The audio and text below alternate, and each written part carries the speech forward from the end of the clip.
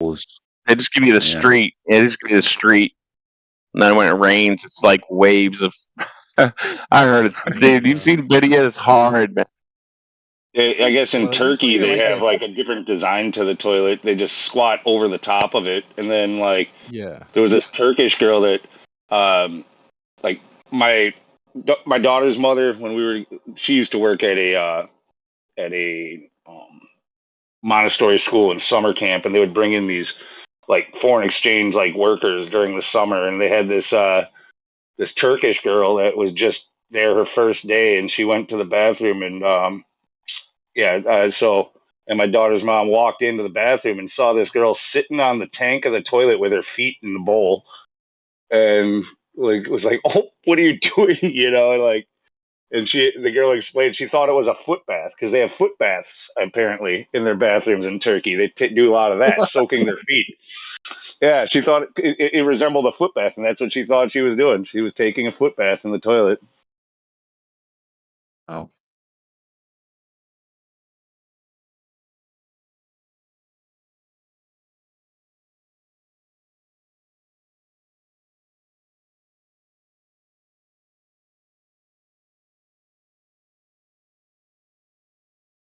Last place I'd want to go is on the ISS, right? Just hold it in.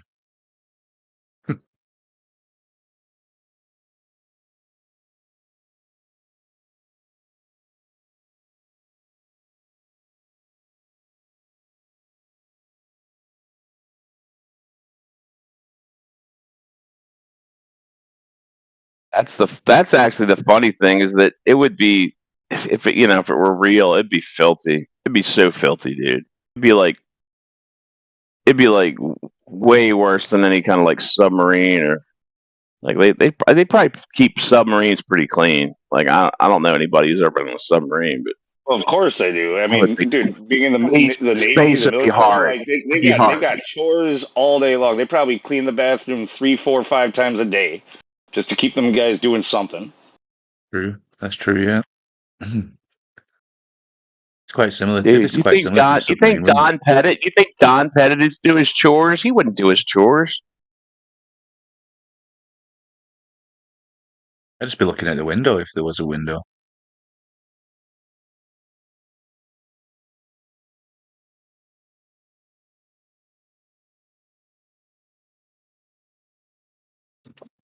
I mean, I can't tell who's uglier out of the men and the women, so they're clearly not doing each other. So I can't think what they would be doing.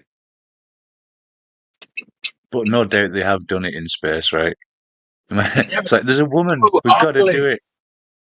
We've got to do it. There's a woman. They're all just taking turns on Michelle Dollar. Oh, yeah. So, I was in a debate earlier with people talking about colonizing Mars, right? And essentially, it's like they've got to send enough people up there to populate, and then they've got to work out what's the maximum population and who's breeding with who and who can't breed with who because they're related. And eventually, they're going to have to send more women up or more men or whatever. It's going to be a little situation, isn't it?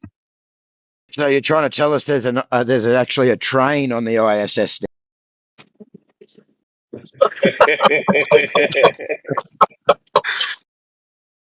Oh my And then god! the first people colonizing Mars, everything you do is going to be like a world record. So there's going to be like high scores, everything, Have we tried this? Let's do this. First person to do this while doing this, while holding this.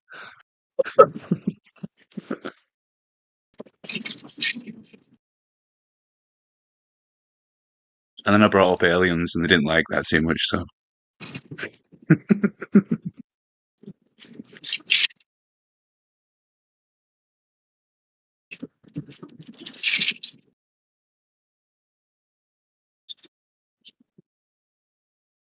And we're not going to have peace up there. Russia's going to have their little part of Mars. China's going to have their part of Mars. And then Russia's going to be like, no, we want more.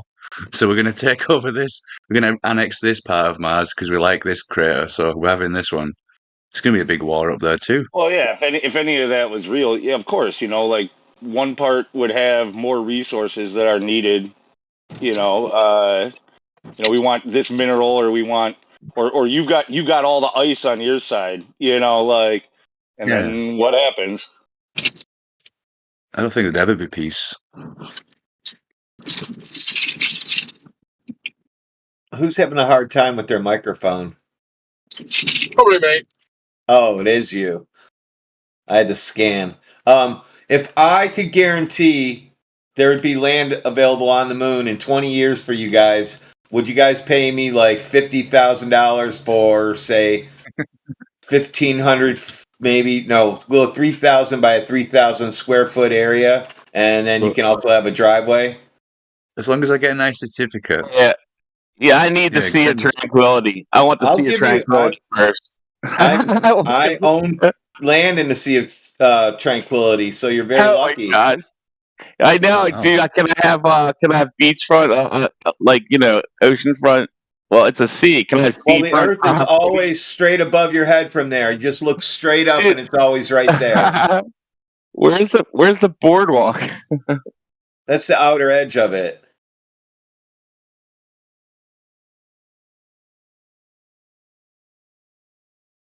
Hey, you know what's funny? You can actually look straight across the horizon of the moon and see the Earth, but whenever you're looking at the moon from the Earth's perspective, you have to look straight up to it. So that's crazy. How do people on the moon see the Earth horizon? On its horizon? Well, that's not exactly true. The moon goes low on the horizon here. No, dude, it's tidally locked. You're always gonna look at the same. How's that work? If you were in the center of the moon, yeah, you'd have an issue. Oh yeah, I mean I know you're saying about that. Yeah, you would still be looking at the Earth, but with the way Miggy said it was that Miggy? you have whatever alpha.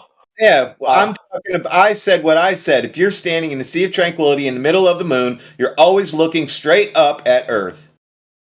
Yeah, that's true. That's it. But Yeah. Earth is huge zenith. Yeah, yeah.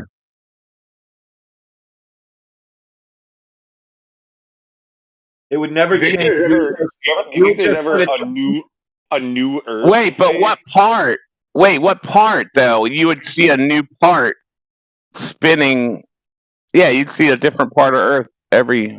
No, you would just see it spinning every 24 hours. No, different. Because you're on a moon going around it. So you got to calculate that shit in. That's and then there's like when we're looking at the moon, when we have the new moon, is there a new Earth phase where it just vanishes?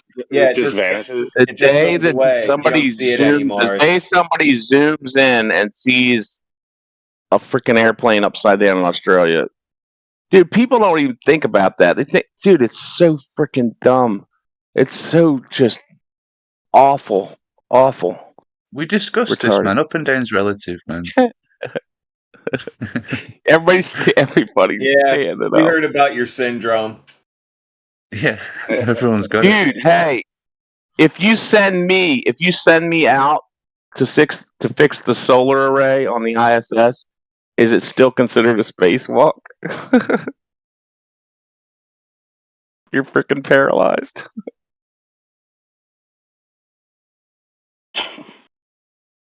Okay, now I get it. I didn't realize who was talking.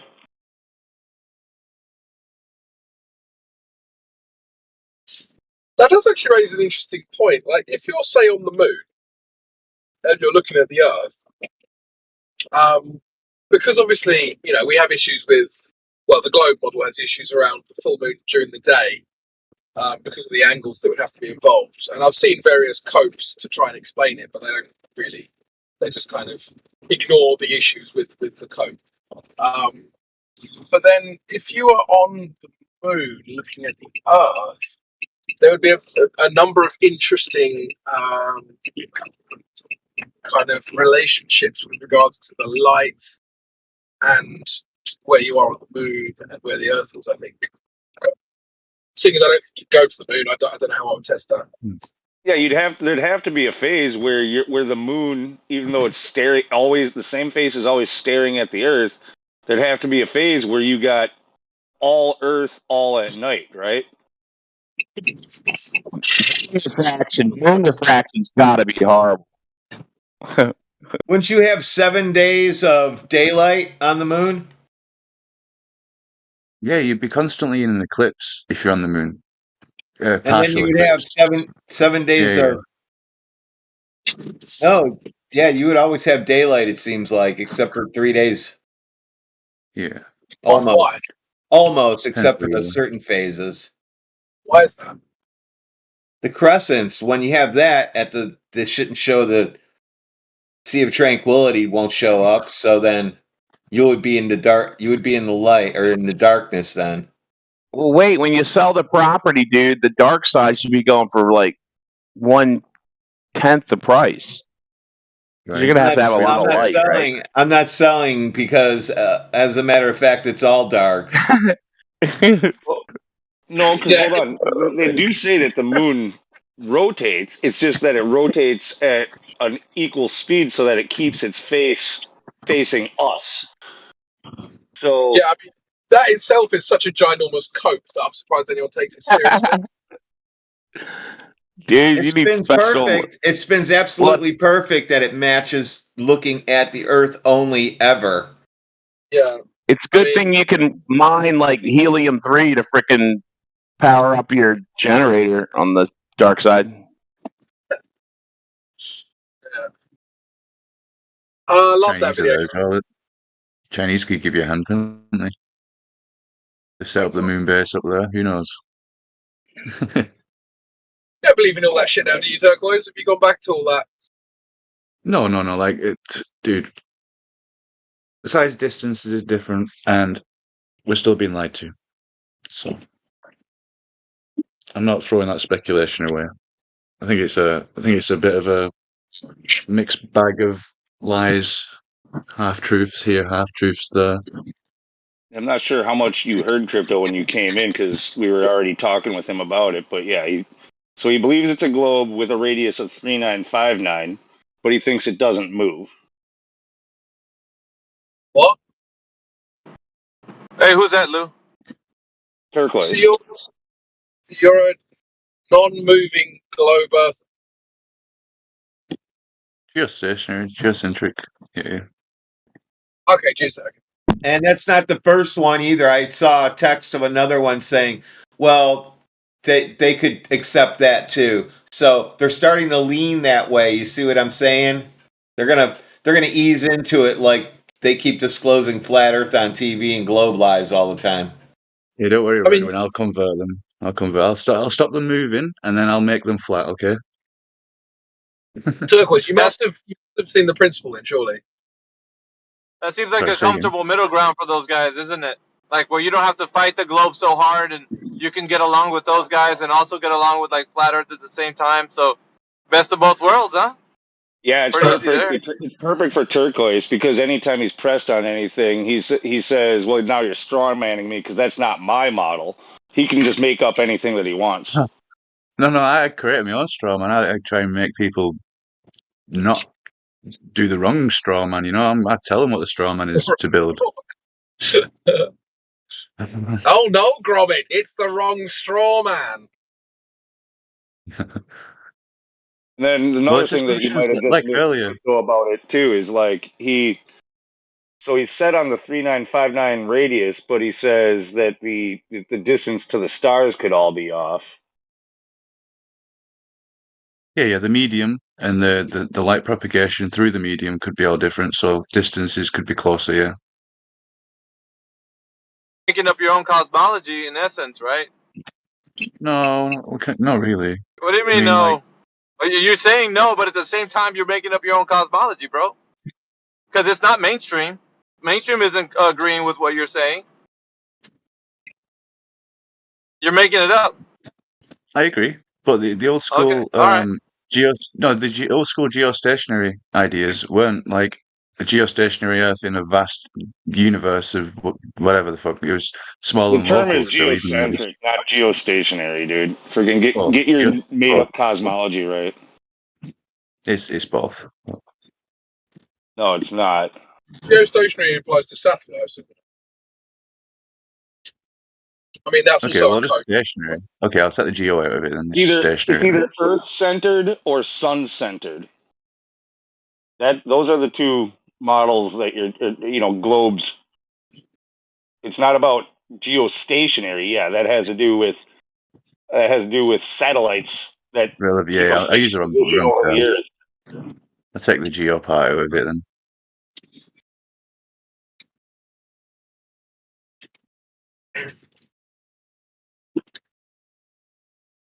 Hey, Turquoise, you're a bit confused, huh? Be honest, Seems bro. like it. Yeah, it seems like it. I kind of get this like air of you, and maybe you're trying to sort it out, but in the process of that, you keep speaking of things that almost like you're conflating a few terms. It's getting kind of jumbled up in your mind. Oh. So He absolutely is. Keep listening to him. Once in a while, he'll jump on the concave side too. Oh no, I could entertain that. oh, don't do that, dude. Like that. Let's go, Wait, baby. as far as we Yeah, know, let's go, that's the baby. highest. That's the highest form of intellect, dude. Concave. So if you've reached that level, you've been enlightened. So Let's go, It's baby. It's the least known about cosmology, which works and fits reality. So who knows?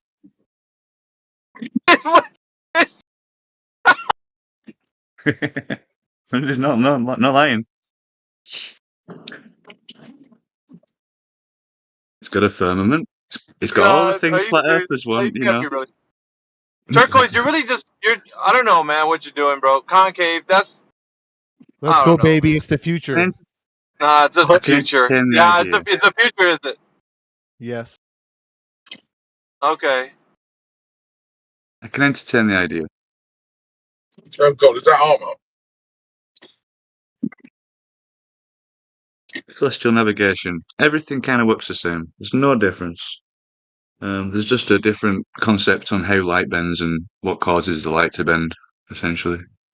But there's a lot of answers that it answers on the flat Earth as well.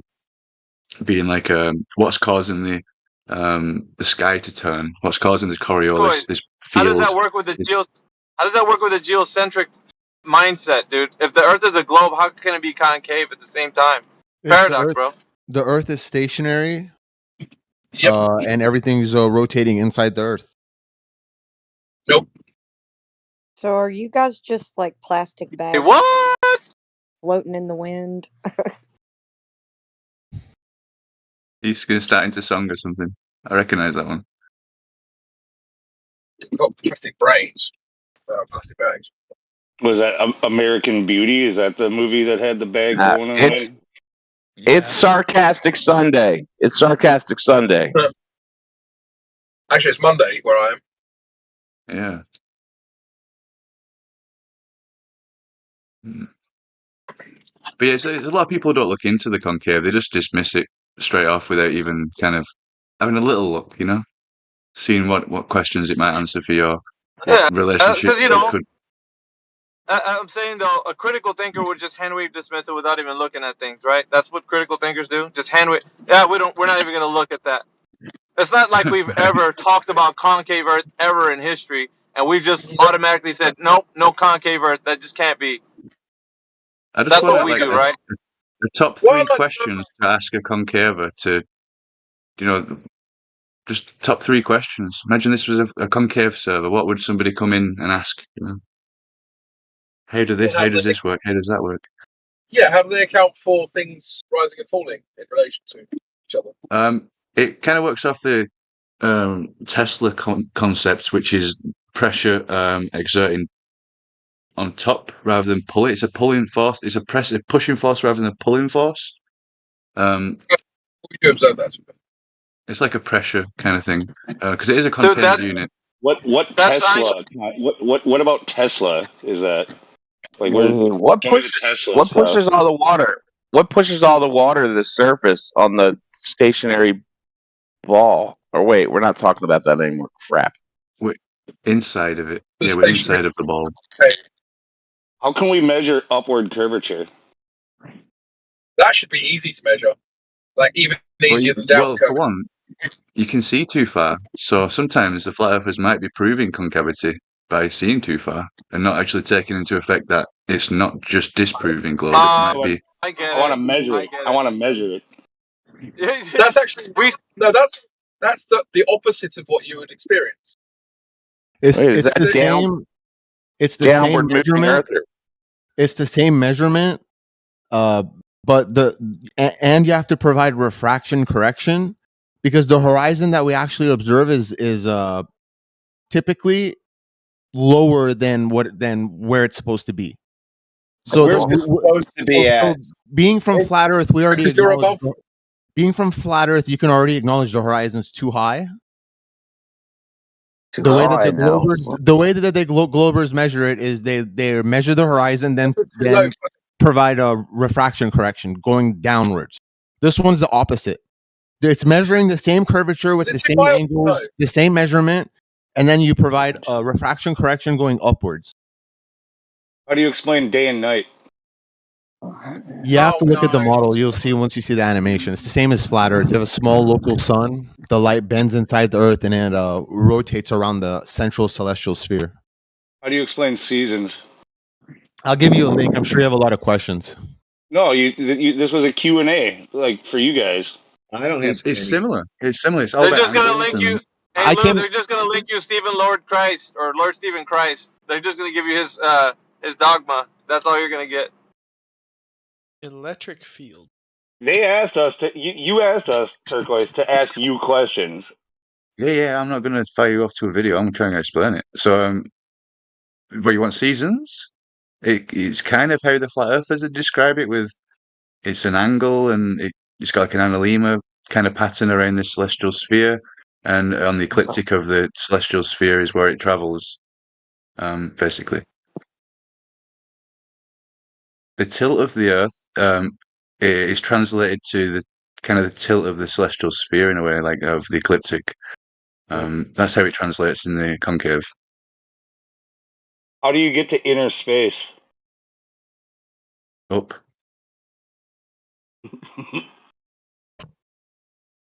Well, it's Same way right, to Australia, right? Say again, Jedi. Same way to Australia, up. Yeah. Is Well, it's like- Australia still upside down? Yes. So if you're on the globe, all your zeniths are diverging. If you're in the globe, all your zeniths are converging, and if you're on a flat Earth, all your zeniths are parallel. They're the three types of Earth, right? That you can picture and imagine and model. But yeah, all the zeniths diverge. Heaven is in one place spiritually, right? It's all up is up. You know, it makes more sense. Everyone's pointing in the same direction, which makes a bit of sense. No, we're You said not. celestial No, we're not. navigation. was- Everybody's It's a pointing to the celestial center. Like we're all pointing to the center. Yep. That's the same Yeah, that's direction. where But relative to your position, the other person's pointing in a different direction than you. Nope. Relative to you. If everyone in the world points directly up, they're pointing to the same point at the center of the sphere. No, because the guy that's above you is pointing down. He's pointing down, and you're pointing up. Relative The to guy, your position. the guy He's upside down down. to you, the guy upside down to you, he's pointing up, and his hands are pointing towards the center of the sphere, the same point where you're pointing. It's a simple Yeah, but it's concept. not. It's a simple concept, bro. Like You got with the globe, you can't believe in up and down. You have to say inward or outward. Yep. It's not different. Well, just Flat. just for you yeah, guys. flat Earth doesn't explain it that way. Everybody on Earth that's a flat stationary plane is pointing up. Up is up. Down is down for everyone. Yeah, it's an objective direction. But up is not the same location on the flat Earth, is it? Everyone's got their own little zenith, and it's a different location. Yeah, but it's the same general direction. It's not. You're not talking about like on the outside of a ball. You're literally diverging. Yeah, right? yeah. But, We but aren't it's more diverging. concise. With a concave, everyone's literally pointing. If you're on the surface of the Earth at the same elevation or whatever, a flat surface, then your up is to a singular point, pretty much. Like just the way like lines go to it's a radii basically of the circle. But then, how do converges inwards. How do concavers explain Polaris then? Because surely it would be at everyone's zenith. No. So the celestial sphere is a celestial sphere, and the Polaris is literally the node at the top of it, which it's like the axial rotation of the celestial sphere has Polaris on the top of it. But so it would everybody be in the northern hemisphere gets the angles just the same. It all works the same. No, it doesn't. It would be at everyone's zenith. no, because the Polaris is at the north part of the celestial sphere, which only the people in the north hemisphere will see. That Polaris is not the center of the celestial sphere. It's near the north axis of rotation. So the only person that would be very close to pointing directly up and pointing to Polaris is somebody basically near the North Pole. Right. So they could be simultaneously someone near the North Pole, because Polaris isn't directly the axis of rotation. They'll be pointing to Polaris and the center of the world at the same time, but the center point will be further in the celestial sphere, further up than Polaris. And then opposite of Polaris would be the Southern Cross. I have a 3D model on Blender right now if you guys want to look, but continue, Turquoise. Dude, that's so weird, dude. I thought you were joking at the beginning.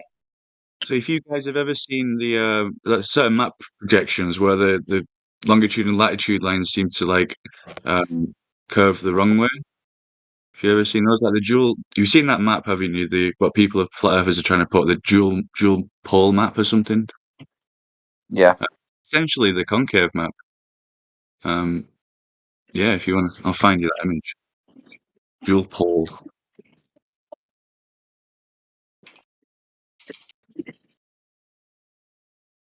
Anyway, I told you guys, freaking Turquoise can't freaking keep anything like consistent. It's all over the fucking place. Well, if all I've got is my own experience and my measurements are limited, what have I got to go off?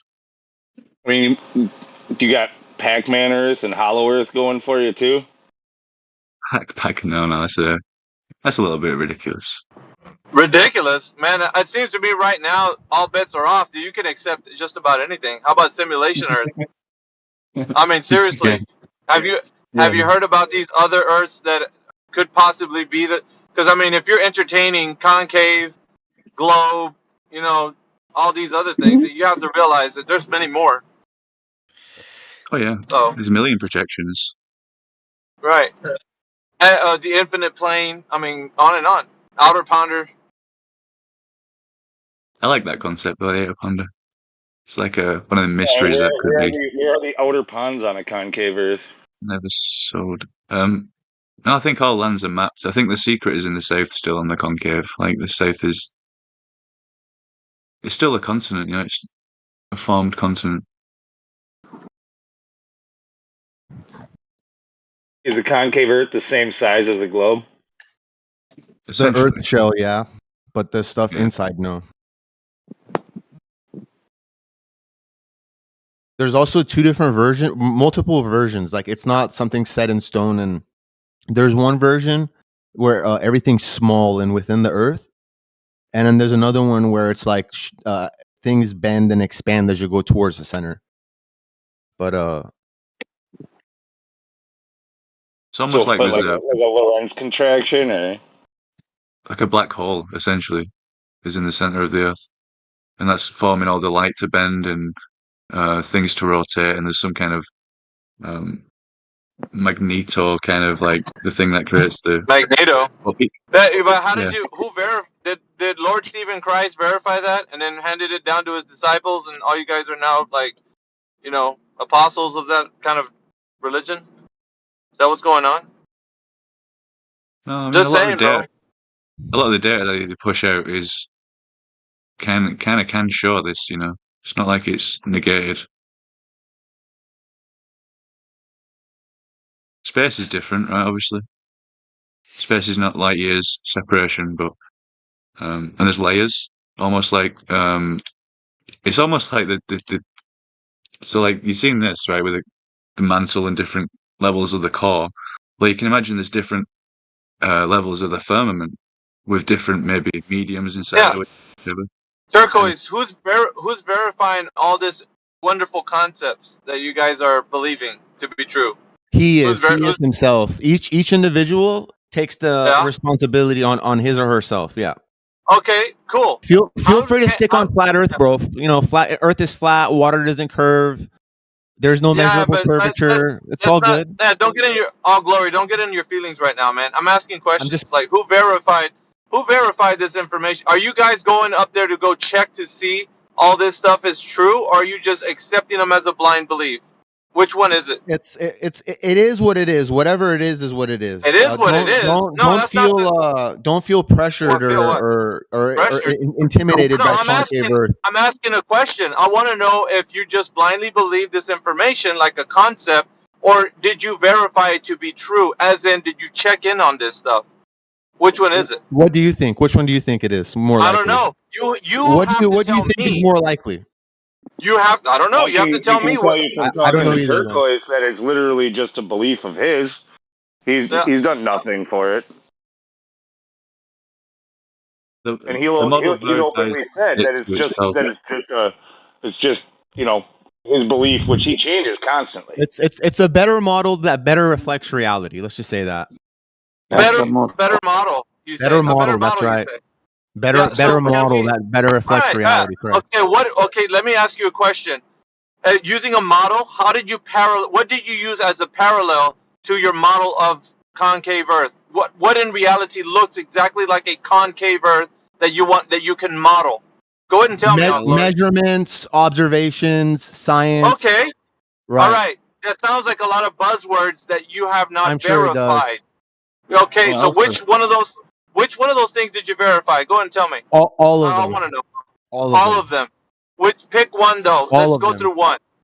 For Pick example, one. the southern one. hemisphere. The southern hemisphere. The southern celestial axis of rotation. That What one, for about it, dude? example. And how the model better reflects distances, better reflects scale. What are you comparing it to, man? Reality. You're comparing it to reality. So when you go outside, you see a concave Earth. I am Hello? within the Earth. Yeah, potentially. No, I'm not talking to you, Turquoise. I'm talking to All Glory. Do you see a concave Earth when you go outside? Absolutely. Absolutely. You do. Yes. So the Earth is bowing upwards. It's curving Absolutely. upwards. Yep. All right. What is the Turned edges. measurement? What is the measurement per the mile square for that curvature parabola? Same thing as the globers. Same measurement. It's not. It can't be the same, dude. Yep. Same measurement. Curving All right, upwards. so and you're inside of it. So it's inverted. The math is inverted. Yep. Yeah. A lot of it is. All right. That's So That's why it works, to be fair. Okay. So now we're making this big huge claim. Now once again, I'm gonna hold you to the claim. Who verified this curvature measurement? And I want to know the method by which it was measured. Go ahead and tell me the method. Look into it, bud. Research it. No. That's a cop out. That's a cop out. I need to know who measured it. Who measured Research the it. concave Earth? I feel your need to know. Research it. I feel you need to know. Dude, you should know this. This is your dogma. You should know what it is. Who measured it? What is the method by which it was measured? Go and tell me. Now's your time. Now's your time. That phenomenon where like light bends upwards over great distances, like these lasers. All These right. lasers you shine across the lakes. We're all about. All right, that's fine, Turquoise. We're all about blind belief concepts. That's fine. You can, at the end of the day, keep your beliefs. That's what you believe. If it makes you feel good at night. We have a map. So what, dude? So what? So what? Map projections are reification fallacies. They're not Not the in land. concave Earth. It isn't. No. Oh, really? Really? Okay. So how is the map reality? What did you do to verify that the map of concave Earth is reality? Where did you go?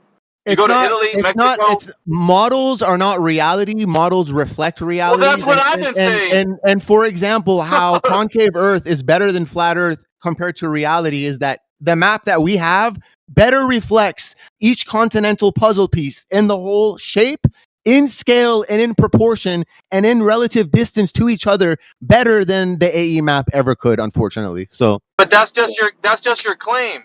I asked you how was it verified? You go, look into it, bro. You can't tell me how you verified it. So I'll how tell is you it this. true? I'll tell you this. What? One big What are you gonna difference between concave Earth and flat Earth is the size of Antarctica. And I don't have any evidence that Antarctica is as big as it's represented on the AE map. So do you have any evidence of that? That's the reversal of the burden of proof. He's asking you to demonstrate how you're Well, he and now initiated the you're burdening in the answering first his place by question. forcing questions on me. So Excuse me, you Question. haven't answered his question. You've moved on to something else. it's okay. First- It's okay. Good. Concave So Earth is the better model. It does better reflect reality. We do have a How's that southern, been a celestial axis of rotation. We do How's that been model verified? both the southern and northern hemisphere with equal accuracy. How's that been verified? You said equal accuracy. How? The first step in the verification of it is by learning that the AE model doesn't work. It's a long endeavor. It's a multi-step process. So learning that a map doesn't work then makes Learning that the AE model does not and cannot work. The world cannot be that way in any way, shape, or form. trying to ask you how you verified your model. I don't have an answer I can give you, bud. Okay, so the model hasn't been verified. You're gonna. I can't control the conclusions you make. I don't have an answer I can give you. Listen, actually, Glory, just the same as the AE map can be wrapped around a globe. It could also be wrapped inwardly on itself to make a concave Earth. Okay, an AE map. You know, in this community, there's a lot of the flat Earth is an inversion from the globe, or everything works on the FE, and that's not true. The reality is, Antarctica is not an ice ring around the world. Antarctica is not that big, and all the land masses and oceans that you see coming from there is not where it How do actually you is. know? How do you know this? How do you know? A lot of research. A lot of corroborating evidence. My guy. A lot of You're gonna have to corroborating specify. evidence. You're gonna have to specify, my guy. No, what? You're gonna specify? Start pointing us in a direction. Stop being ambiguous. I already recommended a direction. Is look at your own model first and realize it doesn't work and We it can't don't work. have a model. Exactly. You do. Exactly. Wait a minute. Is he gonna specify what he said he researched or not? Maybe I can try and cut through the noise a little bit. I think probably what he's alluding to is the fact that on a globe, we already have like specific sizes that would fit a curved surface of the continents. And so, obviously, if it's on the inside of a ball, like a concave ball, then that would be the equivalent, but just on the inside. So, but of course, that's all just bollocks based on the fact that you're taking the globe measurements to be true, and then just like because they are true. But you don't know that, right? You're just saying that they're true, and then saying, "Well, they must be true because it fits my." Well, you don't know what I know. You don't know what I know. You just can only assume. I know how you came. That's because you have yet to say what you know, supposedly. I know. I'm actually spelling out the process for everyone else, so I don't need your approval. What he's done is he's taken the curved surface assumptions of the globe and applied them to the curved surface assumptions of a concave, and that's why they mirror. But that doesn't mean that either of them are correct. And that's a priori presumption after a priori assumption doesn't make a sound argument, you know. No, but Gregory, is specific to a curving surface of a certain size, right? So of course it's going to be the same. Mm-hmm. Like, why wouldn't it be? It's the same ball. You've just on the inside of a ball or on the outside of a ball. It's the same shit. The same ball. With the big difference, one of them is not curving down. One of them, you're not a ball floating out through outer space. 6'6" this, 6'6" that. That's great, but you seem to be missing my point, which is ironic because it's how you came to your. I get you guys' point. You guys are desperate for information. I don't, I'm not sure how I can help you. The truth is you don't have a shortage of information. The issue is not a shortage of information. No, dude. Okay, What's his point? I'll just stop. Thank you. Yeah, what's his point? My point?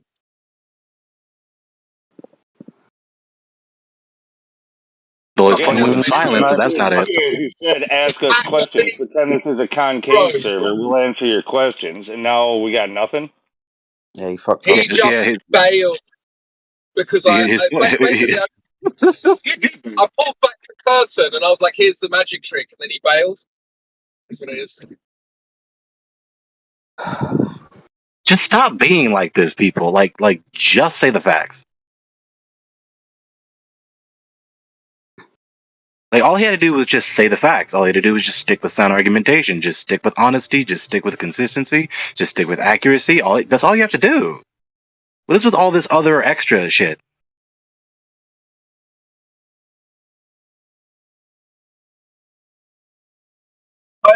Everyone else understands my point, right? It's not just him that wasn't understanding. Nah, it's the same ball. It's just a matter of standing on the outside of it or the inside of it. It's the same ball. Right, but that's why the measurements are the same. It's because it's actually the same thing. Right. And you're right. He's just taking the maths of a curving surface. That's all he's doing. Like that kind of sophisticated error is what frustrates people and repulses people away from the discussion, because it sounds intellectual, but it's so sophisticated and duplicitous.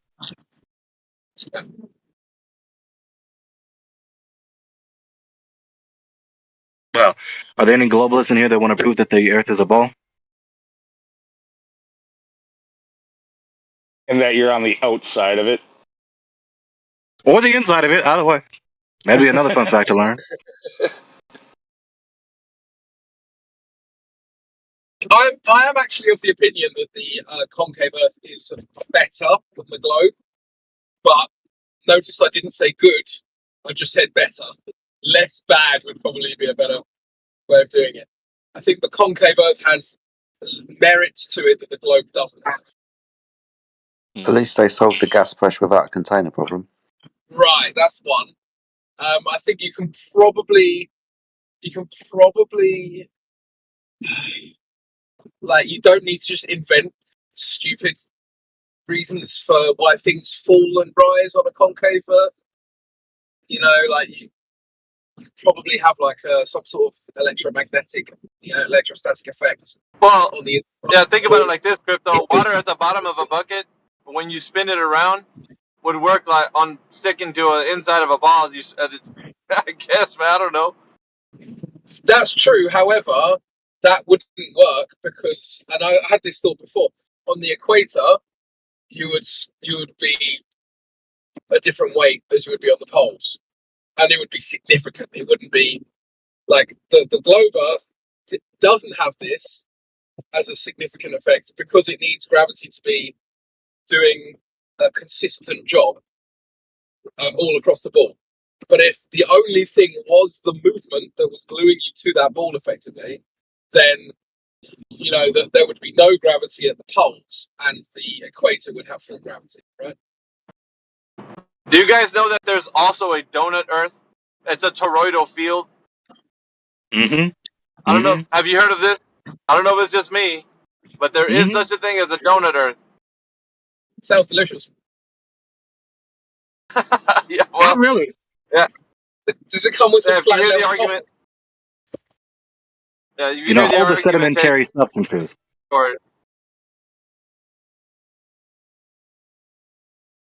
Maybe it comes with a flat white. I don't like rocks in my donuts.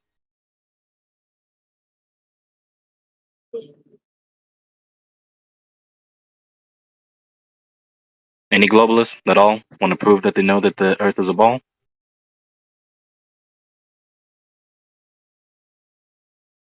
You should have been here last night, Gregory. Me and Jedi were actually putting them to work.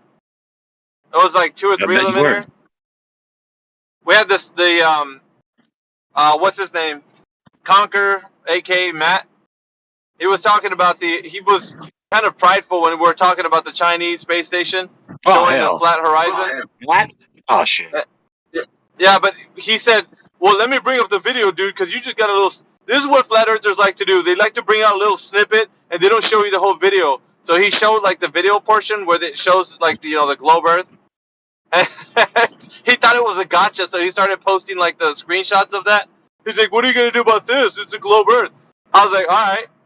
But you're forgetting one thing. And the other shot, it looks flat and horizontal. Like, so what are you doing there? Is it changing now because the camera's different? Like, he's like, well, that's just a shit angle, dude. Like, he didn't know. Yeah, it's a pretty shit angle for your globe Earth. Yeah, I agree. There were 2 guys yesterday doing a similar thing, and I was taking screenshots of where it inverts and it shows like a bowl, and then they started mocking me, saying, "Oh, he's saying that the lens was paid," and I was like, Yeah. "Bro, how can you be so thick to think you're mocking me right now? Like, are you serious?" It's possible. The same video has got a curved globe and a concave and it's the same video. Mhm. Yeah. And they're mocking me about paid lenses. Like, bro, you have no idea what you're seeing. Mhm. It's possible. It's a tragic reality, but it is possible. They were going on about giving this this amateur footage of some guy putting a balloon up, and you know how it has like the GoPro lens, it's got barrel distortion. You know, when it's raising off elevation off the ground, I mean you're not even high in the air, and it's already, you can see the Earth as, you know, it's curving. So I was telling him, all right, so does everybody see the curvature on that Earth that you're seeing from that altitude? Everybody agreed. Hey, yeah, it's a globe. You know, everybody's like, you know, saying that point.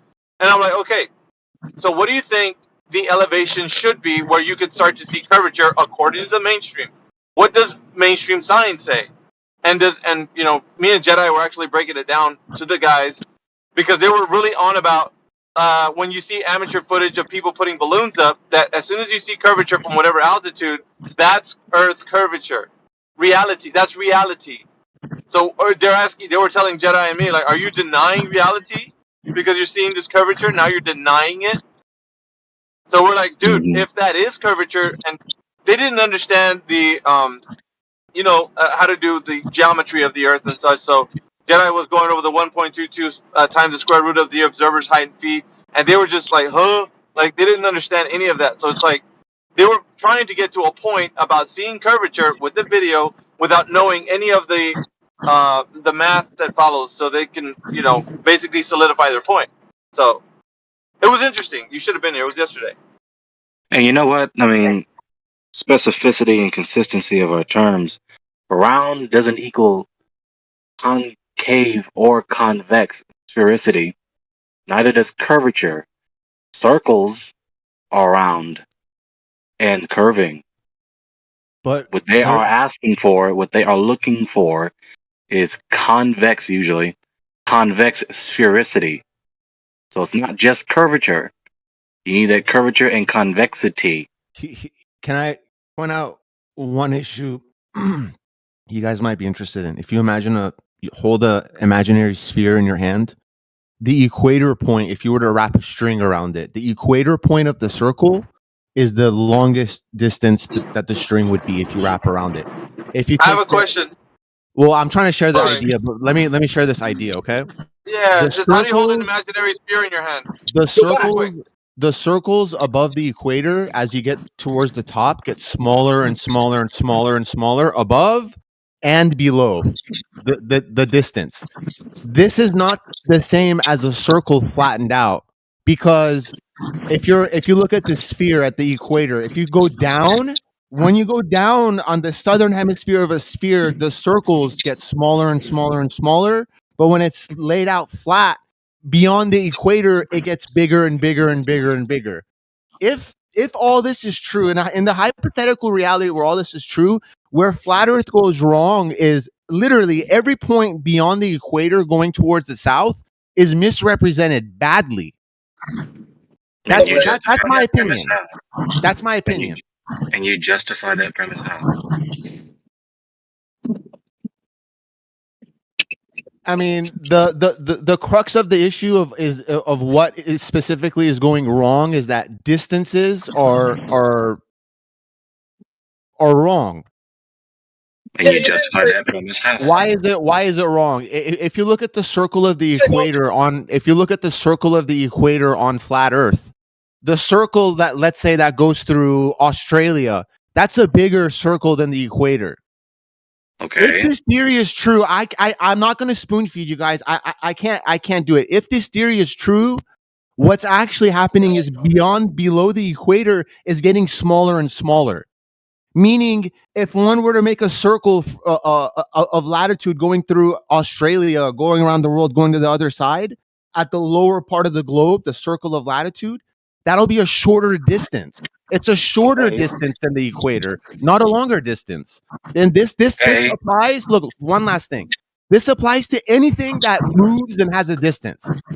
Winds, flight patterns, literally fucking anything, bro. That's it. Thank you very much. I appreciate it. Yeah, so you're Okay, doing the but you same. didn't identify the problem. Yeah, You just gave us some logical truisms about the geometric implications of the Okay, flat I planar could surface. I could give a potential example, and I'll even give an image. A potential Uh, example? Yeah, a potential, because everything I'm giving is my opinion. I'm not forcing it on you guys. You do what you want with it. I just posted Why not that just give an picture. example? Okay, sure. Aurora Borealis, and it's a complementary opposite Aurora Australis. I just posted 2 maps. These are both flat Earth maps. On the AE model, the other Aurora Borealis, the southern hemisphere one, goes across the world, bro. In the dual pole model, it's a small circle around the latitude where it is, just like the northern hemisphere one. And this is supporting what concluding premise? Take it as you will. So there's no point in you showing this. Okay. Yeah, so basically what he's saying is it matches the globe in several ways, therefore question mark. Here's another one. So that one is Aurora Why have you Borealis. not I want you guys to understand visually this whole warping thing. Okay, I just posted another 2 images. These are star maps. Okay, star map, both flat Earth. Go ahead, please. If you believe the equator, the continent sizes, the ground sizes, the hemisphere sizes of the globe Earth, why aren't you just a globe Earther? We can possibly answer that question at another time, since it's unrelated to what we're talking about.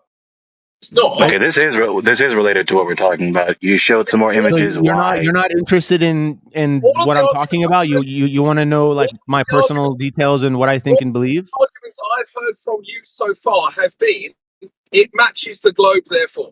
Okay, so that's why I want to know. Your repulsion to the your repulsion to this information is the issue of why you guys can't understand how Earth is concave. 007, 007, 007. Once this journey becomes started, you will end up in concave. That's it.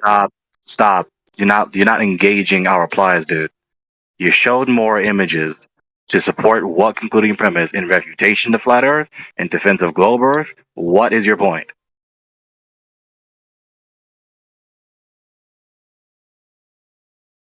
Okay, well, silence isn't a point, so moving on. I just don't get it. Like the argument seems to be it matches the globe Earth, therefore it's concave. I mean, I don't think that's strong at all. Don't even do that for him. He needs to define the concluding premise, not just multiply words. Yeah, exactly. I mean, Gregory, these arguments, they're not even arguments. I don't even know what he's saying at this point. Right. What is his point? There is no point. Pointless. That's why I'm getting frustrated, because I don't feel like we're getting anywhere. We're getting this information that's not, I don't know, it's just like scattergun random information that doesn't mean anything. You guys think we can unmute Turquoise? Which is not only just frustrating at the least at best, but is also suspicious. Why do these people refuse to make it clear that this is my concluding premise given all these words that I've said? Therefore, fill in the blank. Yeah, I don't know what Turquoise community, but I didn't mute. I'm about to go to bed, but I'll clear it up. Essentially, what he's saying is it matches reality more in the fact that distances below the equator are a shorter distance along the great circles. That's all he's saying. You know this how? That's based on a globe model, though, Turquoise. That's what I'm trying to explain to him. I'm relating it to the flat Earth model, and he's also relating it to the AE model, where there's mystery or there's confusion in the south, and I can accept that coming from a flat earther. There's problems in the south. Okay, come on. We hear this question. How do you know? Yeah, because there's an axial rotation. There's an axial star rotation of a celestial sphere in the south, and the concentric rings and the angles to the stars. So your angle to your south pole, the further closer to this, it works inverse to the north. So, if you're on the equator and you're looking at the North Pole, what did you say? If you're on the equator and you're looking at the North Pole, you've got an angle to the North Pole. Then you get closer to the North Pole, your angle goes it changes, right? Because then it'll be at your vertical eventually. Same in the south, and that's what debunks the AE map, is the fact that the angle increases as you get further south. But that's in conformity with the geometric implications of a planar circular surface, so it's not a refutation. No, what? Yeah, the implication of a planar surface is, here's the implication, is you can't model our world with a planar surface because things become distorted. This isn't a case of like, you know, just a flat earther we haven't had a smart enough flat earther to come and solve this. This is a fundamental flaw. It's the way we observe our reality, the way reality works. Oh my cannot God! be represented, bro. It's like you don't want to hear the information. It pains you. Why does it just pain stop? you, bro? Just to Okay, stop. Enough. I'll stop. What is the justification? I'll remember this. This is just annoying and stupid. What is the justification for saying that the Earth is not flat and it's something else? So, did Turquoise actually want to make a point, or are we just going to have another cacophony, multiplying words? Hopefully everyone else heard that and understands that there are problems in the south for flat earthers, and you don't need me to tell you that. So. Such as what? Like, not multiply words unintelligibly. Such as what, dude? Anything we say, you're gonna ask with "How do you know? How do you know?" It's this is a burdensome endeavor. I started off with saying distances. I literally said anything with the distance from point A to point B. Anything, take your pick. Boats, winds, oceans, flights, person running, person anything. Hey, Oliver or whatever. Say so if you have a clock, the inside of that turn will be a slower turn, right? And it's smaller, right? But it would move at the same angular rate as the rest of it if it were extending out, right? So, like you can fill up. Sorry, you were still going. Go ahead. It seems irrelevant as well. Let me add on to that. I do agree with you. Just like clocks and just like the spokes of a geared bicycle wheel, you've got multiple rings that are bigger than each other, but when they spin or the clock this isn't getting anywhere. You're saying 2 + 2 is 4, therefore the Earth. Men like him are just, oh my God. Just non sequitur after non sequitur. Did you really just mute me in the middle of being honest and explaining and partaking in the conversation and responding to the guy? Was I just really learn muted? how to think soundly and concisely and poignantly, then you'll be able to talk. Gosh, bro. I thought he was pretty coherent. I'm sorry you don't understand him. No, he wasn't. Just be quiet. Unless you have an argument. Yeah. Then go ahead. I'll just repeat what he's saying. On a planar surface, we do not get the relationships that we do in reality. They cannot be demonstrated on a flat surface. On a planar surface, we just simply use geometric proofs as a way to disprove the flatness of the Earth. Okay, what did we get in reality, supposedly? And how did you get it? A linear relationship between distance traveled and angles viewed of a star. Show it in the open chat. Show what in the open chat? What you're talking about. A linear relationship here. Yeah, here I'll post to you the almanac of 2024.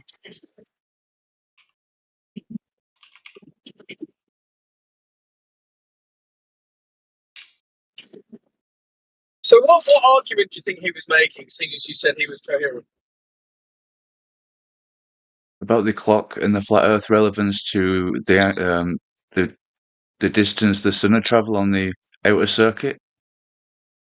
Yeah, but have he to didn't change. say that. So what argument was he making? I think that's where we were comparing it to, like the AE maps problems and how that there's no problems on the globe and concave. Well, yeah, because the globe is the flipped concave. They're the same, effectively, when it comes to sizes. Practically. So but that's just geometry. Yeah, but then what? Like, obviously they're going to match then, aren't they? Like, one doesn't corroborate the other. It's not two distinct proofs corroborating one another. It's just a false distinction between one proof. Right, it's a parallel that disproves the flat Earth as well. You know, it's another one. Here we go. Okay. What did he say? I'm so tired of him talking and it's not intelligible. What did he just say? I don't know if you know this, like guys, but in music theory, right? If you were to record a song, then it will have a Dude, your mic is breaking up so wave bad. pattern. So it's negative. Is it? Can everyone else hear me, or is it? Hello. I'm breaking It got pretty bad, man. Try again. Am I back? That was good. Okay, cool. So you record a song, you've got this wave pattern, right? You can flip the wave pattern to make it negative, and then you put the two wave patterns together and they actually cancel each other out. There's no sound. This is effectively what's happening here with the globe and the concave. They're both just. Oh, I feel you on that. But that doesn't mean No, that you're either right, of them are. No, but they're both disproving flat. That's all. It's not a both, dude. It's a false distinction. It's not a both. They're corroborating each other, but they are effectively the same thing when it comes to this argument. They fill in the missing pieces of the safe on the. There is no model, they, that's all. dude. You can hear me saying this sentence to you, dude. There is no they. There is no both. The globe could do that on its own if it was true. It wouldn't need a concave Earth because the concave is just the same thing flipped inside. Right, well, just the globe and the angles to the stars. Then the safe and the flat Earth has problems. Is what I'm saying, and why it's a more Right, but that's true actually Problems you have yet to specifically identify. Yeah, that's independent of a concave Earth, though, isn't it? That's my point. Like, if you're making that argument, cool, we can have that discussion. But it's not because of the existence of a concave Earth idea that suddenly these two maps corroborate each other and debunk a flat Earth. That doesn't make any sense. Yeah, that point is actually clear, so we can move on from that one. Right. That would be like me coming up with two separate AE maps, saying, "Well, these two maps are they're similar to each other and they don't match the globe, therefore it's flat." Well, right? Based on that, we can try and test them though with reality. It's just two copies of one idea, not two distinct ideas. Right, I'm with you on that, Gregory. I'm with you. They're both inverted of each other, right? Okay, Gregory. But then they both fill in the gaps for the safe. They both have the Dude, answers. stop saying that. Like, we're not going to go over this again. Stop saying both. Well, Stop saying they and both. Any other model can answer it. Out of them, whichever you pick. Dude, moving forward. Because after like many years researching flat Earth, and in the back of your mind, always knowing that there might be a southern star rotation, and people might not be lying down south, and all the safe flight paths might be right, and great circles are used, but then it doesn't work on your AE map, and the sky doesn't work on the AE map. So that's my conclusion. Stop repeating the idea that there's problems on the flat Earth without specifically identifying them. From this point forward, identify them specifically. Okay. So, an angle to the Polaris, for example, is and as you travel south, you can't see Polaris, right? After you reach its 90 degrees, viewpoint, in other words, the equator, essentially. And then you've got a new focal point, which has got a separate axial of rotation, separate direction of stars, technically, and separate angles you can measure. And the further south you go, them angles do the same as they would have done in the north, but opposite, which wouldn't work on the AE map, as the concentric rings are getting bigger on the outside, and your angles would all be messed up. We shouldn't have to explain this repeatedly day after day. This should be remembered. Obviously, I'm not done. You go ahead and explain it then, instead of just ranting. Yeah, stop talking. Okay. Go ahead, explain it. So, it's been repeatedly explained to you people, for I don't know how long, several years now, that here goes the ranting. The necessary antecedent, right, is that you actually find the curvature of the Earth first, right? But if we don't find curvature of the Earth and seas first, then it necessarily implies that your conception of the celestial bodies and how they operate in relation to the Earth and seas is different than the globe paradigm. So you can't just take the geometric implications of the globe paradigm for granted as though they are not logically consequential to the sphericity of the Earth first. Come on. So obviously, if the Earth is observably and measurably and usably a topographical planar surface, then it necessarily implies the way that we thought the cosmos above the Earth and seas to work is different. You can't just continue taking for granted a globe kind of operation of the celestial bodies when you don't have the globe first. So to then appeal to celestial phenomenon is tremendously weak. You're just That taking doesn't for follow. granted the globe paradigm. Doesn't I do follow. see your point, Gregory. I do follow. I do follow his critique on it, and the fact that you can't assume the sky is going to represent what the ground is, right? That's kind of where you're at. But the fact that you can correlate the coordinates of the sky and it works on the ground, and distances and angles all relate to spheres in a way, in a brutal, honestly No, they way, don't. geometric. They do. But they do. No, they don't. They Stop do. saying that. The So only could reason you? you people say that is because you're just devout zealots for the globe paradigm. You're not getting angles with curved Forget lines. No, you aren't. I'm You're right. talking We're about the not. We're celestial getting sphere angles or to a something. tangent on the curved line. But again, if you would like to Right. be the first So guy an in like arbitrary history point in on order a to be able surface of to a circle. show a Stop. linear relationship Stop. between distance Dude, traveled and stop. angles viewed, then be my So you're guest. just But going to that's just for persevere through my voice. Yeah, because I'm clearly talking first, numbnuts. Now shut Yeah, up. because you're trying to persevere your voice through mine so that you can No, you're push your clearly globe trying to doctrine talk over instead me of while actually I'm in the getting to the middle of a point point. about this issue. Or you can hear that I'm Because in you the already middle of know a we've point been through and the do rigmarole not. about this point. No, you haven't. Yes, we have. So when we have geometric Ask somebody in here. Ask Crypto. Let's If we relax, have ladies and gentlemen. Lunatic. Ask Okay. AI. Wait, hold on. Everyone calm down. Everyone calm down. Wait, so Gregory, what you're saying, right, is whenever you ask for proof, we're going to be like, oh, well, proof was already presented to you, so we don't have to do it anymore. We already explained that 3 years Yeah, ago, that's so not it's the all point good now. either. You're not listening well. Exactly, bro. It doesn't make any You sense. people are so Explain it. determined Don't to cry that talk you and didn't not get it. listen. That's why we always have to repeat ourselves repeatedly. Stop talking so much. So we already been through the rigmarole about the celestial bodies 1,000 times ad infinitum and ad nauseum. So we're not going to keep repeating this debate as though it hasn't been had already. So of course we're going to get frustrated if we keep repeating the same refutations to the same objections. What is a We don't geometric get frustrated proof? either, or what? Can you just answer that? Don't You get keep can frustrated you either. shut up? No, I'd like my questions answered. Who cares?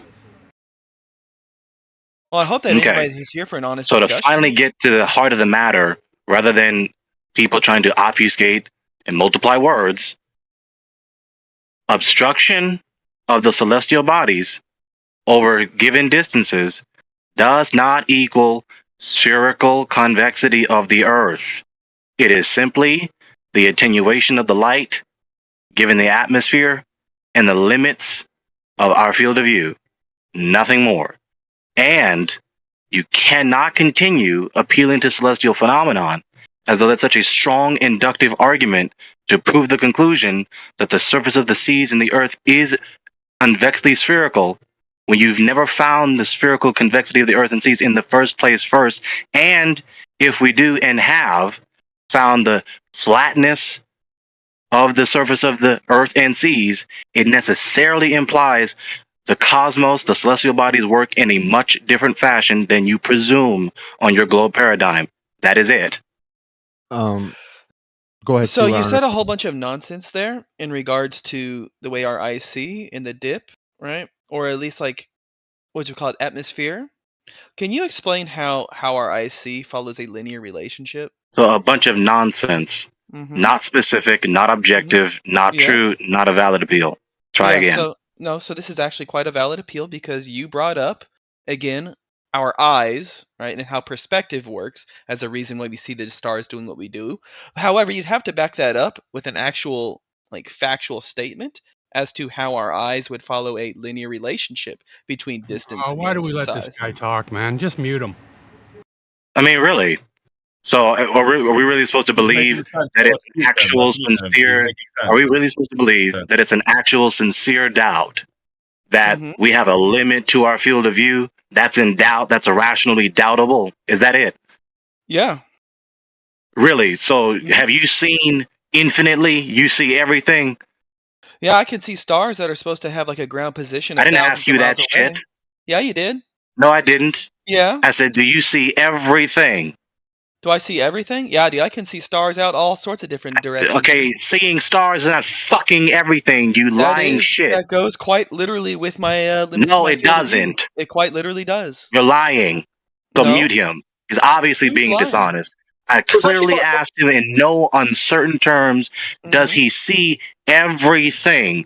Is the extent of his field of view infinite and all-encompassing? I can't Right? see Which is behind you, dude. obviously what is meant by the question, and he's going to persevere to drive my question to something else I did not ask him. You quite literally brought up field of view. That quite All literally right, has to mute do with him. field of view. We're done. No, He's he done. didn't say. He You know quite what's literally funny did about say this? field of view. You know what's funny about this as well is that the cope for Olber's paradox is literally the opposite of that, in that you can't see everything because some of the light hasn't reached us yet. So Sure. you can't. Light gets extinguished. I agree with that. But you've just said the opposite. No, yeah, I can still see stars whose ground No, position is yeah, supposed you to see be that? No, thousands of yeah. miles away. You know, negative, affirmative, negative, affirmative. Yes, no, like not one or the other, just self-contradiction I guess after you don't another. understand what a verbal like tick is, but yeah. Anyways, so I can see a star whose ground's position is supposed to be. Why is thousands he of still miles away. talking? He's a Why are you double-speaking, interrupting me? self-contradictory sophist. Why is he still talking? Why are you acting like you are like a Plato himself? Sit back and watch. Because he's still doing You it. can't even answer He what a literally geometric obfuscated proof such is. a simple question. Why is he still not muted? You can't even answer what a geometric proof is, and yet you are acting. Makes no sense. Why are we still talking to him? Don't know. Yeah, he likes to dodge a lot. Must be the low testosterone. Dodger, right? Can you see an infinite distant? I can see stars.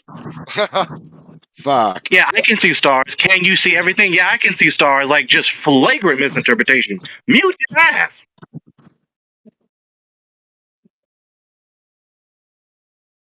Yeah, so for those who don't know, Olber's paradox is the idea that if there's like billions of stars, then the night sky would be bright because every single point there would be a star. So it would actually be a bright night sky. And so their cope for that is that, well, the universe is only so old and most of the stars' light hasn't reached us yet. That's the cope. So if you can see everything, or if light travels forever, you can see everything, then that wouldn't be the case with Olber's paradox. So those two are contradictory positions; they can't coexist. Yeah, that's quite not like literally not even what like goes on with that paradox. If you actually just read into it, it's not because there's not enough stars yet. Someone unmuted him for some reason. Yeah, it's simply because there's billions of stars, but their lumens is fuck all. So they're not going to light up anything. This guy can't even honestly answer a question. Does he see everything? You're right. I Why don't is see he everything. unmuted? Yeah, you're right. I don't see everything. So is it rationally doubtable to say that there's a limit to our field of view, yes or no? What is a field of view? That also isn't the solution to Olber's paradox. You're using the wrong term yet again. So please try using the correct term so I can answer your question. This fucking idiot. Limit to my field of view would be specifically the 180 degrees that I can see. That is a field of view. Would you like to use correct statements so I can actually answer you, Mr. Plato? This is why the world is the way it is, because people like him exist. Yeah, you're right. I understand, but you're setting up bad phrases. Yeah. So again, field of view has to do with like how wide and how up I can see. Yeah, there's limits to my field of view. I can't see behind me. I'm not a bug. You might be a bug man. Yeah. Gregory, maybe I can I have a graphic. Maybe I can show you the scaling issue of the southern hemisphere on the map. But and how before you do that, I would like him to answer if he knows what a geometric proof is. Because this goes into the sound and coherent argument that he loves to bring up time and time again. Because, as all people should know, mathematical proofs, specifically geometric proofs, are concepts and ideas that have been proven time and time again with zero counterexamples. Are there no moderators in here at all? No, there are. We're just waiting on you to answer a question. Like, why do we let dishonest people continue to talk? The only person being dishonest is the one who refuses to answer simple questions. Yeah, prove the globe first, dude. You need that before you need any of this shit. No, I just need, Wait, Subdued, hold on. Let me ask you a him to question answer real quick. if he knows what a geometric proof is. He doesn't know what that is. I didn't think he does. The problem with Flat Earth, right? If Flat Earth was actually real and they had something to prove, they would want to prove us it. They wouldn't be asking us for proof. They'd be like, look, we have groundbreaking Shut the evidence. fuck The Earth is up, flat. dude. Let me show you Shut the Earth up. is flat. It's fucking Like, sophistry shut the all fuck up. day. Hey, aren't you a Christian? Why are you telling people to shut the fuck up, man? Yeah, shut the fuck up with that stupid Exactly. satanic sophistry. We Exactly. answer your questions Exactly. directly You're a moron. every You're a day. moron. You're a We moron, answer your bro. questions and your objections directly every day. And you people coming here with that You don't condescending, answer any mild-mannered, questions whatsoever. You're talking about every day. You don't dishonest, answer any questions every day. What are you sophisticated talking about? tone, and you You know you're continue not. to talk to me while I expose your despicable sophistry. It's the same bullshit every day. What When you questions wake do you up and answer every tap day? the button on your phone or your laptop and you come into this voice channel with this bullshit. What questions do you answer every day? Well, why don't you ask one? I got nothing. Yeah, Would you so want to ask one? I'm looking at Olber's Yeah, no, the paradigm. other guy, the Canadian guy who was talking. Why don't you ask one? Well, I'm still waiting on him to answer my question. No, I'm talking to the Canadian guy because he made a statement. I want him to continue. What do you expect from the narcissist? It's just ego driven. That's all it is with that guy, man.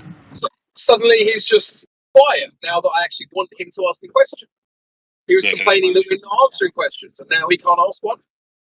Now we can actually have a discourse without them shitting up the voice channel. So, bitch. Is that guy going to ask a question, or is he just going to stay on mute now? What's He up? has a red mic. Well, take him off mute, man. Keep Suju on mute and take the Canadian off mute so I can talk to him.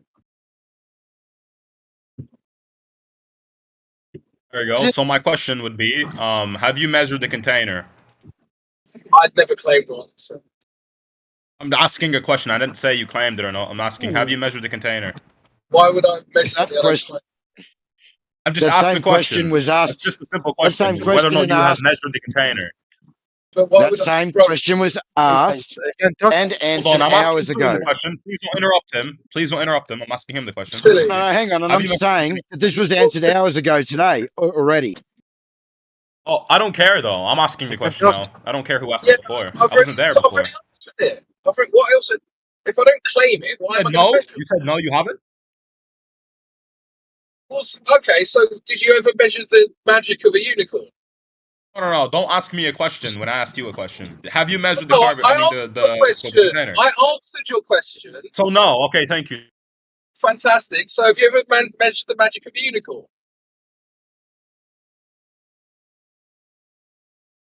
No answer. Right, brilliant. Well, this is productive.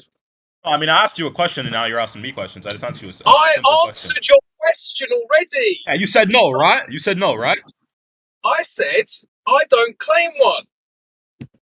Well, that's not a fucking answer. I didn't say you claimed it. But I'm it is asking an you if you answer. fucking. But it literally is an answer.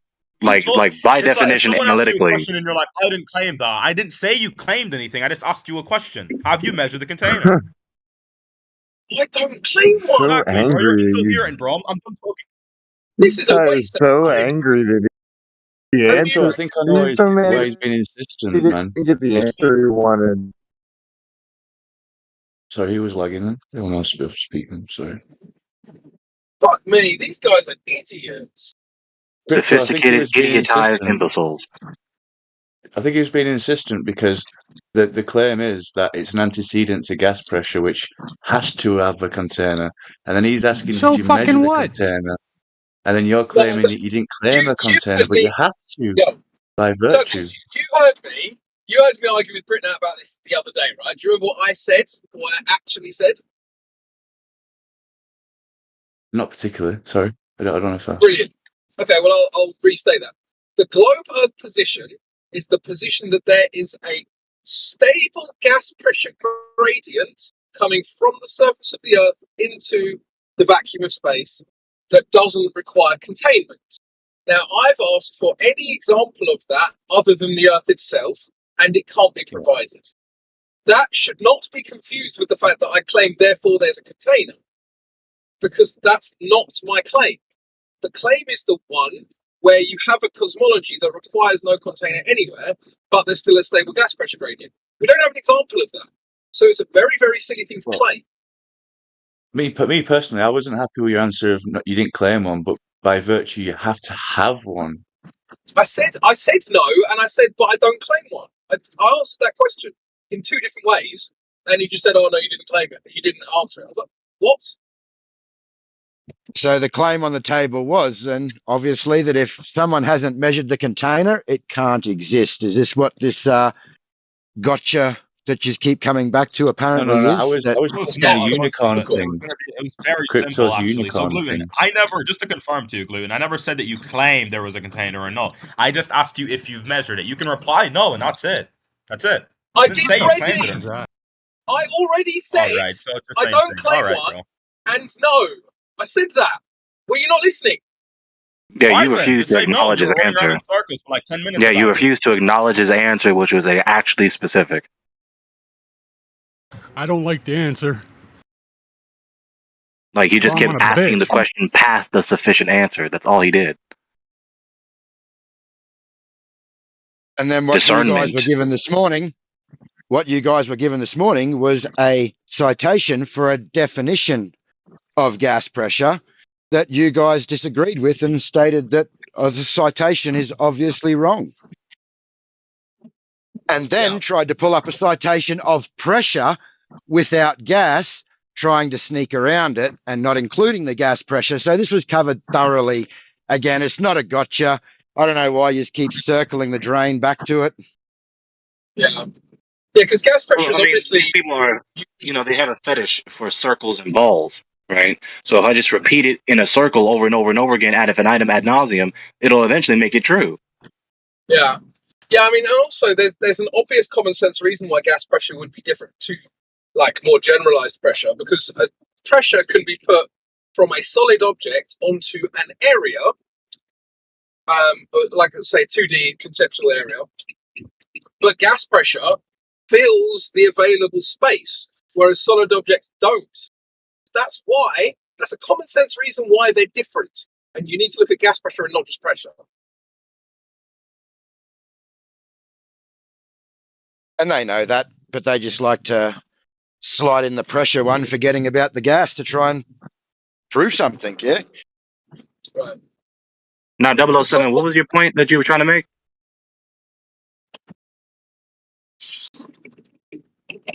What we might have? Yeah, truth-seeking missile 007. Hello? Hello. Yeah. What was that you were trying to say earlier before all that garbage? Oh yeah, I made this little picture to try to help you visualize what I think is the issue with the AE map. Were you interested in looking? Yeah, show it. All right. I'm Oh, gonna there it post is. it in 6:21 the chat. PM after the hour. There it is. At least my time.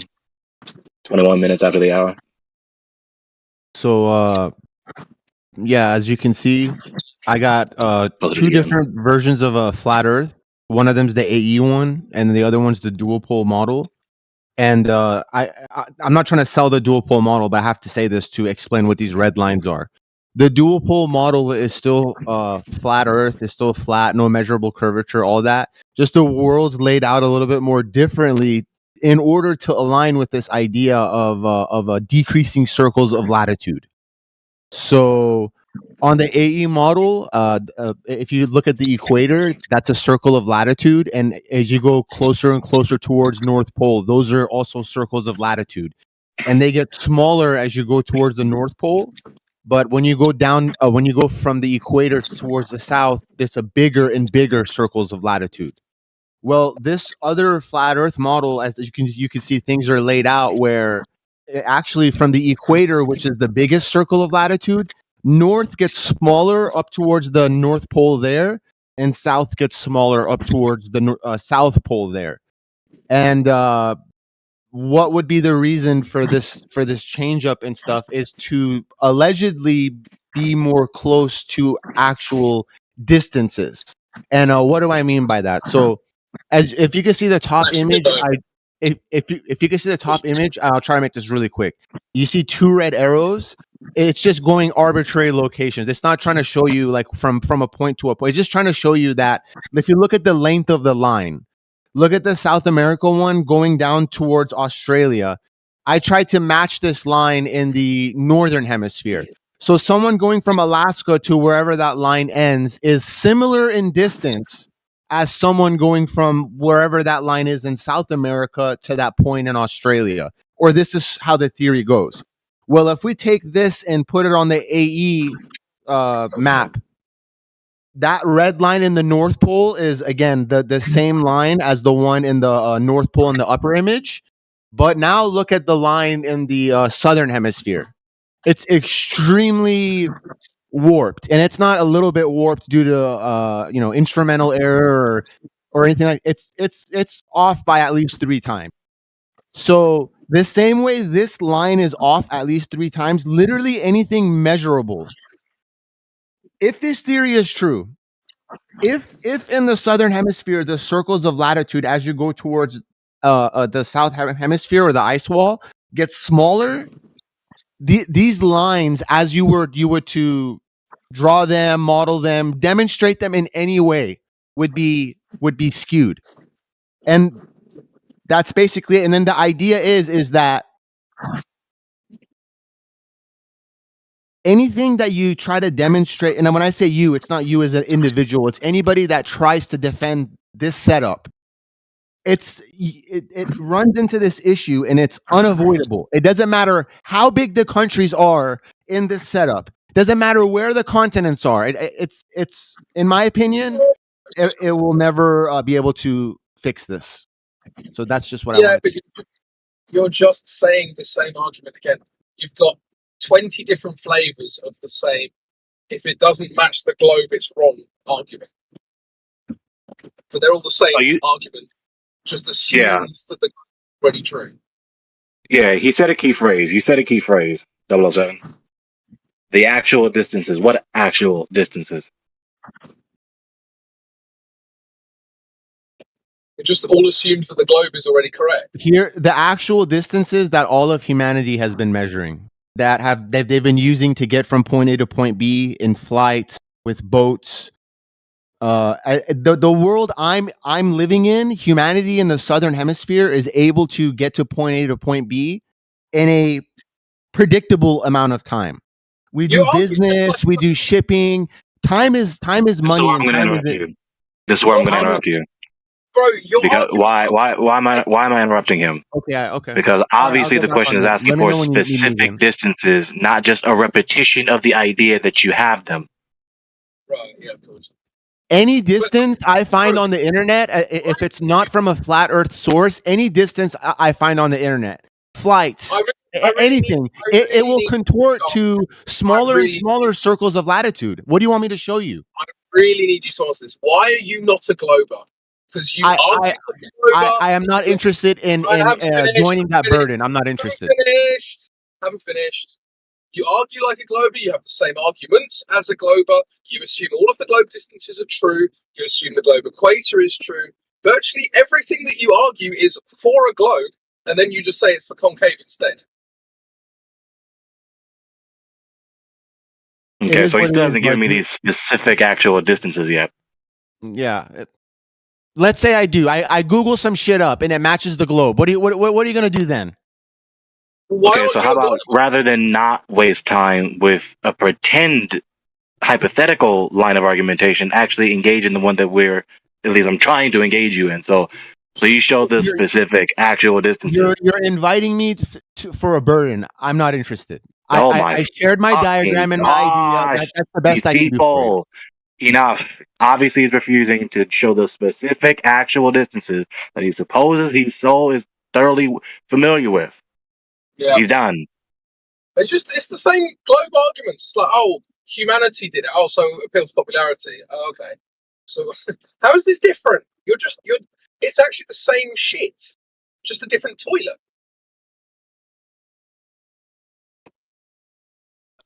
I'm sorry, look. I cannot believe that was a demonstration of someone persevering to be logically sound, there has to be some other motive that is obviously reprehensible. Why would you not just hurry up and make haste to showing the supposed specific actual distances that we supposedly actually have and are so thoroughly familiar with? FUCK, dude.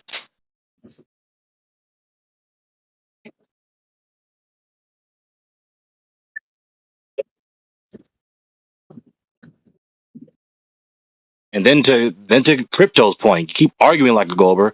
Your position is in principle indistinct from the globalist position. The only difference is that you just place yourself inside the globe rather than on the surface, the outer surface.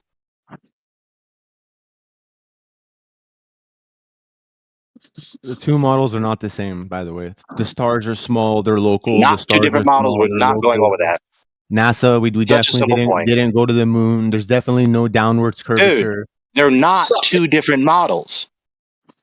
They're Yeah, not. but with regards to all of the arguments you're making, they are indistinguishable. You're talking about the equator, you're talking about the fact that the south is smaller than the north in your assertion, you're talking about the fact that the continents are the same size. These would all be the same in both, even if neither were true. Nope. In both of what? What's In both? both the concave and the convex models. Correct. Because inside something on the inside of a sphere and something on the outside of a sphere, they have the same distances and the same angles. Yes, that's been my point the whole time. That's why it's useless to point that out, because it would necessarily be true, even if both of those models were garbage. okay. Well, okay, that's what you believe. Yeah, so to conclude that this, is objectively true. yeah, to conclude this, to not, destroy the minds of the audience any further with this inane truism. Inside the ball or outside the ball. How much more clear can it get? It's the same ball, just two different locations of the perceiver. Right. And Silly ass false equivalency and false distinctions. Yeah. Let's just say that the globe was true. Well, the concave, which would therefore be false, because if the globe's true, the concave is false, would have all of the same proportions, right? And if the concave With the key difference. Same angles, Oh my same God! measurements, except one's Look, curving did up I and not one's just curving say down. conclusion? Why are you perpetuating that? Or you talking Relax, through 'em. You don't Gregory. like when people talk through you. Anyway, whatever. Like, what's keeping you to the inside of the ball? What's Gravity. that? What's your explanation of gravity doing that? Dielectric acceleration. Okay, so it's electric university. Okay. I mean, I can get on board with that. That makes sense. It's ether based, so your center point's in the center. The entire universe is one electromagnetic field. Literally, the whole thing is one. It's one field. This all is one. We're living in God. That's that. You're living in an electromagnetic field, which is sourced from the ether. The ether comes under distress. I don't know exactly how the world's created, so I can't answer that. But it's the field created from the ether, and the field spreads out radially, and the center point is most energetically dense and compact. That's where the superfluid is in the celestial sphere. That's where all of our stars are, and it's pretty small. So if I'm pointing up at the moment, am I pointing at you? If you're pointing up right now, and point up right now, point up. Okay, I'm pointing up. If you're pointing, let's say directly up, if you do a plumb line and point directly up, and I do a plumb line and I point directly up, it'll eventually intersect at the same exact point in the center of the Earth. So if something, so in this model, in the celestial sphere, you've got your just the waters above, and they're clouded. It's just the dark waters. and it's Where's clouded. That's where all where's your the measurement? nebulas and So the stars are. measurement would be an upward curve of 8 inches per mile squared. Correct. And so if what's Where in the do we celestial, see this though? if the theory is true, is you're seeing it everywhere. Where? Everywhere you look. The horizon Where? rising on up with you. Doesn't though. Okay, well, I'm not here to debate. If you're asking real questions to want to know, I could explain it. I don't want to That's what debate. I'm asking. I don't want You're to debate flat You're Earth. saying it must curve up at 8 inches per mile squared, but we don't observe that. Okay, well then I guess it's not concave. Yeah. Okay. Cool. I agree with that.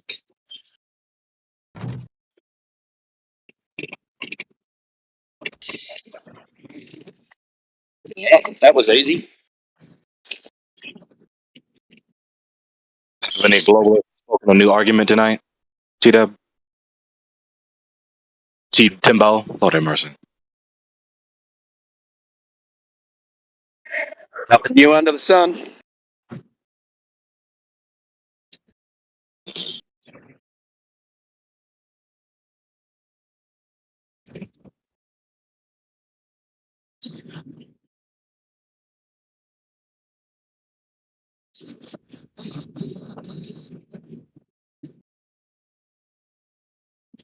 I mean, for the sake of this most wonderful and precious paradigm of the globe, a bit of advice for the globalists: appeal to the earth and the seas. You know, not everything else but.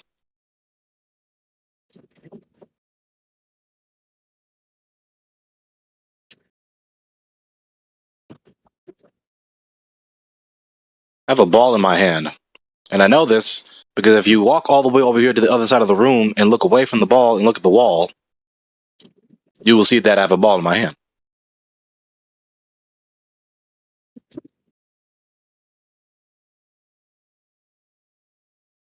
If you look in every other direction where you do not see the ball at all, you will therefore see that I have a ball in my hand. This is the nature of that argument, the majority of their arguments. It kind of sounds like Plato's shadows in the cave. So if somebody referred to you as Plato earlier, and you brought it back to that. Good job. Yep, Yeah. correct. That's exactly what it is. Our whole entire world is the cave, and the real world would basically be wherever the ether is. Well, that wasn't her point just then. I don't know if you knew that. But she brought up Plato's analogy. I don't know if you knew that. I threw in how it would correspond in concave Earth, despite you not believing in it and being bounded by flat Earth. I apologize. You're I'm gatekept well to flat aware. Earth. Dude, This I'm is the well good thing about aware. concave Earth. This is the good Hey, thing about concave Earth. guy, as you're distracting from her point, right? Because that wasn't her point. Right? I know what she said. Okay, then Because respond I to her heard what since she I got said in and the pay way. attention to the point that she Respond to her conveyed. since I got in the way. Okay, so just knock it off, right? Buddy, So that wasn't her point. buddy, compose yourself, okay? Compose Yeah, yourself. knock it off. Compose yourself.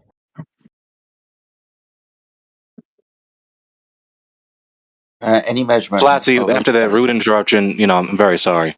Yeah, dude knows he knows because he's debated me before on some other subjects, especially theology. So of course he's butthurt about it. So of course they find some way to spite me. I've never and making debated fun with of you in my entire life. Why is he talking to me? Because you addressed me. Wasn't even 'cause you talking brought about me him. up. Wasn't even talking about him. Wasn't even talking about you. Just such shit discernment. God bless you. So we're gonna wait bud. till your shit discernment is over. God bless you, bud. You sound like you're in a dark place right now. God bless Yeah, you. we're gonna You wait need till it. your shit discernment is over. What the fuck's going on? Okay. Yeah. Oh, yeah, Flatsy. The other guy that you were mentioning when he made that comment, he knows full and well what he did to spite me with my articulation and all so on and so forth. Yeah. Can we all just get along? No. No, fuck you. Is that Payback? Payback? Was that you? Maybe. Oh, snap. Maybe. The world may never know. I would like to switch my affiliation from Flat Earth to Northern Irish Earth. Northern Irish Earth. Oh no, we have Yeah. Forget the rest of Ireland, just the north. Yeah, Okay. I'm a Northern Irish Earther. That's the bit. Suggestion. At least you know what you are. How's it going, P-Mark? This is true. It's going well. It's going well.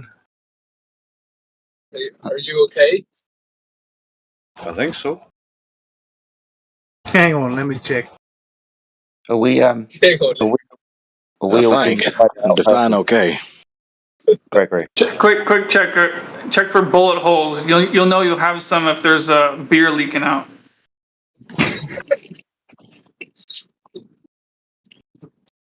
Yeah. So Yeah. are we all fully convinced of the inside out Earth now?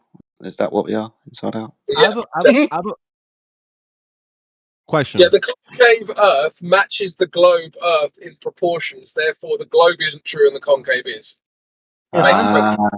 If I'm flying in an airplane and I look outside my window and I point to the horizon where the ground and the sky meet, where am I pointing? This dude. Where the sky and the ground appear to me. You just said where you're pointing. Where am I pointing? To the horizon.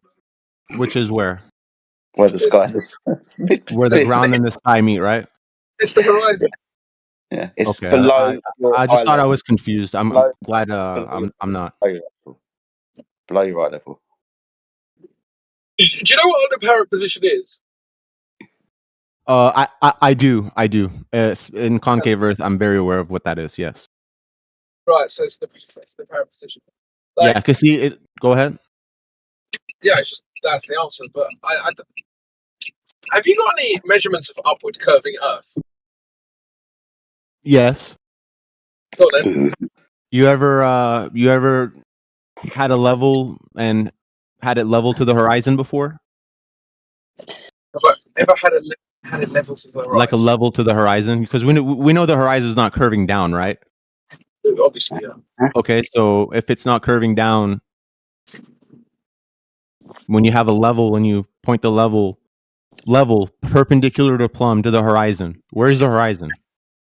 Well, the horizon's slightly below because you're above the ground. That's the dip correction. Slightly below due to what? Due to the fact that you're above the ground and it's the dip correction. If we were inside a concave Earth, then we would see Earth wrapped around us as far as the eye can see. So we don't see the Earth wrapped around above us as far as the eye can see. Therefore, the Earth is not concave. Would you like me to give an explanation to that very common thought? No, we asked you for a measurement and we still ain't got one. I'm not going to give you any measurements. Well, that's a shame. You said yes and then not. Let's say you went to Lake Isle, for instance, right, or Lake Balaton. There would have to be hundreds of feet of curvature, right? Of water curving. Now, as far as I can tell, you can see pretty great distances across these lakes, but you can't see the lakes curving up in your view. How do you know it's not curving up? And I don't mean to burden you with this. Because you don't see it. Just like I said, I'm not giving numbers. If you don't want to say it, you don't have to say it. Because we don't see it. Yeah. I see it. To answer the question, it doesn't appear to be the case, and it isn't measured to be the case. So I think it's pretty certain that it's not the case. He said, I can. Please show us. Okay. Please show us these bodies of water sloping upward. Okay. There's one there. There's one here.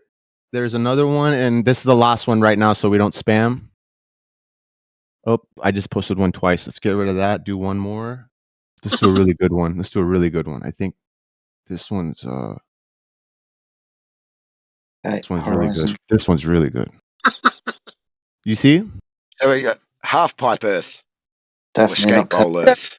So it's pretty much the inverse of the globe Earth, still not accounting for the laws of perspective. Oh, okay.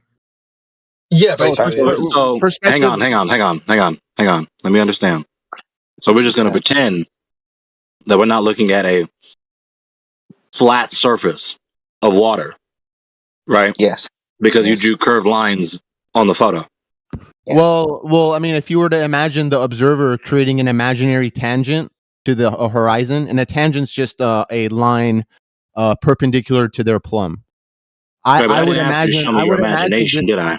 I would imagine this tangent to be higher than. But I didn't ask you to show me your imagination, did I? Not very nice, Gregory, when I'm giving you answers. Like, you know full and well that is a dumb ass reply. You know full and well I didn't Not ask you very to show nice, me your Gregory. imagination. Right? Not your imagination. The earth and the seas. External to you, external to your mind. So why are we talking about your imagination right now? It is what it is, bud. It's not. I don't see any curvature apart from what you drawn, and what you're showing me is potentially a cylinder Earth where we live inside a tube. Do we live inside a tube? We live inside of a sphere. Okay, so what you've shown me is potentially curvature from left to right on the horizon, which you've drawn, dictating a tube.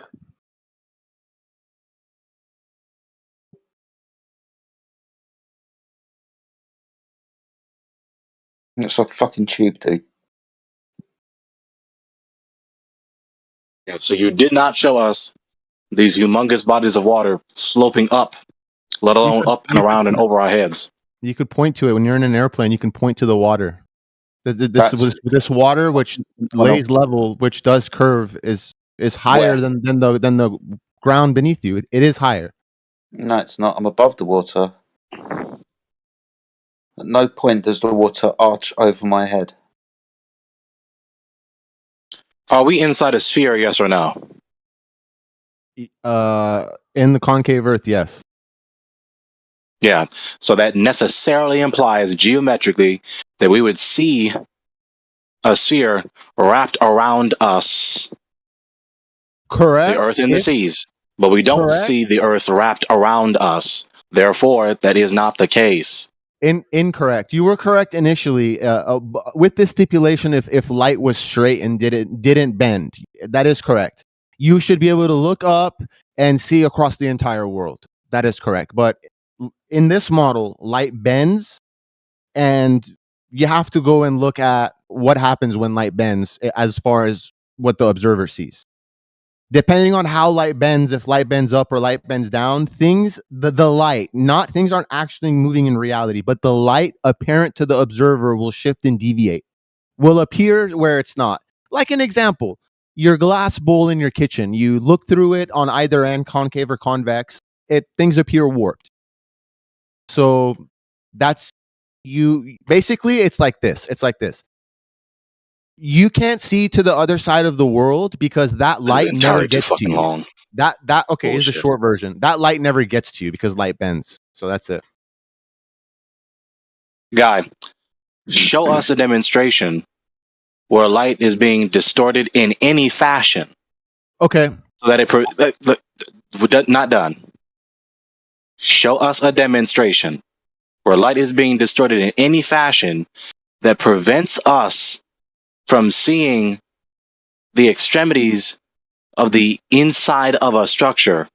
It doesn't even have to be spherical, because you're telling me I have a crystal ball in the light is. I'm not done. You're telling me that because the light is being distorted in some particular fashion in the multiple ways that it can be distorted, that it will make the building, the structure which I'm inside of, appear to not be there and or appear flat. Show me a demonstration of this, please. No, you see, every time I show you anything, you haven't acknowledged a single thing I've sent you. So I'm not going to show you anything else. The fuck reply is that? And in the middle of me explaining it, you're telling me I go on too long, and so you What don't. is he talking about? You don't listen. You don't look, and you keep asking for more. So Someone help me, please. What is he talking about right now? Did you show me something? A demonstration. Did you show anything? Light being destroyed in any particular way that makes the object that I am inside of seem to not be there and be flat. Show me. Because Glory, have you shown anything yet? In my room. Your horizon, is on in my apartment unit in the sky when you're in an airplane. As he refuses to let me say this. Your horizon to make in the sky when you're in an airplane, when you point to the horizon, as you're he pointing above the ground. That's not flat. Okay? When you point to the horizon, you point to above the air, especially in an airplane or even a high altitude balloon. That's not flat. Sorry to break the news for you. 360-degree circular vision around you. If you turn around, that circle is perceived as flat. The horizon. Turn around maybe once or twice in your life. You'll figure it out. Ladies and gentlemen, it's not easy to be a concave earther. Just research it, look into it, and don't trouble yourself too hard. All right. Okay. I'll move on to somebody else. Bored of this shit. Yeah. Hey, wait, I got a quick question. Is it not easy to be a concave earther because they make fun of you on the playground? Oh dear. I suppose to make this point very clear, right? When I turn the lamp on in my apartment unit, or when I turn the lamp on in the warehouses that when I turn the lights on in the warehouses that I worked in, when I turn the light on in any building, I've yet to be in a spherical building, but there are some. When you turn the lights on in there, whatsoever way we can make light distorted will not make it seem as though the building is not there. It will not make the building invisible. And it will not make the building seem flat.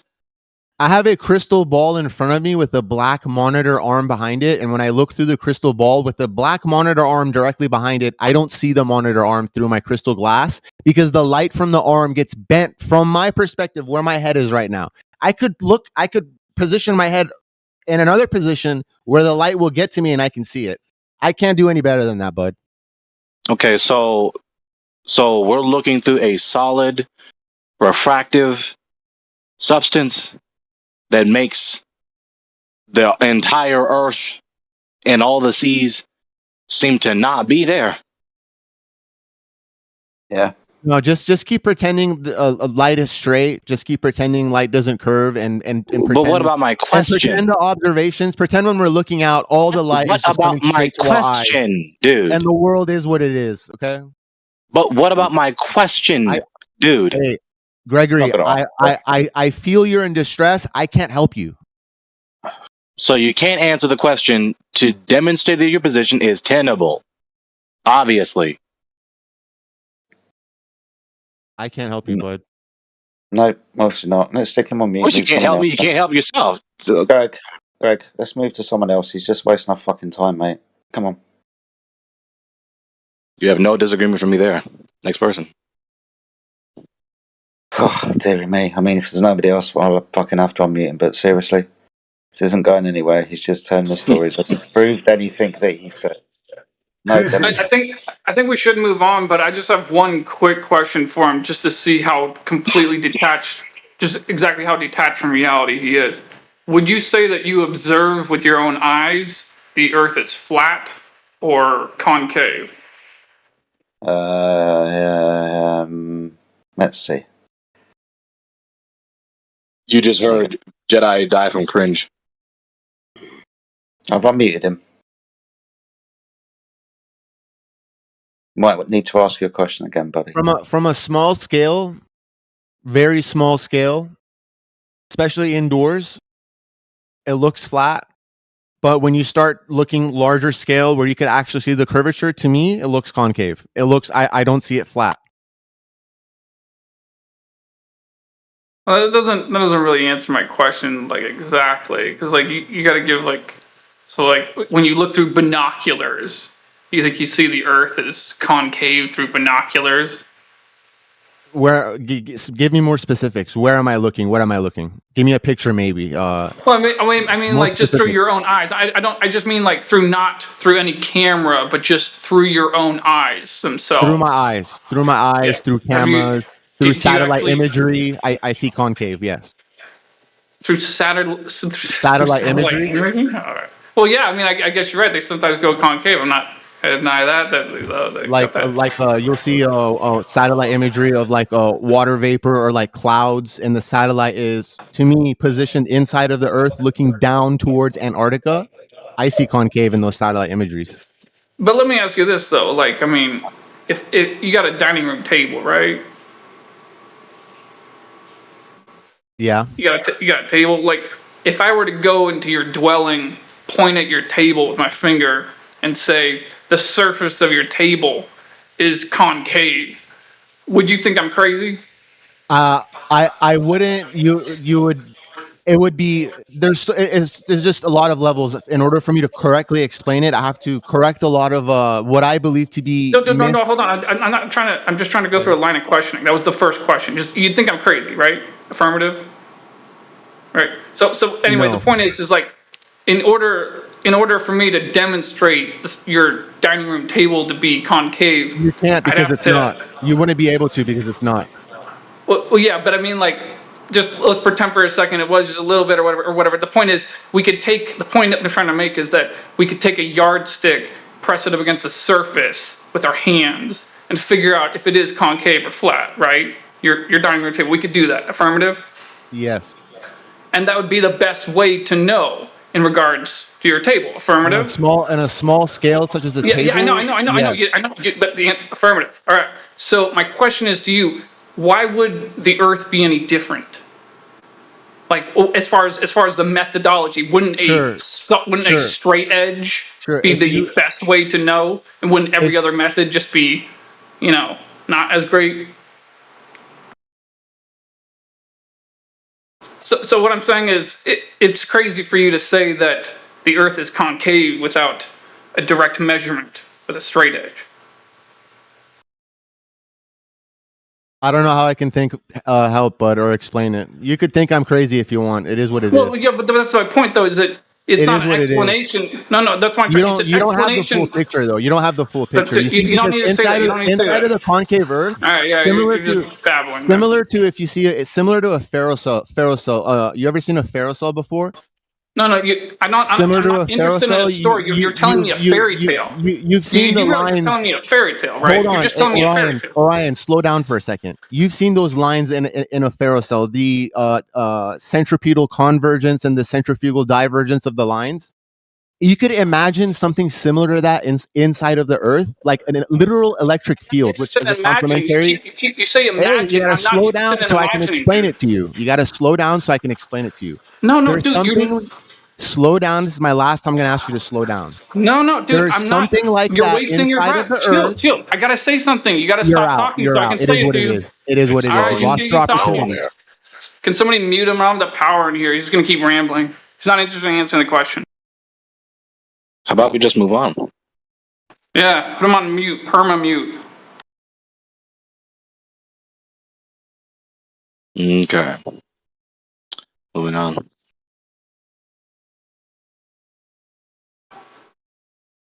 Yeah, I'm not interested in a fairy tale.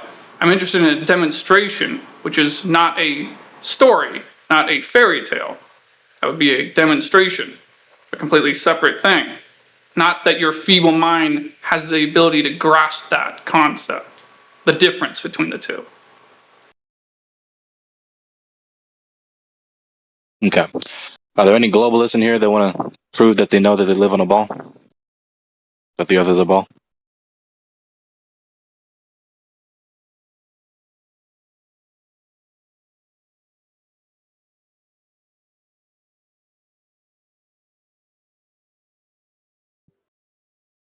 I have a question for you.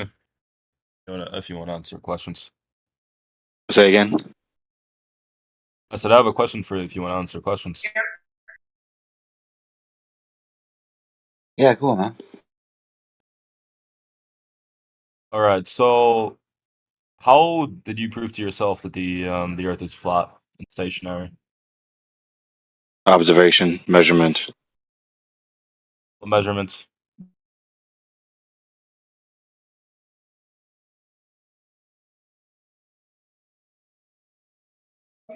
You hear me? Yeah. I said, what measurements did you use? Okay. Of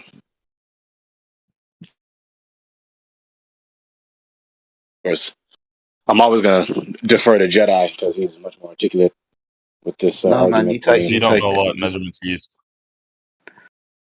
Yeah, well, yeah. There's lots of ways to measure the Earth. Lots of devices to measure the Earth. One of those devices is a sextant. It's an angle measuring device. You use it to measure elevation angles above the horizontal plane you reference. So there's that. There's laser sight targeting. There's long distance observation. There's infrared laser targeting, infrared photography. There's signal propagation, such as Wi-Fi and radar and other radio signals. There's lots of ways to demonstrate the surface of the Earth is horizontal and not curving.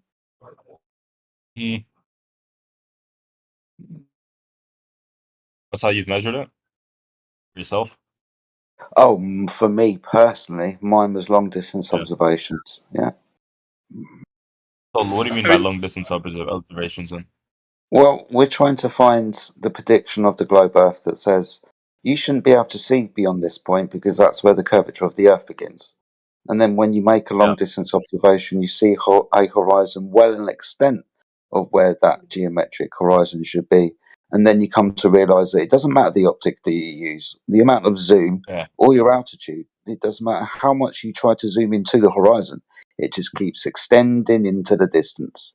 So then you understand the horizon's an optical phenomena. It's only viewable in your eyes and optics. It's not the top of a hill. Yeah. All right. So yeah, with that being said, you said that for you it was observation. So what do you mean by observation? Were you using tools in the observation, or are you just Yeah, like I was, looking? well, both really, with my own eyes and binoculars. So binoculars, and you saw how far away?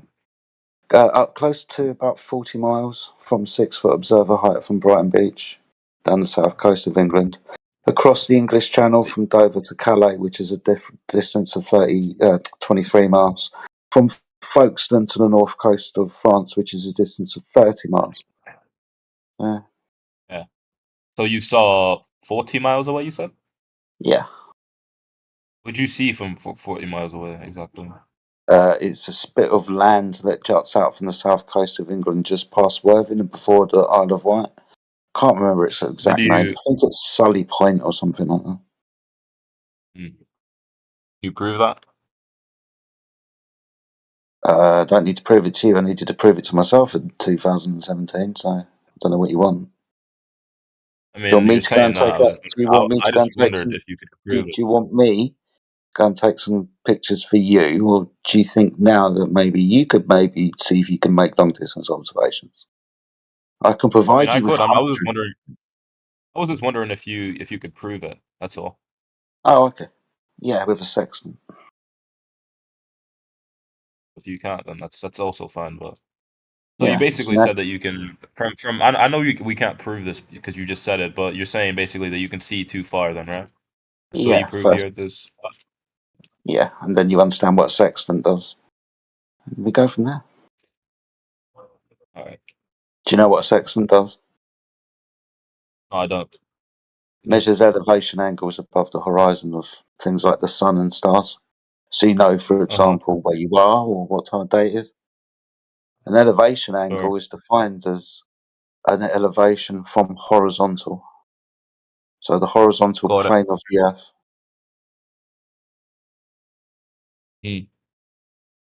Can't measure angles So if what one do you of the think? lines there. So another question. Mm. Yeah. Cool. So another question would be, what do you think the sun and the moon are and other planets that you can see through? Have you ever looked through a telescope?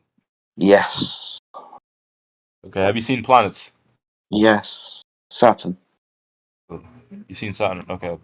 Yeah. Cool then. Saturn appears spherical to you? Yeah, looks like it. Might be. All right. Oh, you've observed like the moon and Saturn and other planets. So what do you think they are then? No idea. You don't know what Saturn is? No. No, what it's not. It's Though. spherical. Okay. So my just it's a simple observation. It's not like proof that the Earth is spherical or anything. But if like everything in the sky seems like spherical when it comes to like the moon, the sun, and other planets that you use through telescopes, why would you assume that you're on a flat like pizza? Because it's not an assumption. It's an observation, measurement, and practical use of the surface of the Earth, which demonstrates it's horizontal and stationary. So we're not like those things in the sky because we don't observe, measure, or display any type of curvature. I'm just saying, like, just by observing everything else in the sky, they seem spherical. The sun That's seems great. spherical. That's Moon seems great. spherical. But how would you Saturn prove seems that? spherical. How would you Venus seems prove spherical. that? Dude, we can stand Yeah. around all day and point and things go, that looks like a sphere, that looks like a sphere, that looks like a sphere. And we're on a flat plane, right? Can we verify that, or are we just going to believe a declaration that someone says?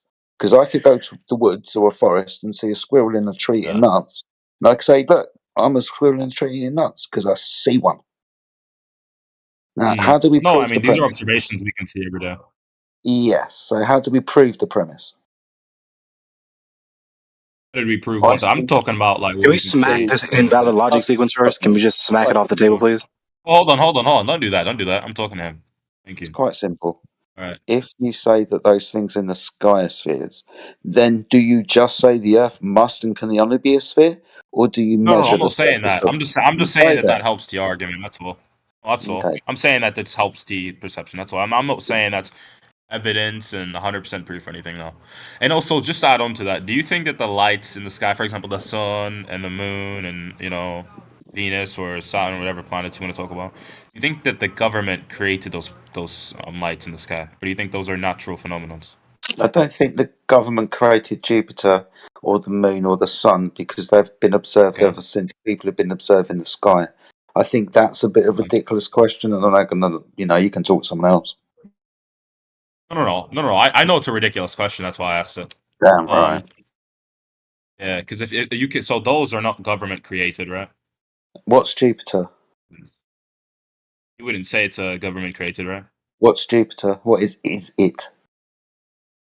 It's not going with my question, though. It's not really. And part of my yeah, question. see, we can all observe Jupiter. No one's made Jupiter up. We didn't invent it. The story. Okay, cool. That's all I wanted to hear. Hello. Okay. The story Yes, about Jupiter, I'm here. it being an uncontained ball of gas. That's not what it is. That's what NASA tells you. Good. That's what NASA says, and the other 70 space agencies as well. Yeah, that's what they tell you.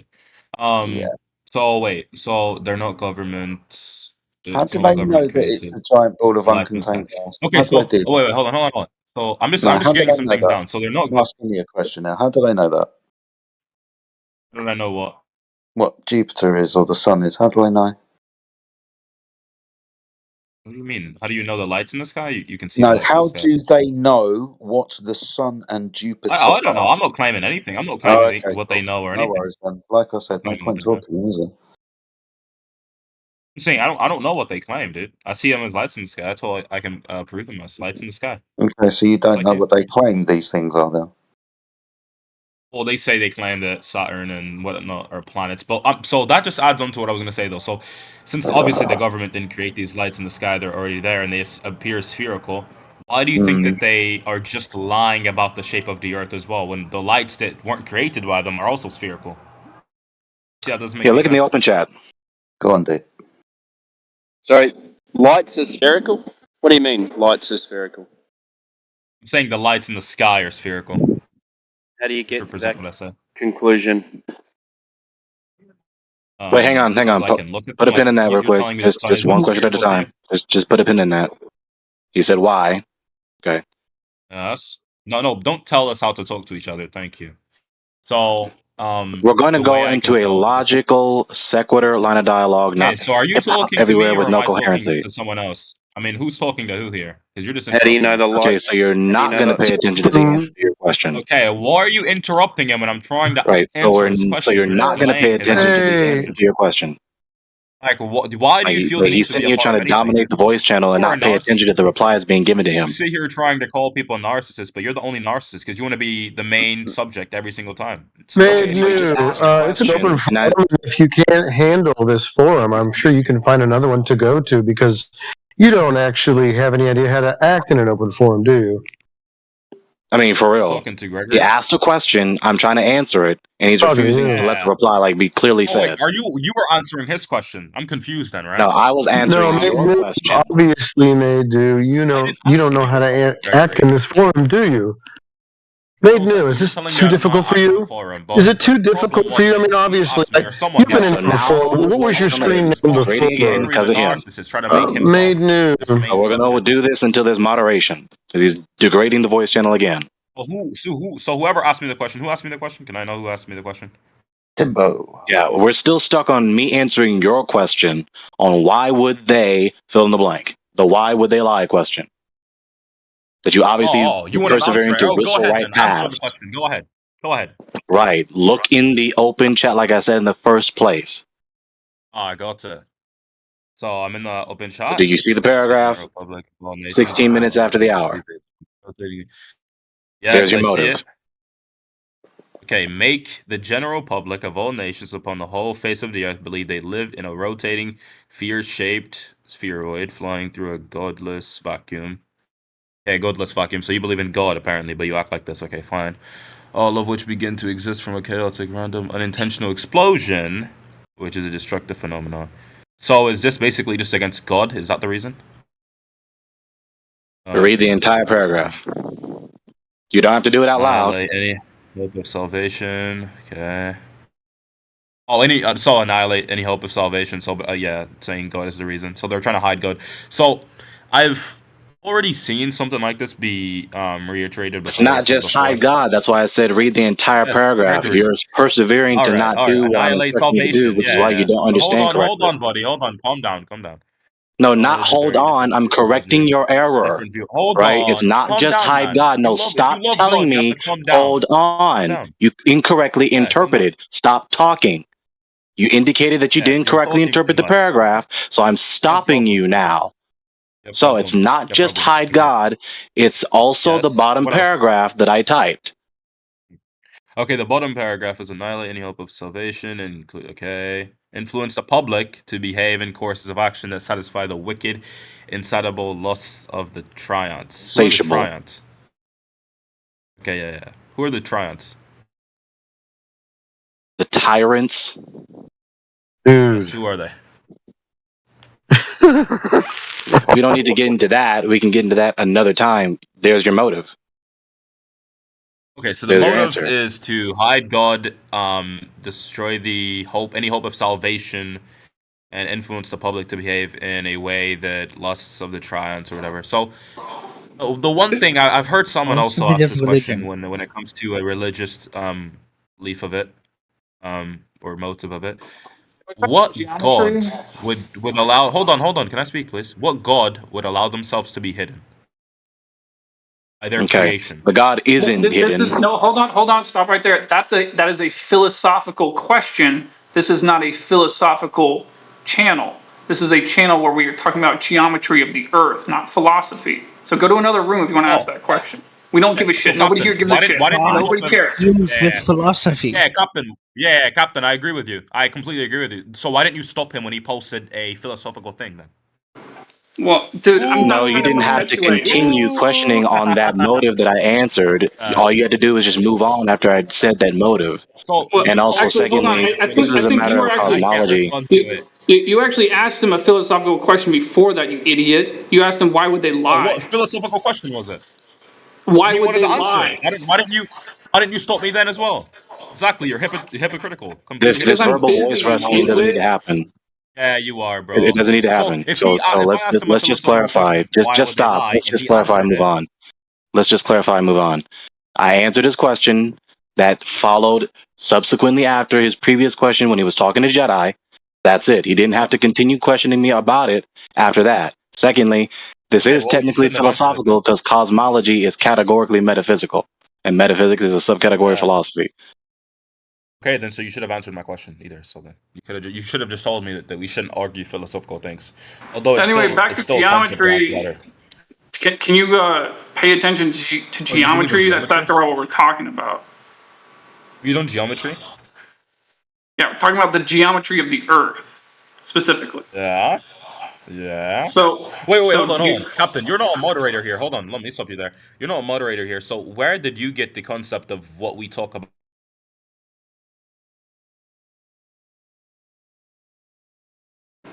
are you trying to ask me a real question or something? Yeah, I was asking you a question. I said you're not a moderator here. So where did you get the concept of what we? Yeah, And I am, and I I'd don't like really give a Timbo's shit either, question honestly. answered. Okay, He I'd doesn't like know Timbo's. anything. He doesn't know anything about the hierarchy that exists here. But that's not our fault. What's up, AJ? I'd like Timbo's question answered since he was talked over like 20 times. Me too. That's what I want to get back to. Timber, you still there? Please still be there. What happened? Right, we Timbo got to share the mic around, guys. Timbo was Timbo, spoken come for back. times. Right, last time I do you a He'll favour. answer eventually. Kangaroo smuggler. So just to confirm to you, then Jedi, we aren't allowed to ask philosophical questions in here about the flat Earth. No, I'm just pointing out that it's not the topic of the server. So for you to ramble on it about it like an idiot is not what this place is about. Yeah. Yeah. So you said it's. Well, you didn't answer my question. Then you just said, "Well, it's not the topic of the server." What the fuck? We'll talk about You're it all the time. churlishly pressing that point instead of being an adult and focusing on the major premise of this voice channel. Wait, Gregory. Okay, so this is the main premise then. Okay, so Gregory, with all due respect, you posted a fucking paragraph in there. So I don't understand what you're talking about here. You're hypocritical. Remade, you could, obsess with that, or you could actually talk about. You could talk about the topic, Remade. Okay, what topic do you guys want to talk about? Well, the geometry of the Earth, obviously. Geometry, yeah, the geometry of Earth. That's a good point. That's it. Geometry of the Earth. Okay, why do you think the Earth is flat then? Why would you say that after we just went through all this argumentation? Because we're talking about the geometry, right? Okay. So again, being churlish and not an adult about this. Wait, hold on. Are you talking about being an adult when you just fucking don't know how to speak to people at all? Yeah, you're being churlish about this rather than not pretending that we didn't already address that question, right? Okay, then don't talk to me if you don't want to talk about the geometry of the Earth. This is just going to descend into these insults and bullshit. I'm going to fucking mute both of you. Stop.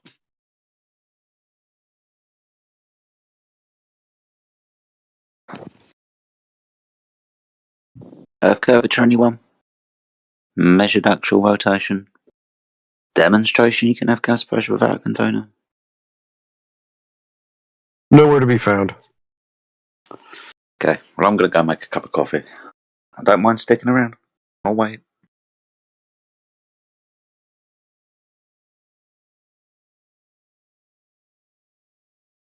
Having coffee now myself. Get that pot on, because it's going to be a long night waiting for anything that we can verify to be fucking true. I mean, Funny. You've probably been waiting for years now. Sonny, how the hell are you, man? Yep. I'm doing pretty good. Quite excellent. Gonna go out on a bicycle ride. Go out on the wide, the far and wide horizontal plains. I mean, Globalist, this is the time right now. The floor is open to present argumentation to prove that you know that the Earth is a ball.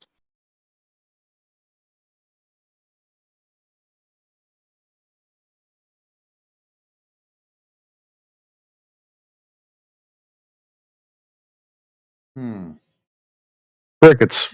What a surprise! No answer. Gregory, do you know what shape the Earth is? No. Ask Gregory that question. Oh, okay. Gregory, do you know what shape the Earth is? No, there you go. Oh, all right. You'll understand that flat is just a surface description, right? Oh, I know. Flat's not a shape. That's why I asked. No, I can make a plausible inference. Right. I'm not going to say I know it to be true, but I'm going to make a plausible inference. What's your plausible inference then? The circularity and the planar surface of the Earth and the seas, and of course the metaphysical necessity of any concrete object to have finitude definition to its body, it would seem that the Earth is somewhat cylindrical. Don't know that to be true, but that's my plausible inference. Cylindrical, like you talking about like the AE map type of cylindrical or what? No, that's a map talking about the shape of the Earth. Yes. So you said cylindrical. How'd you get to that though? Well, it's quite simple. Just said the logic sequence. Over the curve. This is what I'm talking about. Yeah. So it's tremendously undiscerning. So you got that by how? I'm not going to say it again. Like you've demonstrated it several times. You don't, because you are tremendously undiscerning. So I'm not going to waste my breath. Yeah. Don't waste your breath. You've already wasted enough here arguing about the flat Earth.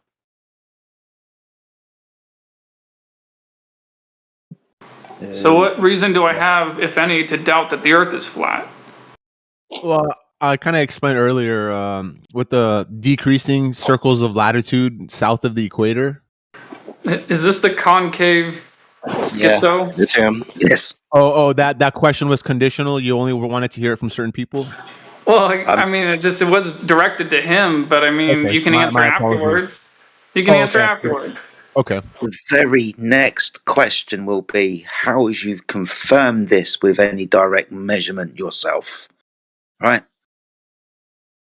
That below the equator south, that there's a reduction in the size of those circles that you were talking about. Have you confirmed this for yourself? My inside out Earther friend. Don't want to answer that question, huh? Then fuck off. He's so mad, man. Well, this guy keeps coming in making claims, and he's not going to give us any direct measurement. He's just going to say it don't work because reasons. Like I mentioned earlier, I mean, what kind of measurement do you want me to give you? All evidence I show you will corroborate with this evidence. At this stage, because you've been here for hours, I'll fucking have anything. Just not stories anymore, please. We actually told you. Yeah, we actually told you. I told you exactly what kind. It would be called a direct measurement. And like myself doing it? No, I didn't actually go and measure the southern hemisphere myself. I have access to data. Dude, what are you talking about? Southern hemisphere? I didn't say anything. Data, I didn't say. Are you just gonna? Well, I didn't say southern hemisphere. Did I say southern hemisphere? Listen, no. I'm a circle. I didn't say that. Okay? I'm a circle. Quit trying to fit me into a square peg, okay? Quit You're trying to shape me into a square to get what you want. I'm a circle, okay? And I'm telling you right now, all the measurements, all of them. You're asking me show one. I mean, I could show one, but I have discernment. I can see somewhat what it'll do. Let's say I give it to you. I already listed them out. Distances, flight paths, wind, anything that goes from a point A to point B. If I give you this information, it'll corroborate to the globe. So like which aka concave Earth. So what can I give you that'll really do anything? Well, okay, I'll tell you. A straight edge, 5 miles long, demonstrating curvature of the Earth down the line. It's not a curvature of the Earth down the line. Well, I mean, first you have to understand. In order to get it, you have to understand that the observer, bro. Why are you keep over me, dude? You guys understand? Well, I'm being kind here, sharing this information. I'm being kind. There is nothing any of you can tell me or teach me. Fuck off, man. Come back in 20 minutes. That could have been approached better. Yeah, but it's been going on for the last 3 hours. He dips out and just starts preaching again.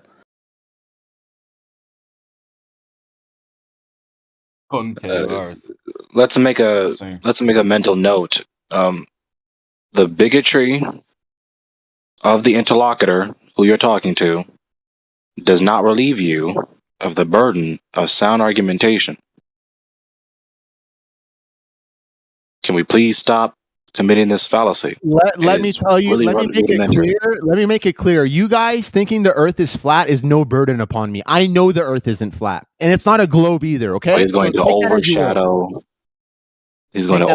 what I just said with that non sequitur. It's not an overshadowing. I'm actually shining a light because all you've been preaching and spouting is darkness, is filth and hate. Oh my God. Welcome to the light. Lord Stephen Jesus Christ, whatever his fucking name is.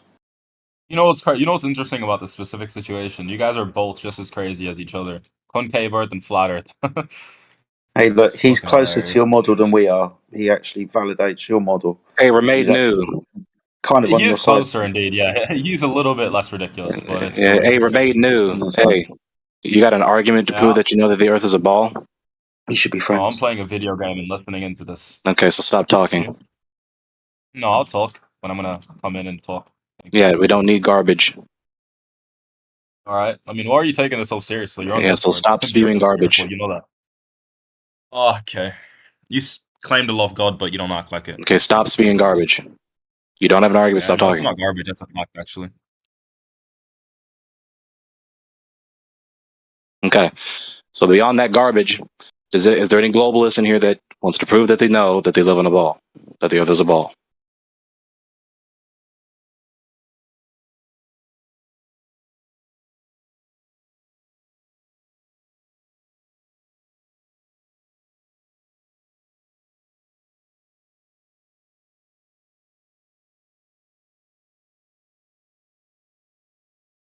Brother Eli, I don't know if you can come to the mic, but anyway, God bless you. Love you, brother.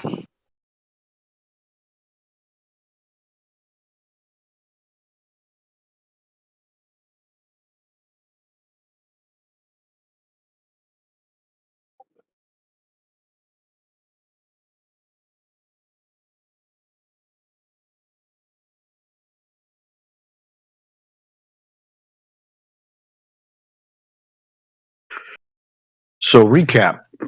For the concave Earth, we have crystal balls as evidence. And for the globe, we have crickets. That's the scorecard. Sounds about right to me, says who? Crystal Balls and Crickets. Sounds like a good name for an album.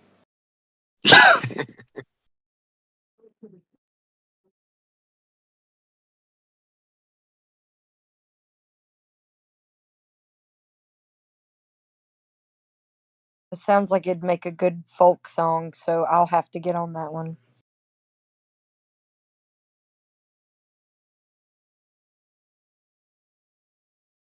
Well, good morning, good evening, good afternoon, and good night. Peace to you all. See ya. Take care, Greg. Yeah, take care. See you, Greg.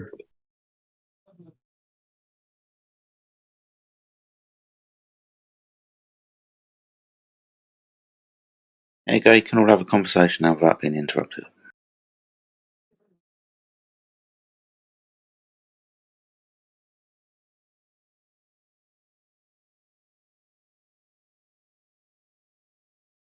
Just by the by,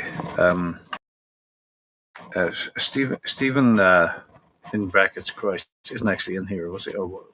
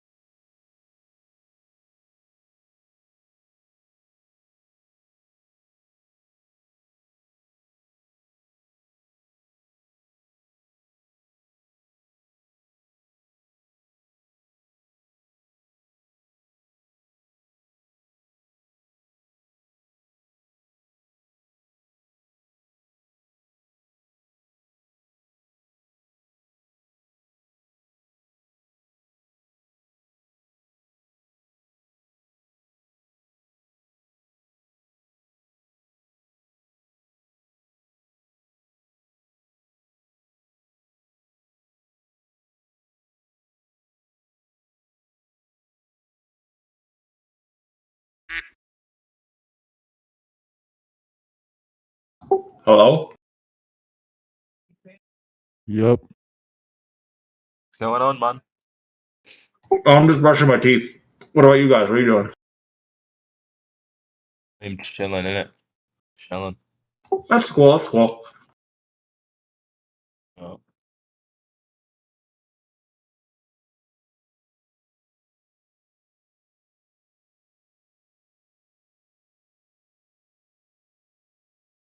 It's just So I was just hey, I got a question. paint my nails with black nail polish. I got a question. What's up, man? If the Earth is flat, what happens if you keep digging downwards? What do you get to? What's the bottom? China. Wait a second. The problem is the If problem it is was the Earth China, is then it would be the Earth would be round. That doesn't make sense. That's got to be flat.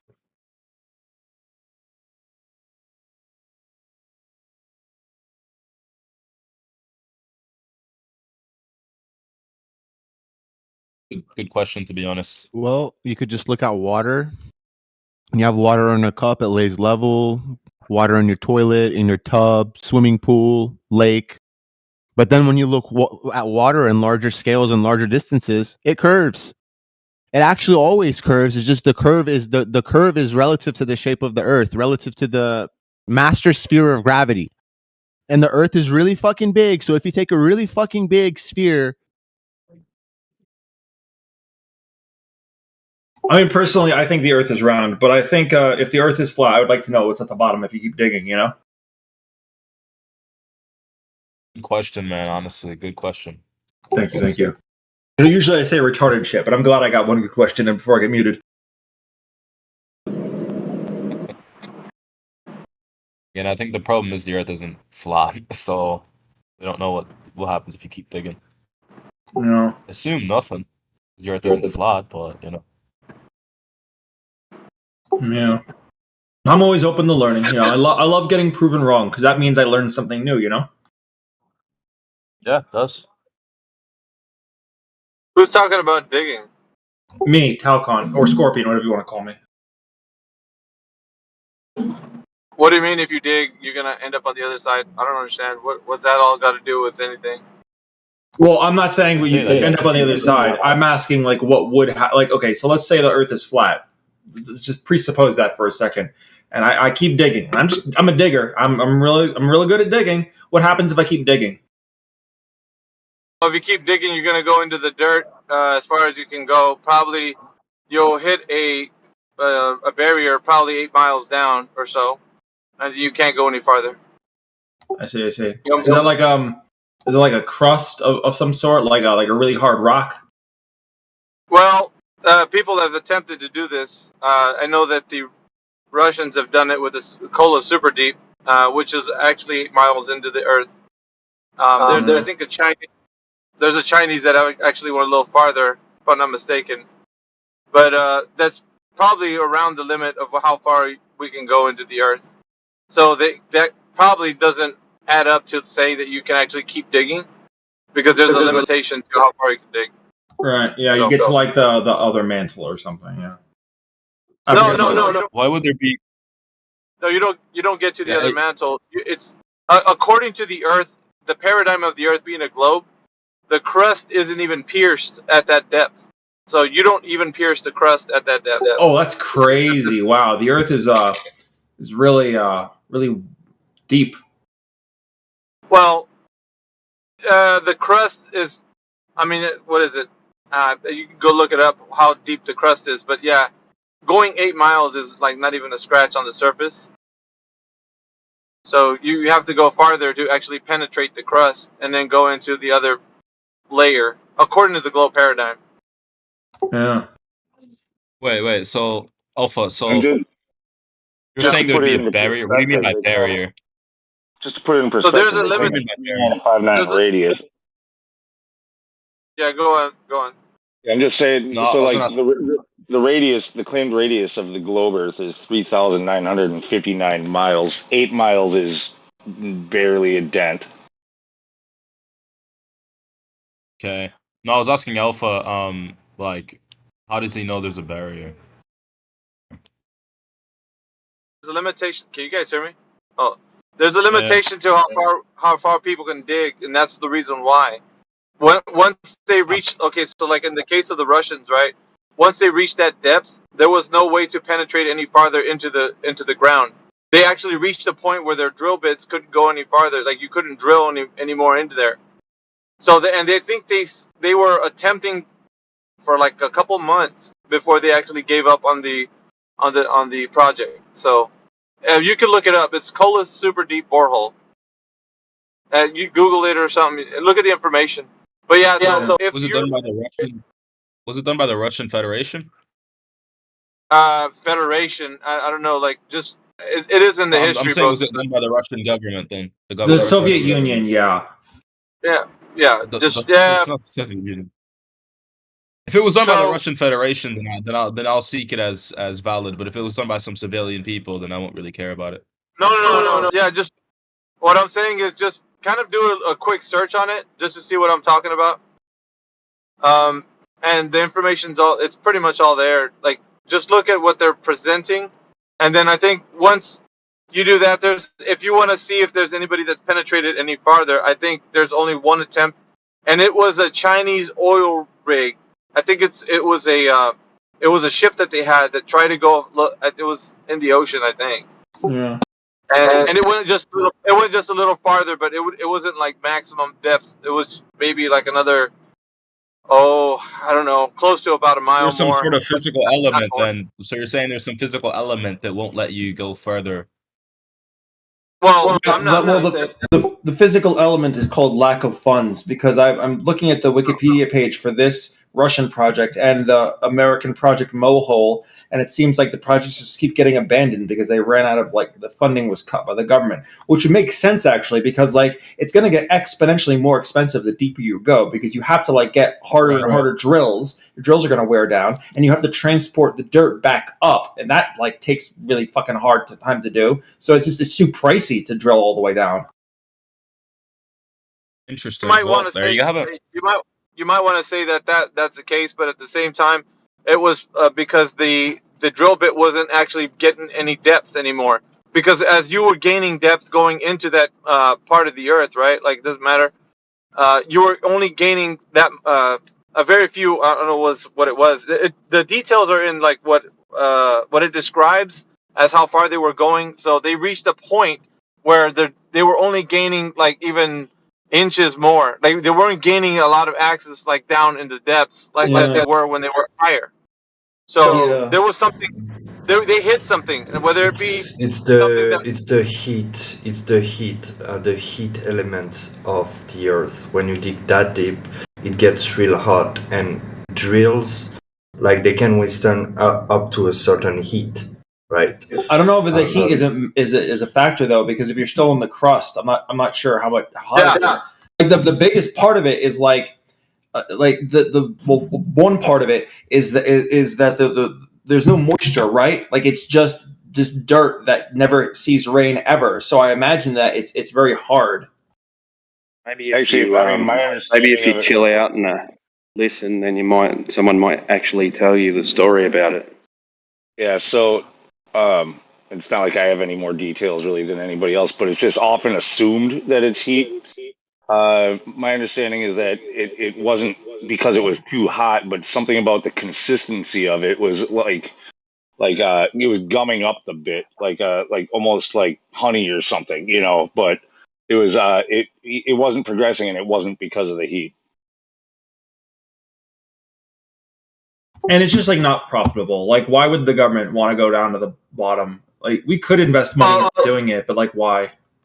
Yeah, no, I mean that's money is I mean you could say it's a part of it, having the finances to continue, right? But they were actually stymied for a couple months, so it wasn't like it was all about money, because they couldn't go any farther. So like what Lou was saying with the bit, imagine having a lot of issues at a specific depth, and then not being able to continue moving forward, and then of course money would probably be another a contributing factor. But you wouldn't just all say it was all money, because it was also the fact that they weren't gaining any depth. So Yeah, oh yeah, you would need a drill that's like sharp, like you need like a diamond drill or something that like a really hard metal to dig through that rock, because the rock's probably really hard.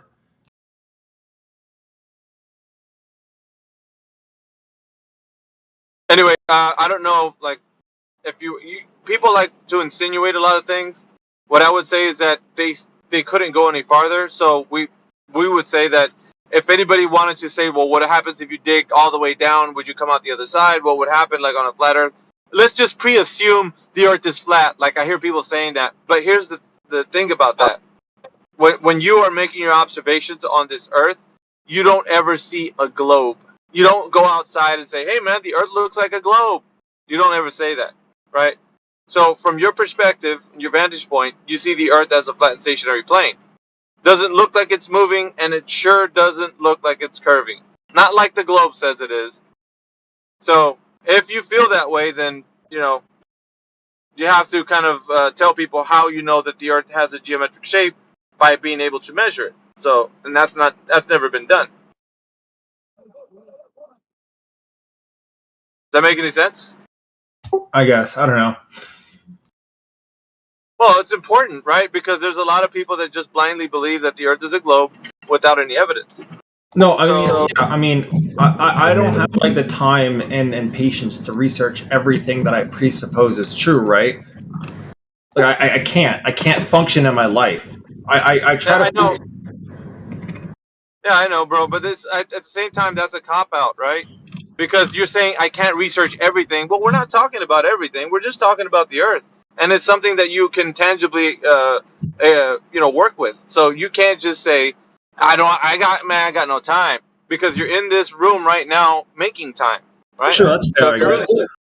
I mean, I feel like there's like much smarter people than me who could make a very compelling case that the Earth is round. I feel like we should just ask those people, right?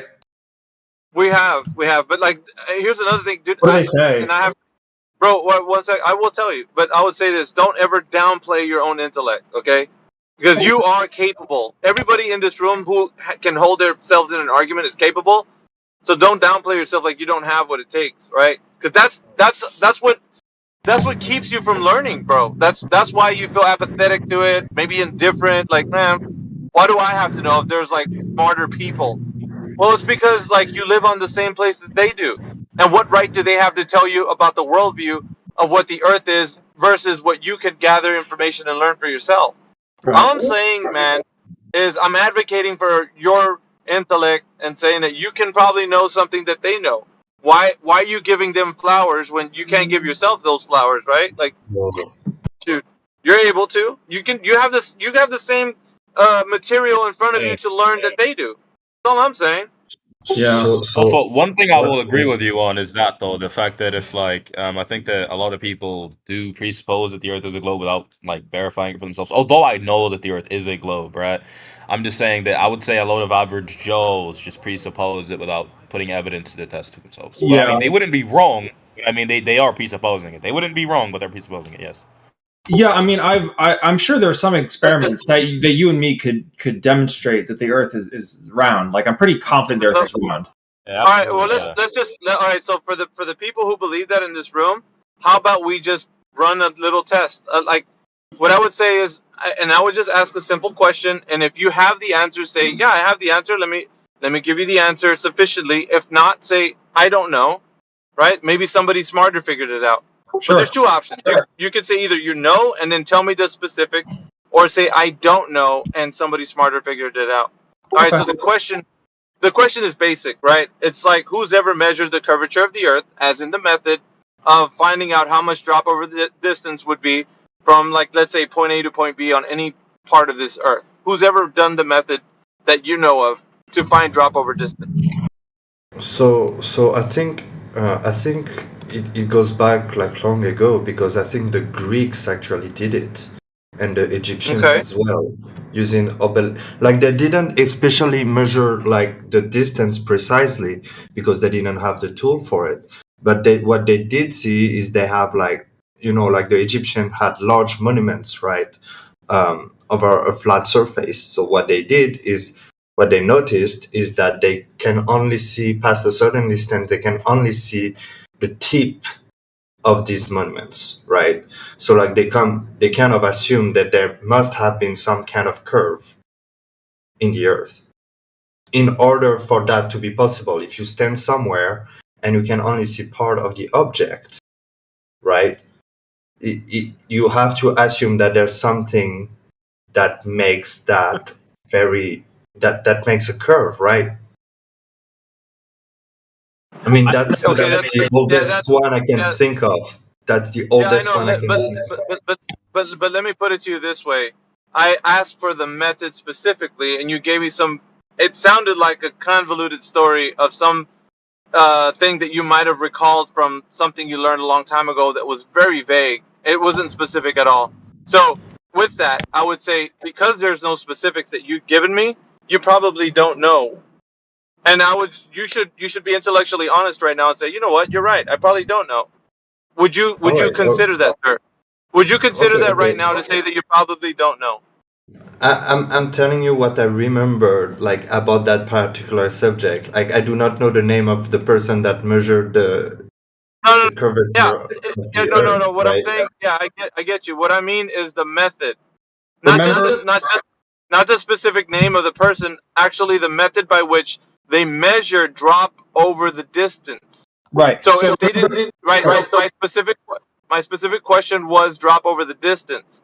How was that measured? Because that shows surface curvature.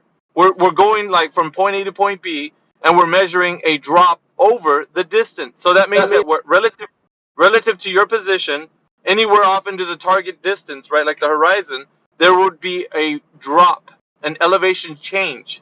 So what I'm saying is, who has measured that and the method by which it was done? Right. So you just told them, yeah. Go ahead. All right, cool. So so remember what Alpha's question was. It was either describe the specific a method that we know, or say someone else figured it out. And you seem to be saying that someone else figured it out. You just don't know who it was, which is fine. That's fine. I'll concede. I don't know. I don't know. How do we know how the drop happened? Can you tell me, Alpha? As far as like what's been said in mainstream, is that what we're getting at? Because I can tell you both sides. I know both sides, so I could just run through that real quick. Sure. If you don't mind. So they're telling us that Eratosthenes was the one who's done this, right? And they say that he used an obelisk, like the gentleman was saying, but the method that he was saying is not the same as in the Eratosthenes particular. It's called, and I'm going to use colloquially some words here, so that you guys, it's not an experiment, but they say it's the experiment of measuring the time of day versus like another time of day in another location. So Syene and Alexandria. And between those is 500 stadia, which equals about 500 miles, somewhere around there. And they're saying that in between those two locations, at solar noon, in one location they had a well that the sunlight was shooting down into the well, and you could see to the bottom of the well directly. 90 degrees. The sun was 90 degrees to that well, and so you could see all the way to the bottom, right? And so in the other location, they had what I would say is an obelisk, right? And from there, they had the shadow casting at an angle.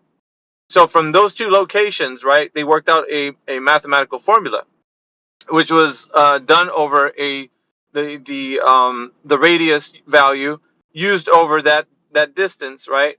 So if you looked at information up, you're going to find out, Eratosthenes' method and so forth, that because of the distance between the two and the shadow that's being cast by the obelisk, that they would say that because of their assumption that the Earth is a globe, they went ahead and said that within those two places, we could see that the sunlight coming into the well, going down into the well, was seen at the bottom 90 degrees from the well, and the obelisk was actually having the shadow cast at an angle at solar noon. So that means that the Earth mathematically would fit a specific radius, diameter, and circumference, right? And so with that mathematics, they said because of that, we can now assume that the Earth can be calculated as being a sphere, because of the fact that we have the diverging angle from the obelisk at one of the locations. I think it was Syene, but I don't know which one it was that he had the well at.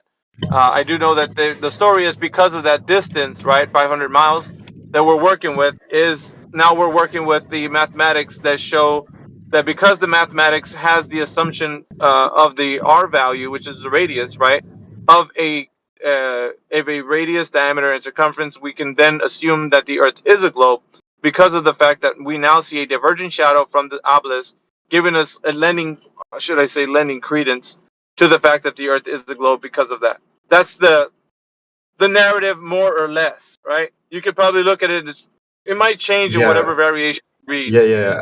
I looked it up. It was Eratosthenes. Eratosthenes. Somebody says it differently. They would say Eratosthenes or Eratosthenes, or it's said many different ways, but you get what I'm saying. Right. Yeah. I mean, I don't fucking know. I'll take your word for it. Sure. You're right about that, and like it's not necessarily you can assume like that the Earth is a globe because of it, but like you can assume that there's a curvature between those 2 points that were measured, right? Yeah, I would say, okay, measured has a specific connotation to it, and calculating has another one. So when you calculate something, it's not a measurement, but you observed. You can. Yeah. So like when you measure something, it's very specific, right? Like if I put my foot on a scale and I measure it to be a specific, it's 11 inches or whatever, then I've actually measured my foot.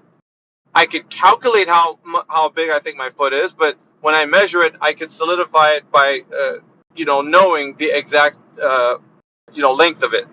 So when you do that, you're actually putting something more concrete or verified versus it being just some assumption that someone had and fitting a mathematical equation. So because in that case, I could say that, well, your foot, I don't know how big it is, but I can calculate, since the average size of a human's foot is around 8 to about maybe 12 inches. By the use of ratios, ratios and angles. Yeah. You get it, right? So that's what I can say about calculation. So if I want to calculate how big your foot is, I would say it's in between 8 to 12 inches, more or less. You fall within that range and so forth. And anyway, that's not measuring. So saying that Eratosthenes measured the Earth to have curvature is incorrect. He didn't measure it because measuring means that he would understand in between Alexandria and Syene that there's a specific drop over the distance. However, that can be worked out on the parabola formula. So when you look at like how far the Earth is in its diameter and circumference, you'd be able to use a radius value to then work all this out, right? So then from that formula, you can derive how big the Earth is in more or less approximation, right?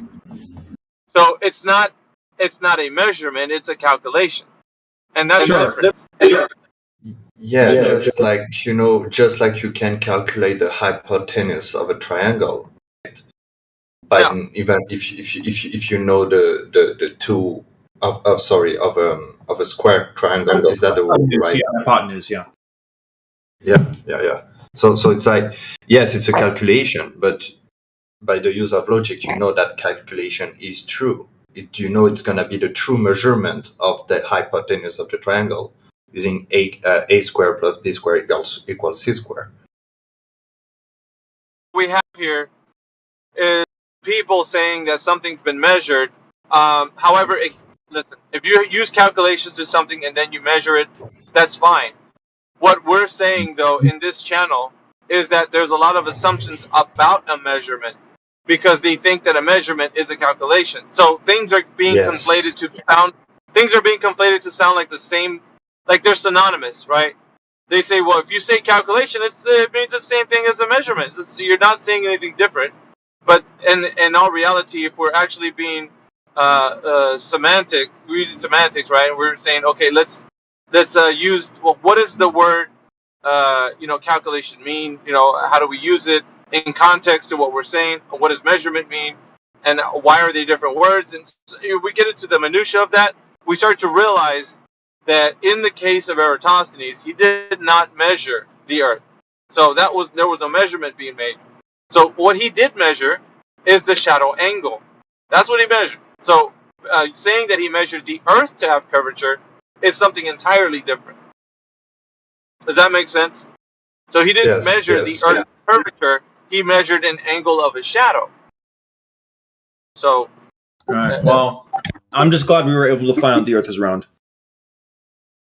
No. I mean, that's just the start of the problem. That's the start of the problems. That's not the end all be all. I just told you that because this is what the globe side would argue for. Okay, so that's it's difficult because we don't want people to actually think that was it. That mic drop. Okay, we found out. That's not it. Well, I know we put a guy. I know we put a guy on the moon, and he looked at the Earth, and it looked pretty round to him. Yeah, but what are we saying at that point? That we just believe other people that did some things, and we can't verify it now? It's like saying, well, some guy went to Narnia and he fought a bunch of dragons, and he came back or whatever, and you're just like, I believe it because he went there, obviously, right? I mean, we just gotta take his word for it. I think we know that we went to the moon because when they went there, they put some like mirrors on there that you can yourself shine a light at it with a fucking laser. I mean, it'll shine back at you. No, I'm pretty sure that is I'm pretty sure you could if you wanted to. No, you have to deal with a lot of things. Like, what would you do to shine a light to hit the moon if the limit of light going through the air, right? Because you're going to have a lot of things like the inverse square law happening over a distance, and you'd have to wonder, how much amount of that light would actually hit that thing. Think about this: you're hitting a moving target, and not only that. The moving target, because the moon is actually moving across the face of the Earth, right? So you're hitting a smaller target on that moving target. And it's crazy because how are you shining a light from the specific device that you're using? How big is your device? And how big is the reflector on the moon? And at what angle is the reflector on the moon? And how do you know that you're hitting the exact reflector and the exact position in the exact place of a moving target 230,000 miles away? It sounds like cartoons, man. There's no way you can hit that target. So even if it was possible. So you would need a pretty big laser, I guess. I googled. Well, I mean, we know that light travels through space because the sun is in space. Sorry, dude, you're missing the point, man. Like, they claim to have bounced lasers off the moon before they went to the moon, so that doesn't prove anything. Yeah, I'm looking up videos on YouTube now of lasers being bounced off the moon. I'll get back to you when I find one. Give me a second. Yeah. So take your time, man. So you would know you hit. Wouldn't you know that you hit that mirror if you have a receptor that will catch back the laser you emitted at the right angle? Yeah. See here. Yes, I think a lot of people are missing the point that before people were thinking about reflectors on the moon, they were actually doing these tests prior to the moon, and not even when the moon was in present and where it's supposed to be, they were still shooting lasers up and getting signals back. So that has nothing to do with the moon. So you're saying yes to that. That means that before the moon had reflectors on it, according to like what mainstream is telling you, they were still shooting beams up and getting points of beam back to the device. Right. But the intensity of the signal, like Sorry, of course, stop. every The whole argument, the guy said we know they landed people on the moon because they've got reflectors there and we're bouncing reflectors off. So this debunks his argument because they were doing it beforehand, before anyone claimed to be there. Well, so you can't just go. Can I answer that? On top of that, also though, I was about to answer that. I want to add one more thing, also though. So yeah, they claim to successfully do a moon bounce before ever sending anyone to the moon. That's true, but even with the reflectors there, it's rare for them to get a return. Like 2 years back, they were all excited because they had just gotten their first return of 1 or 2 photons in like a 10-year gap. There was like a 10-year gap where they had no successful returns. When they did finally get one, it's 1 or 2 photons. Now, how do you know that that's your photon? Is it like labeled like Titleist number 1? Where's that coming from? So wait, you made a claim that this NASA was claiming to bounce a laser off the moon even before we put a man on the moon. I don't believe that. I would need a source.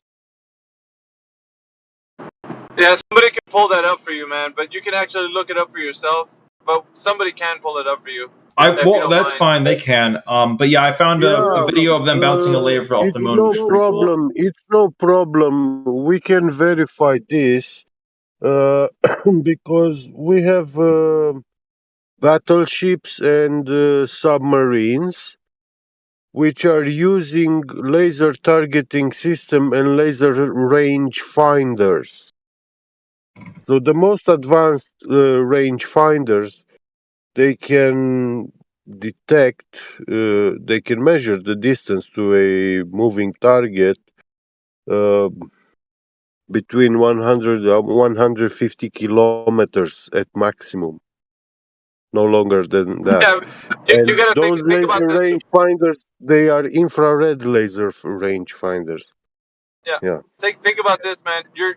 When you think about shooting a laser at the moon, you have to go through the Earth's. Suppose it like, let's just indulge it for just a moment, right?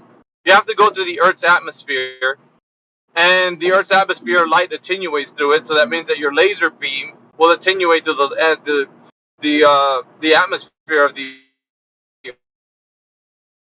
Yeah, to the index of refraction.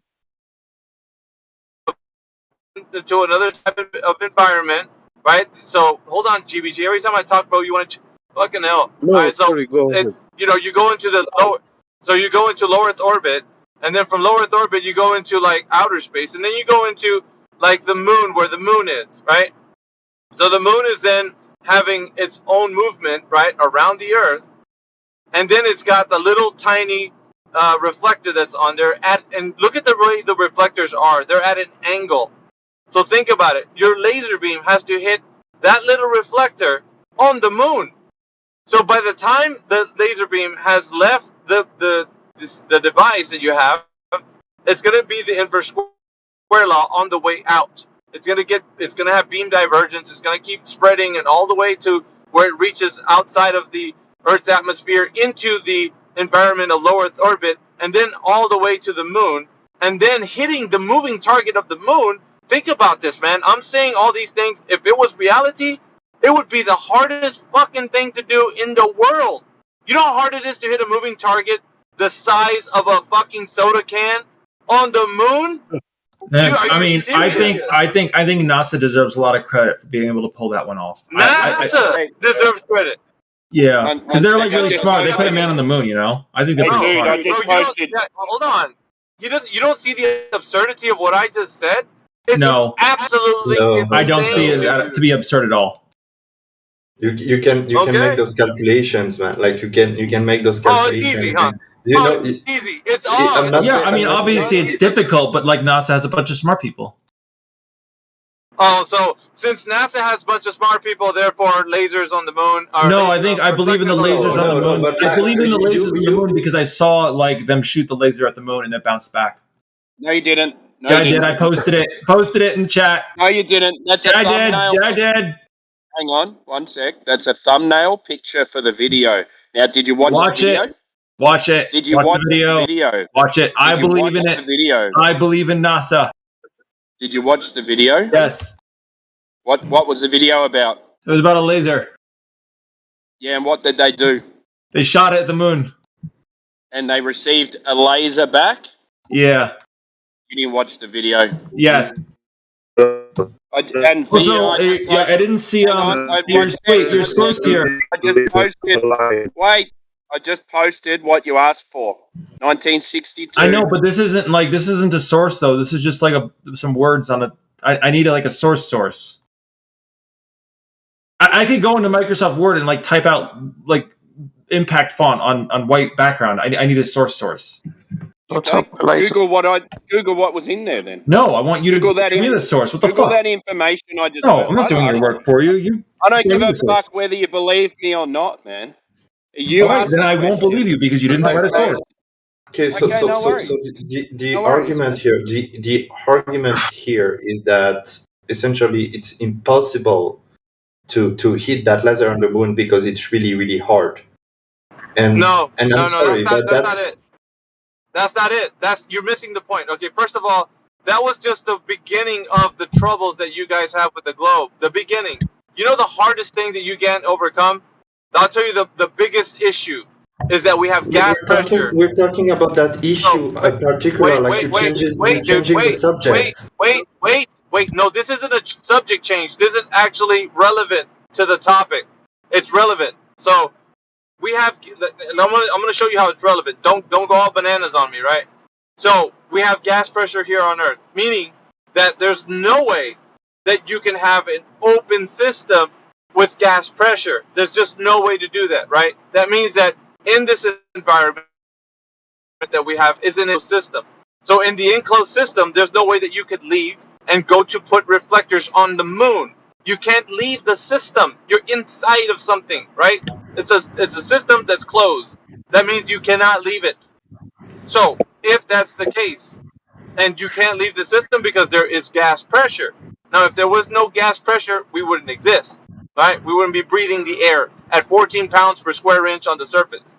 So if we have gas pressure here on Earth, and as you go up, there's a gradient air pressure, right? It decreases. So how is it possible to have a vacuum of space, right adjacent to the gas pressure of the Earth, and then say that it's an open system where the gas could escape if it was an open system? It's not how atmosphere works. Like it's not like you have the atmosphere. So it's not like you have the atmosphere, and then boom, you're in space and there's nothing and it's a vacuum. There's still are particles like in the stratosphere, and it's a gradient. And at some point, you're gonna reach a point where there's not enough particles to consider it an atmosphere. But it's not a clear cut thing. You're missing the point. We still have gas pressure in the first place. It doesn't matter if there's a gradient. Because of gas pressure in the first place, then we need a contained system.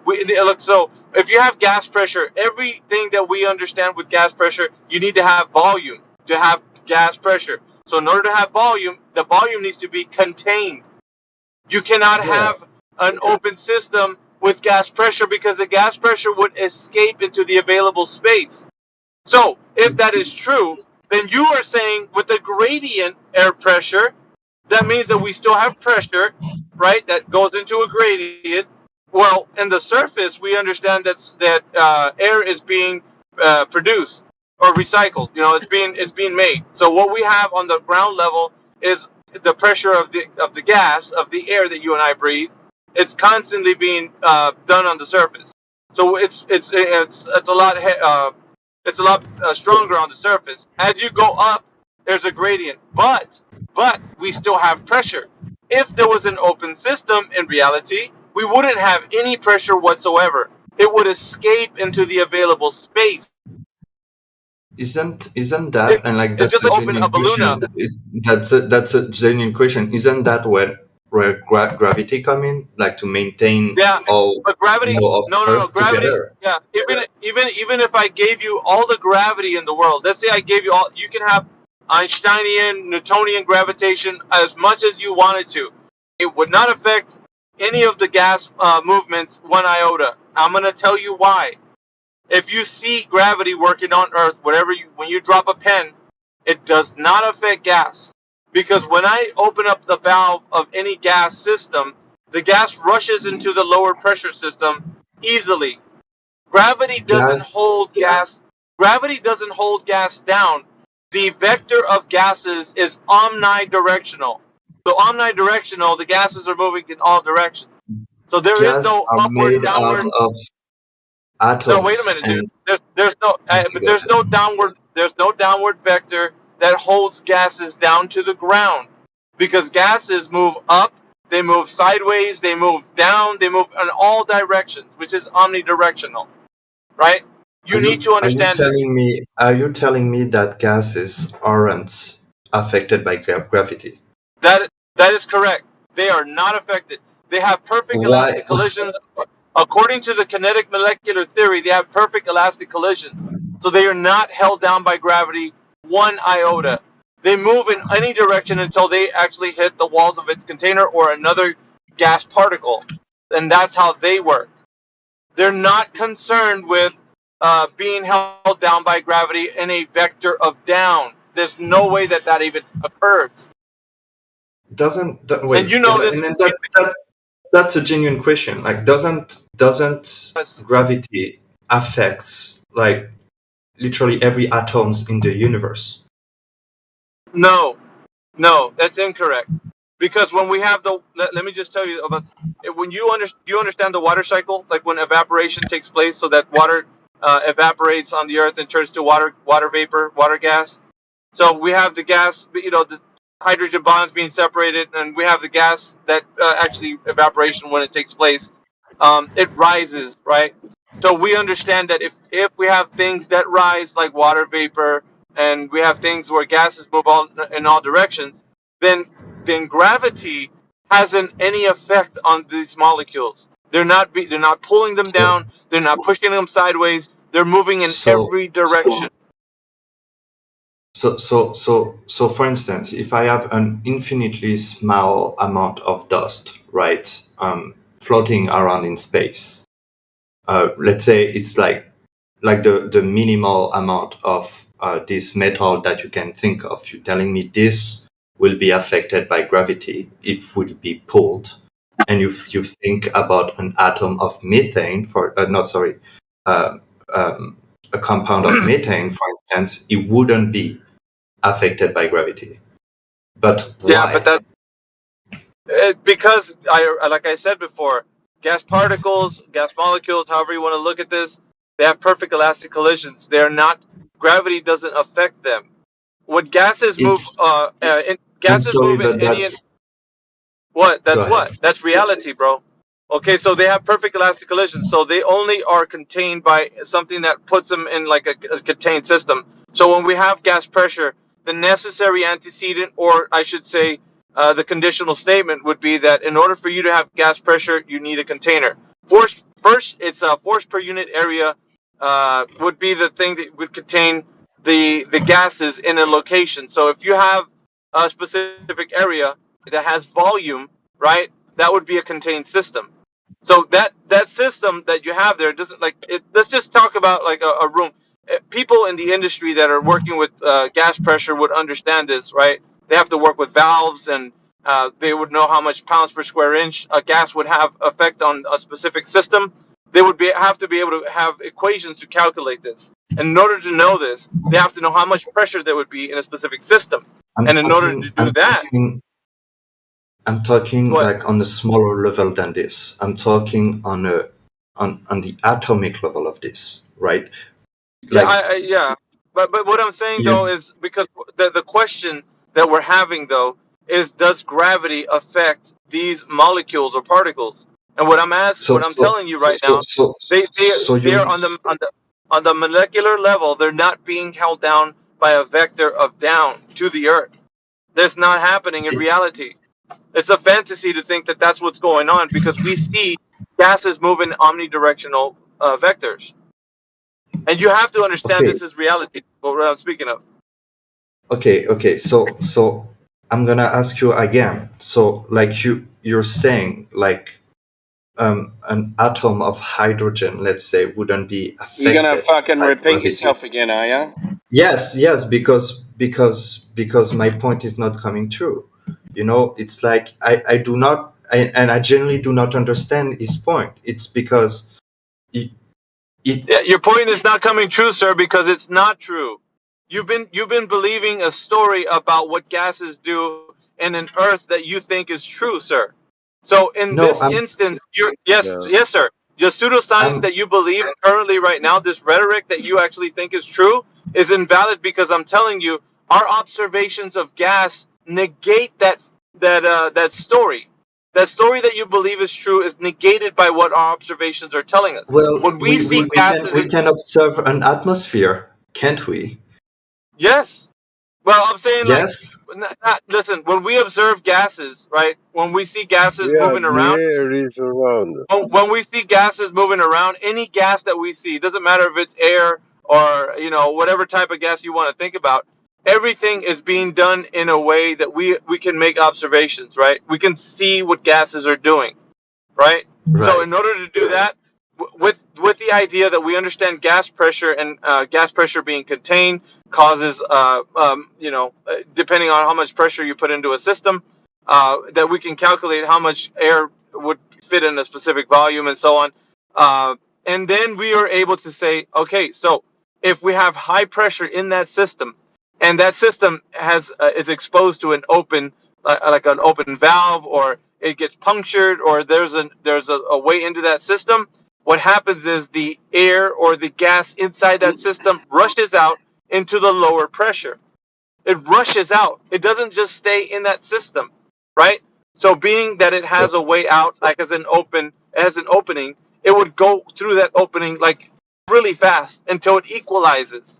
We know this about gases, sir. This is reality. This is what we know. But you've been going on for a while, and I'm gonna reiterate. So, like, you do not agree that every atom in the universe are affected by gravity, right? Yeah, gravity. As far as you're concerned right now, has to be encapsulated by an idea or a theory. So, are you referring to like Einsteinian gravitational theory, or are you referring to Newtonian? Which one is it? To Einsteinian kind of relativity, yes. That would be the bending and warping of space then of molecules. if you are going with Einsteinian theory, please tell me why does superfluid liquid helium leaks out the container? CBG, yeah, he's not there yet, bro. He's barely grasping.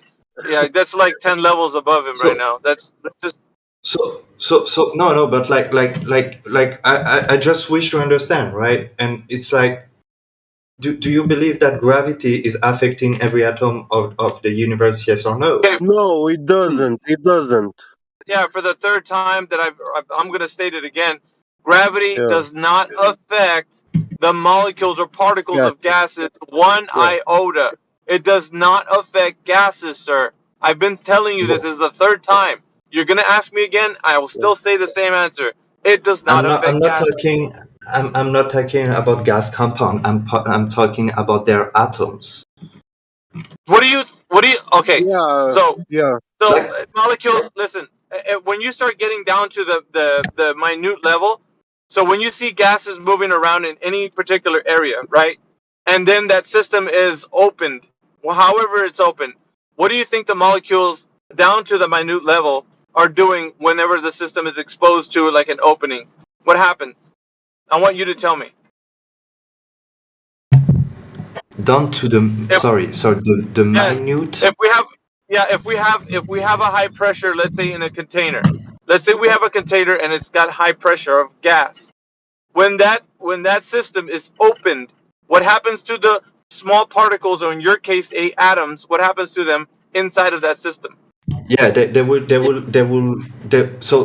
So are you trying? Because sorry, English is not my first language. I'm trying. You said minute level. Yeah, it's the smallest level. Yeah, the smallest level. Small. So gas are gonna move essentially to the lesser pressure areas, right? Correct. That is correct. Yes.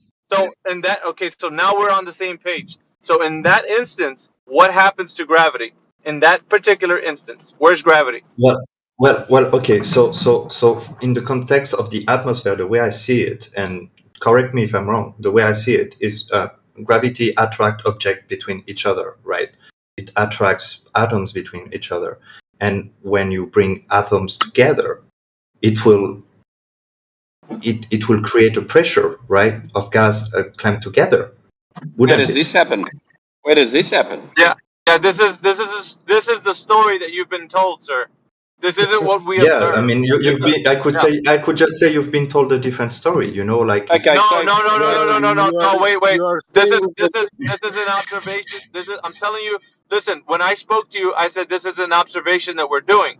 When we have a contained system with gas pressure, and that system is exposed to an opening, what happens? And you stated correctly. The high pressure moves to the low pressure system. That's where we're at right now. And I said, what happens to gravity Yes. in that moment? In that moment, what happens to gravity, sir? And you went off and talked about something else. Now I'm going to ask you again. What happens to gravity in the moment that the system that has high pressure is exposed to an opening? What happens to gravity? Wouldn't that be?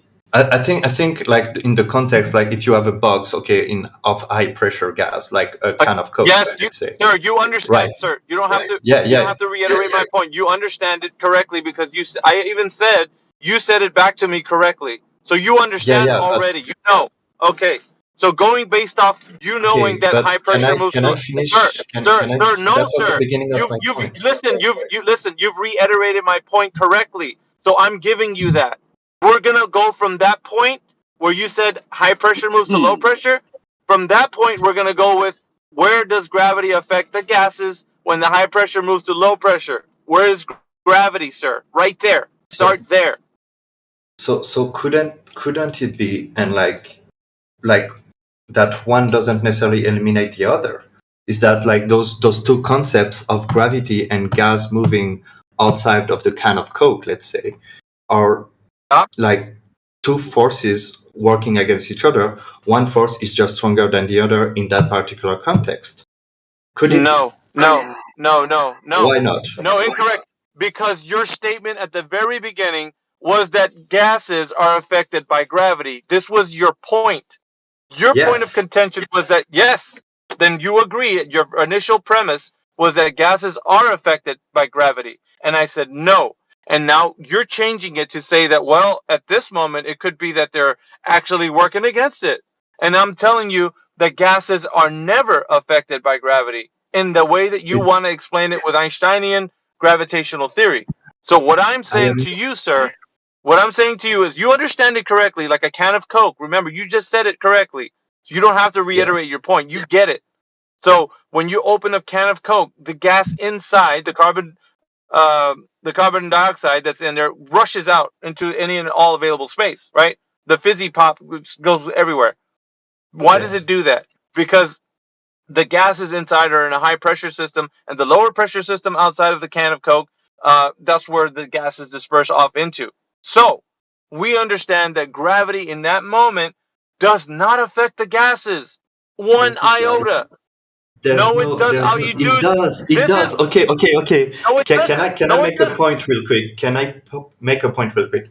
If I throw an object in the air, right, with a certain force, would it be fair to say, because you see the object going up, to say that gravity, while this object is going up, is not affecting this object? This point is completely ridiculous. No. Wait. Now I'm going to correct you, because gases are not an object. Gases don't move like objects do. Gases are Gases are made of matter. Gases are made of matter. No, listen. What you're using is your analogy is not going to fall in line with what's happening. So gases. Okay, so let's take a look at gases for just one moment and compare it to, let's say, I don't know, a baseball or something heavy, right? Because I want to use your analogy to show you how it's not analogous. So you throw a baseball up in the air, it comes back down to your hand. Would you agree with me? Yes. Sir? Okay. So what happens if you were to take some gas and release it from a balloon, let's say? If we had a high pressure amount of gas inside the balloon and we release that gas, we open the valve up the balloon and let the gas out. Will the gases come back down to your hand? Yes. But no, sorry, but okay. Wait, no, you're wrong. No, you're wrong. They don't. They don't come back down, just like the analogy you had with the baseball. You're right. But all right. So wait. Now hold on. Wait. No, you gotta wait. So your analogy using the baseball or something heavy like an object, it's not analogous to what gases are, because they're not the same. You're trying to say they're both made of matter. I'm showing you that they operate differently in our reality, in the sense of saying that something actually goes up and comes back down. With gases, they have no vector, because the way we understand relative density is not affecting gases one iota. So they can move freely in any and all directions, perfect elastic collisions according to kinetic molecular theory. And when we say an object goes up and down, it's not analogous to what gases are. So even if you think they're both made of matter, they're not consistent in to say that they're analogous. They're not. You're incorrect. Okay, so my point was like regarding the fact that you can observe, right, that the ball is going down, like, and you're right, because it's not analogous to a gas, because you cannot see a gas going down. Right. The gas is gonna keep on going because it has different, elasticity than a solid object. Correct. Right. Correct. So I agree with you on that. Like my point was more regarding to the fact that, like, if it, like I was specifically referring to the moment of when you see the ball go up. Like if you try to forget about the ball going down, right? If you see only that if you presumably only see that part of the, let's say, video of someone throwing an object up, right? Like, you cannot assume just based on that there's not a gravity pull on that object. And even gases, some gases are lighter than others. Some take more place. In the context, listen, in the context of the ball, I could see where you might be going with that, but in the context of gases, which is what we were talking about, it's not analogous and it's not applicable. So you correctly stated everything that you did so far, but you're incorrect to use that. You're trying to make an argument for you're trying to make an argument for gravity, but it's failing, because in the one sense we see an object and medium relationship, and the other we don't, because gases don't apply to the same rules that some objects do in our reality. So we see things go up and they come back. Right. So we see things go up and they come back down, and that seems fair to say, like, well, we could talk about other things with gravity, right? But on this case, when we speak of gases, they're in a whole entirely different category. They're not in the same category as we see things like objects and such that we can quantify object and medium relationship. So if gases are not affected by gravity like you claim they are, like, how do you explain the fact that we can actually weight them? You can't weigh gases. No, sir. You can. You absolutely can. No, you absolutely cannot. Let me tell you why. Let me tell you why. Because the moment you think you're going to weigh a gas, I'm going to ask you what type of scale you're using. Because if you say I weighed, I don't know, air, and air has weight, then I'm gonna show you an example of how you're incorrect to say that gases have weight. Because we're gonna do a test right now to show how that's incorrect. But let me just indulge how you're gonna prove to me how gases have weight. Then I'll show you my test. So how can you weigh a gas? How do you weigh a gas, sir? You put it in an isolated container, right, under vacuum. There you go. No. Wait. No, we're not talking about putting things in a container. The gases are moving freely in all directions. No, but once you put them into once you put them into a container, you're weighing also what else? You're not just weighing gases. What else are you weighing? You're weighing the container as well. Correct. So when you say I can measure the weight of, when you say I can, have you ever used a scale before? Just wait, dude. Yeah, but when you say I can, measure, when you say I can measure a gas, you have to measure it from where it is. So if the gas is moving freely in all directions, I want you to put that on a scale. Can you do that? I wonder if you ever thought about how that's to weigh retarded. Okay, so the answer is no. That's ridiculous. Like, the answer is no. I cannot weigh a gas. Can you Not just ridiculous, and I'll explain why. Shut up, 1 second. I'll explain why. Because when you pressurize gas, it turns into a liquid, and then you can weigh it. But gas, you cannot weigh gas. No. Okay, so if you that's my point. Yep. So if you have a box, right? Like if you have a box, right, and like you're trying to measure the weight of helium, and you have this hermetic. Can I make a point? You're trying to put gases in a container. We're talking about weighing gases. No, yes, but we're not. Listen, make a point, sir, and like you're not letting me. Sir, we're not putting gases in a container. You said I could weigh gases. I said you cannot. And then you said, and whoever else is in here chiming in here, you guys think you can put gases in a container and then weigh it. No, you have to weigh the gas in its natural environment without containing it, and then tell me if you can weigh a gas. Can you weigh a So gas when it's natural environment? Or do you have to put it in a container and then say, well, I factored in the weight of the container and I factored in the weight of the gas? No, that means that you didn't weigh gas in its natural environment. So therefore, you cannot weigh gases. You cannot weigh gas. Weigh it. Can I No, make you my didn't. point? Can I make my No, point? you're not making, dude. I just destroyed your point. You're not because you're no, putting, you putting you gas, didn't you're hear putting my gas in point. a You container. didn't hear my point, guy. You used a box. Okay. You said, let me get a box and let me put some hydrogen. Like, dude, you can't use any container. Use no container and then weigh gas. Can you tell me if you can do that? So Hang on, if dude. you The whole point is, right? You're saying that gas sticks to the Earth because of gravity. Now, and then you said gas has weight. So the gas that you're referring to in its natural environment, that's the gas you have to weigh because that is the one that you're claiming gravity is working upon. the argument that I am trying to make is that gravity has an effect on gas, right? That even gas It doesn't. Well, okay, but can I finish, please? Like, you've been going for like a while, and I'm trying to make a point. I'll ask you a question then. Can you please demonstrate gravity acting upon gas? I could. Yeah, I'm trying to, and like you guys kept on interrupting me and saying, "No, I just destroyed your point when I haven't made a point." Gravity It's acting very upon rude. gas. Go ahead. It's very rude, man. It's very rude. Okay, who cares? The channel's called Discord. Go ahead. Yeah. That's true. But like, I'm trying to be polite, so like I expect get on other with it, people man. too. So Get on with it. So like, if you put, let's say, helium, like it will be in its natural environment under the same temperature and pressure condition in a container that you predeterminedly know the weight. Yes. Once again? Yes. Yes. No. You let me finish my point, please. Uncontained. Do it uncontained. Weigh a gas. Let me finish my point. No, dude. No, dude. No, Okay. fuck that.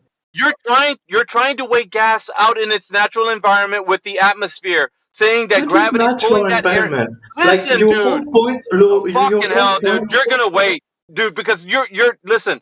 You're trying to weigh the atmosphere, saying that gravity's pulling it down to Earth. Yes or no? Isn't that what you're trying to do? Saying that gravity's pulling the atmosphere down, right? So that in its natural environment, it is uncontained.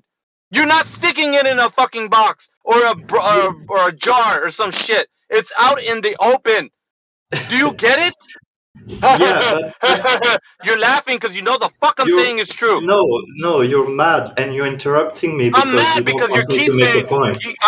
you know why I'm mad? Because you keep saying it over and over. Let me finish. And then you're like, let me put gas in the box. Let me put gas in the jar. Let me put. Yes. Who gives a fuck? Yes. Right now, yes. the gas So is if the gas is in a box listen, and the gas weighs that you're trying to. something, it means Oh that my gravity God, is dude. affecting the gas. No, And no, because there's no way around it.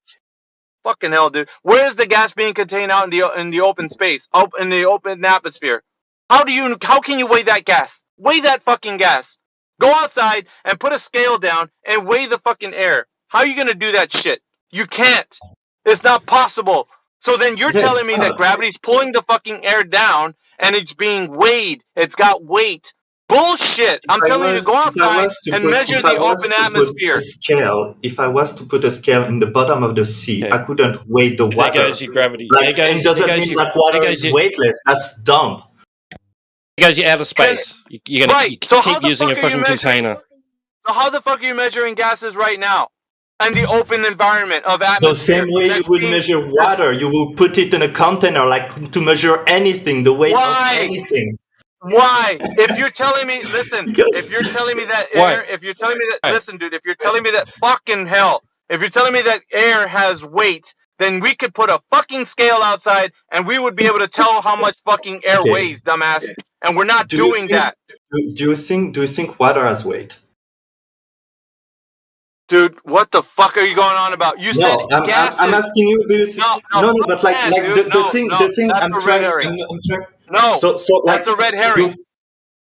We're not gonna go to water, bro. If you put a scale in the bottom of the ocean, you couldn't measure the weight of water. You need to put the water in a container. That's how you measure things.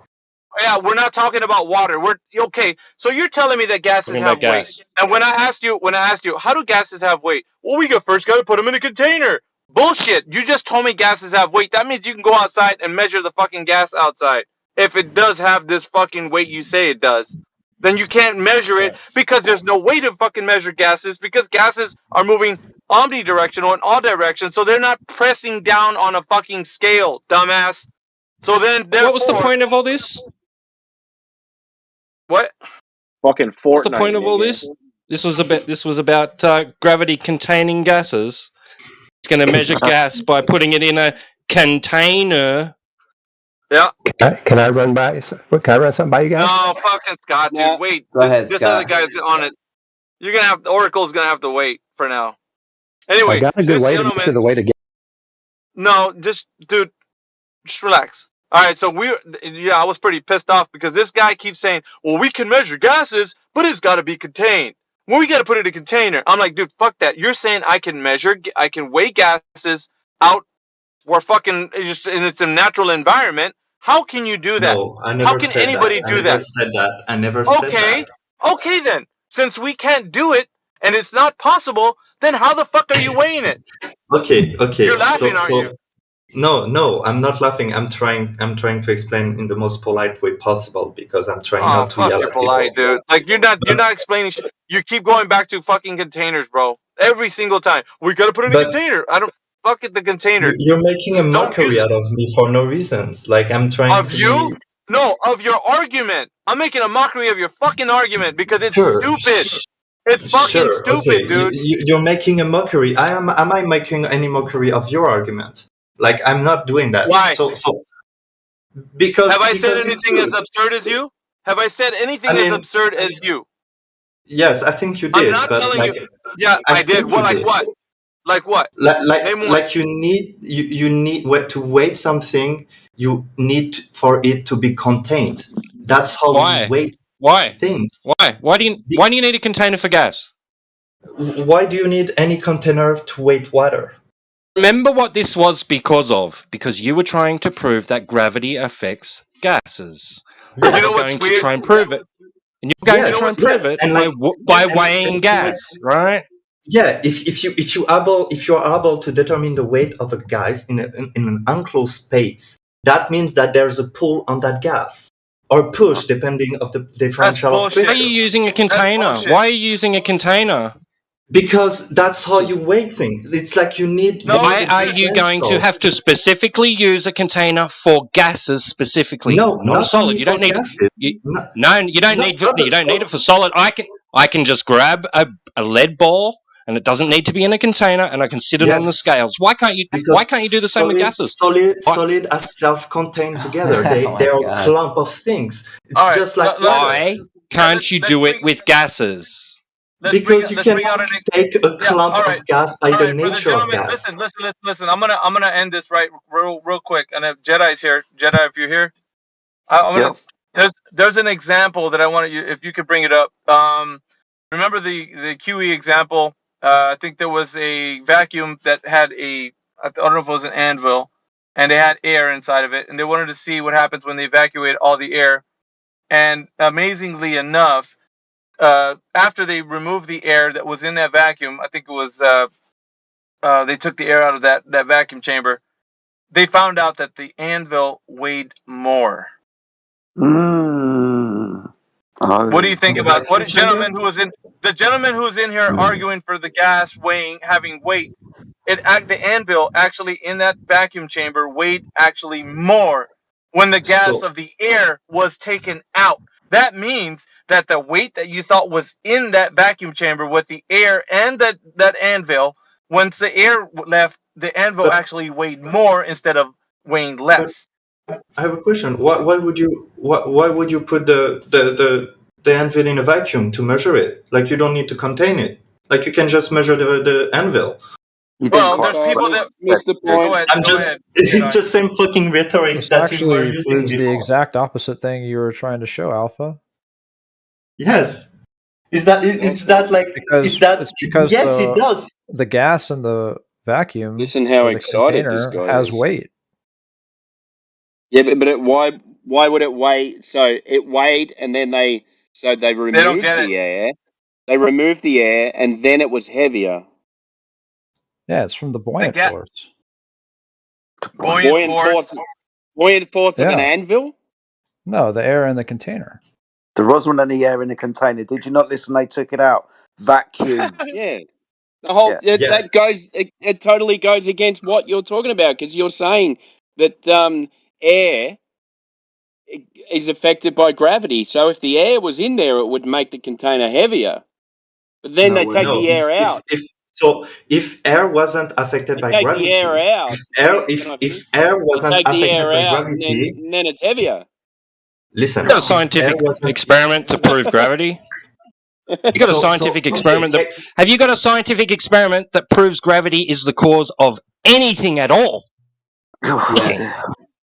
I mean, you can take an apple and drop it on the floor. You know, it's okay. It's up to you, let me do this. So I uncontain gas in a vacuum chamber, and it goes everywhere. I drop a rock in a vacuum chamber, it goes down. I uncontain the gas, it goes everywhere. So observably, we don't have gravity acting on the gas because gravity is just a vector downwards towards the center of the Earth, and the gas has a vector in all directions. Why is that? In the container, it's pressing against the limitation of the container in all directions. So What's it's gravity? competing forces. It's competing forces, right? What's gravity? What is it? No. Like you asked a question, I'm gonna answer that. Gravity. What is gravity? We don't fucking know what is gravity. Nobody fucking knows. Okay, like there's whoever just said now that. We don't know. Have you ever boiled water? Yep. Oh my God, man, these questions. So, just relax. Why does it become a gas? Because it heats up. Right. So what's making it become a gas? Things are being broken. Right. So why is it becoming a gas? Fuck. What happens to the water when it becomes gas? Which fucking direction does it go? Yeah. Why is it going in that direction? Because it's not attracted to the Earth by gravity. Why? Because it has energy. Right. Because it's moving really fast, dumbass. Yeah. So, what was your point, though? Okay, but like that's good. That's good. Like, okay, go ahead. Shut up. What was your point, friend, dude? Yeah.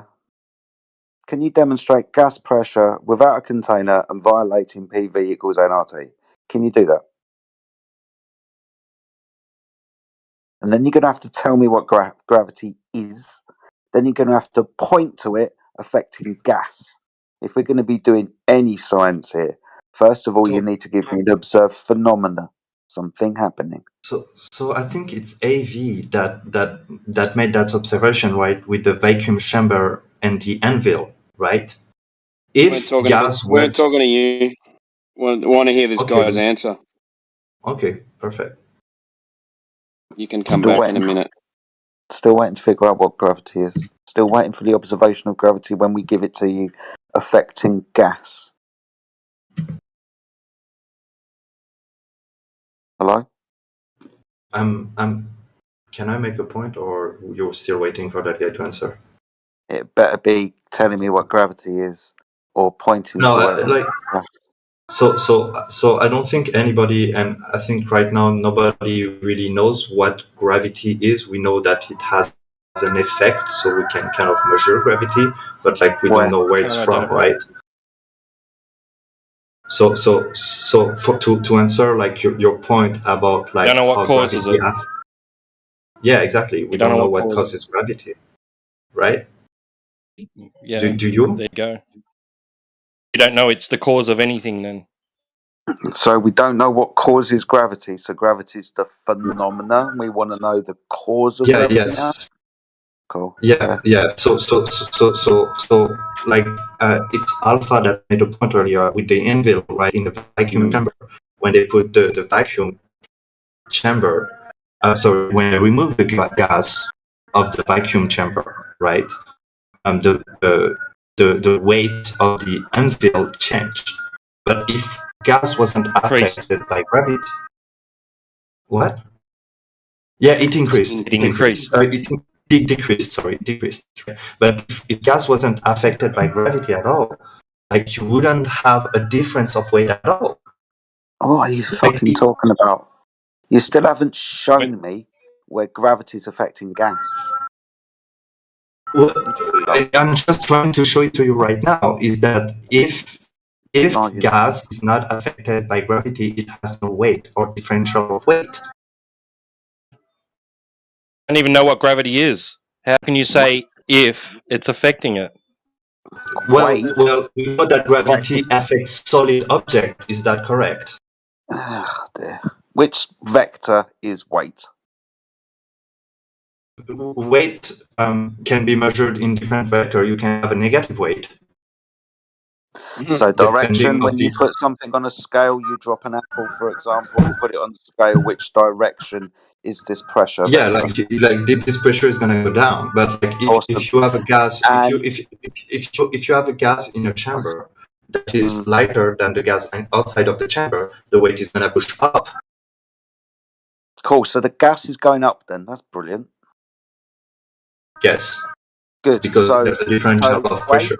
So weight is downwards, but gas presses upwards, outwards, and downwards. Depending of the differential of pressure. Didn't you just say it moves in all directions? So doesn't that include down? How do you achieve pressure in the first place? By having more or less gas particle in an enclosed space. Yes, you need an enclosed space to get gas pressure, don't you? Well, not necessarily. Hey, dude, what's going on in the background? Do you need to go and pray, or can you come back after you pray? Okay, that's a prayer call. I'm gonna mute them. Hey, Timbo knows his shit. I'm a Muslim. No. Sounds like your God's trying to get you out of this argument. Quick, run. I'm not Muslim, by the way. I'm just living in a Muslim country. That's different. Oh, okay. Fair enough. But it doesn't matter anyway. You can be whatever you want, man. Yeah, we're just playing. But when we figure out how we can demonstrate gas pressure without a container, whilst understanding to achieve pressure, that will be the force the gas exerts upon the walls of its container, we're going to need a demonstration of gas exerting force upon the walls of fucking nothing. You got that?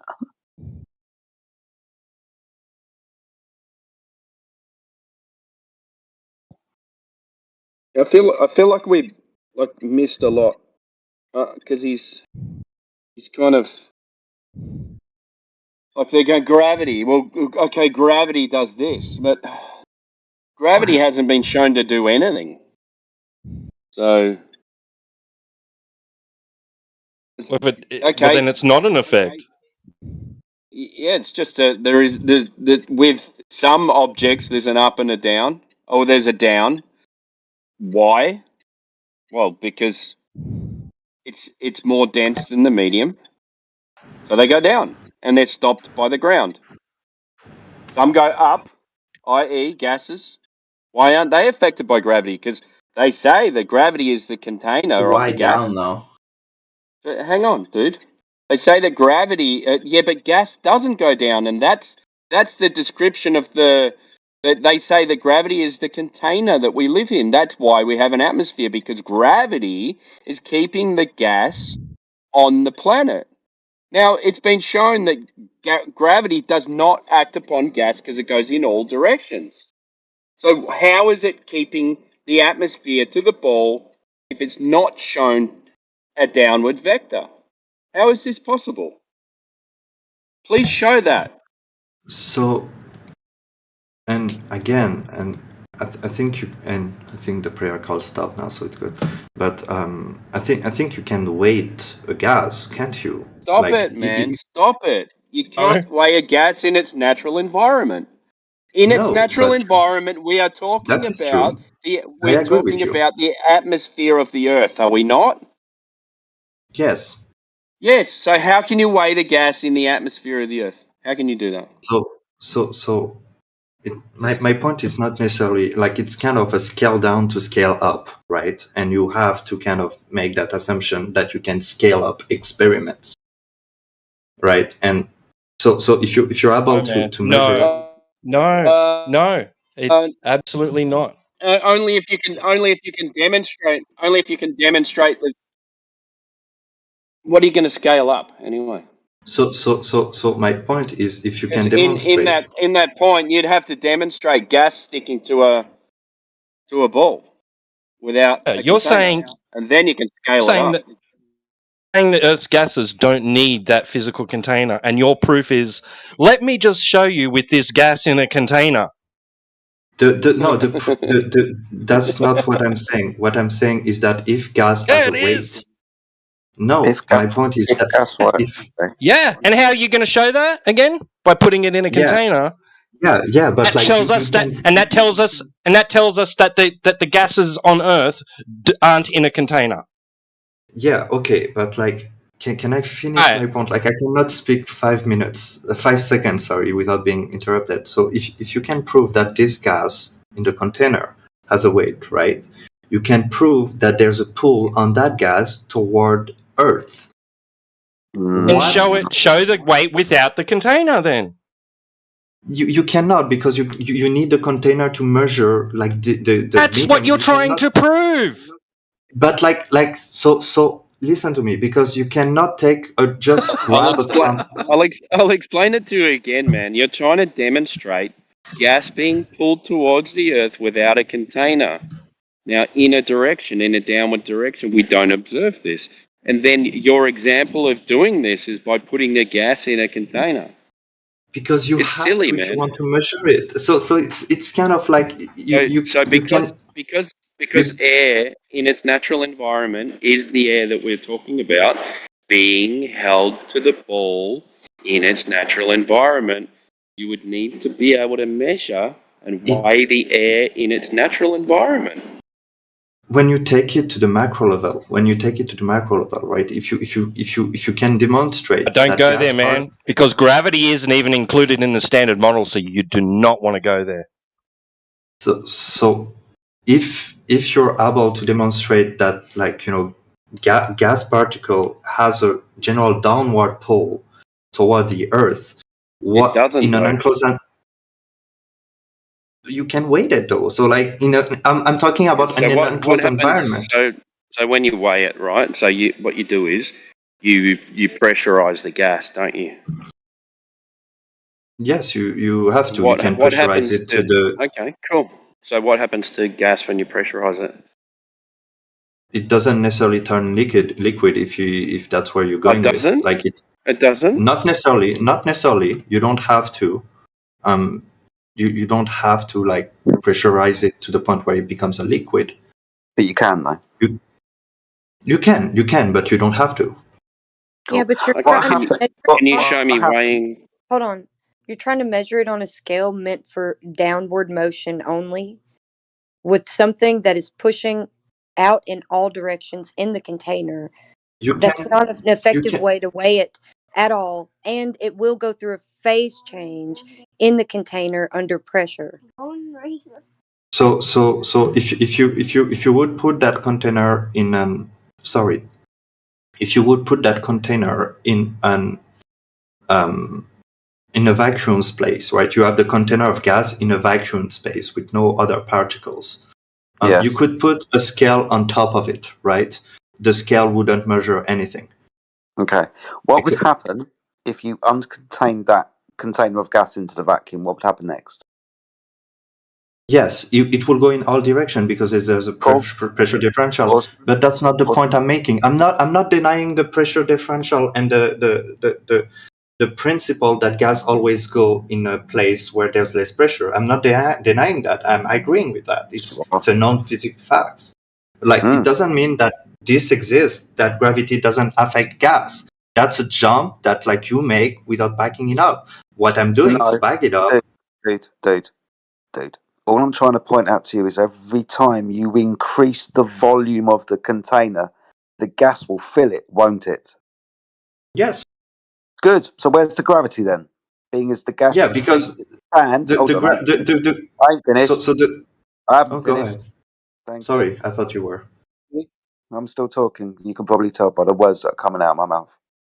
So every time you increase the volume of the container, the gas is free to fill the volume of the container, because gas is described as free and random in all directions, having physical collisions with other gas particles and the walls of the container. If you don't have a container, the gas is free to fill the next available space, however that volume is defined. At this moment, we haven't mentioned gravity, have we? Because gravity doesn't affect gases dispersing into space. So there's another prayer call. I don't know if that bothers you. Like if it bothers you, I'm gonna mute.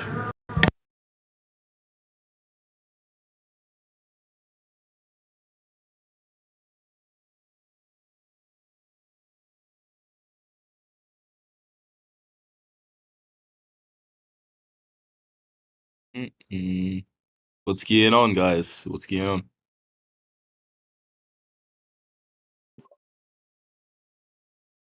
We're trying to figure out what happens to gas when you uncontain it at the moment.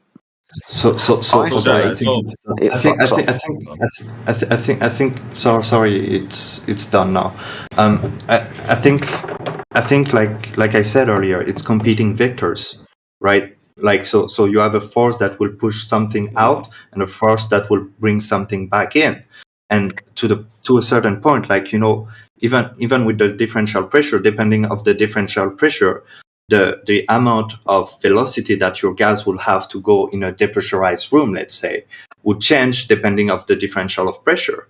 But if that differential of pressure is minimal, you would have competing forces then between gravity and that differential of pressure, wouldn't you? What's gravity? Yes, of course. Why not? Hold on. The only problem here is the model, the gravitational model, okay, works mathematically. That's it. So when people say like, oh, well, you put air in next to a vacuum, the air is going to get sucked into the vacuum. Yes, it will.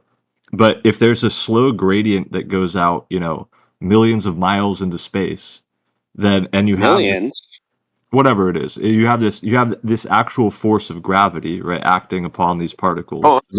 What even if you say it doesn't exist, right, it's a fictitious force.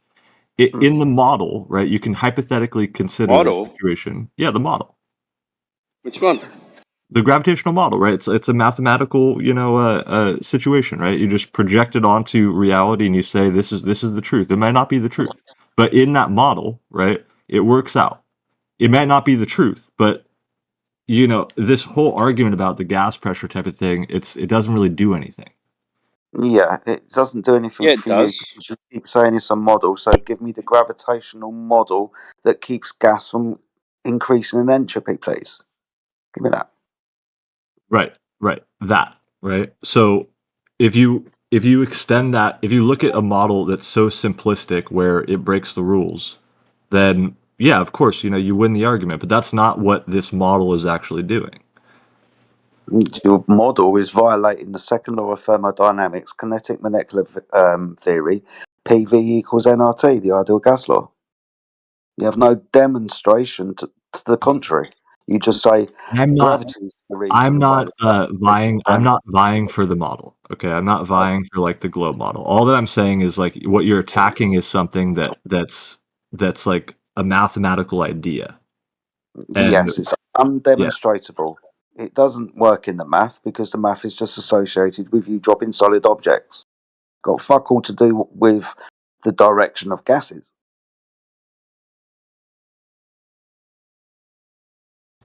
So what would you think is like a very clear point that is worth saying about gas pressure, in the atmosphere leading out into space, the gradient of it? A gradient. You can only have a gas pressure gradient when you have a container for the gas to press against and you have energy within inside the system. Let's call that temperature. We can demonstrate this all day long.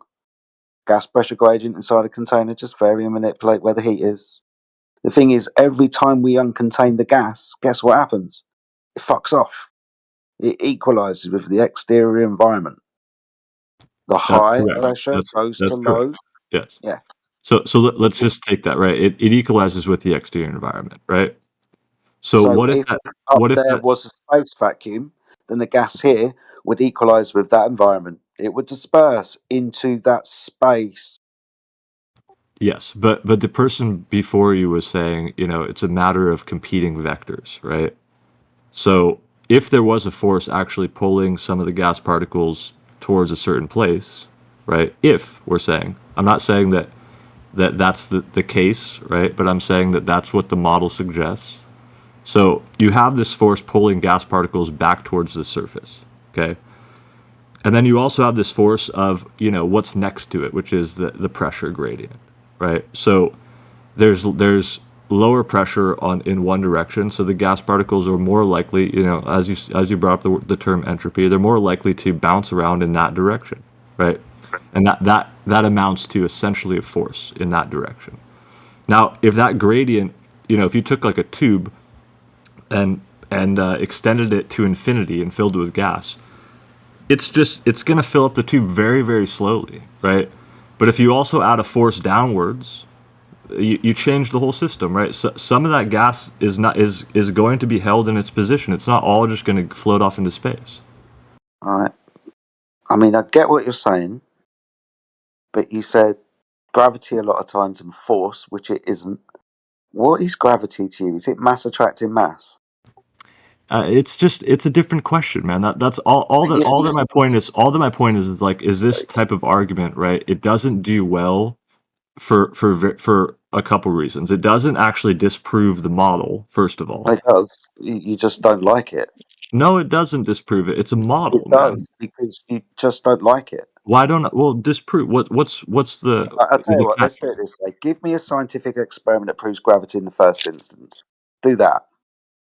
I'm not trying to prove gravity. But you keep saying it, and you keep saying if gravity does, hypothetically speaking, affect gas, then there's two questions. One, give me a scientific experiment that I can test. That's a better point. Prove right? gravity. And two, show me the gravity acting on the gas then.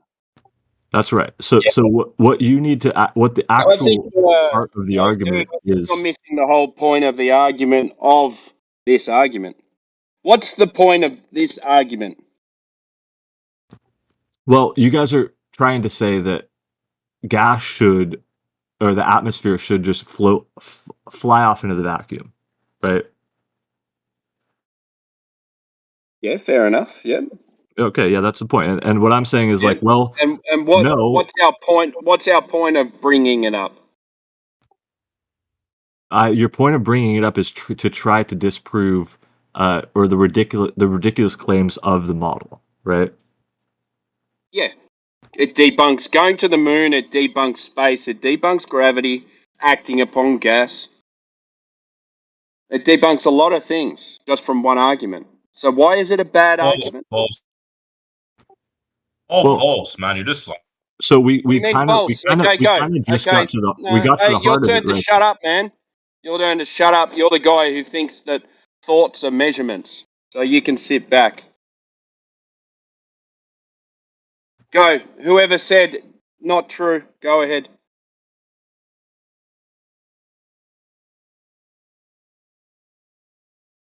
I think I just go ahead. I just heard his balls shrivel up to him.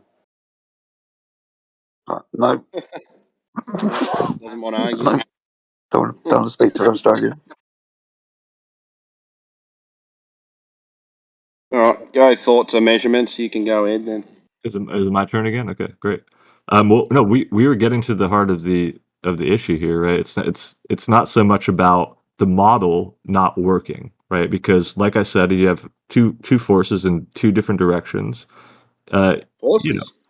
Yeah, one of them, one an inward force that they call gravity, and the other being the pressure, right, of what's next to it. Are you following along at all? Yeah, man. I'm just kidding you, mate. No, I'd like to have like an actually good conversation, not just like argue about hypothetical things, right? We're not arguing about hypothetical things. You say gravity is a force. Would you like me to go and get 40 citations that demonstrate you're incorrect? So all that I want you to do is argue something that's actually valuable, right? It is valuable. I just told you why it was valuable. Can you repeat what I said? Why it was valuable? No, dude, I can't. What was You valuable? weren't listening, were you? So you weren't listening. Well, why don't you When I repeat it? told you why the argument was valuable, Why don't you tell me? Why is and it then not? and then you say, "Oh, the argument's not valuable." But I just told you why the argument Okay, was valuable, and you agreed. I wasn't listening. Please tell me again. Well, in one argument, it debunks many things. Pictures of Earth from space, for example. I'm claiming that it doesn't. But you said it's invaluable. What is the value in this? Why is it invaluable? I'm saying that it doesn't. It doesn't. Why is it invaluable? No, man, no. Now you're just switching. You're saying you made a valuable point, and all you said in response was, I didn't say I made a valuable point. When did I say that? I said the argument is valuable. Yeah, because you said it wasn't valuable. I said, yeah, it's valuable because it and I asked why, right? Many things. You said that it debunks many things. Yeah, but did you hear what I said the first time, or you weren't listening? I wasn't listening. I'm asking you what it was. Okay, it debunks space, therefore photos from space are fake. It debunks the moon landing. It debunks gravity acting upon gas, therefore atmosphere needing container. You want me to keep going, or wait? No, you're good there. What debunks that? Mass attracts mass. If So gas is mass, then gas should entirely attract different gas. subject. My Entirely fucking different god! subject. This is why we get pissed off, because we start and then you stop talking. I was elucidating to the points that Timbo brought up, and you just like, I don't like. Well, I was trying to get to that point as well, because when I was saying, that's actually a good topic, whether mass attracts mass or not, right? That's the heart of the argument. It doesn't. In the same topic. This is what we're talking about. If gas has mass, then gas, which is mass, will attract gas. Nothing like an armchair physicist.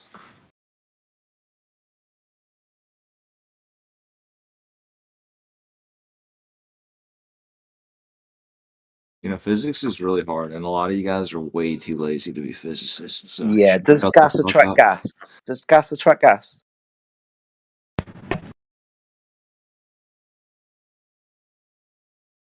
Does gas attract gas? Let's see if we can verify or not gravity. You can't verify that. You don't know that.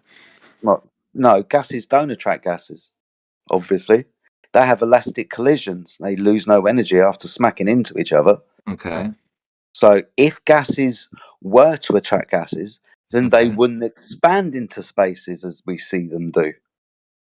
Right, but a gas still is matter, right? It's still a form of matter that is subject to compression and decompression and other forces. Is it attracting itself to itself? I mean, like, what? But you see on what level of granularity are you speaking, though, right? You see, you have to speak on a different scales, right? That's what makes these sciences difficult. Okay. So a special amount of gas makes gas attract gas, does it?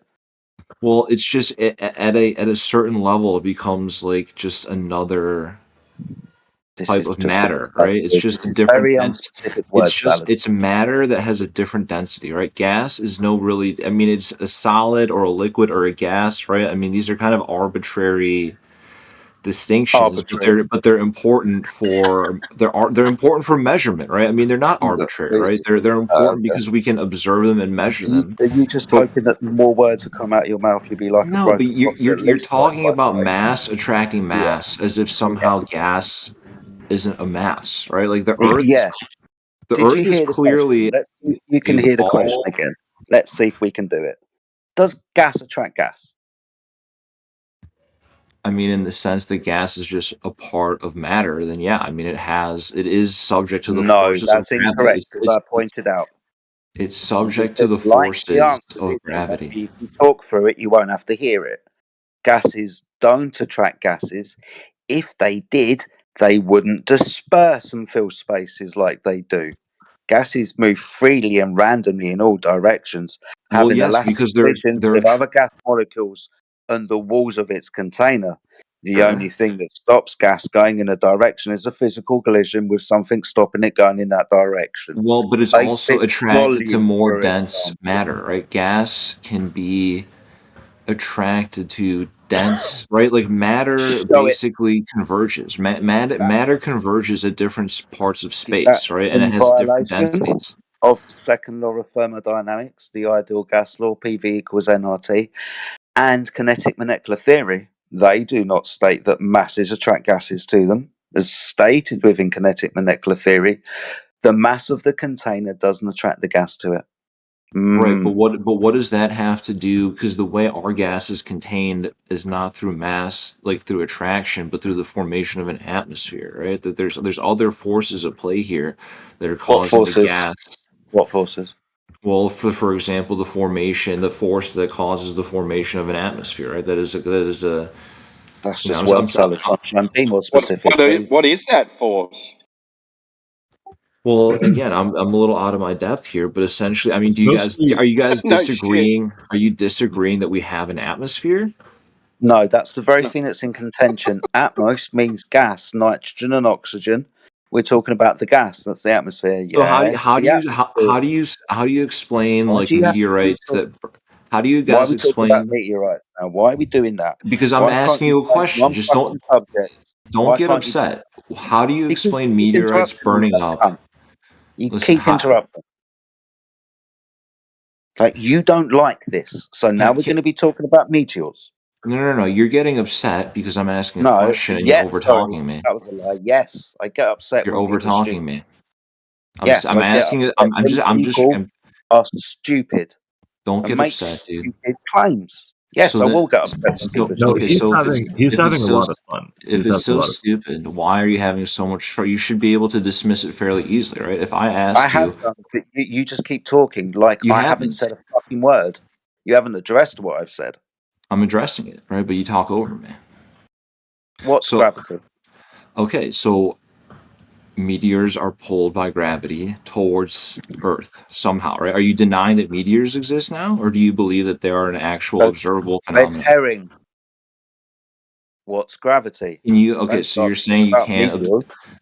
you can't What's explain gravity? meteors, right? You're just literally What's ignoring meteors gravity? because you can't explain it, This right? is It's how like this conversation's going to go. You're going to answer the question, what's gravity? That's what's going to happen. What is it? so. Tell me what it is. Tell me what it is. Fucking asking you, Sunshine. Do you want to take part in this Why? But conversation? do you Shall I not? just Do you remove you? do you Shall I not just know what remove it you? is? Do you I'm not know what it asking is? you. This is your fucking claim. There's two types of gravity. Which one are you talking about? Is there two types of gravity? Because can someone help me out here? What do you mean two types of gravity? Newton, there's Einstein, mass attracting mass, or mass displacing the space-time fabric. Two different things. Which one are you talking about? I'm sorry. You'd have to clarify that. Mass. Newton, Okay. mass attracts mass. Magic Right. at a distance. The mass of an object attracts the mass of an object. Spooky action at a distance. Newton.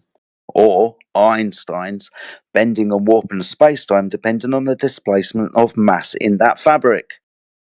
Two different things. That's way above my pay grade, right? That's why. But you know, I mean, What are you here then? You're talking about like some unified theory of physics, which doesn't exist yet, right? Like you think that you have some like unified theory of physics that like Concave Earth. supersedes all of our models that we have currently, and that you're somehow like in on some like physics like discovery that nobody really understands yet. God's sake, man. Can you just give me an experiment that proves what the fuck you're talking about? Okay, so I'll give you an experiment. Ready? It's simple. It's super easy. All you have to do is observe meteors falling to the surface of the Earth, right? And You're an idiot. That's not an experiment. Of course it is. It's an No, it observation. isn't. Sorry, no, You're not. an You're observation. observing. It's equivalent. It's equivalent to an experiment, right? Because it's Because you're quite literally wrong now. you're using An the scientific experiment- method Excuse to make physical observations and come up with a My God. hypothesis and verify it, right? It's very scientific. No, a scientific method is the construction of a hypothesis So where astronomers you are not scientists? Are you denying that they're scientists? just going to do this now. So, when making scientific inquiry, first of all, we have to observe a natural phenomena that will be the dependent variable. We will then make a prediction. I'm not going to bother if you just fucked off. Alright, where's the French dude? In actual fact, what the fuck's wrong with Scott? No, I'm creating incorrect things. Fuck off, Scott.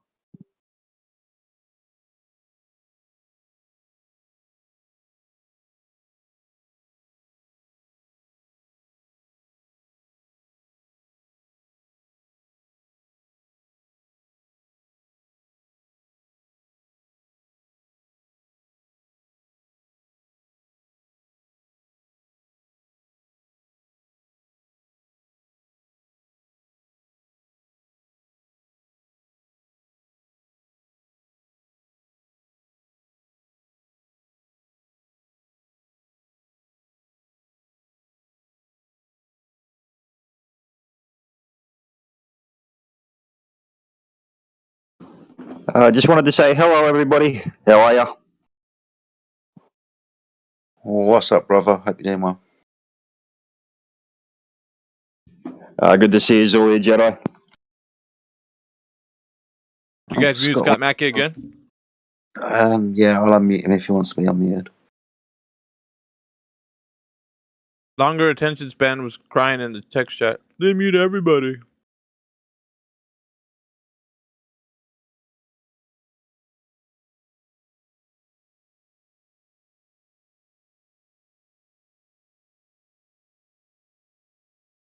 There you go. Got a full room again.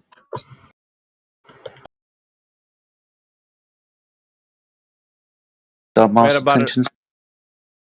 Go ahead, Jedi. No, you're fine. I'm just making sure everyone's unmuted, man. I was gonna say we had about enough of Concave Earth for tonight. Oh, don't. No, I'm not doing it anymore. Don't make me. Feels like I'm having a bad dream every time Concave Earth fucking brings up. Like, no, not this shit again, please. You found a friend there, Scott? You guys are chummies now? Let me tell you about my best friend. No. He's your chummy now. You and longer attention span are like two peas in a pod, huh? I'm sure you'd love that. I do. I know. All right, yo, Jedi, you there? I have somebody who wants me to ask you a series of questions. And they can cover themselves. Ooh. I don't really know where they're leading with this, but whatever your answers are, if you'd like to try to answer them. Hey, bring them in here, dude. No, they're in here, I think, already, but I don't think they have voice or something. Who is it?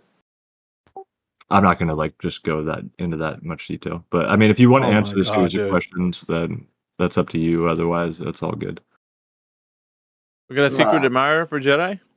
No, they can come. Maybe you do. I mean, this is something I don't really know where this is coming from, but I'm reading the questions and they seem interesting. They seem answerable. I mean, but why can't you reveal his name or her name? What's up with that? I would. I don't want there to be some bias. Just answer the questions, right? Oh shit, dude! Just tell us who it is. It doesn't. We're gonna know anyways in the end. So, what difference does it make?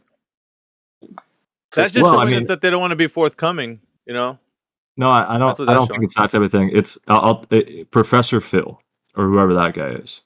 Oh, tell him to join. Tell him to join right now. Yeah, tell him he's definitely going to join. Yeah, I don't know if he's here or what, but but he just DM'd me. Yeah, I think he DM'd me too 23 minutes ago. No shit. Fucking Phil. Phil, get your ass in here, man. What the fuck? Stop DMing everybody. Let me just tell you real quick. The skinny on Phil is that he love-hate relationship with Flat Earth. So he hates to love us. So or loves to hate us, or whatever, however you want to phrase that. But I really love to hate you guys. I'm gonna be honest. It's very fun. Okay, but check this out. He does the same. But what he has, his mission is that he goes into everybody who's a Glober's DMs that are in this channel. He'll try to, anyways. He'll try to be your buddy. He'll try to give you the answers. Like if we're quizzing you and he knows that you're on the spot, you'll get some DMs from him. Oh, tell him this. This is what you need to say. Right. Like if you're in a tight spot. So I don't know who you guys think I am, but I'm not a Glober. Okay. Mm-hmm. I want to make. I mean, there are a lot of antagonistic flat earthers in this chat room, which I've seen the few times that I've come in here. What the fuck do you mean, man? It's not too cool. But I do like to see clearly what the model is and not just talk about bullshit. But you don't think talking about models is not bullshit? Okay. No, I mean it's not bullshit if you see it as a model, right? What you don't? Who sees it? Listen, bro.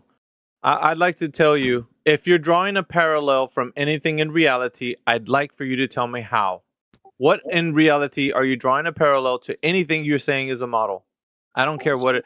What are you seeing out there in reality? We were talking about this last couple nights ago, and I know that. Even just speaking about it 2 nights ago people have been holding my opinions against me even today, which is ridiculous. Really? Yeah. Oh, So okay. I mean, my view on things is essentially that measurement, right, is not the truth, right? Okay. So when you make a measurement about something, right, that's a reality, but the truth about that reality is all the nature of the measurement that you actually made. Okay. And I think that there are some things that are immeasurable, actually. Like what? So, well, I mean, like goodness, love, your IQ? no. Oh, okay. No, but really, like even like IQ, right? As a measurement for intelligence, right? You can't. I mean, intelligence. What does that even mean, right? The root word of it means like to read between the lines, right? Intelligere. Mm-hmm. And reading between the lines is not what's written, right? So the written words are the measurement, but the space between them, that's actually intelligence. Dude, you're fucking getting lost in your own sauce, bro. I ain't No, gonna I'm lie. not. No, I'm Yes, not. you are, dude. No, I am You not. man. fucking, you're too deep for your own damn good, man. You're like, fuck, dude. I think I'm way too complicated for myself. Like, fuck. No. Don't make it complicated. It's very simple. You are making. I'm not talking in riddles and fucking. Speaking of high sounding nonsense, bro. It's plain and simple, right? Well, look. So you can take data about what's out there, right? About the celestial bodies, whatever they are, they're moving. They're here during these months. They move in this direction. They retrograde. Some of them retrograde. Some of them don't, right? And then you can develop mathematics, to describe the trajectory of a cannonball, right? That's deep. And you can use that mathematics to actually try to map out the bodies, imaginarily as if they're orbiting around the Earth or orbiting around the Sun. Which And nobody's ever witnessed. we've tried to do all this, right? But even like back in the day, bro, you ain't done humanity. shit. What the fuck do you mean we? What Bro, the fuck you done? bro. I'm not trying to get into like some weird Be real. argument. What have you done? Be real. Have you done any of that shit that you said we've done this? We haven't done shit. They've done something. You haven't done anything. You're just an internet person, dude. Like, what have you done? Name one thing you've done to contribute to quote unquote science. Go ahead. Lay it on me, bro. Lay it on me. You're changing the subject, man. I am? Yeah. I'm just asking for the things that you said we've done, and you apparently haven't done any of those No, but things. you're interrupting and like changing the subject to Okay. nonsensical Yeah, area. I'm getting you to be honest. I'm I sorry. don't need to talk about I myself. apologize for that. I don't But have to. yeah, go ahead. No, I'm done. Oh, well, About that the was gaps. easy. That was fucking profound. Jedi was so blown back by that information that he had to take it's the double take. It's You guys have a good night. Yeah, have fun. Cheers, mate. Don't Take worry, care. don't worry, we will. Oh, that is so much fun. I like when they think they know what they're talking about and they sound like utter fools, dude. Well, what does it all mean, anyways? When you're sitting there contemplating about the universe and all of its wonderment, what can we all say about it? Like, dude, shut the fuck up, dude. You don't even believe the shit that you're saying. Like, what the fuck? And you would tell us like you're some kind of fucking intellect and shit. Come on. I mean, just get real, right? Like, what do you know? What don't you know? The truth of the matter is seen more between the gaps between words. Did you not know that? Fucking hell, Jedi. I'm not ready for that kind of like deep discussion. It's 5:30 on a Monday morning. Yeah. I'm trying to shellac some idiots, dude. Like, fucking, you're all philosophical and whatnot. Some crazy shit right there. Yeah. That's cool. Yeah. So maybe. Yeah. It's like know how to measure volume. How to weigh volume, I should say. Volume, bro. Volume. Weigh gas. Yeah, dude. Like know how to weigh gas. Like, go. You know what? I shut you down in the middle of that because I was trying to hear that numb nuts. Mm-hmm. But go ahead. Do you go ahead and tell me? Because, go ahead, Scott. Go on. Let me finish because I'm going to say get a box, but let me finish. And yeah, I'm not going to stop you because I know I stopped the other guy. But all right, get a box and suck all the air out of it. Create a vacuum inside the box. Mm-hmm. Put it on a scale. see how much it weighs, and then take the lid off that box. You can even break the box down, so it's it's just got all 6 sides just sitting on top of it, and see how much the box by itself weighs. And if the box all by itself weighs less than the box of the or weighs more than less than the box of the vacuum. If it weighs less than the box of the vacuum, what were you weighing? No, it's going to be more than the box in the vacuum. Sorry. Maybe you want to write it down, man, in text. No, I got it. The box broken down will weigh more than the box when it was containing a vacuum. Okay. Would you say that's the weight of the air? Dude, you can't. All right. I don't know. I told the other guy, I'll let you know the same. You can't weigh gas in its natural environment. Is that true or false? Is that true or false? How do you account for the difference in weights? Scott, I'm asking for a true or false. Is that true or false? Can you weigh gas in this natural environment? Yes. The air. You can. That is a way to do it. Yes. No. You can't encapsulate it. Can you weigh it just as it is somehow? Yeah. You can without encapsulating it in any container whatsoever. Well, I didn't encapsulate it in a container, did I? You used a box. No, I used a box to suck the air out, to remove the air. Yeah, but then you still have the factor of the air that you're still trying to do something that's. You're arguing with people who've never taken a physics course. I was removing the air, though. Hold on, Scott. Longer, do you have a contention with the point that's being made? No, go ahead. Okay, go ahead, Scott. But if you remove the air above the scale, and then you weigh it, and you allow the air to come back above the scale, not being held by anything, right? Because we broke down the box. You're now weighing that air that was not there the first time you weighed it. And it's in its natural environment. It's not being compressed by anything. It's not being held by a container. It's just sitting there above in some kind of arbitrary space where it was empty before. But why do we need a box? They never took a science lab in high school and college, right? So they don't understand science lab in high school, bro. Right? Like you interrupt with like simple these concepts that they don't weird understand. weird little backhand fucking comments and shit. Dude, you could take center stage. Don't get upset. I'll let Scott chill because I was gonna rebuttal what he said, but I'll mute myself. Go ahead, Longer. Don't get upset. You're so anxious to jump in. You want to say little backhanded comments? I'm good, dude. I'm just telling you. No bullshit, dude. Now you're center stage. Why are you so angry? Did you wait? So you're saying you did take labs? Did you take physics labs in high school and college? Listen, and yes answer or no. this. That's a yes or no question. I'll tell you the truth. Everybody who's went to school has had labs before. Right, but you have physics and chemistry labs. Listen, dude. What is that analogous to what we're talking about here? Everything. Right now. It's everything. Everything. Have you weighed gas in a lab in school? I have, yeah. When? Where? And show me the method by which you've done that with. It's Go ahead, tell me. in college. You're determining the mass of a gas you is switched not. You switched it to basic college. stuff, dude. You said high school. When did you do that in high school? Be honest. Listen, man. I don't. Do you? Thank you. Like, what are you talking? Okay, so a chemical reaction creates. Okay, yeah, there you Thank go. You. So a chemical no, reaction. I'm just proving a point, right? bro. See, your in chemistry. So let me answer you. Before you get triggered and have a meltdown, let me actually respond. I'm not melting down. I'm actually just telling you. So let me respond. Your backhanded comments they're gonna get falling back on you, dude. Every time you chime in with some dude they never taken a lab. What does that have to do with everything? He bounced, didn't he? Okay, that's cool. We'll get him back when he. Don't it's all up here, and I'm still thinking about it, man. As soon as you see his name, I'm gonna repeat exactly where I left off. Don't you worry. Go ahead, Scott.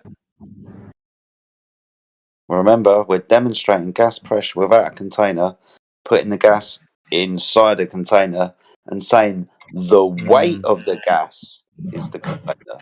That's exactly the opposite of what I did, though. Yeah. So can I ask something? Okay, sorry. No, if you guys want to jump in and like interrupt Scott, I don't know. Scott can wait. He's in here all the time. I can wait. You're right. The new people, dude, Scott, like you're in here all the time. Just let these guys. No, I agree. Let no music go. Go ahead, no music. What's your question, man? But isn't the weight of gas in its natural environment just pressure? So pressure, right, is a weight expressed per square unit of measurement. No, he's right. He's at least somebody's finally come across the right word. Yeah, gas has a pressure. Yeah. Yes. Presses Okay. So in all directions. It presses upwards and downwards. Yes. So okay, like I'm glad we can finally come to an agreement, right? So like the oh, it's you again. Yes, it's me again. Sorry, I remember now. Yeah, the little chuckles in the background. I got you.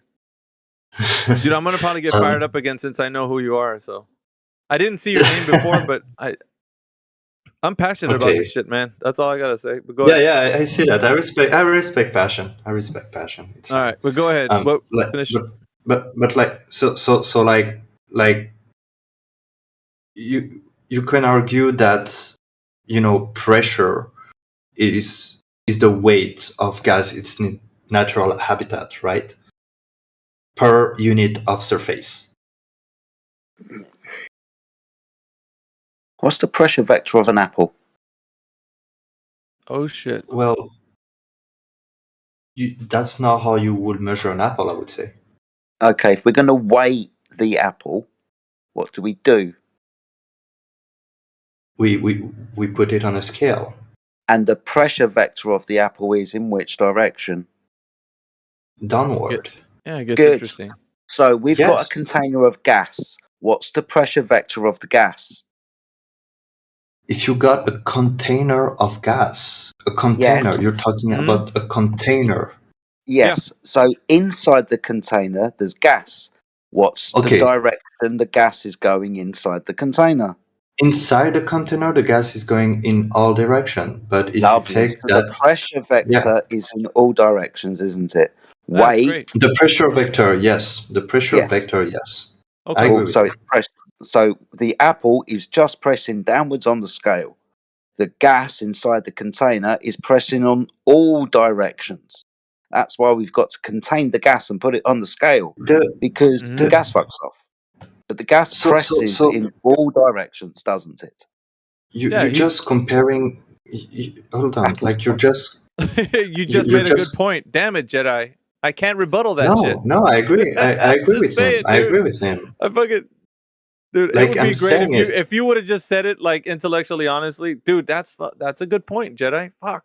Damn. All right. Yeah, like I am saying it. Like I don't know what's funny about it. Like it's funny because I think you were waiting for a different outcome. You were probably thinking it was. No, I am not. I am not. I'm trying to be honest here. Well, that's great. That's great. Great.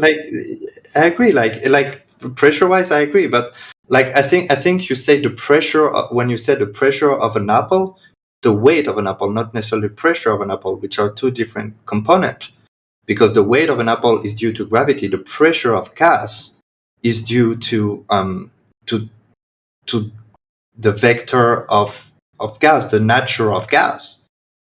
Am I right? No, gravity's just a theory. Yeah, you just no. Sure. Gravity is a theory, but like you recognize that an apple weighs something. Yeah, but he was giving you the distinction between the two. An apple and gas. There is a distinction. There is a distinction. What is the distinction? Well, let's say it this way. What is the distinction that you notice between the two? What can you tell me the difference about them when you're speaking of weight and how you weigh them? What does the apple have and that the gas? What makes them different? I'm not sure what's the question here. Like, okay, let's say this. Apple has. You said this. The apple is self-contained. Is that what you mean? Well, that's part of it. But like I would say, remember when we were comparing something that has like an object, the baseball that we were throwing up and down. So one of them is an object, right? That has matter, particles, like however you want to deem that, and then the other, you would say, still has matter, right? Particles. Right? Yes. Okay. What is now the difference? That was something similar. But what is the difference between the two? We found this something similar. Now find what's different about them. So, like an object. Something like an apple. So you're asking me the difference between an object like a solid and a gas? Yes. Yes, like they behave differently. I'm aware of this. I never denied that. Okay. Yeah. Like So right. So then we are understanding that in the same way that you say that they both matter, they're both particles and molecules, and I think you even mentioned atoms. It doesn't matter how you phrase what they are on the very small level, right? We still understand that there's similarities in the same way you say that both of them have matter. At the same time, they're both different. So the differences of the two are going to be exemplified when you actually start to see the operation in reality. So how they operate. So when I throw an apple up, right? What happens to it? In air, just in air. If I throw it up, it will eventually go down. It falls back down to your hand. So you could be throwing an apple up and down on your hand. That's fine. Now, what happens when you release? Like, let's say you have air in a balloon, right? And you open up the nozzle of the balloon. Yeah, but hold on a second. You open up the nozzle of the balloon, and the air rushes out to the lower pressure from the high pressure inside out into open air. Does that air that came out of the balloon come back down like that ball did? So now you are and okay. I need you to answer the question. We're at the most crucial point. Does yes, the air but come like back I'm down? about to make the very crucial. No. But sir, why are you? Well, no, we're not So going to. you're dogpiling him. You're speaking too much. You got to let him speak. No, you're we're not gonna let burdening him with speak. questions. No, quiet you. All right, so we're gonna ask no music. The most no, crucial the point. air the air does not come down. Thank you. That's all I wanted you to say. So the ball does come down. Now the air does not. Right? Yes. Okay. So with that being said, you and I are at an understanding. That means that when we talk about gravity, it does not affect gas. That's not true. Whoopsie. That's not. You just said it doesn't, man. You said it does. Jedi, help me out, bro. Okay. No, it's fine. He says gravity does affect gas. Cool. Show it. Well, like I said, so what you just said about the balloon, right, and the apple, like you were not okay with me comparing a contained gas with a non-contained gas, but now you're perfectly okay to compare a self-contained apple with a non-contained gas. And don't you think it's a bit dishonest here? No, because the question's this, and it's always been this. How do you have gas pressure without a container? You say, well, the gas has got weight. When I put it in a container, I can weigh it. But that's not demonstrating gas pressure without a container. That's putting gas into a container. We're asking you how you demonstrate, show that gravity is affecting gas. So you don't need a container to achieve pressure. Okay. So take gas in its natural habitat. So is your theory that, and I'm asking that genuinely because I'm not familiar with like flat Earth or concave Earth theory.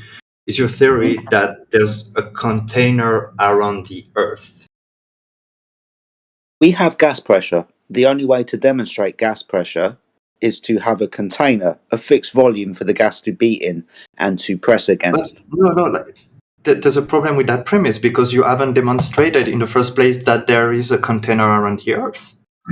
Right. Are you aware of the ideal gas laws? It's far back in my physics class. I need to remember problem. it. Yeah, no problem. Each one of them will describe gas in a volume. Yeah, okay? PV equals something like pressure volume equal. PV equals nRT. Splendid. Yes. Yeah.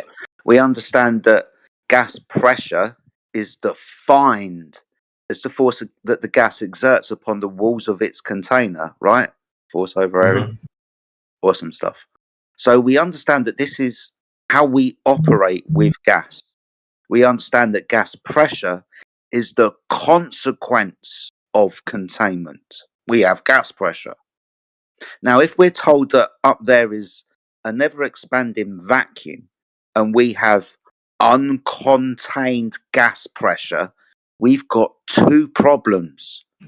One, no way to achieve pressure because there's nothing physical for the gas to press against. And two, second law of thermodynamics will dictate that the entropy of a system will increase. The gas will fill the space. Two fundamental problems. So, okay. So is it possible that, with my understanding of gravity, that like I said, like with that gradient of vectors going outward, right? Of gas expansion, right? Because the pressure as you go up goes less and less strong, right? So is it possible that the gravity force bringing all those gas together, dogpiling them essentially, is the containment? That gas are containing each other, are containing themselves by this force, bringing them all together.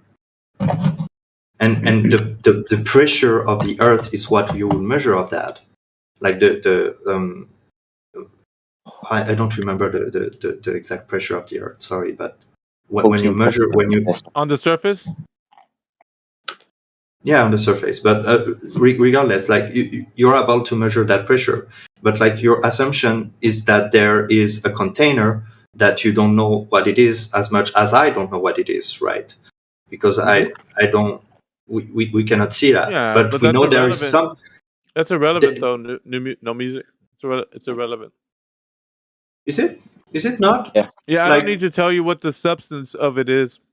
The container is a gradient of dielectric acceleration within the sphere of the Earth. It's already modeled out.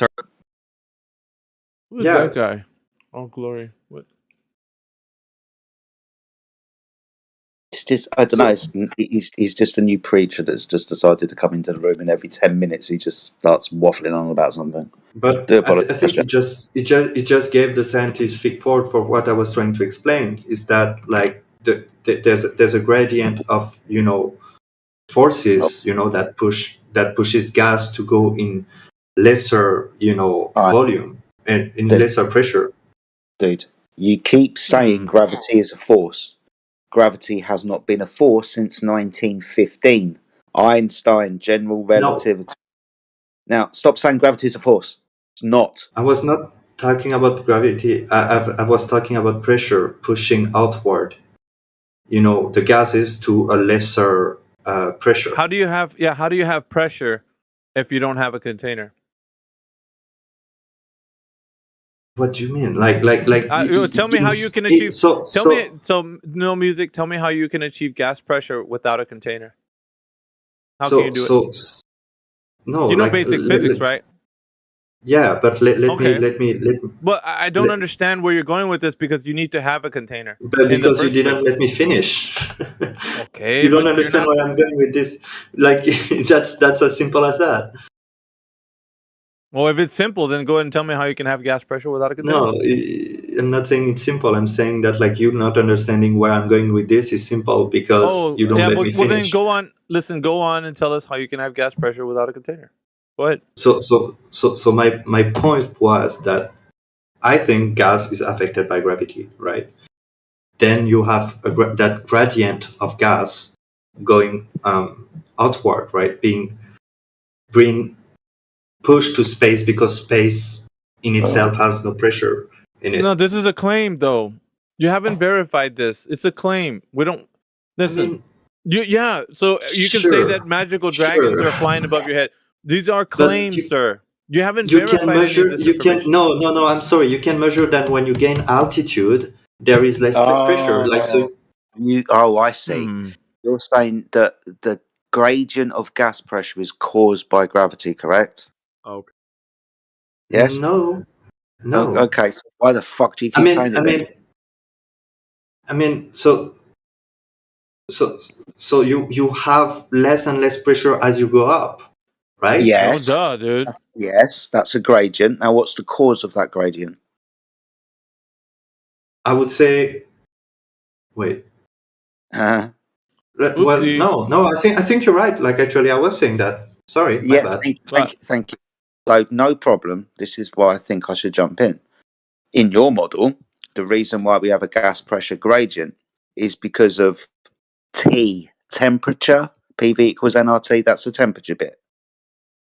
So temperature of the gas inside a container will give you convection and a pressure gradient.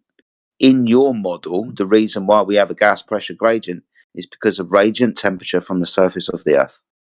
Okay, yeah. You agree with that, don't you? Yeah, I agree with that. I can see that. Like, but if you go outer and outer in space, right? Like, do you think there is pressure in space? Well, that's the problem that you're having right now. There's a bit of an assumption that's being made by your belief in their outer space. I mean, right? So yeah, so okay. here's I'm asking you what you think. Yeah, but would you? I think there is no pressure in space. No, but I know that because whatever you think about what's out there is only an assumption of what you think is out there because somebody told you their assumption. Somebody told you their assumption. You took that assumption on. You took that assumption on as a belief system in your worldview, and now you're telling us about it, and we're telling you that the person who told you is the same like you. They learned it from somebody else who told it, who told a person that told them. They learned it from some, So it's just gonna go all the way back to the source where the person actually invented this idea, and then propagated it forward. It's never gonna rely on validation. You're never gonna say, we know that there's an outer space out there and so on because we can verify this information. You can never say that. So the only thing you can say is, I believe this is how it works. There is an outer space. I can verify that information 100%. What are you talking about? Yeah, but we're not talking to you. We're talking to the gentleman. No music. But okay. So like I cannot, like, you're right. I cannot go to space myself and like take off my glove and test if there's no pressure in space and lose my hand, right? I cannot do that. But like I can rely on other people for me to do it. Like anything else. When I step on a plane, I assume that plane is gonna fly because other people tested it. Even if it's the first time I fucking go on a plane, Yeah, but that doesn't mean that in the case of saying that something out there exists, something that you can, like a plane you can get on, right? When somebody I thought we were not talking about philosophy here. Well, like that's what we're doing right now. We were talking about the nature of reality right now. Like, yeah, I know that, but then you got into philosophy with your idea of a space. This outer vacuum that exists. So you're the one that invoked it. So I'm just showing you that because of your own philosophy, your worldview, we have to address these issues because it becomes a problem for you, not for us. We don't say that something exists outside of our known reality because somebody else said so. Some astronaut guy went outside of our known reality and he said that there's vacuums of space, so we must take their word for it because we are people who just believe. That's what you do. That's not us. So you brought in philosophy, we didn't. Sure, but like just like the person that were PV equal NRT, Jedi? like he's not just another person. He's Jedi. No, not you Jedi. Gotta remember not these Jedi. names, bro. Yeah. He's the one that said it. I'm not talking about Jedi. I'm not talking about Jedi.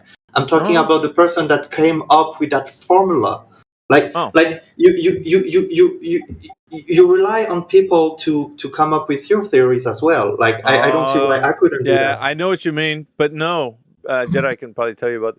It's different, dude, because you can test and verify this information. It's not like we're just saying, let's just believe this guy.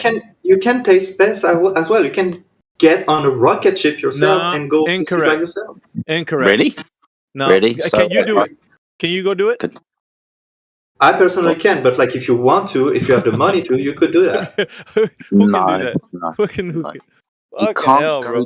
You can't go to a place that doesn't exist. Sure. If you had a magical dragon, you can go to Narnia. Space doesn't exist. Okay. The vacuum of space. You can't have a vacuum space uncontained from gas pressure. Entropy will take effect and the gas will fill the space. Gravity does not affect the entropy of a system. Yep. You must understand this, sir. Like, there's no music.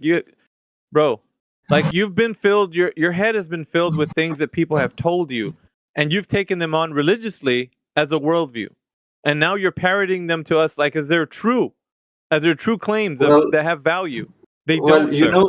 know, you've been parroting things as well. Like, I don't think that's a valid argument for anything ever. It's valid And because you can't. no, Listen, no, no. and Listen, you know listen why to it's me. valid? Listen No, to I'm me. not going to, because it's valid because you can't See, provide evidence for what. Yeah, you can provide evidence for what you're saying. We can. We can tell you that gas pressure needs a container. So we're not well, just believing people saying it. We can test this. You, sir, cannot. You can't show me. You cannot show me gas pressure without a container. Can you, sir? Can you? I can. Can you? Yes. Okay, I can go inside and measure the pressure of the Earth. No, you cannot prove me that. No, listen to me. Listen to me. I listen to you. Like, you cannot prove to me that the Earth has a container. Like, you cannot prove that claim. Yeah, we You can. cannot go out there. No, you cannot. Yes, we you can. cannot prove that claim. You cannot You show bet me your the ass we can. container around the. Show me. No, listen. What we need to show you is that we have gas pressure, and the gas laws would always state that in order to have pressure, you need to have volume, right? And in order to have volume, you need to have a container, sir. Sure, you're agreeing with me. You're agreeing with me, right? That's See? from Earth. See how easy that bro. is? The atmosphere of the Earth is not the same as the gas pressure in the container that you use to measure and test and whatever. My so what God, are you talking who is about? this new Making guy? no sense, bro. Who's a new? Oh, you're what? gonna hear about some good sense here in just a moment. So you think it's not Yeah, making any It's sense? the most dumbest thing ever. You think it's It's some dumb. good gotcha gas pressure without a container? Dude, that's a zinger. It's really that's a stupid. What you're saying is rebuttal. very stupid. That's a rebuttal. Nuh-uh. That's a rebuttal. So show me gas pressure without a container, new guy. Show me. You hear what I said before? Okay. Hold on, So I'm not like, talking to you. let's wait. Take a chill pill. No Okay. music. Red man, whatever your name is. Show me gas pressure without a container. I would have Go to ahead. show you gas pressure without a container. You the don't Earth's have to show atmosphere me. is not the containers that you use. Oh, so you're just pointing What to the containers sky. do you use? There it what is, the containers do sky. you use to prove gas pressure with a container? I mean, what Say that containers again? do you use to prove gas pressure without a container? What Jedi. container? So you Sorry, say that there's excuse me. yeah, Just wanna gas make pressure sure I requires a clarify. container, correct? Yes. Jedi. You said gas pressure requires a container, right? Yes. 100%. Oh, in that gas pressure with that container, does it have the same atmospheric conditions that the Earth has? Exact What, same. the gas inside the container? Yes or no question? Yes. The atmosphere. Yeah. So you Dude, say gas pressure hello? requires a container. Okay, that's Before fine, you right? start So does that same okay, gas pressure okay. in that Not container, listening whatever to you middle then. school science project you're doing, Not listening. does that work with the Not atmosphere of the listening. planet? Tried to address Why you not? 5 times, but you've just kept talking through me. I wanted to be clear what you said so I could answer you correctly, but then I got pissed Yeah. off because you weren't helping me. So could you restate that, please? Yes. So you say gas pressure requires a container, correct? The ideal gas law state as such, yes. Yes. PV equals NRT. Yes. Okay. So in that same sense where you said you can test it and whatever, I don't doubt that. Now, does that test, right, with gas pressure that's requiring a container, the same thing with the Earth's atmosphere? It's gas, No, yeah. it's not. Atmos Yes, means but it's gas. not the same thing as Excuse the Earth's me, atmosphere. Excuse me, what's the atmosphere made of? Gas and whatnot.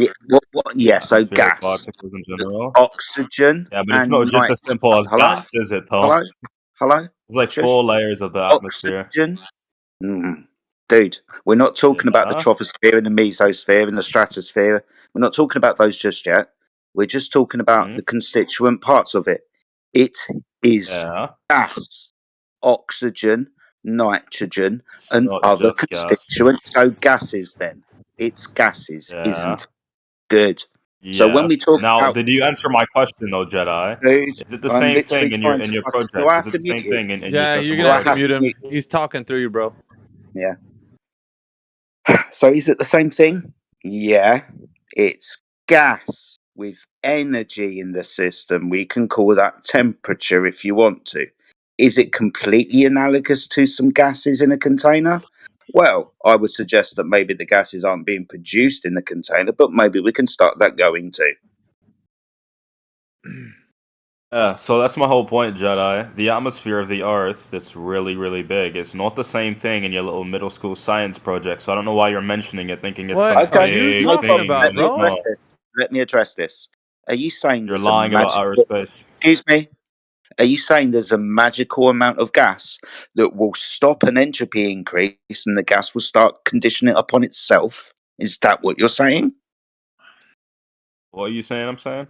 Oh Are you saying there's a magical amount of gas that will defeat entropy, so the gas will not continue expanding into an available space and decreasing entropy and coalesce upon itself? Are you saying that? Do you know why, Jedi? So I Answer don't the know how old question. you are, but do No, you know? answer the question. Yeah, I'm answering the question, dummy. I'm answering the answer question. the question. Let Only me the speak question. to your daddy. Let me Nope. speak to your daddy so I can answer the.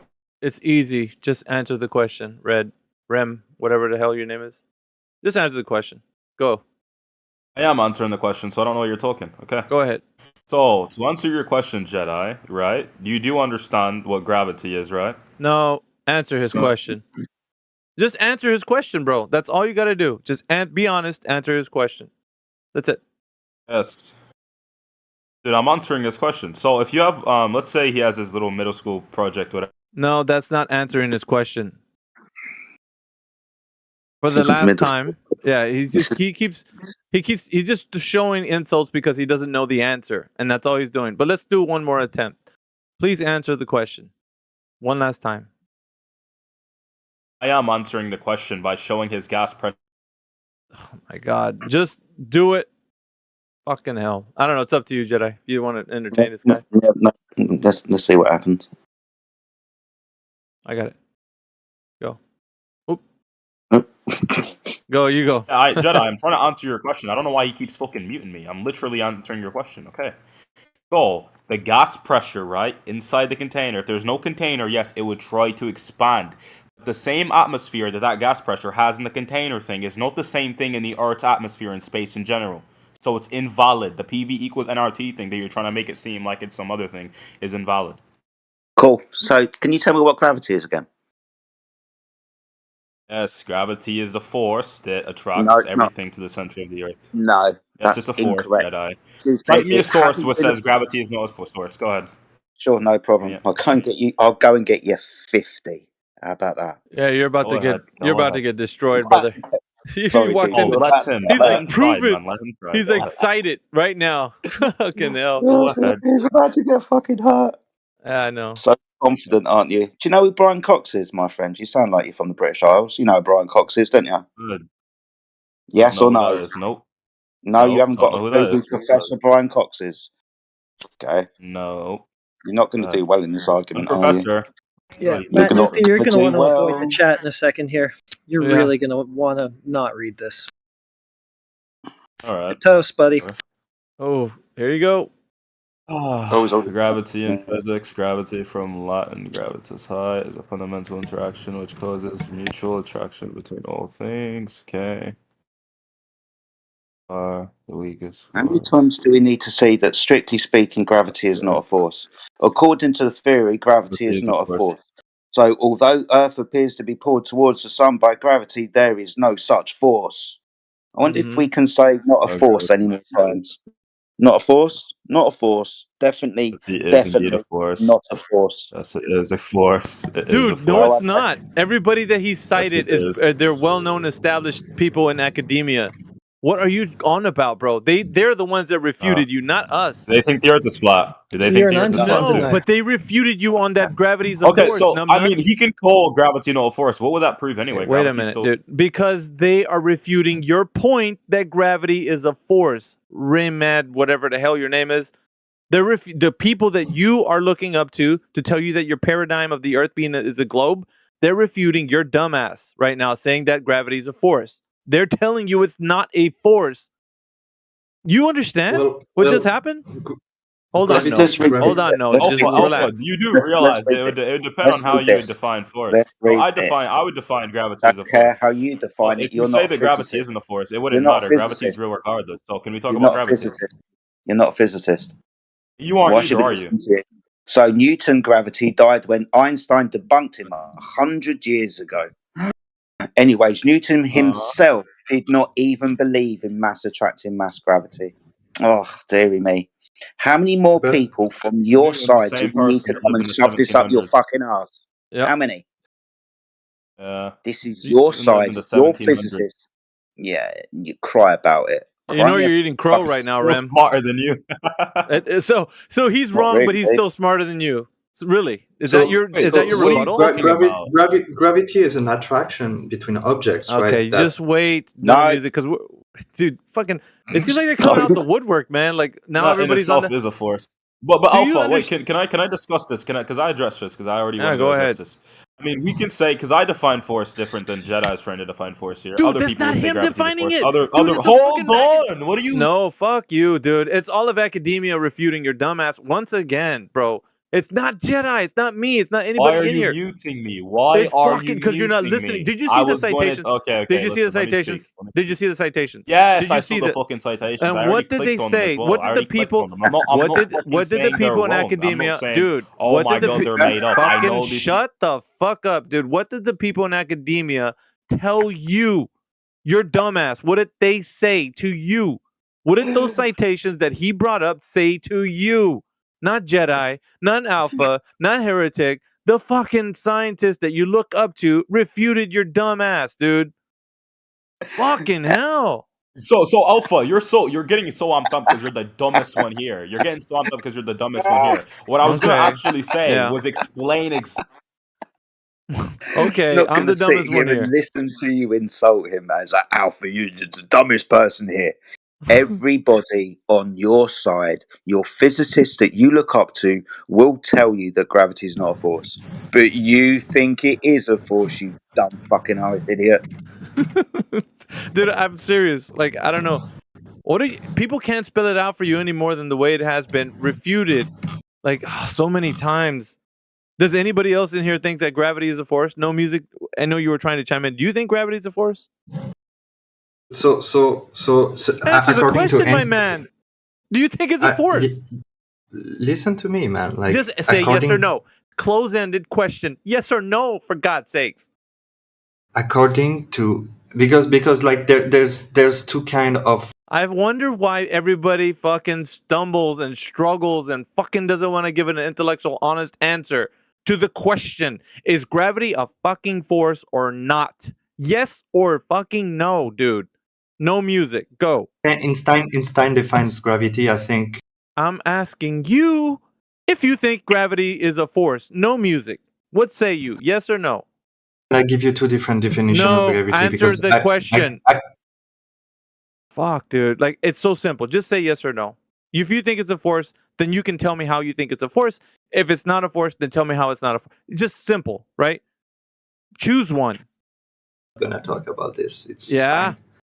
So if you're being intellectual honest, you will say if it's a force or if it's not, and then tell us how it is. No, or how because it you're isn't. not. Your question is not intellectually honest. That's why I Oh, cannot the question answer. is not honest.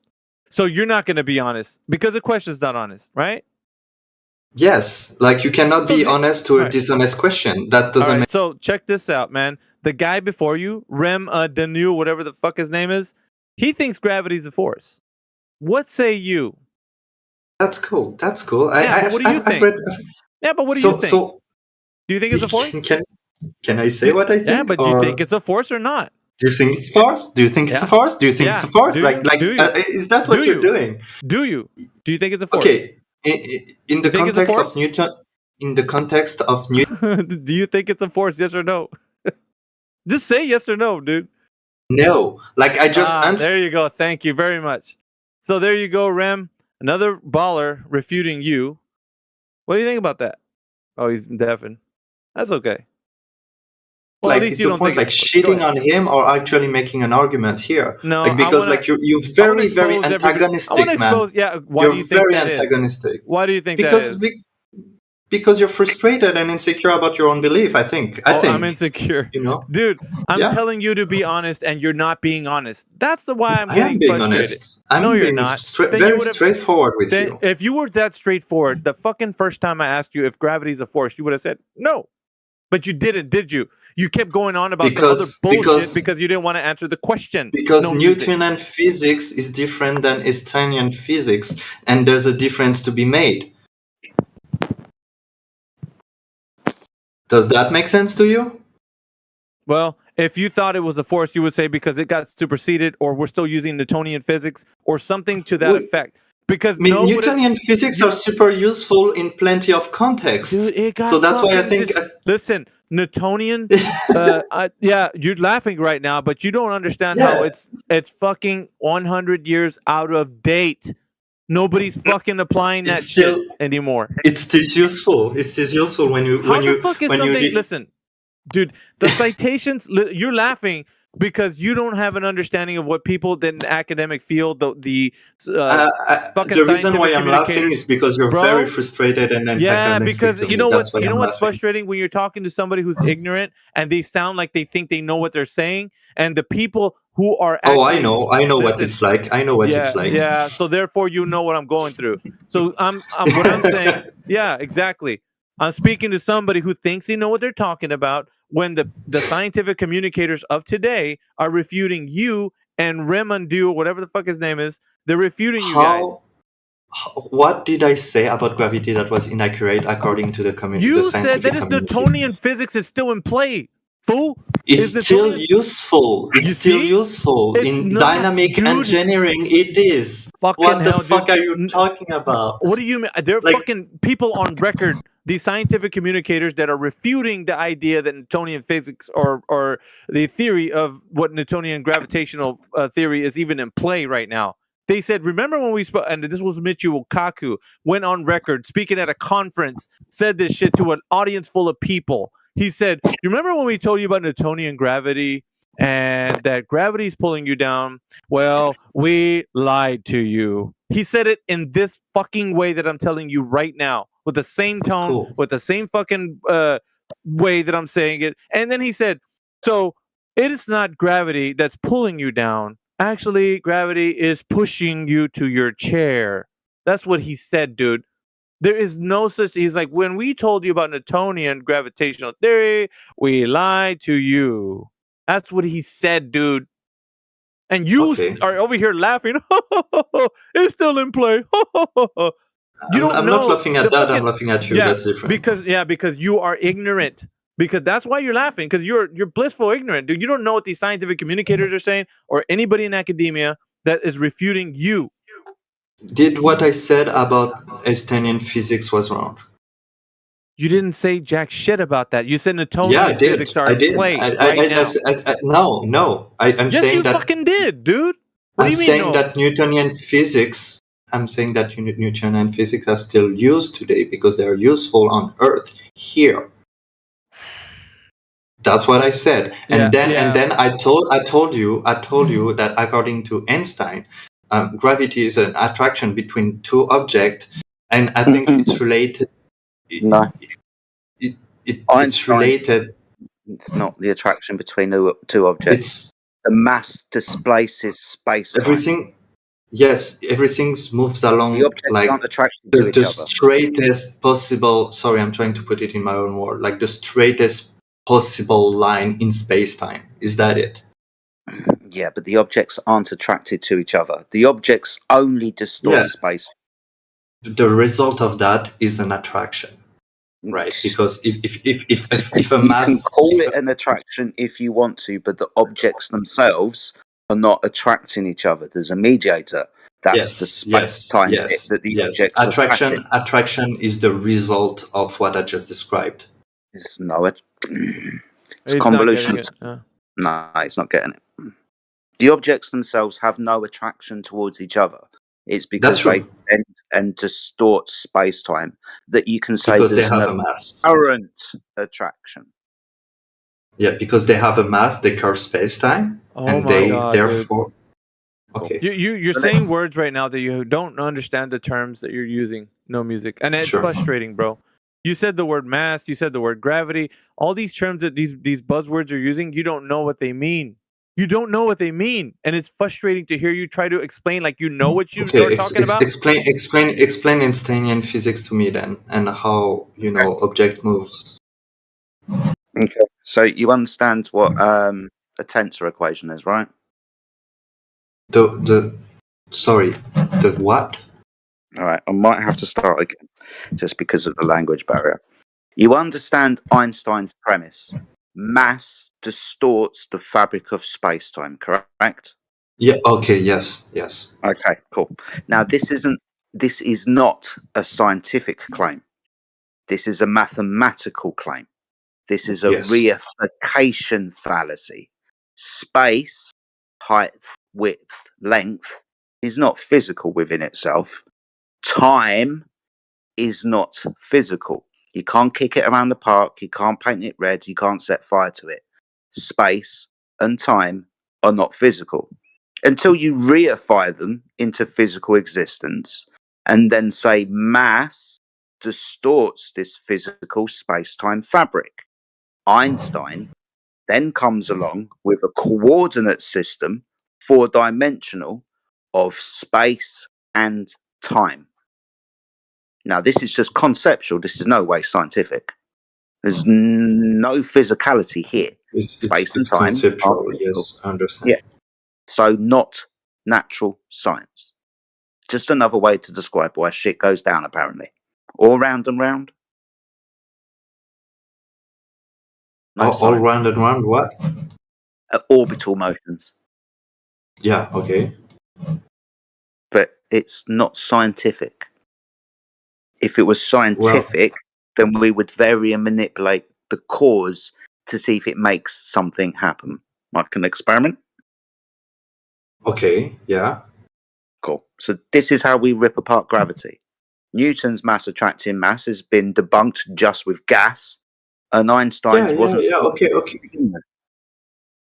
Okay, but you know, when something fits over and over and over again, okay, I would agree with you that, like, you know, at this point it's just a matter of what you believe to be true and real, you know, but like for me it's like when you are able to see something and observe something and over again it fits with a model, like I'm gonna end up assuming that this model is good, at least good. That's a pragmatic fallacy that you just invoked right there, because something works, therefore what do you mean you can't do that, because what you're doing is saying because something works that makes the premise true.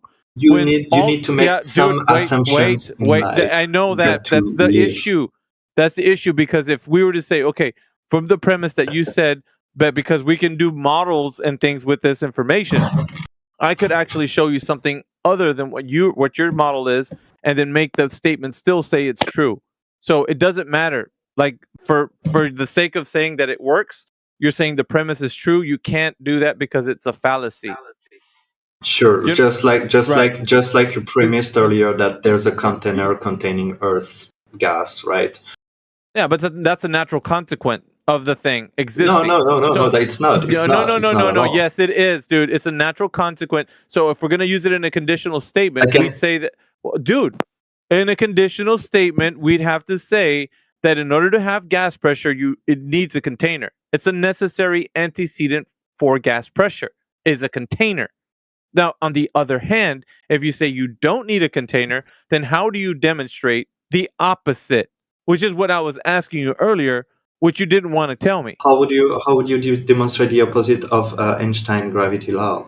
Yeah, so we're not talking about Einstein. I need you to go back. But we were talking about Einstein. I know. But right now in this example, but like I'm just proving to you that like the same logic I'm using, like you were using it earlier, and it was perfectly fine by you. No, I could tell you, but for this instance, I want you to concentrate on focus on the gas pressure argument. Because you surely don't want to see the flaw in your own logic. Listen, I don't mind going into that logic with you on that question, because you'll still be destroyed either way, and I'll show you in just a moment. But stick to the gas pressure and answer the question. How can you show me no gas or gas pressure without a container? Show me the logic in that. You can. Okay, but like I said earlier, you can go out and measure gas. Did you do it? Did you do it? Yes. I actually went outside and measured a pressure at some point in college with a fucking barometer. Yeah, that's great. That's great. You're laughing, but then how did you achieve gas pressure in the first place, Mr. Laughter?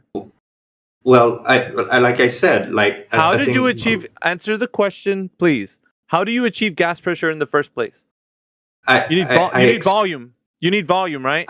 I explained to you earlier. Do you need volume? Yes or no? I explained to you earlier Just how answer, dude. Answer the question. Do you need volume in order to have gas pressure? Yeah, sure. Okay, then. That's the point. In order to have volume, you need a container. It needs to be no, gas. not necessarily. Yes, necessarily. Yes, necessarily. It's the necessary antecedent. That's the whole No, point. it is not. Yes, it is not. Show me. Okay. Show me the container. Right. Show me the All right. container. No. Since you say it's not the point, then show me the opposite. Show me gas pressure I'm not, without I a container. don't have to show you the Yes, opposite. you do. You're claiming Because I'm no, showing you are claiming that there is a container, and Yeah, we got I gas am claiming pressure. that there isn't. Sorry, And dude, like we have gas pressure. That's by consequent of containment.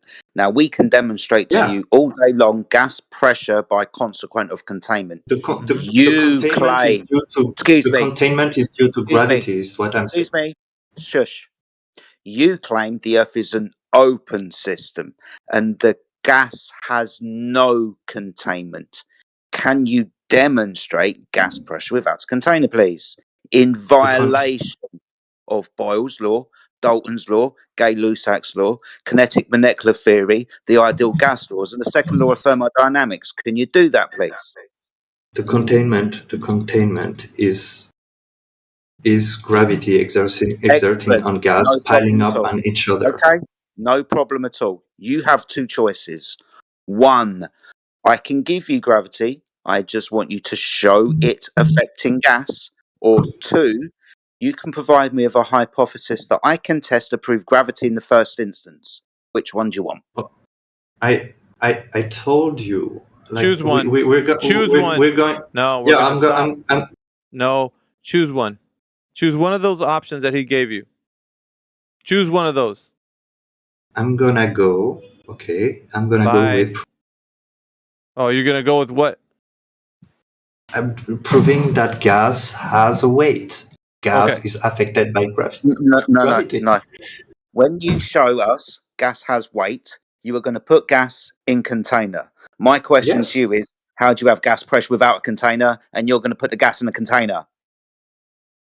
No, like you're asking. Those are two different questions. Those are two different questions. You're asking me if gas is affected by gravity. If gas is affected by gravity, it will weigh something in containment. How do you know, after we've put all the gas inside the container, that you are not just reading the gas that is pressing downwards, not reading the gas that's pressing upwards and outwards? Being as the gas inside the container is pressing in all directions. Weight is just a vector downwards. You're going to say the weight of the gas means that we don't need a container whilst your gas is in a fucking container. Okay, you could weight that gas, right? You could weight that gas a million. No, dude, he doesn't. Like, it's just going around in circles with that guy.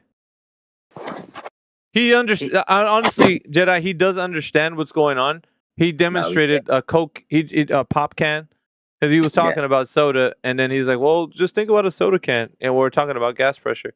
So it's not like it's lost on him. He doesn't. The implications of agreeing with either one choice that you gave him would make it his point moot. So he doesn't want to right now yield. He doesn't want to yield. So he's going to continue to go on to his red herring point. That's what he's doing. The weight of a gas is not going to stop gas from expanding into space. Just because you've got a lot of gas doesn't mean the gas is going to stop following laws of nature and turn around and start fucking coming back again. Gas expands into the volume. If you haven't got a volume, the gas is just going to keep going and dispersing and dispersing. It's not my fault you don't get it.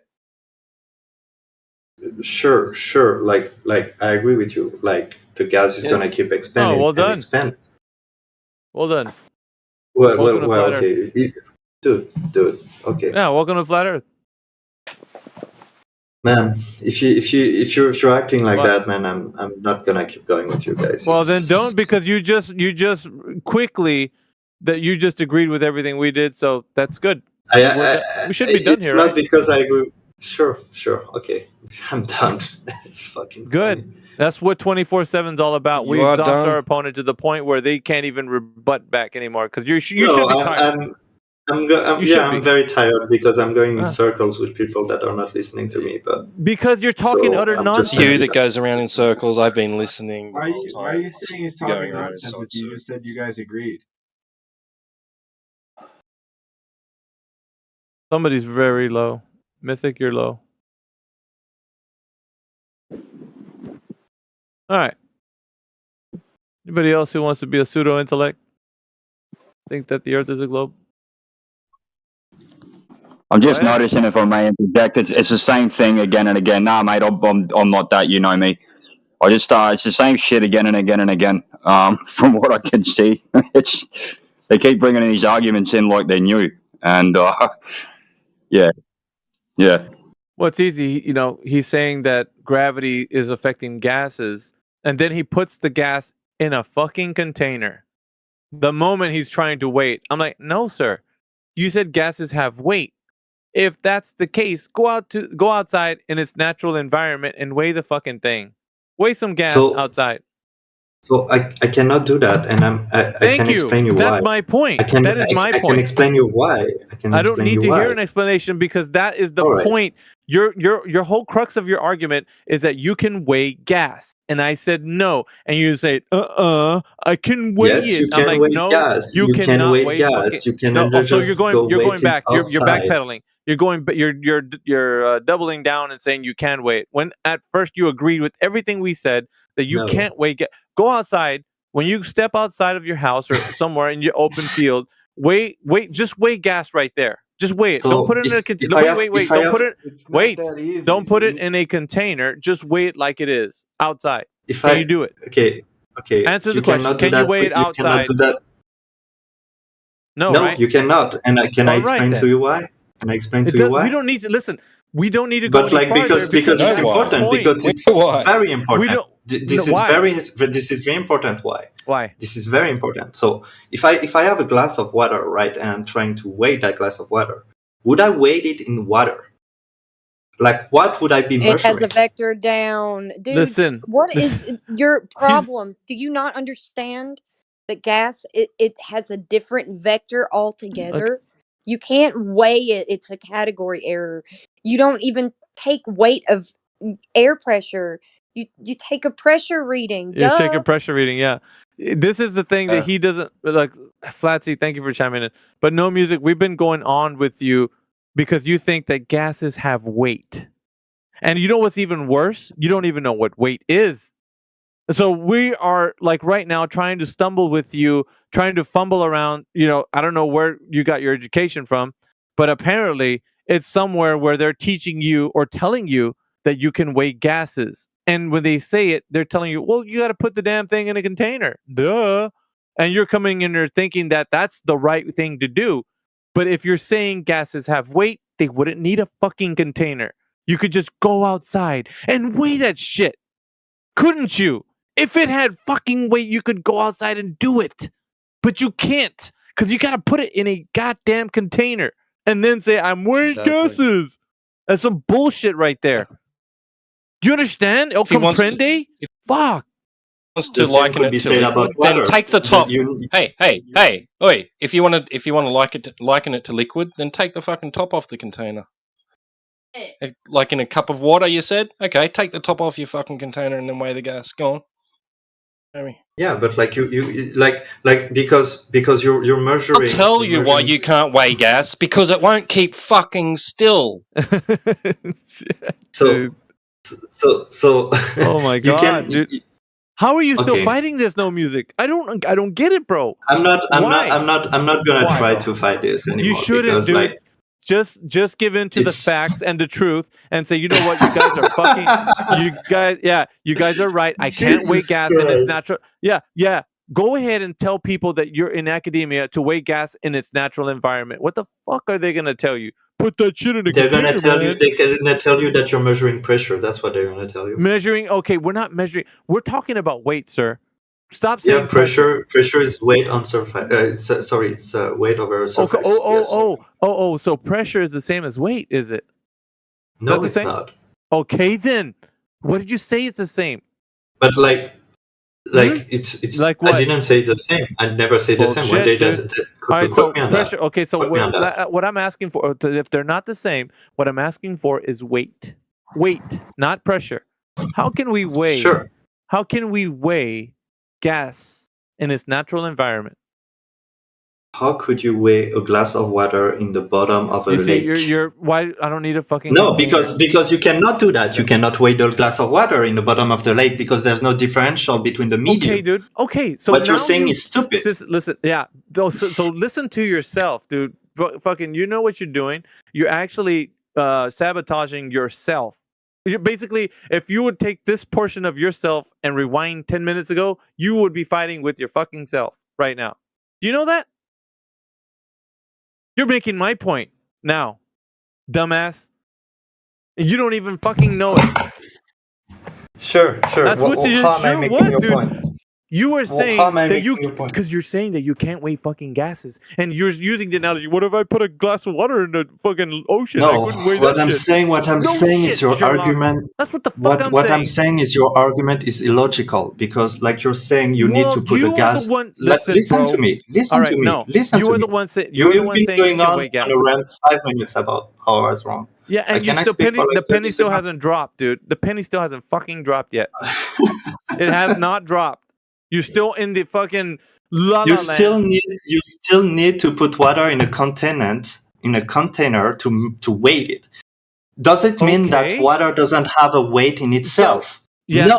Like your because you're whole claiming, argument listen, is ridiculous. You're claiming that gravity is pulling shit down, right? Yes or no?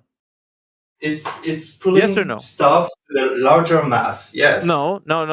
Okay, specifically, it's pulling On gases. Earth, it's pulling shit down. Yeah. Yes. Okay, like on gas, Earth. right? Like gas. Yes. Okay. So could we weigh that shit out in its natural environment if it's doing that? Could you weigh water in its natural environment My if it's God, doing dude. that? And Right. if you So if you could not, does that mean that water therefore- has no weight? Yeah, it does. It's so Well, stupid, yeah, man. dude. Fucking weight is also described by fucking volume, isn't it? Isn't it? Sure. Okay, sure. What the fuck are you saying sure for? If we're saying that volume also needs containment, dumbass. Thank you. You What's get your, it now, what's don't your you? point? What's your point? Okay, I'm trying to explain to you. Okay, so to you how we weigh listen, no things. music. No music. You're trying to put shit in. You're Hilarious. trying to put shit into a container to measure it because you know at the moment you do, you get fucking volume, right? And the way you measure shit is to put shit in containers so you can measure it. And now it has volume and you could weigh that shit. So get this. When you start to think about the air that's all You need- around you, hold on a fucking minute, dude. When you think about all the air around you, guess what? It's in a container. Ooh. No, that's not what I'm saying. That, Yeah, you need a, that is what you're saying. Because you're trying to put gas you in need a a container. difference of medium. You need a difference of medium because you can put water in a volume space in the water and it will still be weightless. Right? It's in a contained volume. You need a difference of medium is my point. To weight anything. So you need that a means- difference of medium. so to that- weight so that to weight means- a so that solid, means- you need that. so- To weight so a water, gravity- you need right, that. To so weight gravity- to weight a listen, gas, you so, need that. So okay, so Surprise, all of this, yeah, surprise. All of this is to say that gas in this natural environment cannot be weighed, so you can't weigh gas. You cannot weight anything. It's like if you bury a scale and tell me now measure me weight of the soil above it. Wait a minute. It's so Wait a minute. stupid. Thought, it yeah, won't because I work. thought gravity was pulling shit down. What happened to it Yes. now? Yes, but then you can't weigh shit because now you need a containment to weigh it. It's got to be contained. Well, wait a minute. I thought you said the air. I thought you said the air is pulling. You know what's weird is that you said air is being pulled down by gravity, and at the same time we see the water cycle where fucking water evaporates and it goes fucking up, dude. And there's no gravity containing that. Fucking like all this shit that you're making up right now just to salvage your point. Everything that you need. Your points are all about flat Earth. Everything because you need containment. You need volume. it's Yeah, you're making our point for us. no. I'm not Yes, you making are. the point about volume. I'm not making the point about containment. Yes, you are. What Yes, you are. No, I am not. I'm making Every the point time you about the need gases, differentiation of every time medium. you need, So, dude, every time you so need gases. are you familiar with the Archimedes No. principle, man? Yes, You listen, are. dude. Every time you're talking about gases, you're always putting them in containers, and you're always saying that we need containers, and that's all you weigh shit. Oh yeah, so now you need volume. When we're talking about the Earth, with gas pressure, we're saying volume, and you're saying no, we don't need volume over there because that's the atmosphere. We don't need volume over there. But if you want to weigh this shit, you need volume. Yeah, you need to put it in a container. That works. But on the other hand, you don't need volume. You don't need containers. That's not what I said. Oh, That's not what I bullshit. said. Okay, so then when we're outside and we're telling you I'm we have talking gas about the pressure, difference of medium. listen, when we have And like gas you pressure, refuse to acknowledge this point because it's fucking destroy your whole argument. You refuse to acknowledge my point. You refuse to acknowledge my point about the difference of medium because it doesn't work with your whole worldview. Difference What of the fuck are medium. you talking about? I have no idea. I'm talking about if you try to weigh water underwater, you won't have any weight on your measurement. That's what I'm saying. So what it's not the fuck about is weight? containment. Okay, so what is weight? What is weight? What's weight? Weight is mass with it's a force. I think it's mass time acceleration. It's a force. Okay, so check this out. You would describe what mass is. Let's dial it back so that we can understand what weight is. What's mass? Why are you diverting that? What's Like mass? No. Yeah. What do you mean no? Dude, we had enough playing footsies with you. Now we're gonna break it down so that you can understand if you know what you're talking about or not. What's mass? Mass is a unit of measurement of. Is it force? No, it's not force. It's a quantity, I would say. Okay, of what? Quantity of what?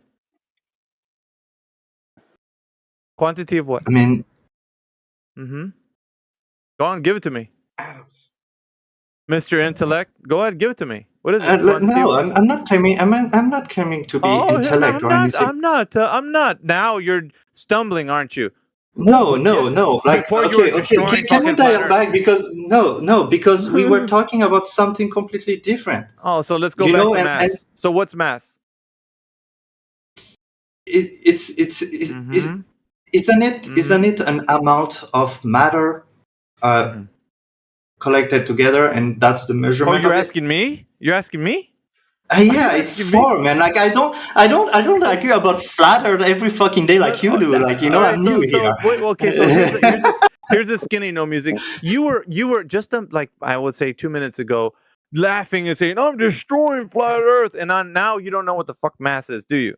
Which is your whole point of making about what fucking weight is. We're talking about weight. Isn't it what I just said? Like no. Listen, we're talking about weight, and then I asked you. You said it's mass and all that. I said, "What's mass?" And you're like, "Oh, it's matter." Like, what is it? What's mass? Once again. Yeah. What? Yeah. It's What? Can you?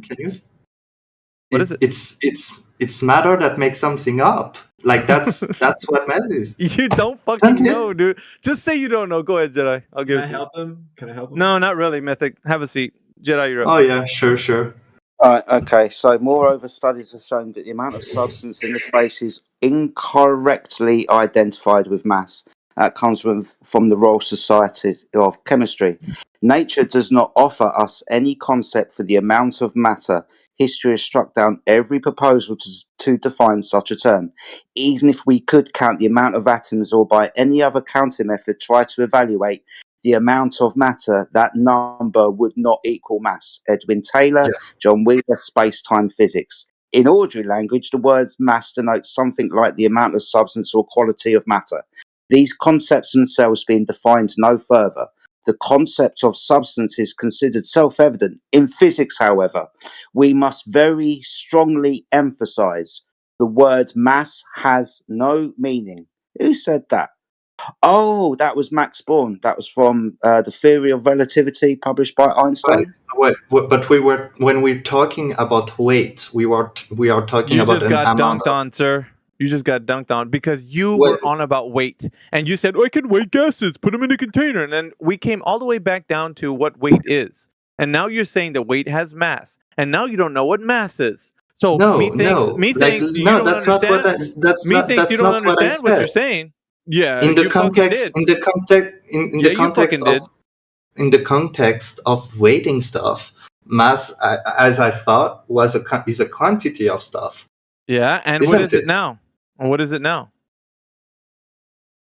What do you mean? What is it now? I just told you. What do you think mass is right now? It's a quantity of particles, I would say. Oh my God! No music. You were just given citations from Nobel laureates that fucking refuted you that mass is not something in and of itself.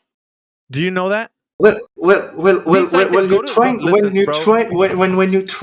measure weight. No, wait.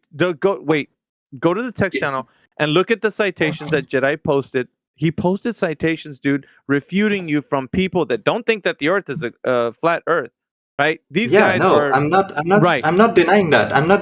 But like if you're trying to weight stuff, like if you're trying to weight stuff, weight equal mass times the gravity of like the Earth. Really? And that's what we're asking. So we're dialing it. Yes. So we're dialing. Yes. But listen to me. No, dude, you need to realize when you invoke the word mass, you don't know what it means to give it context of what you're saying. So you can't give mass context to weight if you don't know what mass is. That's why we're asking you the very important question, what mass is, and you're fumbling around for the answer. And you're also stating an answer that was refuted to you by a citation that Jedi gave you just now. Go. Can't believe I said that in all one breath.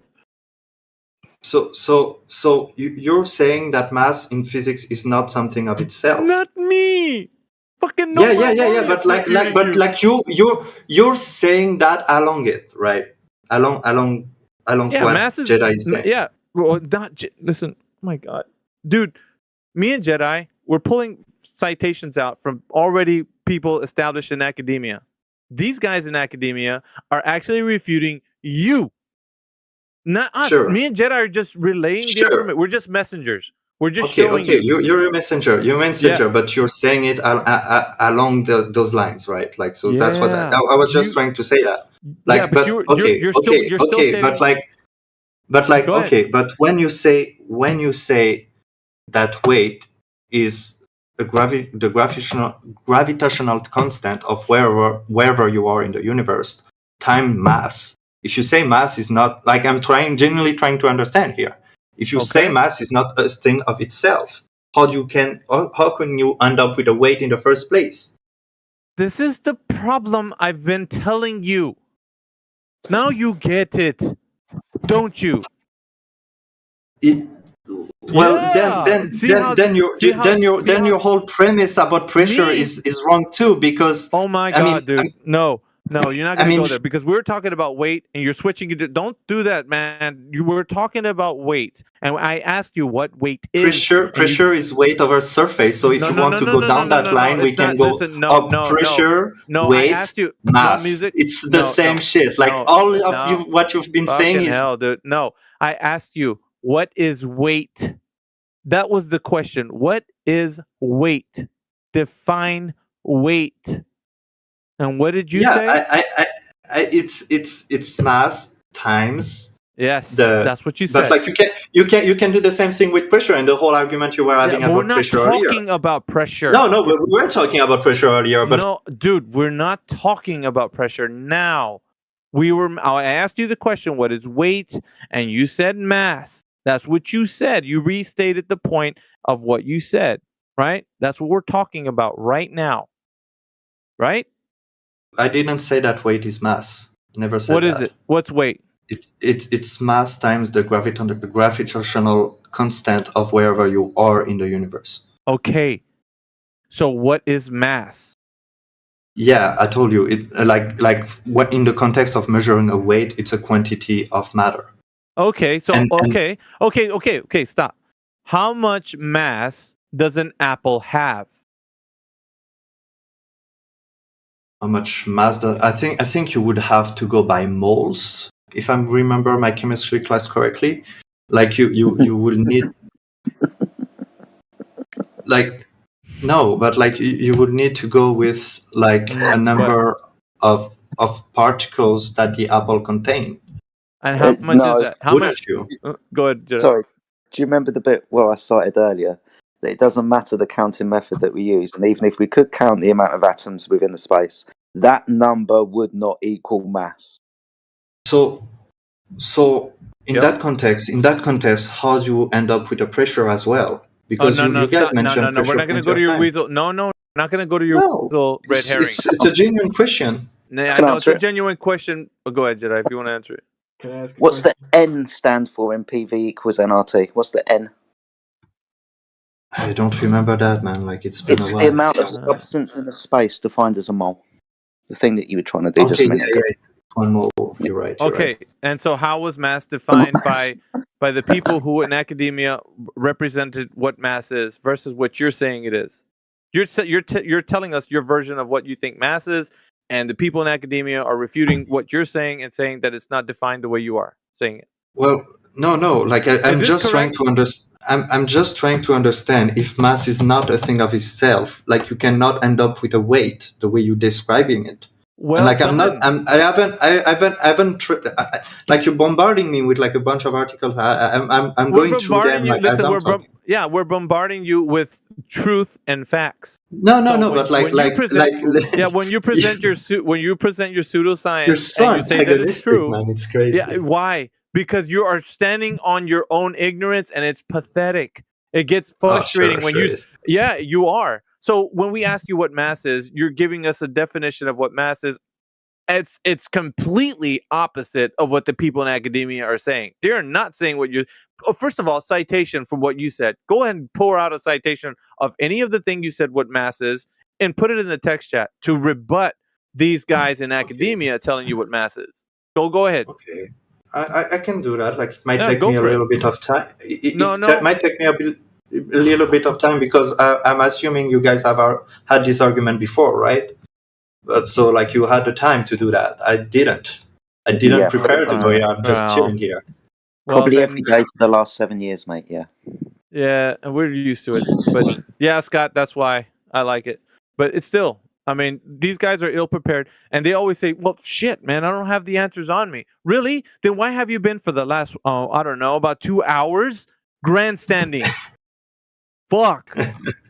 Yeah, you laugh, but it's yeah. There you go. But now you know my frustration. Now you know my frustration because I hear you in here. Well, I know what mass is, and you don't fucking know because these guys in academia are refuting you, and you're still in here. You're still in here going like, no, I know what mass is, and mass is what I say it is. And academia is refuting you every fucking step of the way. I don't get it, man. No music. I really don't. So can you explain to me what weight is then? Can you do that? What weight is? Yeah. You want me, a flat earther, to tell you, a glober, what it is? Yeah. How convenient. The burden of proof reversal. Yeah. How convenient. Why would I give you any answers for you to say, no way? And but like you've been doing that for like hours, so like I don't see the problem with. Yeah, and you know, has the penny dropped? Has anything been absorbed? Are you understanding now what mass is? Do you know what mass is now? What is mass? Since we went over it. No, I'm asking you. I'm asking you. Listen. Because of the and fact just you've been doing that for 2 hours, and it's okay for you to do it, and not funny. Okay. Let's do a little kind of quick check to see if you retained anything. What have you learned for the last 2 hours? Anything? I mean, what have I learned? Mm-hmm. I don't know, man. It's more like a remembrance of, old pressure physics, like that I had in high school. Okay, so why was that important that we talked about things that you learned about in high school? Because things that you actually observed and worked with made sense, right? Yes, it makes sense. So when we go into the ideas of men who given you this worldview, which you cannot back up with either knowing what weight is by demonstrating that you understand the terms, like, okay, weight means this, and then you said mass, and you started going into how you describe what weight is, and then we're telling you that's incorrect, and you're like, no, it's just the way I you said. are also like you're dodging the question, because you are also using the concept of mass when you're using the concept of pressure, and you're dodging that. And like when I ask you that, like you just sorry, when does mass come to pressure of gases? Well, a pressure isn't a pressure, a weight upon a surface. Yeah, that's the pressure of the gas. The amount of substance in that space is defined as a mole, not mass. I told you this 2 minutes ago. Do you remember it now? No music? Well, do you remember it? Isn't a mole also a mass? Isn't it? Oh my god, dude! Because I remember the concept of mole or mass, but like it might just be like. How is a mole a mass? How is a mole a mass? This is confusing. Isn't mole what makes up a mass? How is it the opposite, the same? It's like fucking a big circle jerk. I'm getting confused of where we were going with that. I know that. I know that you are. That's why we're hearing your confusion, and we're like, dude, what are you talking about? Because each each mole of can you stop doing that? Like I'm trying to This is interesting to hear your mind stumbling like it's falling downstairs, bro. Like it's amazing. Like how come you are? Why do you continue no music? Just what's so easy? You can say, you know what? Fuck it, man. I don't know. That would be a lot easier. And I'm just Like I'm genuinely trying to understand your point, man. Like my point is that you should stop while you're ahead. Like when you're gambling and you're fucking losing and losing and losing and losing and losing. Man. You should stop while you're I'm losing because you're gish galloping. You're yelling over me all the time. Dude, I'm pressing you for the honesty of your answers, and you're not giving me honesty. You're trying to weasel your way out of it, and I'm like, no, bro. We're not leaving the point. We're gonna fucking stay here, and we're gonna, dude, indefinitely, sir. Until you get fucking night. Until you get it. Until you're like, dude, I'm so fucking exhausted of lying. Did he leave? Fucking yes, boy. Oh, I didn't get to read my next citation as well. I'm just lining that up. I'll read it to you anyway. Yeah. The gas molecules do not interact with each other except for colliding with each other, elastic collisions. Gases expand completely to fill the container. They would not if they were attracted to each other. Thanks. Yeah, but that's the ideal gas law. That's not the actual gas behavior. Excuse me. With actual gas behavior. We're talking about... Sorry. Have a look at this dickhead in the chat. He's quoting Flat Earth Society with the whole we're going up at 9 point. Yeah, Ham, we know about it, man. But go ahead, Jedi. This has got nothing to do with the ideal gas law. This is just a description of what gases do. I'll read it out again. It's not, gas molecules do not interact with each other except for colliding with each other, elastic collisions. Gases expand completely to fill the container. They would not if they were attracted to each other. Where are you reading that from? Let me get this. Because it's not how gases behave in the world and the universe. Yeah, University of Maryland.edu.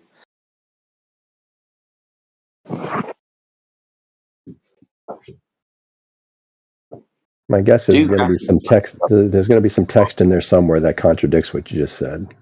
Yeah, I'm sure there is. Or qualifies it. I'm sure somewhere else is. But actually, no, the gases do have mass and they do attract themselves to each other.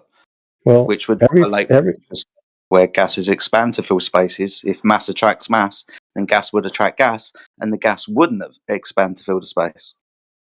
Yeah, but you won't find a physicist in the world who thinks that gases do not attract each other. Well, I've just found several, according to kinetic molecular theory, Boyle's law, Gay-Lussac's law. Boyle's law is the ideal gas law. Yeah, they're all ideal gas laws, and they will tell you that the gases don't attract each other. But that's why they're called ideal gas laws, because they what stops them from being ideal that way in reality. From being ideal? What is it? Ideal is a theoretical state. It's not What actual. stops them from being ideal? When do the gases not become ideal? When's that happen? As soon as they're real. As soon as they're real? No, it's got to do with. No, Come on, that's Scott. what it means. No, it's not. You fucking idiot. No, it is what it means. No, I mean, when Come on, Scott. ideal? When do gases stop becoming ideal? they are never ideal. When do they? Yeah. So when do they stop? I just answered the question, man. Never. They are never ideal. Gases stop becoming ideal when reaching extreme temperatures and pressures. Nope. Gases are never ideal. Actually, yes. Gases stop becoming ideal when extreme pressures and temperatures are reached. Fuck you, Scott. Yeah. No, Scott, it's just not true, though. No, but it is. It's every day, dude. You're just waiting in the wings to take a shot at the title, man. But it just seems like, a futile Well, I mean, if you pursuit. get- You could do it. I'm not. Yeah. If you guys want to continue to believe wrong things, you're right. Come on, Scott. I'm just trying to help you. Let's go. All right, man. That's good. Oh, we got Brandon here. I don't know, Brand's. You know what I think? Sheldon. You know what I think? I think since you guys are both good faith interlocutors, you should both give your sources. And Jedi, I'm sure you have a source for that, right? What you said? Yeah. In fact, you'll notice in the chat room, everything I've done for the last half hour has been source after source after citation after citation. Off you go. Yeah. Go and read them. Yeah. So you said specifically that they don't become, they become not ideal under extreme pressures, right? Mm-hmm. That was the particular claim. That which citation was that? Mm-hmm. This is isaacphysics.org. Non-ideal gases, Isaac Physics. Could you post that in the side chat for me? Sure. Why you sound condescending, bro? I don't understand that. Like you. I don't understand. Relax, dude. I don't understand. I'm a good faith interlocutor. I don't this think is how I speak. so. It's just how I speak. Nah, that's what somebody sounds like when they're being fucking, condescending, just like you are right now. Well, you're free to take it however you like. You're still doing it, man, right now, even now. Fucking hell. All right, but we want to talk to new people. Ham, you've been here for a minute. Brand's in here, and who else is new? Dazwaz. Guys, if you're brand new to the channel, if you want to jump in here, we're asking everybody in here for any evidence that the Earth is a globe, and you can, tell us your evidence and how you know the Earth's a globe. What evidence do you have in 2024 that the Earth is a globe? And yes, we're being serious. So go ahead.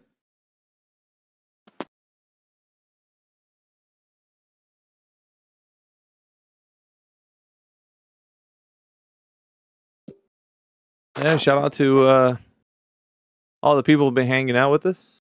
Everybody in here. Appreciate you guys.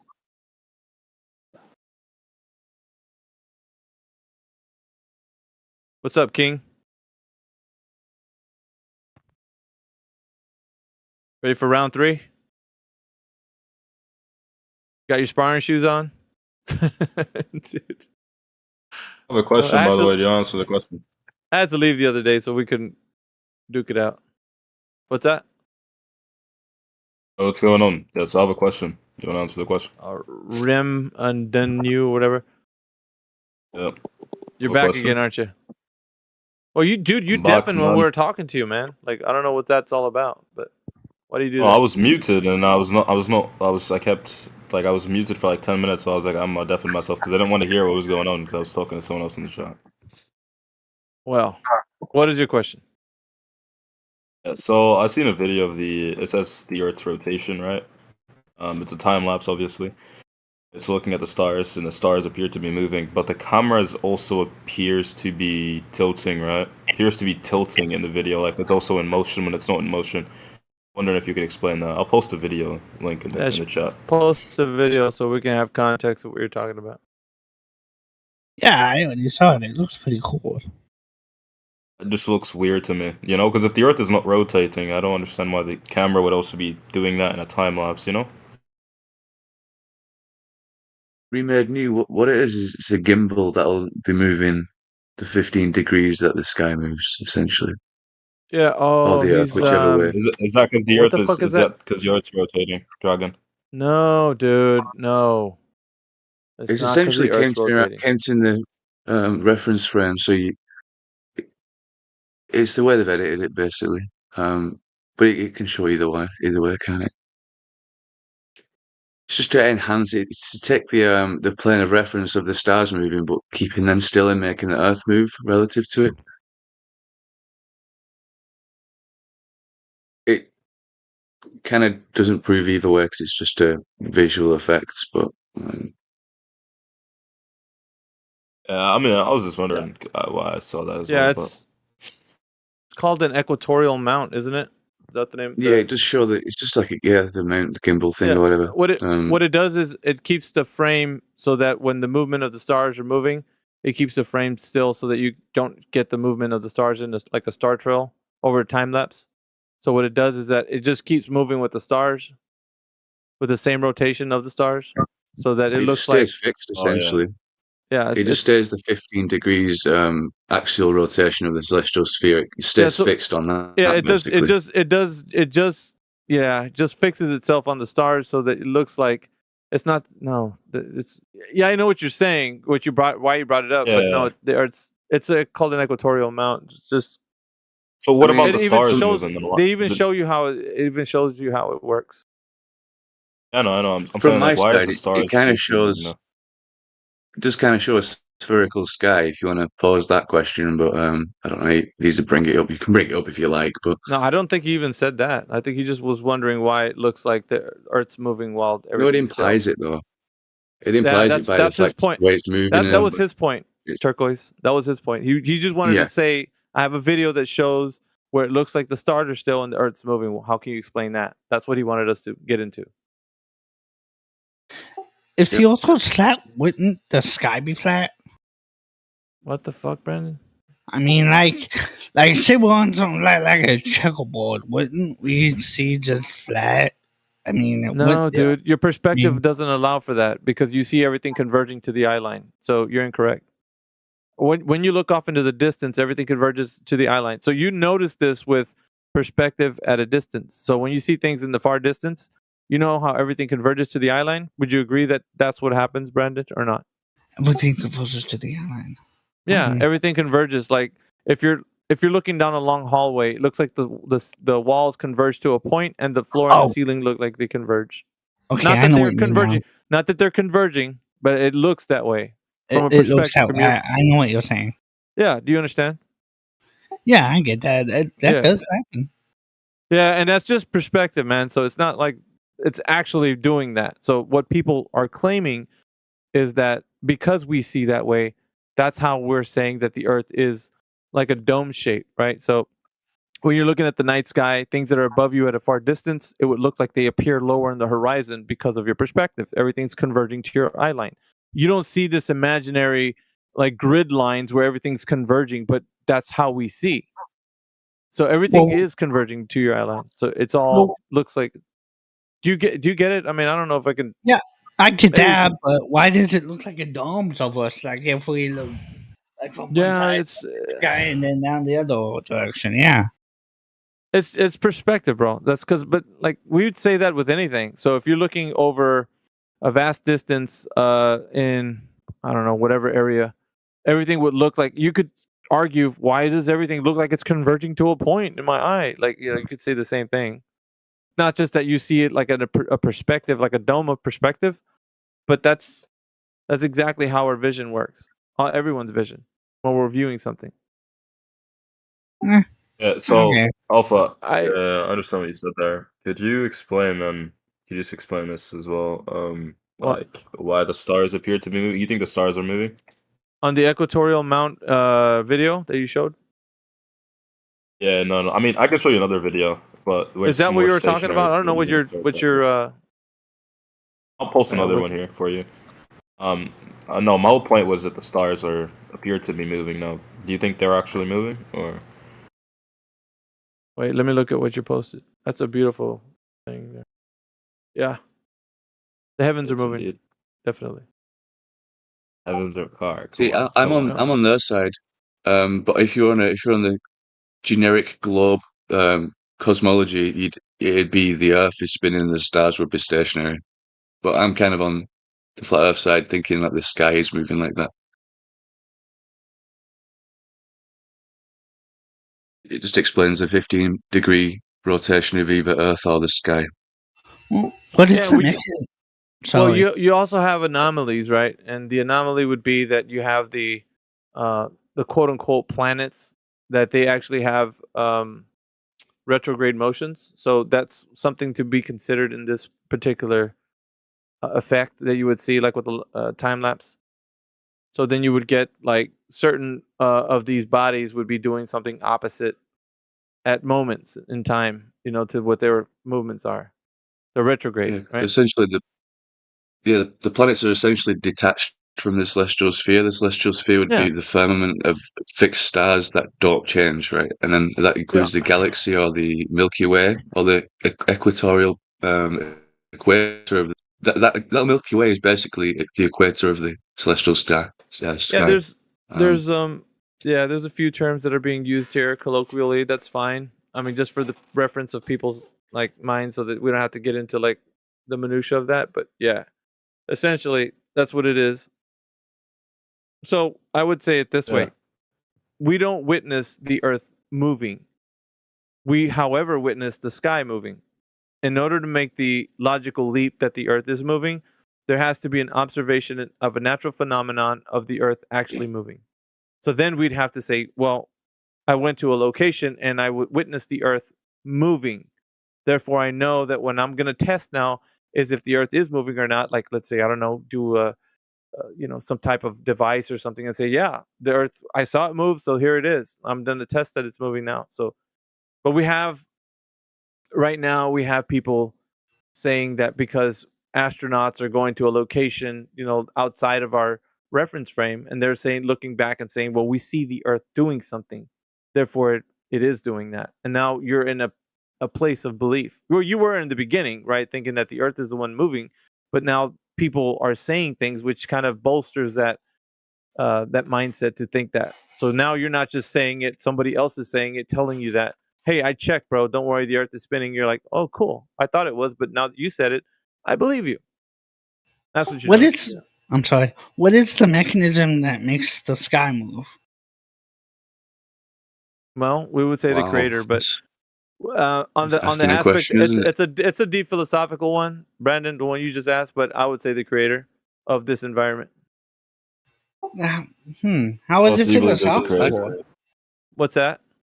How is it philosophical? Oh, because it's going into a place of people entering the mechanism by which the universe or the the whole entire system that we're in right now is actually being how it operates, by what mechanics.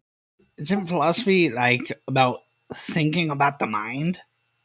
No, and I mean, why people think the way they think and stuff like that. It could be used. It could be used in many contexts, but in this one, it would be like, how would you explain the unexplainable? You would have these these concepts, and like some people would have like a religion or holy text or something they would cling to and say that what you're asking, Brandon, is how did order become in the universe, and why is there order and structure in the universe, and why is there a direction of the universe? These are deep questions. Yeah, these are deep questions, man. They're not just like, well, every man knows this, because that's not. Yeah, that's definitely not something people are going to be. Well, I know because I was there at the beginning. It's that pink elephant in the center of the Earth. That's my theory. It's as soon as you can't observe it and like test it, and we can't. It becomes like a speculation thing, and then it becomes like a philosophical stance: is the Earth moving, or are we moving, or is the sky moving? It's like all becomes like it's all because of reference frames, like that image that we made new put this time lapse. Essentially counted the Earth spin and made the sky move in a way, like it reverted the position of reference frame, basically. Yeah, but we always witness the same thing. An observer on the Earth will always witness the sky moving in unison. Save the retrograde motion from the wandering stars. Obviously, that's going to be the anomalies. Unless I'm mistaken, the globe or scientific explanation for the Earth rotating is because of how the Earth was formed. Yeah, but those are stories, Brendan, that people love to hear, right? Because everybody always says, well, what do you think? And here comes person B going like, well, it all began with the Big Bang. And then after the Big Bang, we had all these planets and stars. And you're just like, whoa, dude, how did you know that? Well, see, son, I have a great mind. And then you get just like all wrapped up in the story, right? All starry-eyed, listen to the guy tell you a story. And you don't question how he knows. You're just like, dude, that's fucking awesome, right? And that's what happens. It's indoctrination, bro. And you just say like, dude, check it out, man. We know how the universe started. And then we ask you how you know, and you're like, dude, well, I don't need to know. Smarter guy figured it out. Well, the problem is when we talk to that smart guy, he's like, well, check it out, dude. This is my best guess. Really? Because Brandon thinks that you're telling him facts and the truth. And he's believing that shit, dude, but it's your best guess? Well, wow. That's crazy.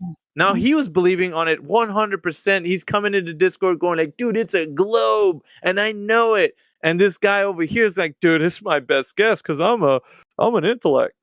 Well, see, that's the problem, Brandon. You were banking on some other people knowing this information. When we ask those guys, they don't know. They really don't. They say it's their best guess, bro. Well, how do you know what you know, though? Then because the things that I know, that I say I know, I will back them up by saying these things can be tested, verified, and falsified. If they cannot, then I will say gladly that I don't know. Simple. All right. How can you falsify the flat Earth? Well, you're going to go ahead and test to see if there's, first of all, like what we're being told, right? If there's any whatsoever measurement of any type of curvature at all, then that should show up on any measurement test, right? So if you say, I'm going to do a line of sight, and it doesn't matter what comes up, if I measure any curvature, we're going to measure that right there and then. We're going to say, okay, this is the drop rate. It's conforming to a globe. It's curving. We got all the goodness, right? From doing the test. Now, the opposite to measuring curvature, saying there is no curvature measured, would be what? If you can't measure any curvature, then what is the opposite to that? The opposite of measuring? Curvature. Like if you say I measured curvature or I did not measure curvature. So if you measure curvature, what is it? First of all, let's just put it in that statement. If you measure curvature, then what is the surface? It's curving, right? Yeah. Okay. If you don't measure curvature, then the opposite is true, right? It's not curving. Yeah. There it is. I'm sure at short distances it doesn't curve. Well, I mean, we're asking for the measurement period.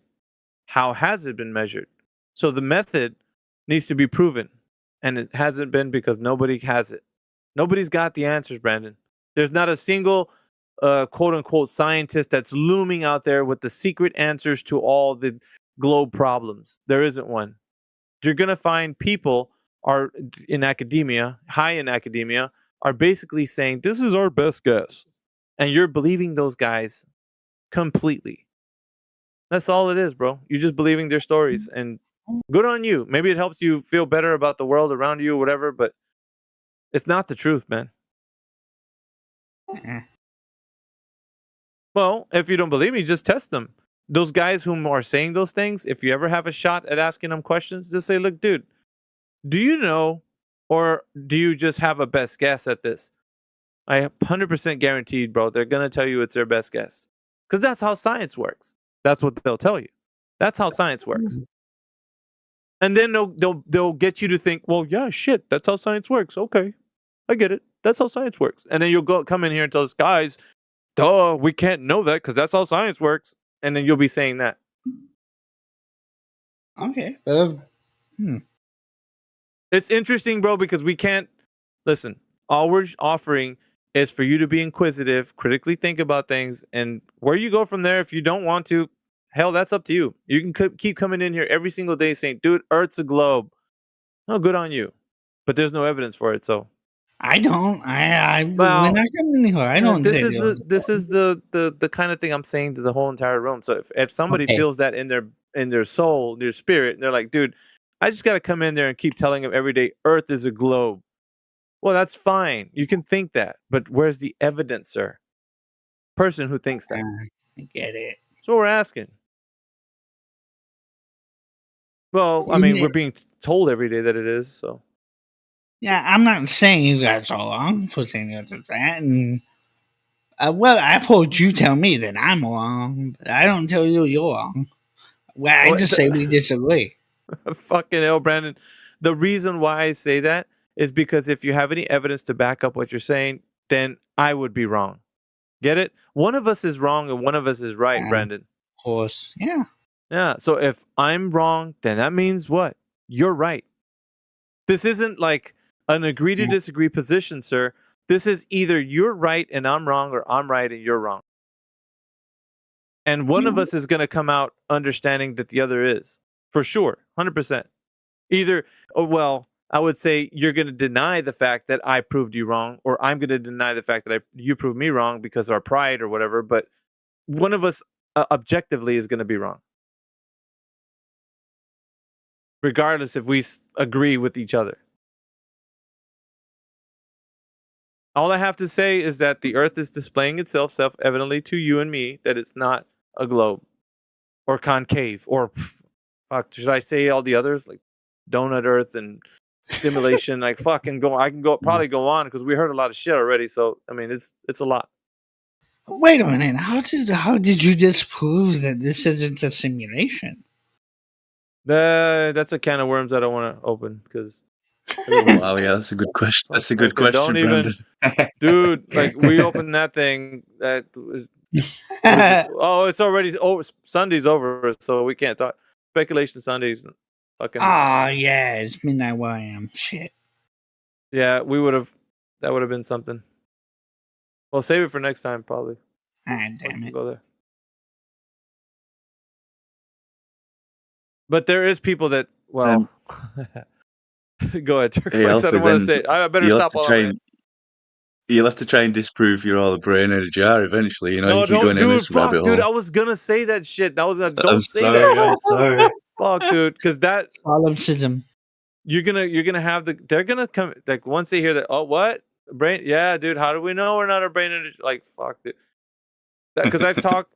Well, I don't know. Did you hear the clip that I made? Like, well, not me, but Clipcord. Clipcord's a man. He made a compilation clip of all the people that we talked to that actually think they're a brain in a jar. Like shit, you not, dude. Like this is some real shit. Like they're gonna fucking tell you.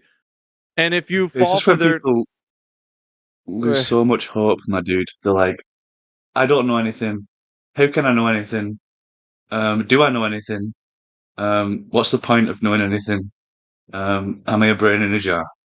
Well, it gets worse, dude.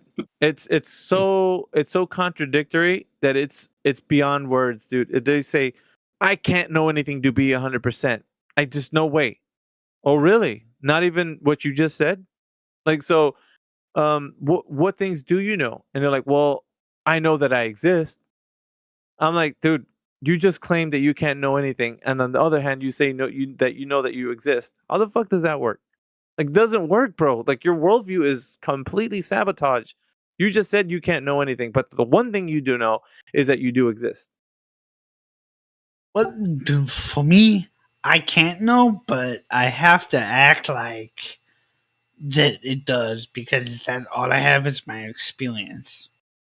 Well, I mean, physical reality can display itself to you and me the way it does, right? And they are altered states of the mind. So if you say, "Well, shit, how do I know I'm not?" I don't know. Put it. Maybe I will indulge the question a little bit because it's like it's a bit deep. It's philosophical in a way, but people will say, "Well, shit, how do I know I'm not like dreaming, or how do I know I'm not like hallucinating, or how do I know I'm not in a simulation, or like because I have to entertain it." But like, what they would go on and say things like that. And so, how can you disprove something, a state of being that you haven't been, or that you have, and you know the difference? So, if you haven't been in the state, like a brain in a jar, and you're saying, "How do I know I'm not a brain in a jar?" Then you would ask, "Were you ever in a state where you were a brain in a jar, ever in your life?" And the person is gonna admittedly say, "No, I was never a brain in a jar." But how do I know I'm not in one right now? So you would say because different states we've experienced in this life, like dreaming, like hallucinations. Some people take medication, sometimes hallucinate. you enter into that state, right? So you know your sober mind state because you were in a state before of hallucination and you got back out of it, right? So now you're in your sober mind state, right? So at some point you crossed over into that state. Maybe you didn't realize that you did because there were medications and whatnot, but you know once you're out of it, you're like, dude, fuck, I took some medications and that shit got me loopy. Well, you wouldn't be able to say that if you didn't know you entered that state. You get what I'm saying? So at some point you enter into a specific state, whether it's dreaming. You can say, how do I know I'm not dreaming? Well, check it out, brother. You actually fell asleep at some point and then you woke up. And then the question is, well, what happens if I feel like I woke up in my dream? Have you ever had one of those? Like, because I have talked to these guys, right? So I'm like, yeah, but at some point you woke up, right? Yeah, okay then. That's great. You keep waking up in your dream, but at the same time, you were still dreaming because when you woke up sober-minded, you talked about it. You're like, dude, it was like 5 times I woke up in my dream and then I really woke up. Well, how did you really wake up if you don't know the difference? Get it? Yeah. And sometimes when you wake up from a dream and you don't really do anything or move or anything, you can almost feel like you're still dreaming. Well, I did sometimes, but I know what you're talking about. I know what you mean, but what is that called? Daydreaming? Like, know what I'm saying? Like, yeah, like shit. You could even there's different states, lucid dreaming and all. I don't want to get too far. Like, yeah, I've indulged it a little bit too much, but you get it. You get the point. So when you enter into a different state of being, right? Like I just mentioned, there's a crossing over point. Sometimes when you cross over it, sometimes you don't, depending on the state that you're in. But definitely when you're in your sober mind state, when you're like, oh shit, dude, was I tripping balls last night? Because I remember, I don't know, half the shit that happened I was drunk or whatever, so there's the sober mind state that kind of snaps you back into reality and you're like, oh shit, I wasn't me, bro. I was just like out of it or whatever. I was real tired or some shit. You could use different things. But the point is, you can never say that the state you were in is something you didn't experience, right? So if you say you haven't experienced being a brain in a jar, like, dude, I've never been a brain in a jar, but I still could be one. No, that's not, you can't say that.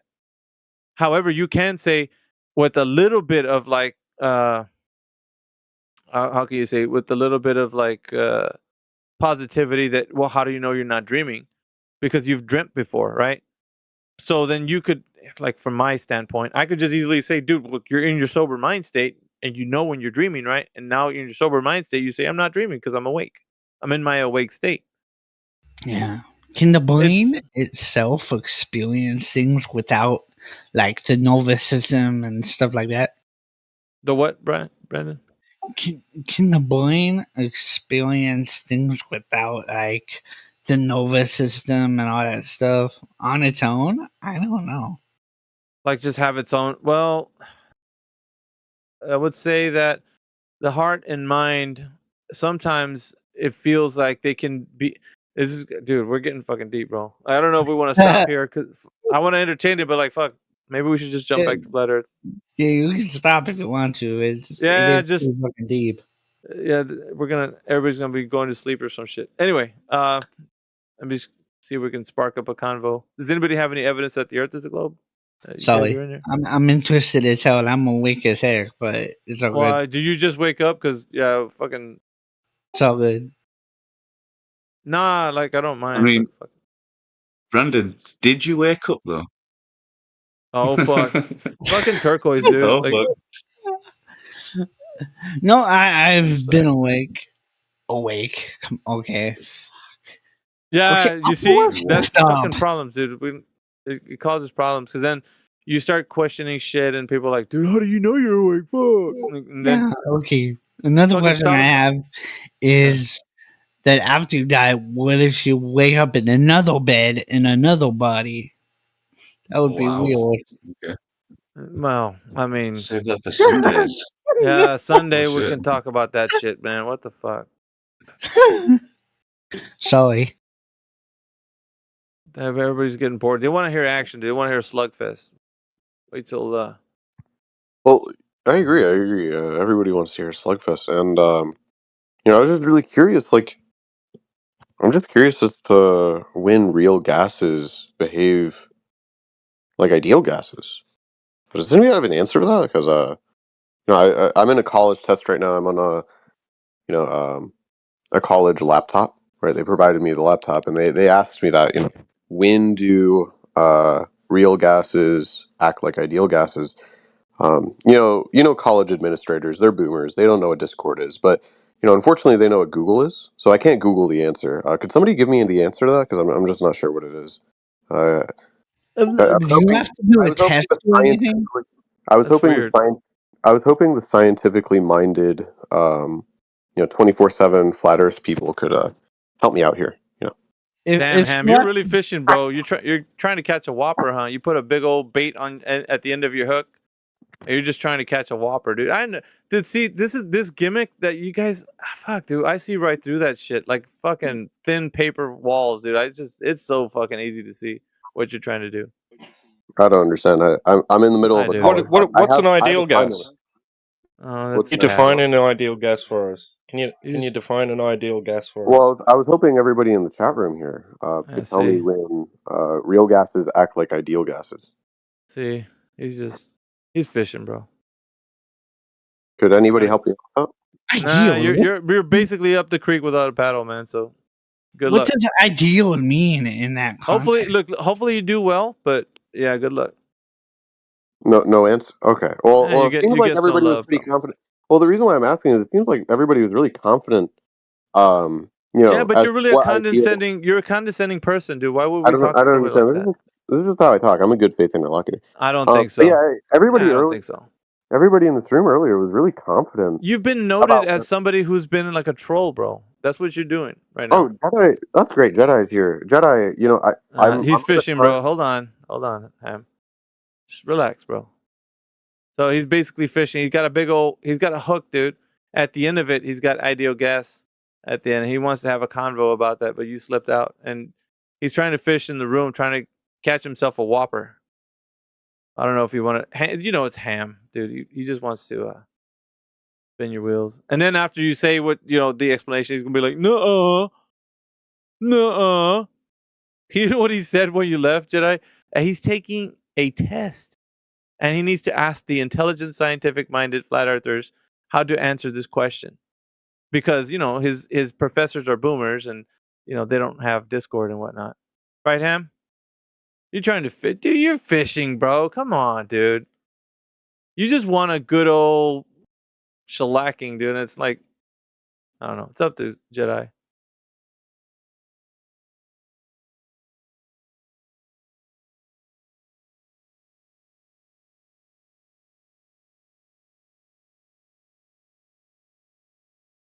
Could someone help me out? Dude, go to a forum where you're talking to people that are in your classroom or something. Why do you got to come here?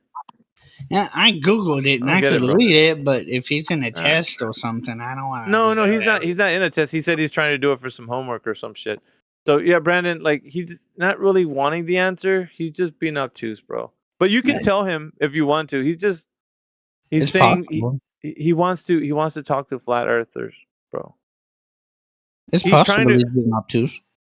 Well, I mean, I don't give a shit. You can tell him the answer. He's not taking a question. He's not taking a quiz or anything. You can do whatever you want. Fuck. I just know what he's doing. It's up to you guys. Look, I don't trust the dude that puts in the chat all of the Flat Earth Society stuff and then tries to go on about globies and all that kind of shit. I called him a troll like over an hour ago. Yeah. Yeah, he's fishing. I mean, it's a tactic. Hey, I don't disagree with you guys, but I don't think you're liars. I trust you guys. Well, all I'm saying is that if you wanted to just prove me wrong and have a convo with him and then give him whatever information he's requiring, you'll find out. But that's on you, because I've already stated that he's a known troll. He's somebody that comes in. He wants to use a gimmick to get a gotcha on us, because he's been taking L's for a long time and he's tired of it. So he really wants to get a win. Like, he's hard up for a win. He just doesn't know how to get it. So this is his kind of like, it's a ploy. Wants to rope somebody in. It's whatever.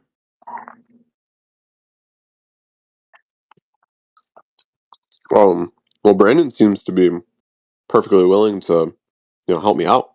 He's a I don't global know. though. It's I'm a global, but I don't know. It's Well, I'm not interested in globe versus flat. I just want to finish my tests. Could you help me out? When do real gases behave like ideal gases? Could you help me out with that? you want it on a test? No, I'm not gonna have you cheat. Please, dude, please. that. I didn't study. Listen, my grandma, she has cancer. Okay, my Oh, grandma. come on, she has dude. Don't do that. Oh, come on now. Oh, Don't do that, okay. bro. I couldn't Now study I for the really test. trust Please, I couldn't Don't do study that. for the test. I couldn't No, study. don't do that. No, we don't need to. That's Okay, and now you I might have really trust you, yeah, Alpha. yeah. You might have a grandma. Don't do that, man. Come on, that's your family right there. Trying to go the Come on, man. emotional route. That shit Yeah, doesn't dude. work on me. Yeah, don't do that, man. That's pretty messed up of you to start doing that. You basically lost all credibility from any Glober that's in here wanted to help you out. Nah, I probably wouldn't have anyway. I have the answer, but I'm not giving it to him. Fuck that. No.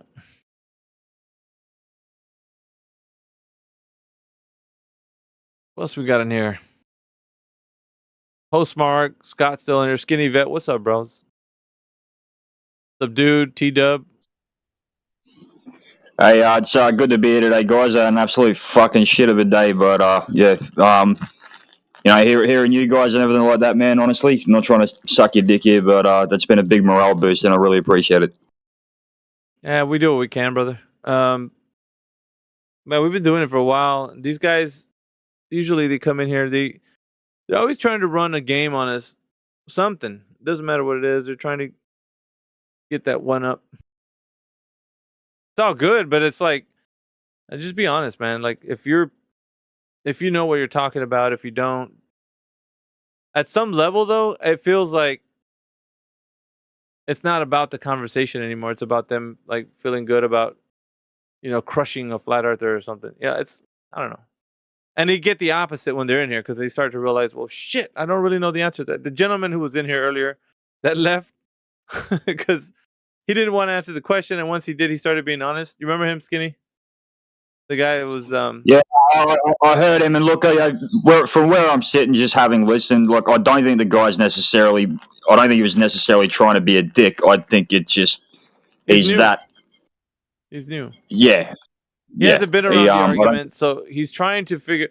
He wants to know why the citations and all of academia is actually working against his premise, and it's like because, and I don't know what ideology he had to start with, but it sounded like he was really making up his own worldview, and the terms were being described or defined by his own mindset of what he thinks is going on. Like when I asked him what weight is, and then he went into the term mass, and he didn't really know what that was, and he was fumbling around for like the answer. So it was apparent that it just became a struggle. Like he didn't know how to get out of it. So Yeah, I heard him use the what word. I got on Google. Check your DMs, Alpha. Your what, Brandon? I showed you what I got on Google. Check your DMs. Oh yeah. Okay. Yeah, but Yeah, nice to meet you, Brandon. he's Yeah. Brandon's been around for like almost a year, I think, if not a year. Yeah, Alpha got mad at me a couple of times, but Yeah, we had it out. Yeah, mate. But I'm only new here, Brandon, so I'm still meeting everybody. But yeah, nice to meet you, bud. Yeah, with the other guy, I heard him. Like, at least Matthew Learns and that are honest about it. But a lot of these guys, they can't help themselves. You see them slip a lot of the time. They use assumption, and I think right there, that's a big issue. You can't work off assumptions. well, don't you have to make assumptions when you're using the scientific method, though?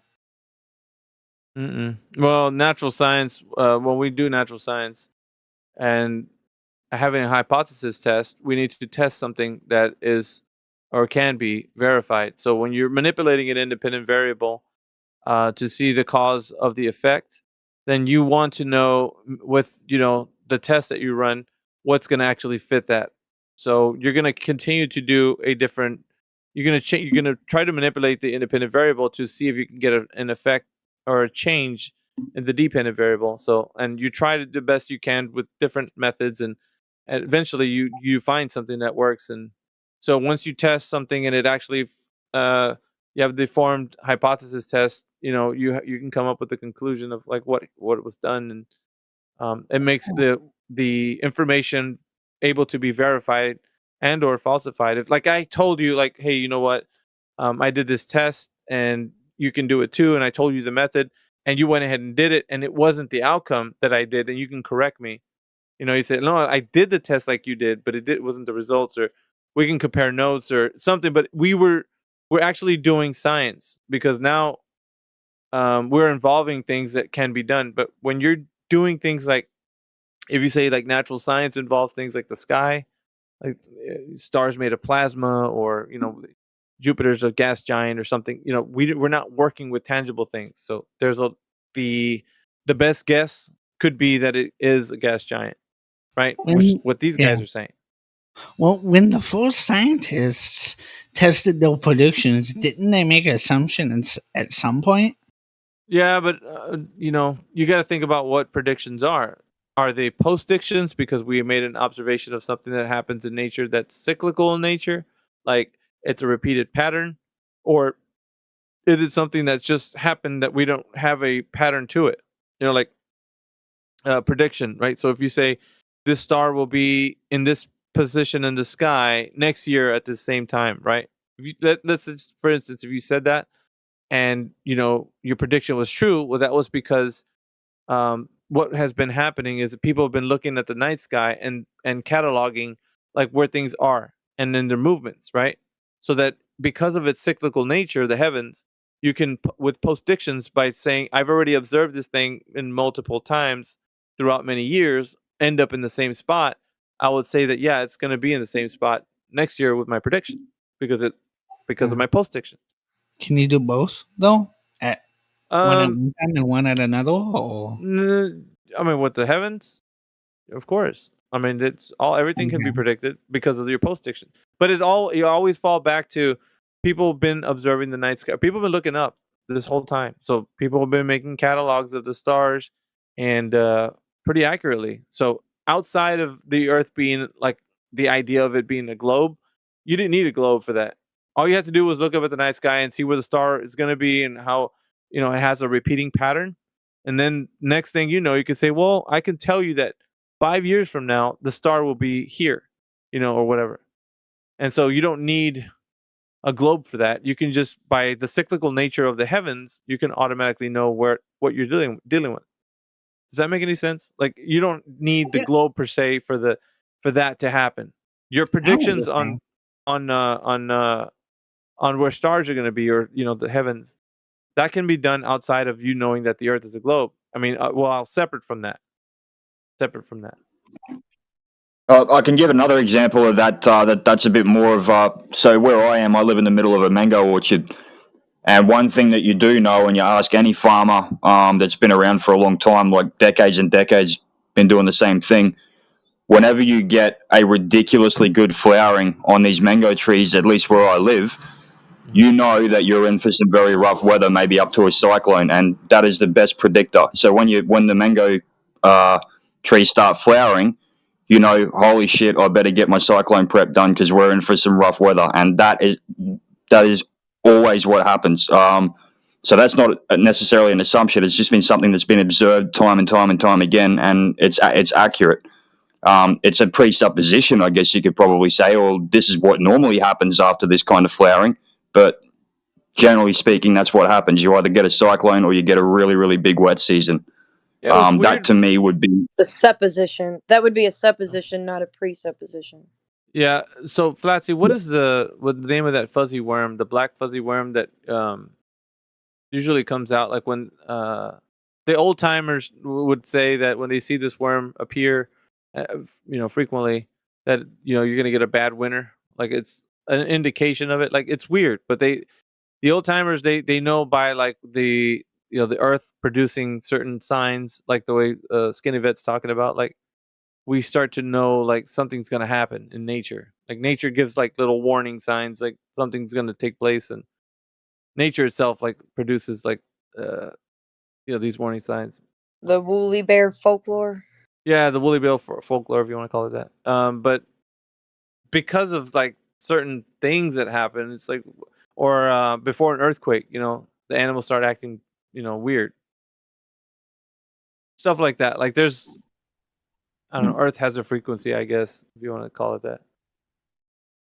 Yeah, maybe like another one as well. Like, and again, this is to do with our wet season here. So we don't really we do kind of have the 4 seasons, but not to the extent that you guys do in the northern states in America, for example. But we basically got dry and wet. You know that the wet season is going to come. It's going to start coming around late November, early December, where I am. And the biggest indicator of that the first rains are going to be no more than 48 hours away is we have what's called a red-tailed black cockatoo, or the nickname is the rainbird. They always travel ahead of the weather. So when you start seeing them hanging around, within the next couple of days you're going to be copping it, and it's very, very reliable. So yeah, sorry, you're right, Flatsy. It's a supposition, not a presupposition. Yep.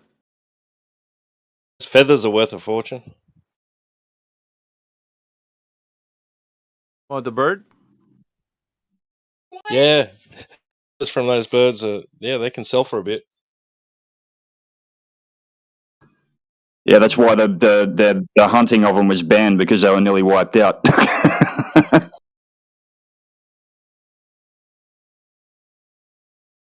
Hey Scott, what happened? Did they kick you out of the Troll Team 6, dude? I don't think he was ever part of that, to be honest. I was inducted, but I don't really play over there much. You play by your own rules, dude. Like sounds like. I'm just here to understand you guys. I'm not here to make fun of you. Well, is that what they're doing, Scott? Making fun of us?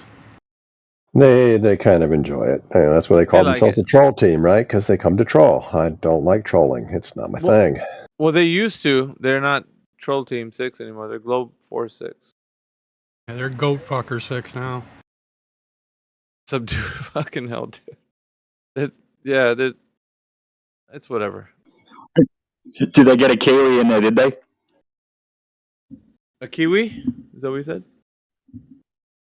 Yeah, sorry. We've talked about it a few times before, but obviously Kiwis, New Zealanders across the ditch from us in Australia, and it's really sheep, not goats. But that's why I was asking if they got a Kiwi in there when they renamed themselves Goat Fucker, because the joke at Australia is always that Kiwis fuck sheep. Yeah, I was saying earlier the prerequisites for joining are rubber boots and living next to a cliff. I don't know if you guys get that, but we do have some new. Well, I'd say Brand's in here. He's brand new. Fallen Friends. Who else is in here? Mind Pong. You guys are in here, man. Open up your mic if you want to tell us how the Earth is a globe. You have any evidence? You can go ahead and present it. We're here to listen to you guys. If you have any evidence, please open up your mic. And that one guy that I don't know what it sounded like he had some part in academia. I don't know what it was though, but he was really fumbling around. Yeah, he said he was still studying physics in uni. I'm pretty sure is what he was saying. He was still in university studying physics. All good. Yeah.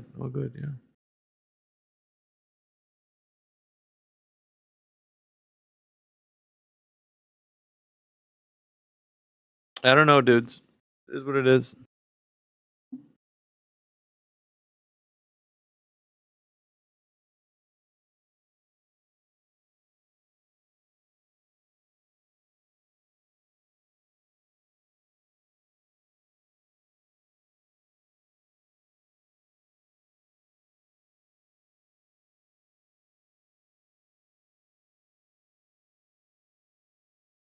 you're still wearing that tag though, Turquoise.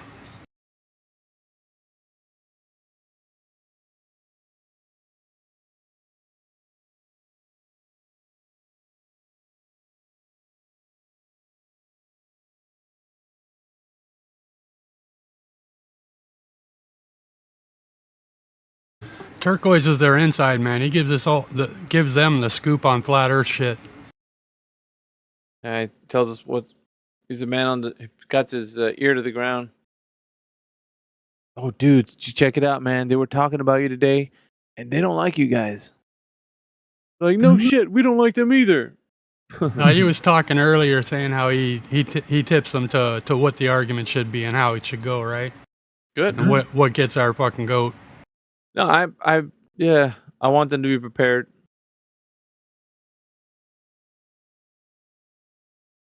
A little off subject, but I'm really liking the profile pic of that postmark guy. What is that, Sasquatch? It looks like him. Or what is that shit? Yeah, Sasquatch. Sasquatchy.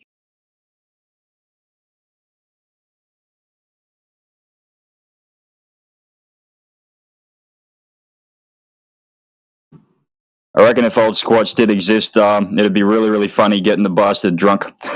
Sit down and have a drink with him and just watch him fight. Probably tell us how we're working too hard. You guys are, what are y'all doing? Yeah, I hear you. What, technology was supposed to make our lives easier, wasn't it? But we're working a hell of a lot more than the medieval peasants were. Yeah.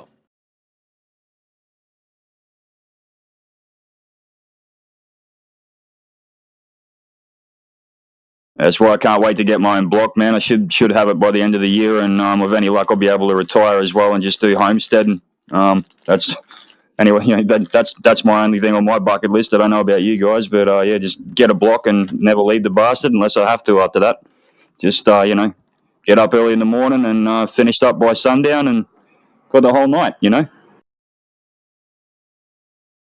That's cool shit, dude.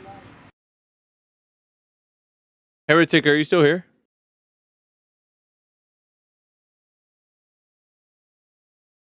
I know he's still here. Crit, are you here?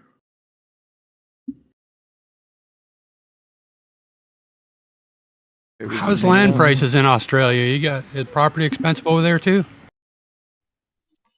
Oh, mate, I've seen you guys are getting hit hard with that as well. No, it's both for renting and for buying, and especially mortgage prices have gotten to the point where it's way, way, way worse than the GFC, man. That doesn't even begin to cover what's happening now. Yeah, it's getting out of control here too. Fucking crazy.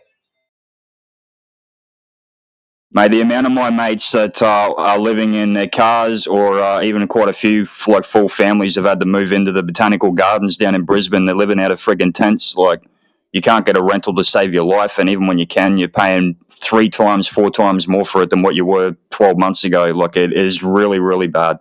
It is really bad. So I live in Canada. It gets quite cold here in the wintertime, and there's tent cities going on right now, and the government's passing them out little portable heaters, dude.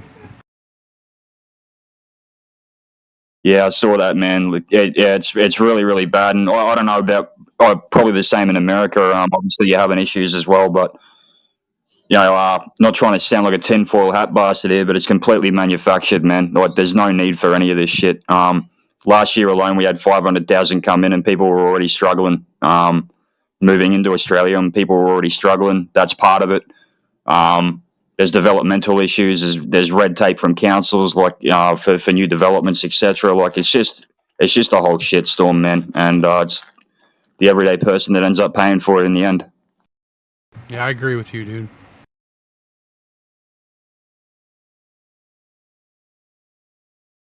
I don't know who's bloody worse, mate. The monkey running your country or the monkey running ours. I think they're being ran by the same person, dude. I agree.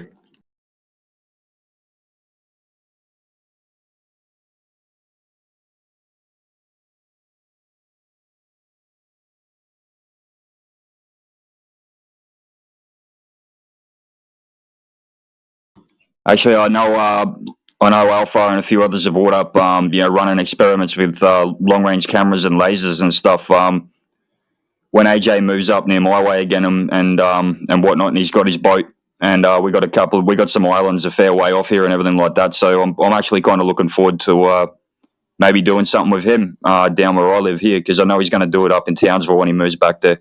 It'd be really, really cool to see how that actually runs.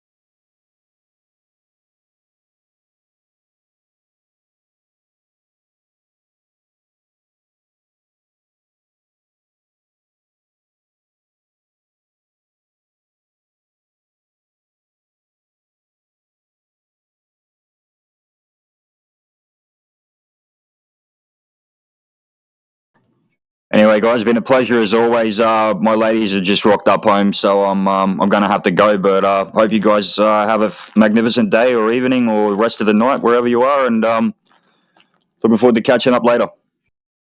See you, bro.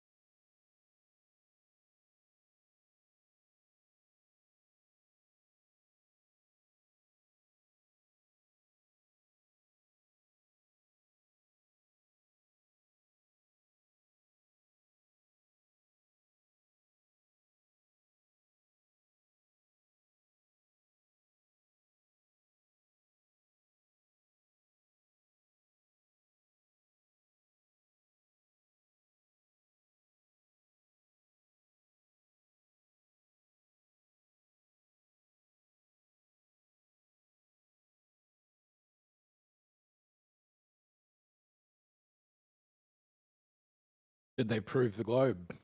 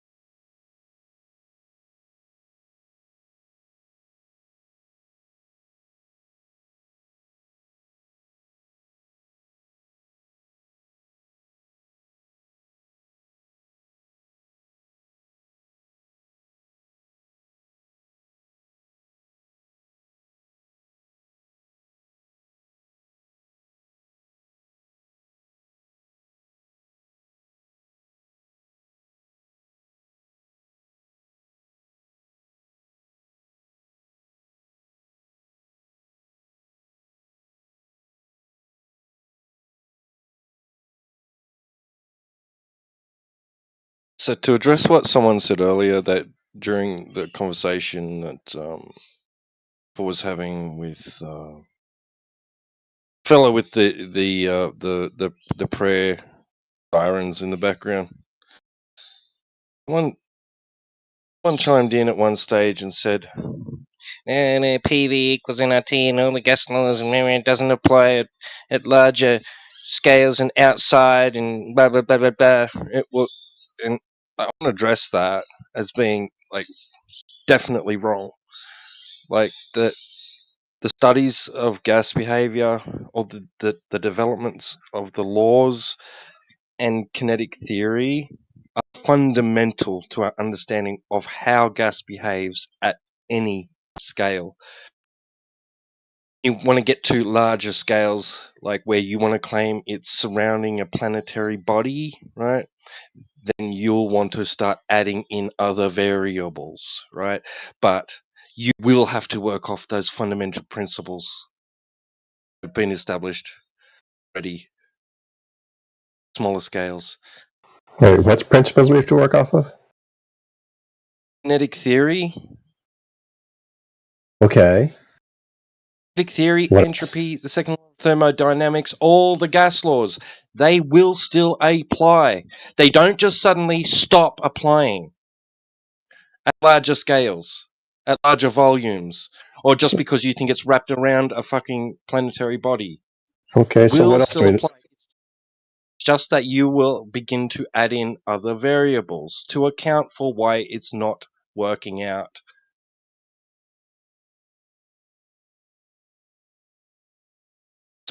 That's all. I'm just addressing his point that suddenly those laws don't apply anymore. That suddenly the physics of gas and how gas behaves is no longer, our understanding of how gas behaves is no longer relevant because there's a lot of it.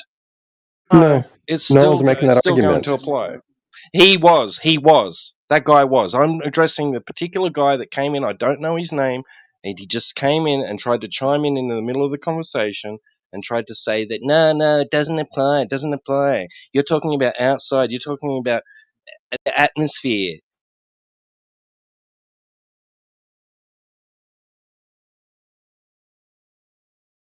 It's not the same. It's different. Was his argument.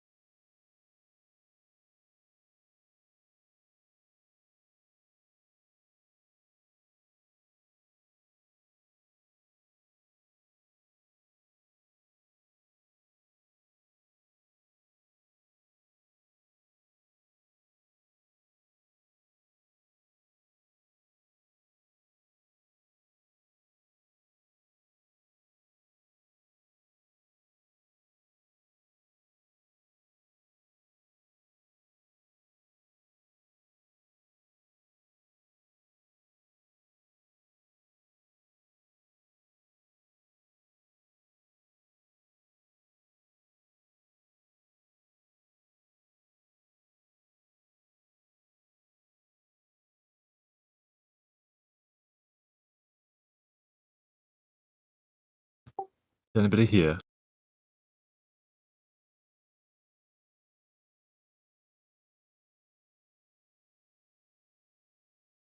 Yes. A lot of people here.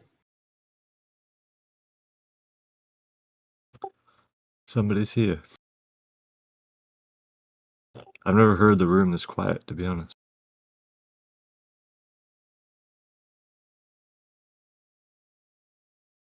You guys run out of Globers to argue with? Are you the guy who said thoughts or measurements? Don't bring that up, man. Yes, I did, but you're misunderstanding.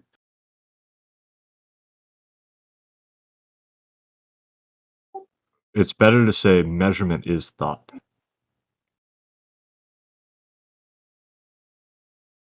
Oh. Is that okay? Is it? Measurement is thought. Do you disagree? No, I don't disagree. All right. Well.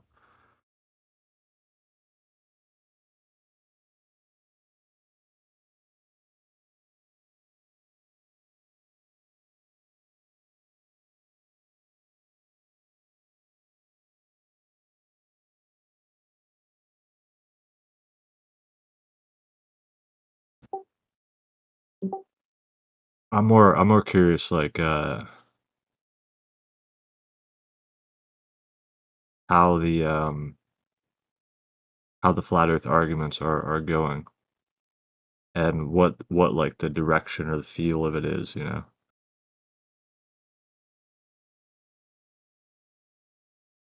Do you feel like it's a social movement? I think it is, yeah. Something like that.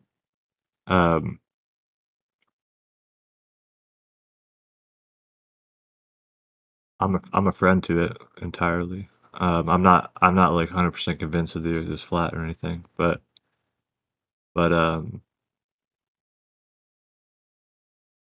I don't know. I see a lot of value in it, and I remain on the fence, you know, in terms of judging whatever the area, the space that we live in is.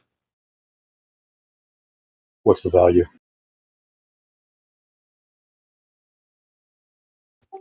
What's the value of what? Oh, You the said you the like that. value in the movement or the social movement or the argument? Yeah, whatever you meant by saying. Yeah, I did say there was Like, value in it. Yeah, go ahead. what I meant was like that it's pushing against something that deserves pushback, which is, you know, scientism, right? And like the explaining away of our universe um, based on measurement, right? Or based on data that and mathematics that we're extrapolating to that data to explain or describe uh, this like the mystery of life, literally. Um, I mean, we're doing that with everything, and I don't think that it can be done, and therefore, you know, it deserves pushback. There's value in that. What do you do you think that saying the ground is a ball is like there's like spiritual ramifications or flat earth? Do you think there's some kind of Definitely, there would be, right? well, that's what you made it sound like, I think, if I'm not mistaken. I think that it felt like that was a different, I don't know, argument that you were going on. I mean, the value that I was talking about is like pushing back against like explaining away whatever we live on, right? Or whatever the universe is, however it came to be, right? Based on our like ridiculously limited form of measurement, right? Which is like the electromagnetic spectrum, right? Um, but and anything that reflects, you know, that has an electromagnetic pulse, that then we can measure it.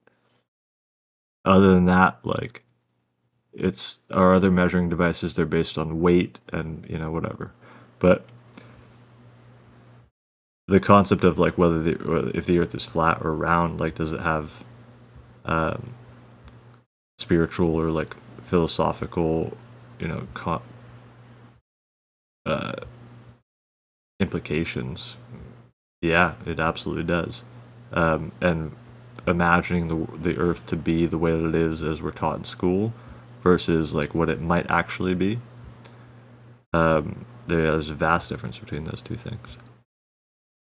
And I have an open mind towards that. Like I don't settle in one or the other. I just try to consider, you know, in my own way, what those differences would be like. But I think that like before like even addressing the shape of the earth, there's other things that have those same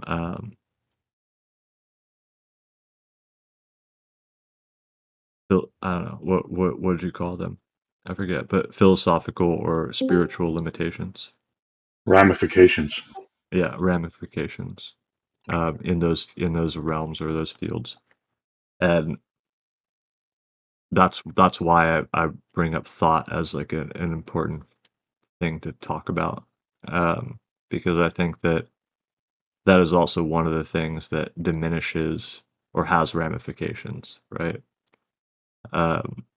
In terms of like experiencing life and actually living. Um, I don't have any good analogies for it right now, but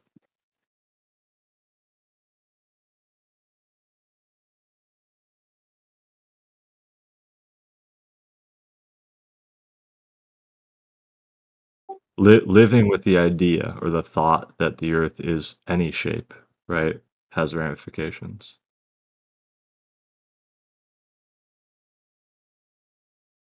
So if the ground was the shape of a onion ring, what would that mean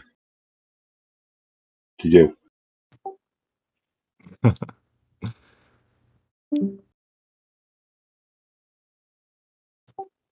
I don't know. It would mean that it would be ridiculous. I don't know. Whatever's going on here on the shape of an onion ring, I wouldn't be able to accept it. Do you think it matters?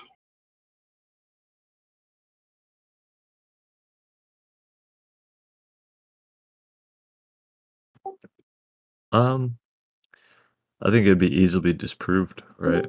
But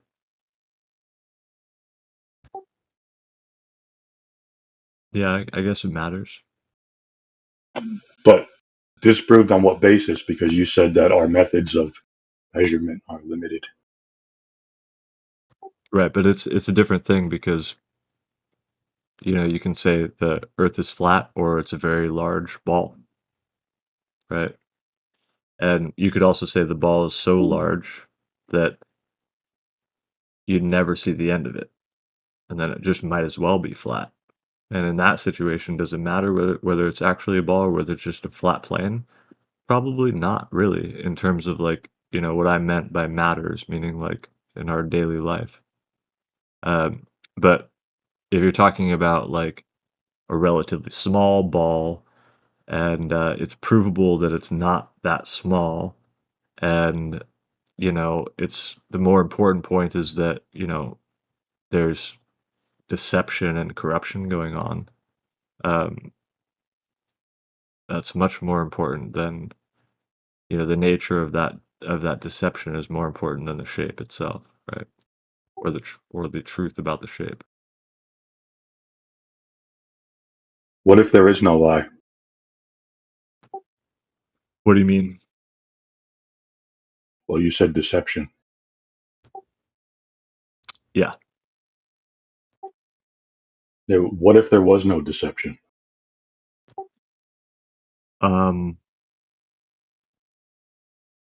Then we'd be living in a perfect world. No, I mean deception about the shape of the Earth. What if there is no deception and it being a globe is just what people believe?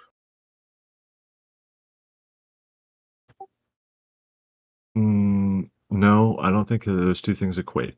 It either is a globe and there's no deception, or there's deception and it isn't. What if it's just what they believe, and then they model everything around that? Well, I mean, when they go up into space, right, they would have to figure out one way or the other, right? Yeah. And they would report that back if they were not deceiving, right? Maybe it's just what they want to believe. Because we're not going to go up there. It's not about what you want to believe. I don't think that's the way things operate. I mean, you don't just fly into space, realize you can't land on the moon, all this type of stuff, and the Earth is not. There's no solar system, whatever. And then just say well, I want to believe that it's this contrary way. That's not reality. I think reality is much more full of deception, not necessarily deception, but control, conditioning, on over human brains than than we're addressing here. How many people have been alleged to have seen the Earth in its entirety from space?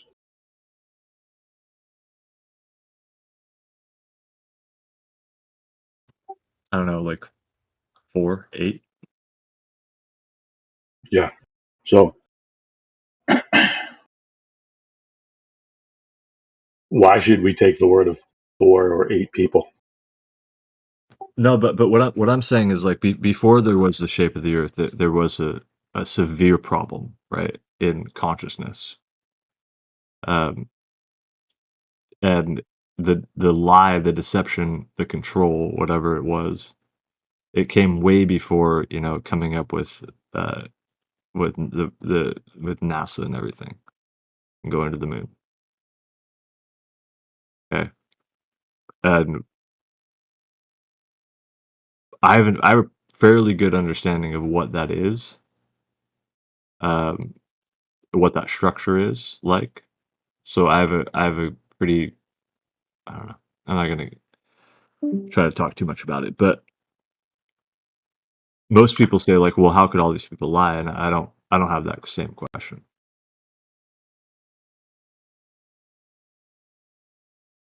What made you look into this?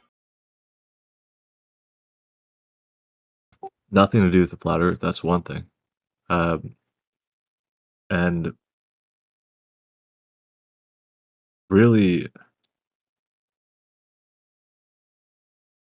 it was just seeing other examples of corruption going on in the world, and not being an idiot or oblivious or just totally tied to my own motives, whatever I wanted to get, and being blind.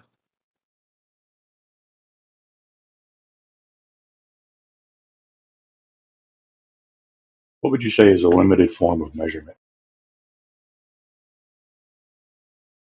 Like, would you say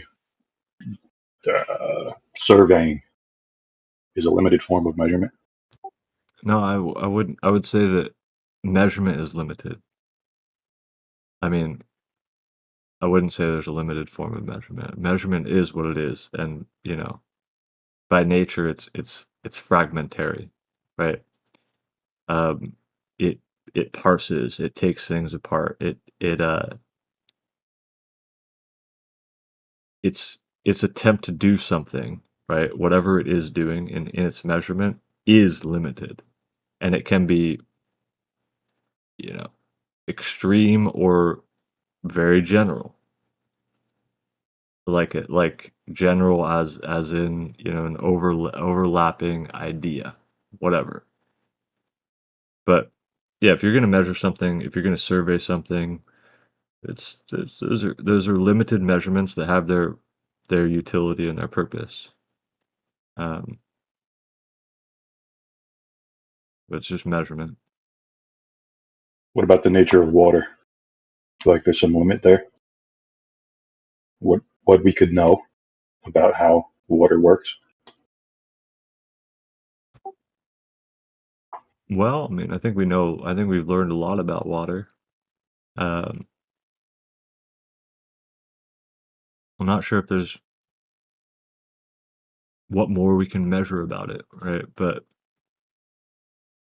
I'm sure there's plenty more that we can understand. I mean, like establishing a straight line with it. Yeah, does it curve that's and stuff possible? like that? Yeah.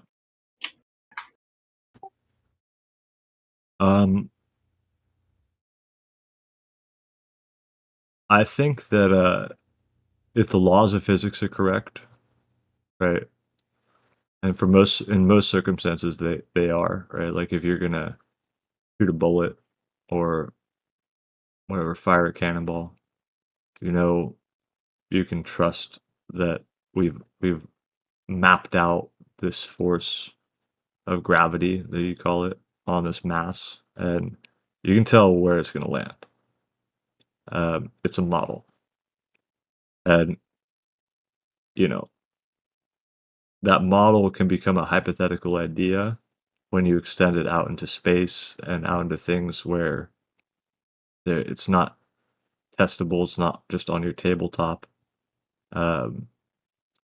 But yeah, it was something like a lake, and whether it's curved or whether it's flat, it extends into that blur area where essentially you're saying if the model is correct, it works. hypothetically, right? And that's it. You can just as easily say, and this is like the inevitable, unending argument. You can just as easily say that water does not curve, right? There is no curved surface for it to curve around or be pulled to, and therefore it's a measure of flatness. And that's just as fine as an argument as well. And the test of that is with lasers, right? Over distances. And then you have to consider the rebuttal, which is from the globe side, it's refraction. So not enough laser arguments have been done under like relatively controlled conditions. But I'd love to see them. What if there's a way to know without a laser? Better way. With the string? No. With what? The water itself. All right, I'm listening. Yeah. So if either end of a body of water is higher than the other, then it's going to flow. Assuming it's flat. No. Not assuming anything, right? No, you're discounting like the force of gravity then. No.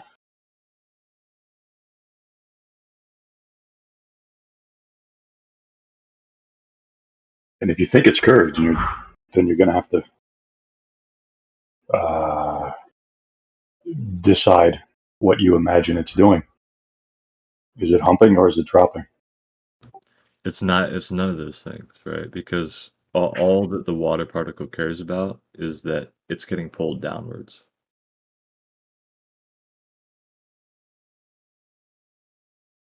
And you as an outside observer, you can look at a picture of a map and you could say this water should be higher than the other, but it doesn't know that. It has no concept of higher or lower. It's just the only concept of higher or lower to it. It's not left or right. It's just, am I getting pulled downwards or not? Despite all the currents and the normal things that go on within an ocean.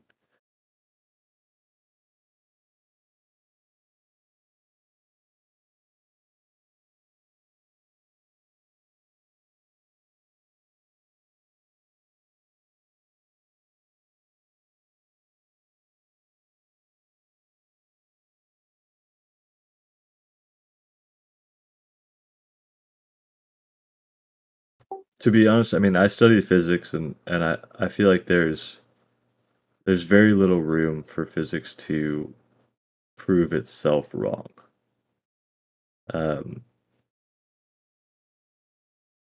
There are like decent conceptual arguments, but at the end of the day, like those mostly come from a lack of detail of like the actual physics that's involved or of the model, right? The most convincing arguments to me personally are basically lies and trickery and magic tricks that are being done by governments about our external environment like space. And that doesn't necessarily prove that the earth is flat. It just proves that like these people are like they're straight up lying about a lot of stuff.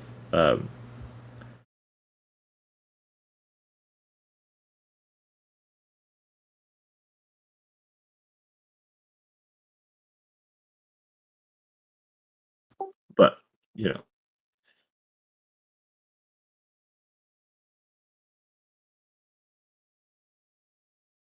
Yeah, I had to step away for a second.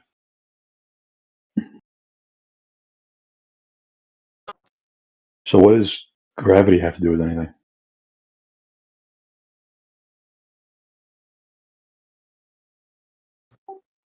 Well, what do you mean by that? Well, you brought it up. Well, it's a downward force, right? When you jump, you fall down. Yeah. When you drop something, it falls to the floor, right? Yeah. So it has a lot to do with everything. It's a force. Yeah. It's what makes the water. Yeah. Yeah, it's what makes the water flow. Well, no, I'm saying it's what holds the water to the ground, right? Yeah. Yeah. Well, I don't know about holds it. Yeah.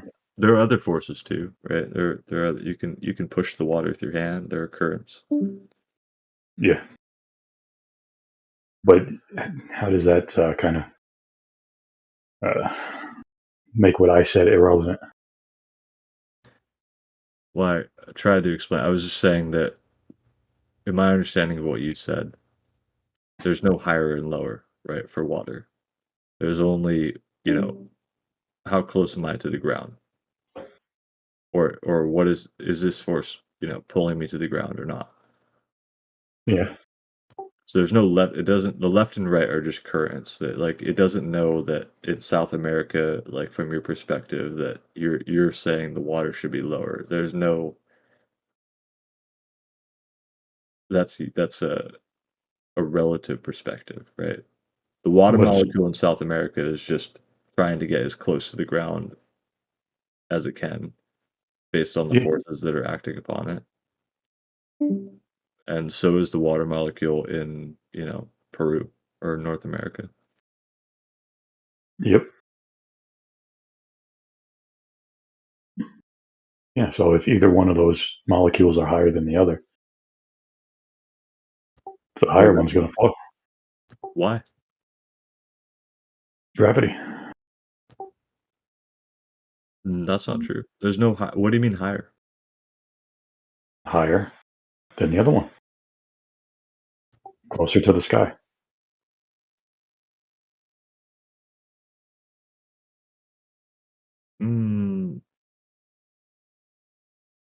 Yeah, I guess. But I mean, there's also the pressure of like the other molecules around it, right?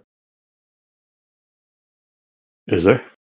Yeah, I mean, if you have a stack of bricks, right, the top brick is not just gonna like feel like it needs to fall more towards the bottom. It's gonna sit there. Well, yeah. But we're talking about water. Same thing, particles. There's pressure from the surrounding particles, right? It's not a solid, but it's still matter. What if there's equal pressure? Then what? It doesn't really matter though, because like one of those particles of water could go down, but there are others that will replace it because of the pressure differential. Yeah. It'll even out. Yeah. So That's what I'm saying. that's constantly happening, right? Yeah, I'm talking about a body of water at rest.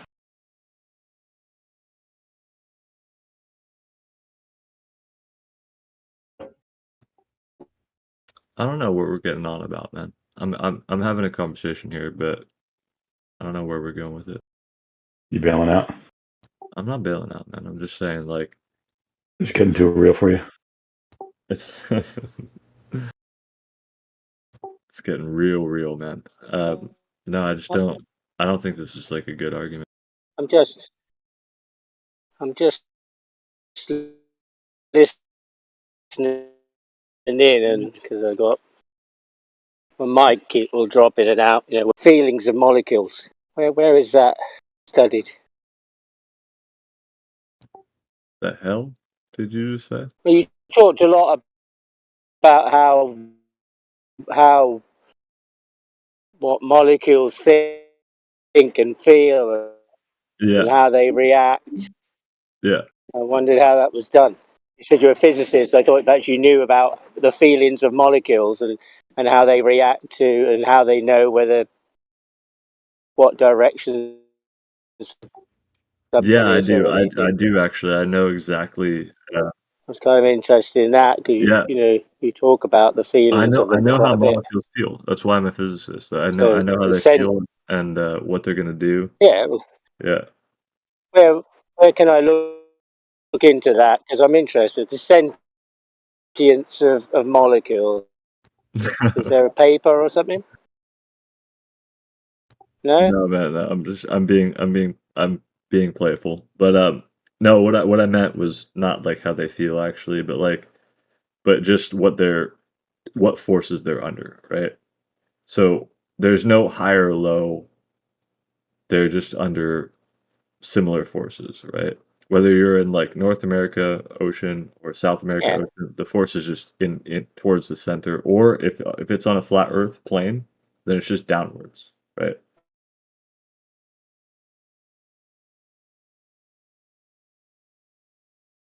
Yeah, that's how you know that either end of the water level when they were at equal altitude, they would be at equal altitude, horizontal.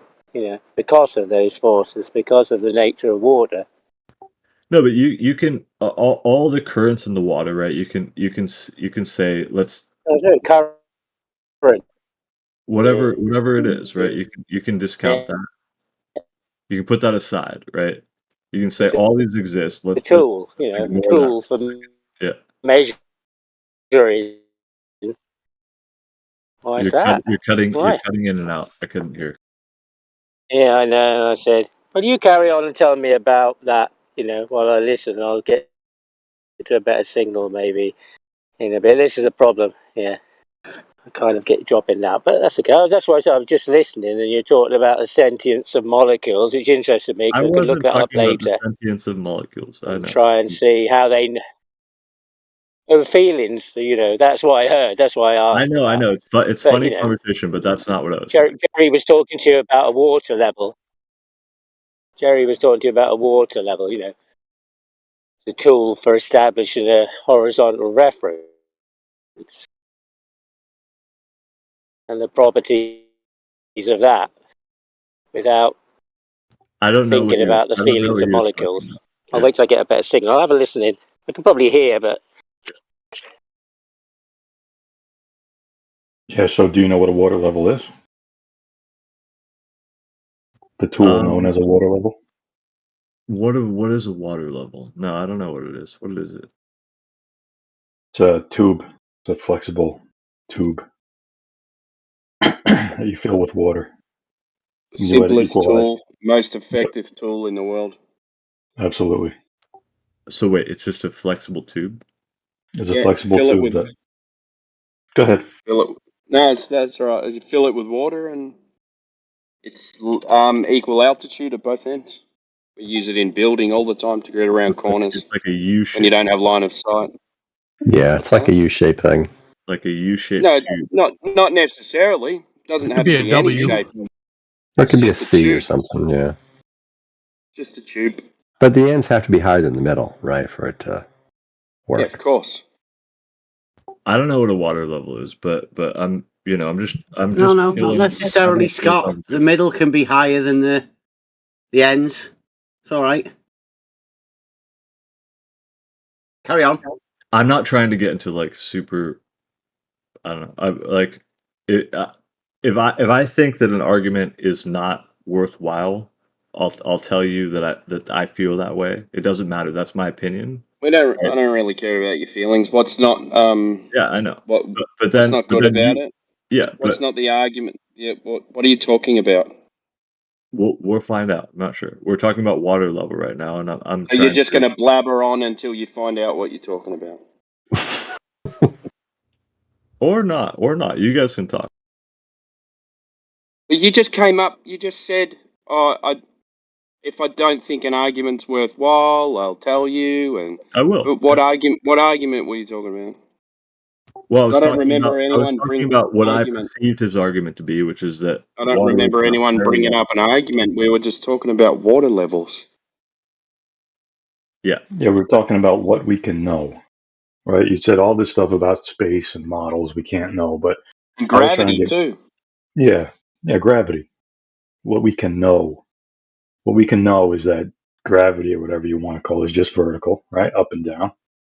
And water can be used to establish a plane of reference, a horizontal plane of reference.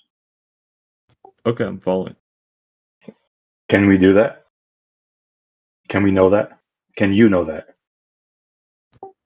You can know that to a degree, yeah.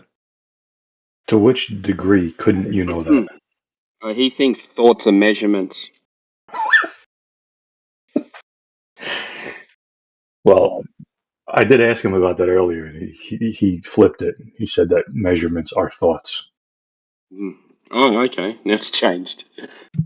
Well, some people think references are measurements as well, don't they? Yeah. No, I would say like you see, I'm holding both views in my mind, right? Both flat and curved? How do you get that? Yeah, both flat and curved, yes. So Diatheism. I'm holding like refraction being a possibility or having to account for it. There's always going to be refraction. It doesn't necessarily mean that the oceans are curved. Right. So what happens is they just reified the ball. So they say, when you say you see too far, yeah, they just say, okay, well, you see too far, but the ball is this size, so you should only see to this amount. Therefore, the refractive rate is at this rate because the Earth is a ball of this size. You see how they do it? Because no one ever measured the ball. I know. So they just say the ball is this size. So I don't understand when people say I hold myself on two sides. You either believe you live on a curved surface or you believe you live on a flat, a stationary level plane with a level plane of reference. That's not exactly being honest about how we do it, right? You can't live on both. Yeah, sorry. Scott, what was that? So that's not exactly being honest about how we do it. You said that's how they do it, being the globe earthers, but that's not how we do it. Yeah, it is. No. Okay, so I'll take you through the step. Okay, so you guys claim that some guy called Eratosthenes did some measurements of sticks and shadows, measured some angles, did an equation with the number 360 in it, so he could get a circumference of a presupposed ball. Would that be the first step? No, not for me, and not for most people. No. Okay, well, I'm going through the steps of how they do it. So now we have this circumference of the ball. Now we can work out the radius, right? So with your radius, you can get your arc. That's not how we did it, though. And then you can work out how much drop over distance you should have. How did you do it then, Scott? How No, did you do it? But since then, thousands of people have. Explain how Al-Biruni did it. I thought I was, Bev. Would you like to tell me to explain again before I actually start explaining? Go on, just please explain. Okay. But thousands of people have done it since then, where they've used much better equipment and they've got much more accurate readings by using things like geodetic surveying. And what did he do, Scott? But you only got one video, though, right? But 1,000 people did it. Why would these people video themselves doing their work? I don't know, Scott. Why he went to the top of a mountain and measured an angle. Why would they? Is that being? Why would they lie, Scott? Isn't that the question, buddy? So all these people went out, did all these geodetic surveys, measuring on the land. Come on, Scott. What did he do with the angle? Scott, we get it. What magic did he do with the angle? You asked. How many flat spots does it take to make a globe, Scott? No. Let's keep on the angle. Let Scott explain us what he does with an angle, or what Al-Biruni did. Go on, Scott. I don't do anything. Surveyors did it. People who you were just explaining, though. I gave you a little bit of space before, so you could explain. Please carry on. I just did. Geodetic surveyors measured the Earth. Al-Biruni? I have no idea who Al-Biruni is, nor do I care. Oh, you don't even know who he is? Why should I know who this guy is? Who is he? Wow, come on, Scott. I've never playing ignorance in this room after how many years have you been in here, Scott? He's unimportant. He's unimportant. Playing that? No, wait, hold on. Who is Al-Biruni, please? You don't need to know. There's nothing. There's nothing. Any engineer or anybody who understands the Earth has gone off his work. They've done much better work since then. Yeah, with much more accurate instruments. Explain the method. Who I the don't hell need is to. Al I Bruni? trust the experts. You don't need to. It's because you don't know, innit, Scott? I've been clear since the beginning. I rely on experts. Nobody seems to know what you can do with an angle. Yeah, everybody seems to be very clever with being able to say what it does. You don't need to know. My only Some point is genius out there did it, right? not a genius, just someone who took a couple of courses and went out and sat in the sun and the cold, Somebody like depending Nathan on Oakley. the weather, and did the work. Nathan Oakley knows what you can do with an angle. Who cares what Nathan Oakley thinks? He's Well, nobody. you don't. Yeah. No, I just, I care what these trained professionals went out and did, documented all their work, written down their notebooks, and Measuring angles. measuring the Earth. Measuring an angle. Whatever. Mm-hmm. Does measuring an angle prove anything about the shape of the Earth? Yes, it does, if you can do math. Yeah. Okay, then. Tell us the procedure. What you do. We've got an angle. Explain the rest for us, please. Mathematically. Why? Because you just said clever people can do it, or are you not one of these clever people? Yeah, I don't know the math. Yeah. Nathan Oakley does it, and he comes up with the Earth's being measured flat. So is that the math? He's Is an Nathan idiot, Oakley so- keeping the secret? No, he's an idiot. Mhm. So you tell us then. Why is Nathan an idiot? Have you ever listened to him? I have. Well, he seems to be able to do something with the angle that you can't. So, I mean, who's the idiot, Scott? He just makes up stuff. But to be honest with you, I don't listen to him much. I think I've heard him like once or twice. Okay. So, well, explain to us then how Nathan Oakley's an idiot for being able to measure the Earth flat with an angle, and then tell us the real reason how you use the angle to get something different. Why do you keep To asking measure me the the Earth same- correctly. Why do you keep asking me the same question? What's in it for you, man? You haven't answered it, Scott. I know.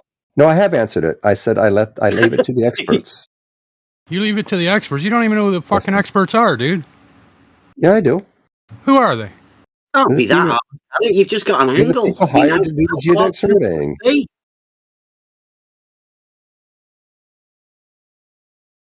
I mean, I trust the pilots to fly the planes that I get on. I trust the engineers. and Alberuni the- wasn't a pilot. He just went to the top of a mountain and measured an angle.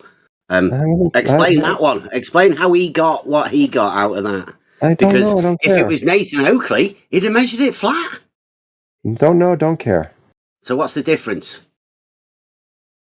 Don't know. Don't care. So why are you here, Scott? Like, if you got a belief, that's fine. Why don't you just take it and fuck off? Like, why you stay here for? To understand how you guys can get it wrong for so long? But you Get don't what want to wrong, know Scott? why. For fuck's I do. sake. I do. It's No, getting you a don't. joke, You just Scott. fucking keep denying, dude, and denying what we tell you. So why the fuck listen to it? Just so he can say it's wrong. Understand why you get it wrong. So you can call Nathan Oakley an idiot? Is that why? And so he No. can say you're wrong. I would never have mentioned Nathan Oakley unless Jeff brought it up. Sorry. Maybe. Oh. Like, how many years have you been coming here, Scott? Like, I've only been here for 3 months or so, and you've been No, here they- every day. No, It's been all the room's only time. existed Every for a time few I've months. ever been here, Scott, you've been here. This room's only existed for a few months. I used to hang out Yeah, at but Jeff's, have you and I still been do here mostly. all that time, Scott? I think so. From the beginning, when Heretics So had you, left. and you don't know who Al Baruni is. You don't know what he did. You don't know anything I about how don't- Nathan I- Oakley yeah. measured it flat or anything. What are you doing? So you're I've heard the name. trying to convert us, Scott? Is that No. what you're doing? No, I don't even think it's Alter possible Bear, to you're convert you. breaking up badly.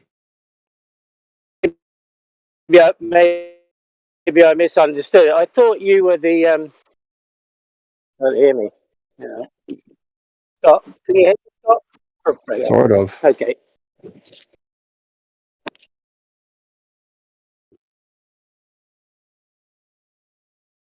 Yeah, I got the idea that you were one of the experts round here, Scott. You were the resident globe guy with all of the answers. So it just seems like you tell everybody they're wrong whenever they say anything. You keep posting stupid videos. Because you keep saying wrong things. And you're What's like a wrong? too, dude. I asked you a question, how to explain how you use the angle. I don't know. Well, there you go. He's a one trick. How's that wrong? One argument, man. What's my one argument? Now. Celestial navigation. Well, also I know I know how to get to Australia from San Good Francisco. for you, Scott. Well, do you? No, I don't know how, Scott. Like, fuck, man. Do you guys have a model? You're the only one, Scott, that knows how to fucking navigate, dude. Has the flat Earth come up with any kind of map which can get you anywhere in this world? Anywhere. Fucking map is flat, Scott. Get it, India. And who made those maps? Do you use your fucking globe to navigate, dude? Do you have one in your fucking pocket? Who made the maps? I don't give a fuck, man. They're were flat. They flat dude. earthers or people who understood the Earth's a globe? I'm pretty sure a lot of Can you hear maps me, are... Scott? Clearer? I can't hear you at all, Bear. Okay. Morning, Scott. How are you doing? Sorry, I might have been mistaken, but I thought that you were the geometrical advisor to 2T6 and that you advised them on spherical excess. So I thought perhaps you did understand geometry. Otherwise, you wouldn't have had such a high position. Now you seem to know anything about geometry. It's just a bit odd. That's all I was thinking. Well, in TT6, you were the spherical excess advisor. Yeah, I you were. They told us you were. And you said you were. Yes, you just advised them on spherical excess. Yes, I understand. So you would understand geometry then. And you would understand the geometry. Yes, I understand how you get spherical excess. Yes, this is true. Okay, so you that's would know. That's another simple concept, right? You would know what you could do with an angle. Yeah, I know. So you would know what to do with just an angle. Then. What do you mean? What does one do? You're just kind of ducking out of it somehow. What does one do with just an angle? You're the geometer. You're the geometer, so I thought you'd be able to bring something to that question. Up a lot, man. You're Yeah. cutting in and out. I don't think he's hearing me either, but maybe he does this often. So.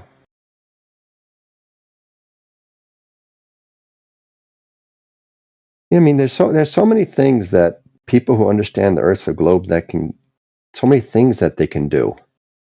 I don't do them, right? I just enjoy the benefits of them. Can they juggle? Some of them, yeah. But I mean, Scott, people who understand can you do the any Earth's of globe this stuff, built or do you just stuff and imagine other people can do it?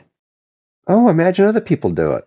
I There you never go. claimed to have done any of this stuff. There's your imaginometry. You just imagine other people do it. Not you, though. You're not even clever enough to imagine you can do it. Except Or are you well educated enough in sophistry that pretending that other people do it is easier because then you can always claim ignorance yourself? Yes, it's a nice tactic, Scott. I know. Yeah. But I've been on an airplane that took me from San Francisco to Sydney, Australia. Nice. Wow. Well, that qualifies you then, Scott. No. It confirms my trust in these other people. It confirms my faith in the experts. They knew how to get there. High levels of faith. We know, Scott. We know. Yes, but they got me there, which my faith was justified, wasn't it? It's all you've got, Scott. Faith. Okay, I can live with that. Why is that enough? Why is that not enough? Why do you have to come in here and tell people that they're wrong? Is it your faith that tells you to do that? Is that scripted? No, it's the fact that other people have solved these problems already. That Part you of guys the want to doctrine continue. within your dogma. Yeah, I'm not even sure why I should even bother answering you because you Now never you've listen. got enough faith, you must go out and spread the you're wrong. Do you Tell ever everybody listen to else how wrong they are. So Bev, Do you ever listen to anybody's answer? Or when you ask questions, you just wait for the person You to don't stop and answer, then ask the Scott. next one? You don't answer, Scott. It's pretty obvious. I have You haven't answered got you. any. You haven't got any answers. What was my answer to your They're all in questions? the hands of somebody else. Yes, you. that's my answer. That's not an answer, Scott. It is an answer. Why don't you accept it? Well, I don't take bullshit. I have like an internal bullshit meter. So why is my putting my I've been trust studying in it, Scott. experts? Been studying it for years. Why don't you put your trust in experts? How have they failed you? What's an expert, Scott? Not you, right? Pilots, not me. No, never me. I'm a pretty good computer programmer. I can push data around pretty well and organize data structures. Yeah, I can organize data structures to maximize input and output kind of stuff. I'm pretty good at that, and they pay me really, really well. Word searches. No, that's not what I do. Putting people on lists. I do actually make lists. Mm-hmm. It's a good chance if you guys get emails trying to sell you something, I'm at the base of that. Sorry. Yeah. What about if anybody puts any words in to searches on the internet, or do you have other people doing those sort of things? No, I used to. I'm on a different team now, but I used to do that too. Yeah. If you ever did a Google search, I worked to the part that would maximize an advertiser's dollar. Make sure that their placement on the Google results page was well spent. Yeah. Don't do that anymore either. But Did you anyways, put certain stuff further down the list? no, nobody does that. No, you just put stuff higher. Well, sometimes you would. It depends on how much how much you're willing to bid for the spot. And we had a algorithm that would figure out the maximum bid or the most return on your bid investment. Yeah. The dogmatic globe shit went straight to the fucking top. That's where the money is, right? No, there's no money everywhere. in the globe. Product placement everywhere. Yeah. For selling shoes and clothes and automobiles and all that kind of shit, right? Our customers, our clients were people like Ford and GM and Nike and Adidas and a whole bunch of companies that a lot of people have never heard of. They're trying to be heard of. What's your dogmatic globe expertise then, or do you just leave it in the hands of other people? I have none. Yeah, none. But I've watched sunsets. You sit in rooms like this all day telling people that they're wrong. Yes. I can do the basic math, right? I can understand that if you have a 15-degree angle. You can't do the basic math with Al-Biruni. No, I can. I don't care about Al-Biruni. So you can or you can't do it. I can understand that if the sun sets at the same direction for everybody on the planet, and so I can understand if the sun is setting south of west in Australia right now, which it is, that can only happen on a globe. I can do that kind of math. But you can't do the math that you measure an angle on the top of the stick. Do that. No, I can't do that math. And can tell it's a globe. Can't do it that way. No. But I can watch the moon go over my head and see it all night long. It does not change size, which I know enough math and perspective to know that means it's not getting further away from me throughout the night. It's not getting closer. It's not moving further away throughout the night, which the only thing that can be moving in is a circle above me. Tells me it's optical. Well, I can also look at with my own eyes and I can trust it. And no, it's a rock. It's a big rock. You can trust it. Yeah, I can trust my eyes. You can put trust. Oh, it. In You my said eyes. it. Do you call your eyes with the S at the end of it? It. Okay, I trust them. You got me there. You got me. You can trust your eyes, or what is it? The processor, the one that computes that information. No, you got me. Good catch. You're earning your money. Did you say the moon's not getting further away? Correct. Oh, okay. Whatever you say. I've heard some Well, models it's where not. it does, Scott.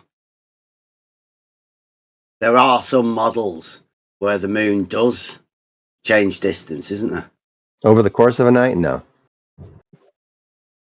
But the moon does change distance, doesn't it? Over the course of a night? No distance No. whatsoever. No distance whatsoever. It Over the stays course the of the same night? distance. Yeah, No, well, it obviously must be. You must be able to measure it night. exactly, right? It might From the be beginning and the like end, whatever right? the And get radius of the exactly Earth the is, same. since we're not at the No, center no, of the Earth. Scott, measurements, Scott. But that's trivial in Exactly proportion the to the same distance. Of the... distance. Doesn't change, does it? How'd you get the distance? Oh, Bev. Something's wrong with you, man. No, I think you changed because you did say size, but then you changed it to distance. Don't know how you did that. Maybe it's at that magic angle. Well, I know you don't, you because you computed don't. and You never listen changed to what it anybody into a says. distance. Because you never listen to what anybody says. Because if you had listened, you would have known how I did that. I think you might have let slip how Alberuni did it as well. Either that or you would have heard how I did it, but you never listened to anybody. So How that's did you why tell the size of the moon? What did I say? I said it. Yeah, you said it doesn't Prove change you were size. listening. And Prove you were saying, listening. I think you probably passed it off to somebody else. Prove you were listening. Probably passed it off to somebody Yeah. else. Good job, man. How did you measure the size Oh, I looked of at the it. moon? Okay. I looked at it. So your eyes do have measuring things, do you? Yes, they do. Right. Sufficient And that's enough how for you this can task. tell it. Yes, that's how you can tell it doesn't change in any distance. Sufficient enough for this task, yes. Your eyes. Yes. How do you measure it when it's on Again? the? You How want do you to ask measure again, it? Bev? How do you Bev, measure it ask when it's again. on the horizon? And I'll How do say you yes measure it when again. it's on the horizon? Sorry, Timbo. Sorry. Do I How do you measure the measure it when horizon? it? How do you measure it when it's on the horizon? Oh, I don't. I'll admit, it becomes an optical illusion when it becomes next to other things, which have a reference to me, and it appears to be bigger. Next to? What's it next So to? your eyes. Oh, so you're Come on, exactly. Scott. You say that you're. But This gentleman says that his eyeballs can measure things, but they don't. I have Okay, that's seen, cool. but I have Because seen I did time eyeballs. lapse. But I have seen time lapse pictures of the moon setting, and I'm convinced that what looks to me like getting bigger is not actually getting bigger, because it's not What's taking it up any more next to? pixels on the screen. Scott? What's it And next so, to? When it gets and next to that's sufficient for things. me. Come on, Scott. Yeah, I'm not going to play your silly game, Bev. It's just not worth my time. Well, because it's not next to anything. Yeah, you're using words, Scott. You were not worth my time, man. Oh, well, obviously, this room is worth your time because you've been It here is. for months It is, but you're not. with nothing. You've got nothing, Scott. No, there's several people here who are Other worth than my to time, tell but you're people not. that they're wrong. Yeah, whatever. Obfuscate, distract. You're just in That's loop all you're mode, here man. for, Scott. You're just in loop mode again. You just do these things where you just put it on repeat. It's the same No, 7 no. words over and over and over and over I'm again. telling It's you, just like I've told boring. a lot of people in the past, Scott. Well, there you go. You've got Same 7 nothing. words. Same 7 Yeah. words over and over again in Sit loop mode. around in Loop Discord mode. servers, causing confusion and making life difficult for everyone with nothing. How am I making life difficult for anybody, man? Arrogance, ignorance, How am I and making life arrogance. difficult? That's it, Scott. And how's it making their lives difficult? Well, whose life have I affected here? No, I think this is the purpose of rooms like this. Whose life Because have I affected? where would you be, Scott? Who could you talk to if there wasn't a room of flat earthers? What would you do, Scott? I'd be talking politics with people. You're a politics expert, are you? I am. Right. Well, strange that you sat in a room that you've got absolutely nothing when you're in a server that does politics. But mostly I'm a psychology expert. That's what I studied in school. I studied psychology. In school? Yes.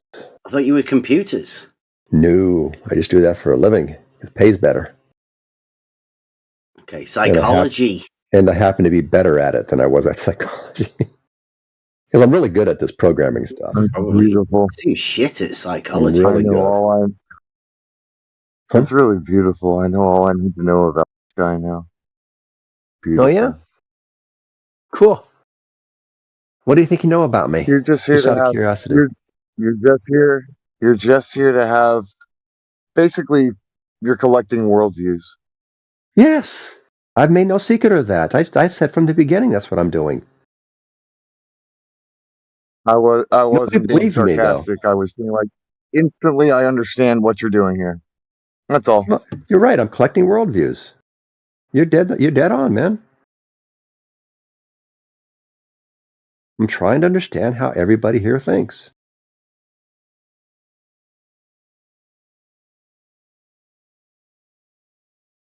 I would like nothing more than to interview each and every one of you, one on one, and just get your entire world narrative to see if there's any I've commonalities done among enough. them. How long have I been in here? 20 minutes. I think I've interviewed you to know enough about you, Scott. Okay. What have you learned in 4 months? Or are you building a paper? You don't want to Quite a give away bit. your secrets. Quite a bit, actually.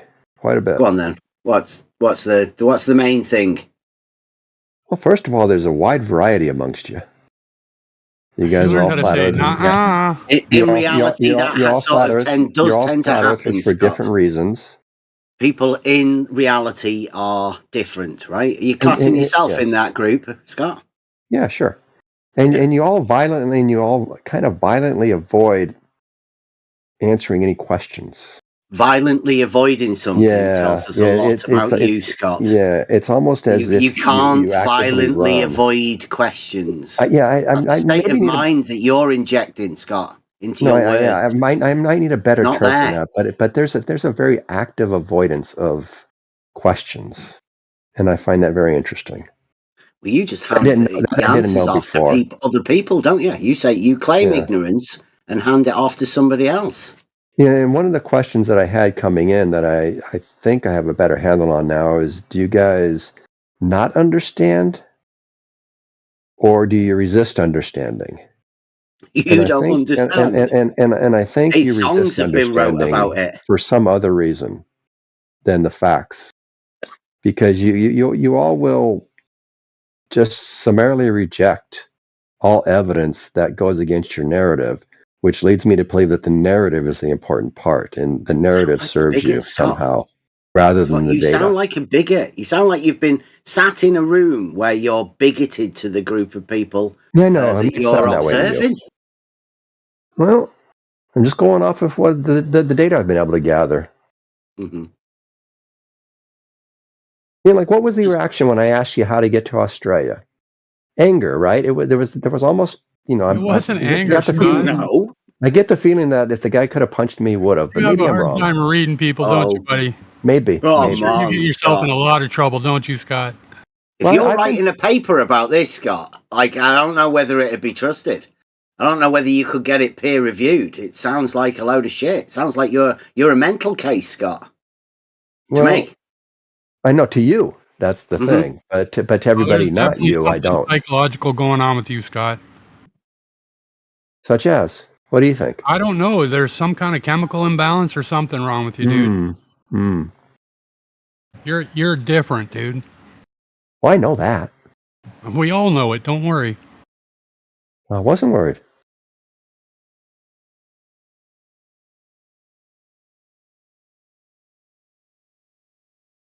But it also feels like to me that something. What I really like to get a handle on is, when in your lives did you start to feel I different know you can't than grasp everybody this else? at all, Scott. I get it, buddy. How the hell could we not believe, eh, buddy? He's looking for feels. He wants to know how you feel because he doesn't He feel wants anything. to know He's got how some it's sort of possible a that we could chemical possibly believe imbalance. something different, right? Something that goes against so much evidence that everybody else in the world sees. Yeah, how can you not it is hand the off question I'm all asking. of these things that you don't know to this unknown group like Scott? Like, I mean, what's wrong with you people? Yeah. Just be like Scott. Say you don't know fucking anything. Other people do, though. Just do what you're told, Scott. Everything will be fine, buddy.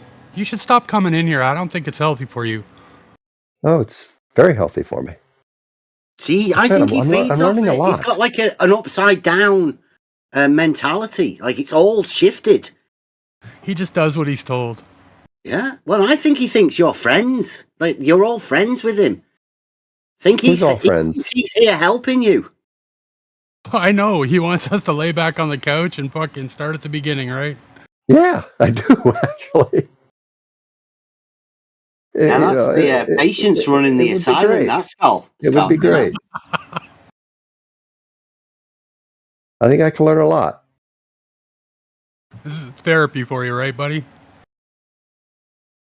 See, there is a sad part to this, research. right, guys? You know, because we're not joking.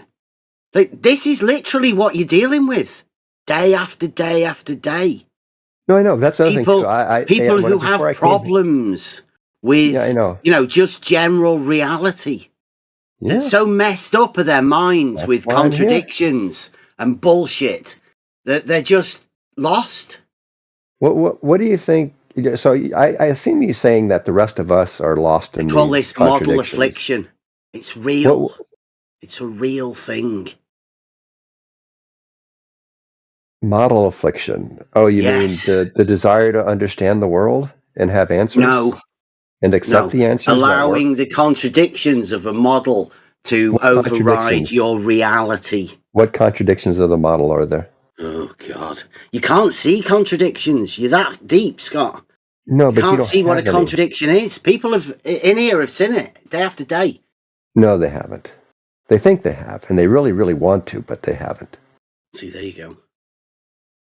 Convincing yourself. You have an ability to convince yourself that everyone else is the one with the problem, right? That's why you can sit in rooms like this. You can't sit in any other room because you do exactly the same in those rooms too. And they'll say, "What's wrong with you, Scott?" But in the flat earth rooms, you can get away with it. Your personality type is allowed in these rooms. In fact, I'd say it's needed by a model. You're needed because people can't say things, Scott. But people like you can. Without conscience. Do you think you said something there? Well, you might not have heard it. In fact, you probably wouldn't have heard it. It was word salad. It meant nothing. You understand? No, you don't understand that. Never mind. Yeah, you don't understand. Can anybody else tell me what famous Bev Buster. said just there? Shout out. Can anybody else summarize what Bev just said? He said that I'm you just come here curious. for Is it therapy, just Scott. me? This is the only place you can survive, so many Scott. words? You can't communicate with people. Can you, Scott? You find it difficult? No, I don't. I communicate very easily with people. Why are you here? I've already told you, but this is the interesting thing. No matter how many times you'll just ask me again. Mm-hmm. I point out. Dude, can you tell Bev why I'm here? I know you heard me. I actually didn't. No, okay. People I tune wasn't out. listening then, Scott. It's just bullshit. All right, that's fine. Guys, he collects worldviews. So you need to understand that you're basically a coin to him or a stamp. I'm just saying, he's collecting your worldview. You are basically just a coin to him or a stamp. Yeah, I'm trying to understand you guys. Does he not try and correct it? Does he not try and tell you you're wrong? Is he not a correctative worldview? Well, I tell you wrong so I could watch how you react to it.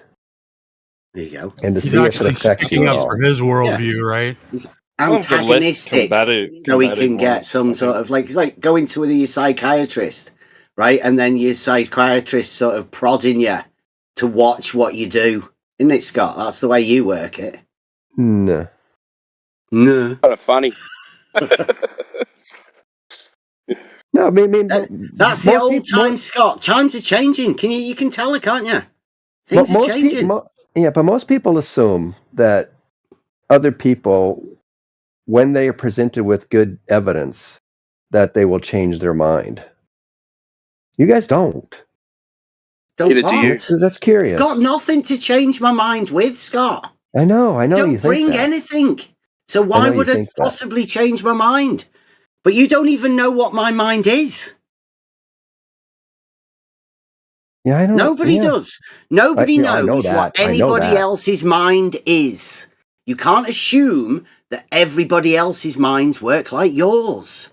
Everyone's an individual within the mind, Scott. The other thing I find fascinating that I didn't know before is how many questions or how many things you are willing not to know. There's so many things you guys say, I don't know, we can't know that, we can't know that. What's the moon? We can't know. What's the sun? We can't know. Nonsense. How does optics work? We can't know. How far is the Nobody can know. Nobody. You can't know. Nobody Being can honest, know. buddy, you can't be honest with yourself. That's the problem. The number we associate with pi can't know it. But the thing is, we do know. We don't. Not the number we associate with pi, Scott. We don't. Who cares about pi? It's like that's just madness, Bev. Why you even bother? That's one of the most basic things that we know we don't know. This is the craziness of Bev right there. What the hell does pi have to do with anything? How did his mind go to pi? If there was a creator, fascinating. the creator placed that there and said, "Don't try and associate numbers with this." Maybe he's hungry. Can't do it.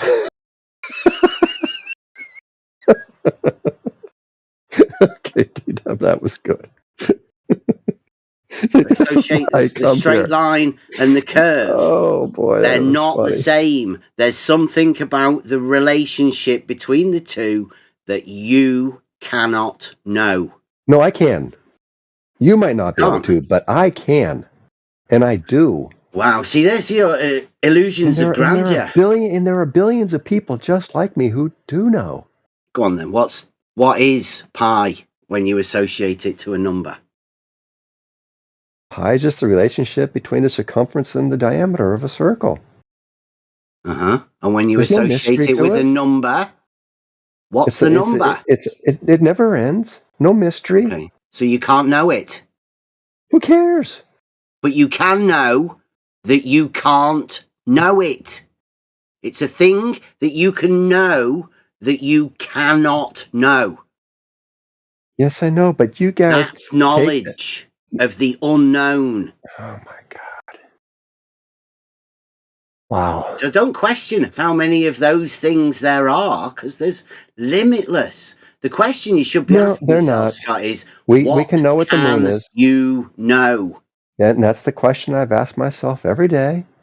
And there's a whole lot of things we can know. What's the answer? To what? Did you just say we can know what you the moon can is? know? Yes, we can know what the moon is. How do you know what the moon is? We can look at it and we can take measurements of it. Yeah, but that's not knowing. What do you mean? What do you mean by knowing? What do you think knowing is? Well, you go there and check it out. Knowledge. And you know what it is. And so, how do you know what it is just because you went there? That you know what it is. Or you say into philosophical talks.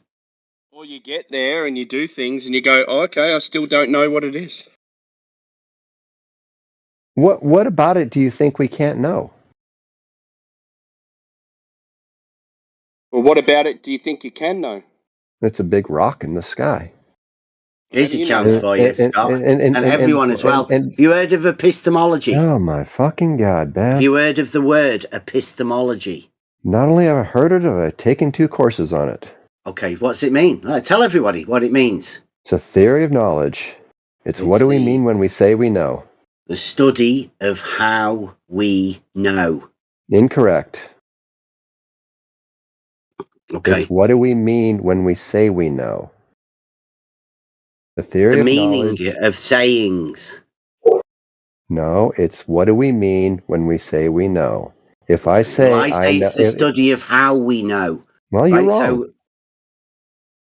So you're just going down into what you say when you say you know, not the actual study of how we know the things. Just what you say when you say you know, or when somebody else says when they say they know. Yes, exactly. What do we mean when we say we know? Go on then, you tell us. What it is? Justified true belief.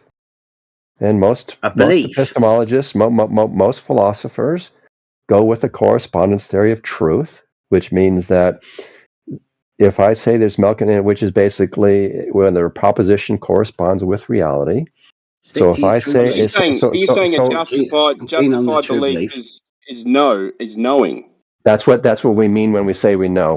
When we say we know, we are saying we have a justified true belief. Scott, we're just talking about you right now because no, we we're not. studied you before. You said not. It was what you say you mean when we say we know, right? So we're going with you at the minute. That's not what I said. That's the study. That's not what epistemology. I said. What? I'm not gonna play your game where you restate what I said incorrectly and argue it. Just not doing that, Beth. Well, I bet it was recorded. Is it being recorded? Go ahead. Yeah, go find it. So it will be able to check back just to make sure. Yeah, go ahead. Whether Scott was take your time. Changing the words or whatever. You said a justified true belief. Yes. That's knowing. That's what we mean when we say we know. I would disagree with that. Yeah. Okay. That's what he means, though. He didn't say that's what knowledge is. He just says that's what he means when he says shut the fuck up for just 5 seconds, man. To me, knowing is knowledge, which is verification. How is that different from a justified true belief? Because a belief is classified as faith without evidence. According to who? No proof. You can have no proof for a belief or a faith. Yeah, beliefs are not the proof part. That's the justification part. But the proof would be the knowing, right? If you were to obtain a proof for that, whatever it is, then you would know. Three legs. Three legs of knowledge. One is belief, which is independent of justification. One is justification, which is independent of belief. Well, and truth, which are independent of both of those. All those things are independent of each other. You just used the word belief in knowledge, but you said your definition of belief was what was it again? Belief is a state of mind. Independent of what? What did you say? Of both justification and the truth. Independent of justification and the truth. That was belief. Yes. But then you use belief in knowledge as well. Just before we go any further, belief is part of knowledge. Wait a minute, Scott. It's one of the 3 legs of knowledge. You've had your go. Look, let's just have a little bit to let everybody hear. I would say the proof part is when you take all of that evidence and experience and stuff, you place an argument formed together within a syllogism. You say, if I do this, then this happens. And what we do is we end up with the conclusion. The conclusion comports with all of that knowledge that we had before. There's no contradictions.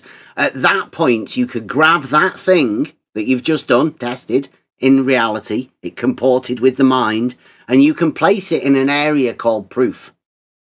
That is something that you know. You know. Right? I'm asking you, how many of those things do you actually have that you can work with, Scott? That's one of the millions of things that I know, yes. That's no.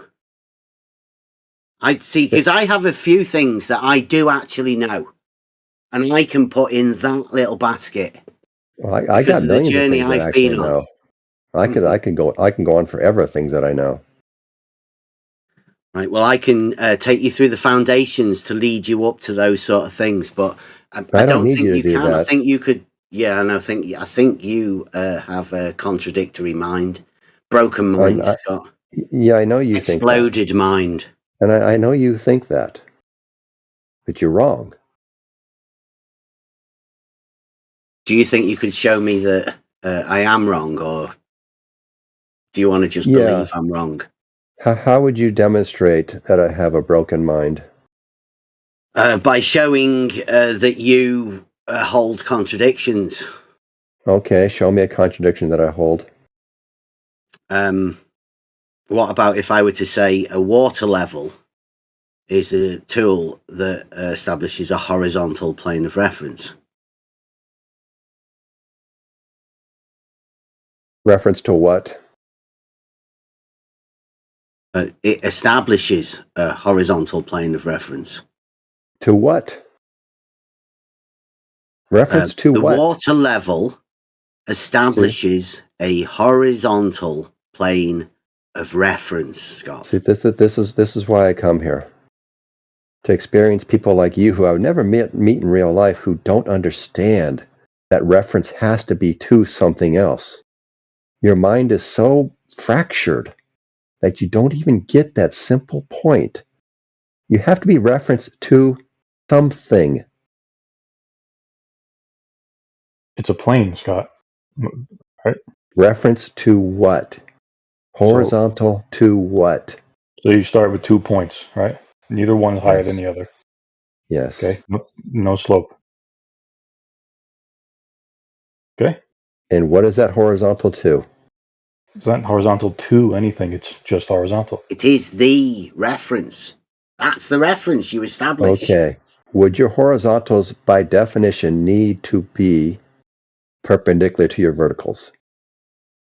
Yes. Horizontal and vertical are perpendicular. So Yes. so if it turned out that when you looked at your water level and you found out that the endpoints, the verticals at those endpoints were not perpendicular to that line you just drew, what do you conclude?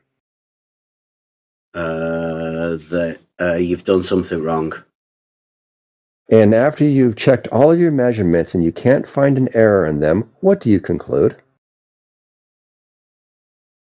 That you're going mad. Okay, so there's no possible way that you can falsify your assumption. That remember, is we're talking about contradictions that you hold, Scott, right? But I just point out the contradiction that you hold. But it's not a contradiction to know that vertical and horizontal are perpendicular. Yes, but your understanding of the world will not match your measurement of the world if you went and tried to do it.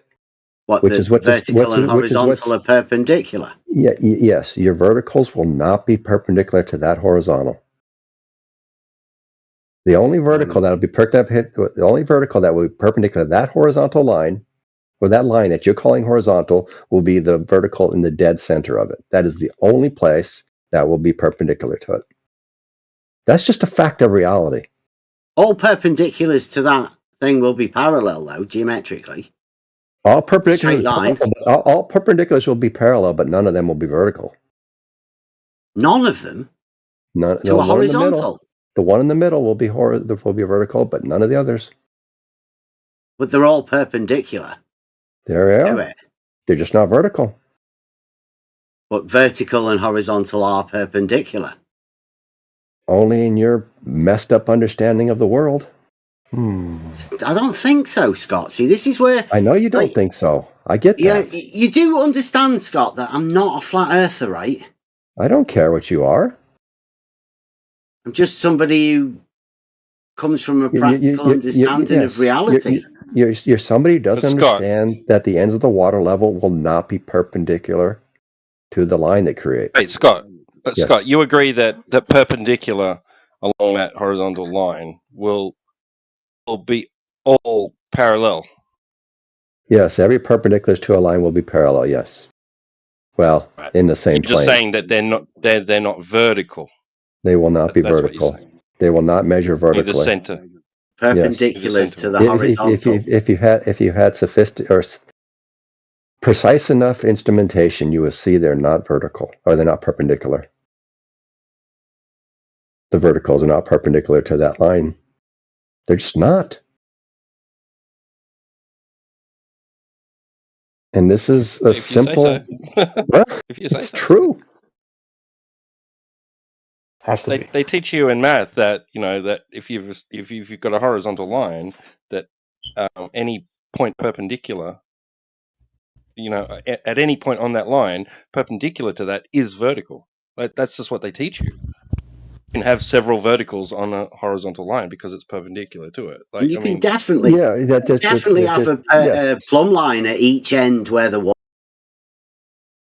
Yeah, if we're going off a coordinate system, an X and Y grid, right, and you draw. Me? I didn't mute you. Somebody did. That's why I cut off halfway through my sentence. So yeah, if you're drawing on a coordinate system and you draw a flat line, something where y is constant, and all verticals, or all things perpendicular to that, all things where x is constant, everywhere along x, those will all be parallel to each other. Absolutely sure. That's just not how the Earth You is can shaped. have a plumb line at each end of the water level, can't you? You could. And that plumb line will not be perpendicular to that line. What? It won't plumb be. line? The The plumb plumb line will not at be the end perpendicular to that line. of the horizontal providing device wouldn't be Correctly. perpendicular to the Correct. horizontal that Yep. And this is at the core of the argument, right? This is vertical what, and plumb and level aren't yeah, perpendicular. there should be nothing else ever argued in this forum except for that simple fact. And at some point, But you've when got to did go out anyone? and do this. When did anyone in reality when did someone go out in reality to use these principles and went, holy shit, this isn't working? What's going on? Like Surveyors, when they do reciprocal Scott's zenith never done angles. it. Somebody else, right, Scott? Not you. Correct, not me. Yeah. See, this is where it gets a little bit weird, right? Because now No, you've it got a doesn't. guy that sort of, it seems to be gaslighting people that vertical and horizontal aren't perpendicular. I mean, that's brave, Scott. I mean, some might say idiotic, like a lunatic. Well, Only a lunatic would go into a room to tell people that vertical and horizontal aren't perpendicular, I would say. But I'm just coming from, the reality point of view. I've not lived within a paracosm of some ridiculous model affliction and ended up like you, Scott. Wow. It's dangerous. Yeah. But T-Dub. Yeah, really. Yeah, the answer to your question, T-Dub, is reciprocal zenith angles. If you get two theodolites and point them at each other, and the fact that the angle is always greater than 180 is the only demonstration Impossible. anybody should ever need. Impossible, and I don't know why anybody's ever Go do attempted to try Go and do it. Go do it. Go yeah, do we it. have. You haven't. We've got a You're much simpler. We've got the advanced simplicity version of it. of your stupid ass water level. Yes, I get that, but it shows no way that the verticals are perpendicular. It's called Bedford level. I don't give a shit what it's called. The people who think about this stuff will do exactly what I'm Plumb saying. bobs. They'll take two Two plumb theodolites bobs. and yeah, I know, whatever, Bev. Just keep babbling on in the background, thinking that you've proved something because you put up a water level at some time in your life, having no idea that it proves nothing. All we need is Bedford, two plumb bobs, and the rest is a thought experiment. I know you got to That's all fun we me need, me Scott. right now. I know you got to talk over me because I might reach someone. No, I probably won't. I'm not. But Oh, please do, Scott. Go on. no, I'm not going to Jump reach on you. the pedestal. Off you go. No, but the whole idea is if you take two theodolites and you point them at each other and you see the angle, the reciprocal zenith angles are greater than 180 degrees, that is proof positive that the two verticals are not parallel. Proof positive that you're mental because you don't point theodolites at each other. Right? It just Yeah, shows but you exactly how could. far you've come along in a ridiculous idea of some sort of an argument. Yeah, run away, Bev. People don't point everything you can theodolites not to at think each about other, this. except in deluded cases of Do everything you pretend can not to surveyors think about this, Bev. imagining things. Talk. Maybe you'll push it out of your brain. I'm confused. Is the suggestion that it's impossible to point two theodolites at one another? I don't know.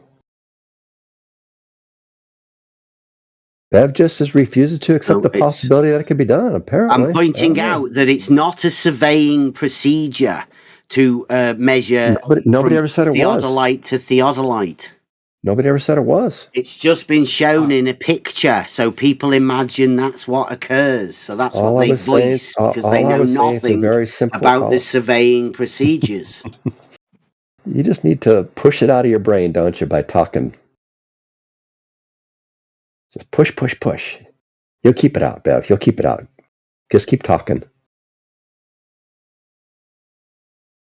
But if you were to grab two theodolites, go far enough apart, point them at each other, I'd say two mountaintops if you have mountains near you. If you live in a valley, you go to one mountain.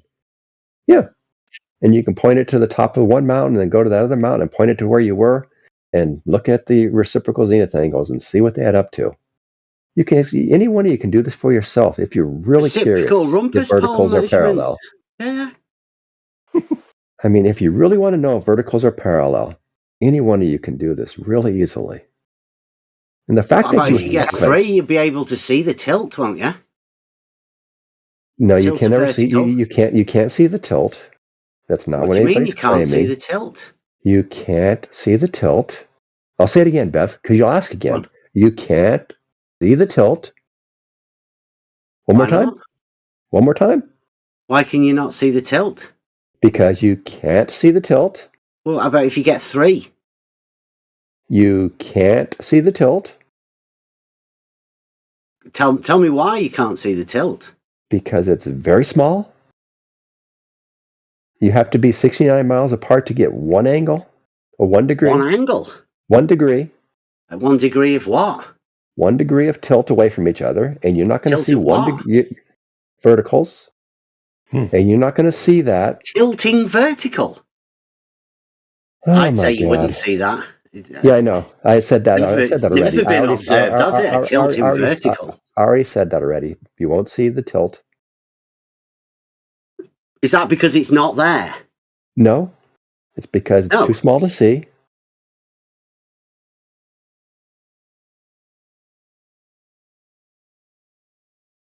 What, the tilt? How much tilt is there? Too small to see. Always? Yes. Wow. So vertical tilting, always? Too small to see. Mathematically, isn't it? Too small to see. How long you want to do this for, Bev? I don't know. I was just thinking mathematically. Yeah, I know. You're trying to push it out of your brain. I get that. Do verticals tilt mathematically? I know. I get that. If you say enough stupid things, you can convince yourself that it's ridiculous, and therefore you I'm never just have asking you. I'm just asking you, Scott. No, I know. Do I get what you're doing. verticals tilt mathematically? Verticals diverge. Mathematically? Yes. On a globe. Yes, they diverge, and that's the question. Are we on a globe or are we on a flat? And if we're on a globe, the verticals will diverge. If we're on a flat, they'll be parallel. We can test to see whether they're parallel or diverging. And the good way to do that is to take 2 theodolites and point them at each other. And if the angle, reciprocal zenith angles add up to 180 degrees, we have proven they're parallel. If they're greater than 180, we have proven they're divergent. Vertical and we prove that vertical and horizontal are perpendicular, or can we prove that vertical and horizontal aren't perpendicular? No, what we've proven is that those 2 points have different horizontals. But if they're established by a water level, don't they share the same water levels don't horizontal establish plane? shit. The fact that you even brought out a water level proves you have no idea what you're doing and trying to prove. Water levels can't prove anything. They're useless. Just don't even bring them up. We use them. We did. We had a realizing You did something, and you think you proved something, but you proved straight nothing. line lies within a plane. Proposition 1, book 11. Ooh, big proof there. But you're saying you should like we publish that can't paper. use the water. Well, No, we did. I didn't say anything of the sort. You said you can't prove anything with them, but we sort of proved that the straight line lies within the plane. Yeah, what agree plane? that they have practical use, though, Scott, right? You'd agree that they have practical use. for construction uses, size of houses, and maybe even apartment complexes. But I think that's even not going to be very useful because horizontal will diverge ever so slightly from one end to from a horizontal complex to apartment complex to another. Okay, cool. So could we prove that the straight line doesn't lie within the plane? Bev, nobody gives a fuck about you. No, nobody in this entire world gives a fuck about your straight line. Nobody. Okay. That's what you say. Perhaps we're in the wrong arena then, right? Does anybody else give a fuck about a straight line? Yeah. Oh, really? Okay. Isn't it the most fundamental thing, Scott? I think the world has accepted the idea of a straight line. Nothing needs to be proved about a straight line. Isn't that why you're here? No, I've already been through this. I'm here to then, understand that how a you straight guys line can just lies ignore within a this plane? evidence. Scott, do you have your own proof that a straight line lies within a plane? I don't need one. Let's see, call somebody else. No, Somebody else will have it, right? It's a geometrical axiom. Yeah. Of course, you know a who straight does line have has to lie- that? You know who you can refer to if you need to, No, Scott? I don't need to prove That'll it. be all right. It's the definition. A straight line obviously lies within a plane. It lies within infinite planes, actually. Isn't it weird that it's what? It lies within infinite planes, did you say? Yes, it does. Yes. The straight line. A straight line lies within infinite planes, yes. See, that's why we did the proof, right? Why do you need to do a proof that a straight line lies within the plane? Because I don't people think- out there think that nobody straight lines lie within infinite planes. They do. Well, yeah, some Did you prove they didn't? We prove within a plane. Yes, the straight line lies within a plane. We all agree it lies within Proposition one. We all agree it lies within a plane. Okay. Well, how do you extend But it that also to lies infinite within planes infinite then? planes. How did you extend that straight line that lies within a plane to infinite planes, Scott? Please explain your process of doing that, other than Okay. exploding your mind. Take that plane that you had with the straight line in it, and using the line for your axis of rotation, rotate that plane 1 degree. Ooh, a second plane in which that line lies. Now rotate Same another plane. degree. A third plane. No. Rotate another Same degree. plane. Ooh, a fourth plane. And break that down. Rotate it a half a degree. Ooh, another plane. Now rotate it a quarter degree. Another plane. And keep going down infinitesimally. 1 over n squared. And you have infinite planes in which that line lies. Isn't that amazing? See how easy that was, Bev? To someone whose brain is not broken?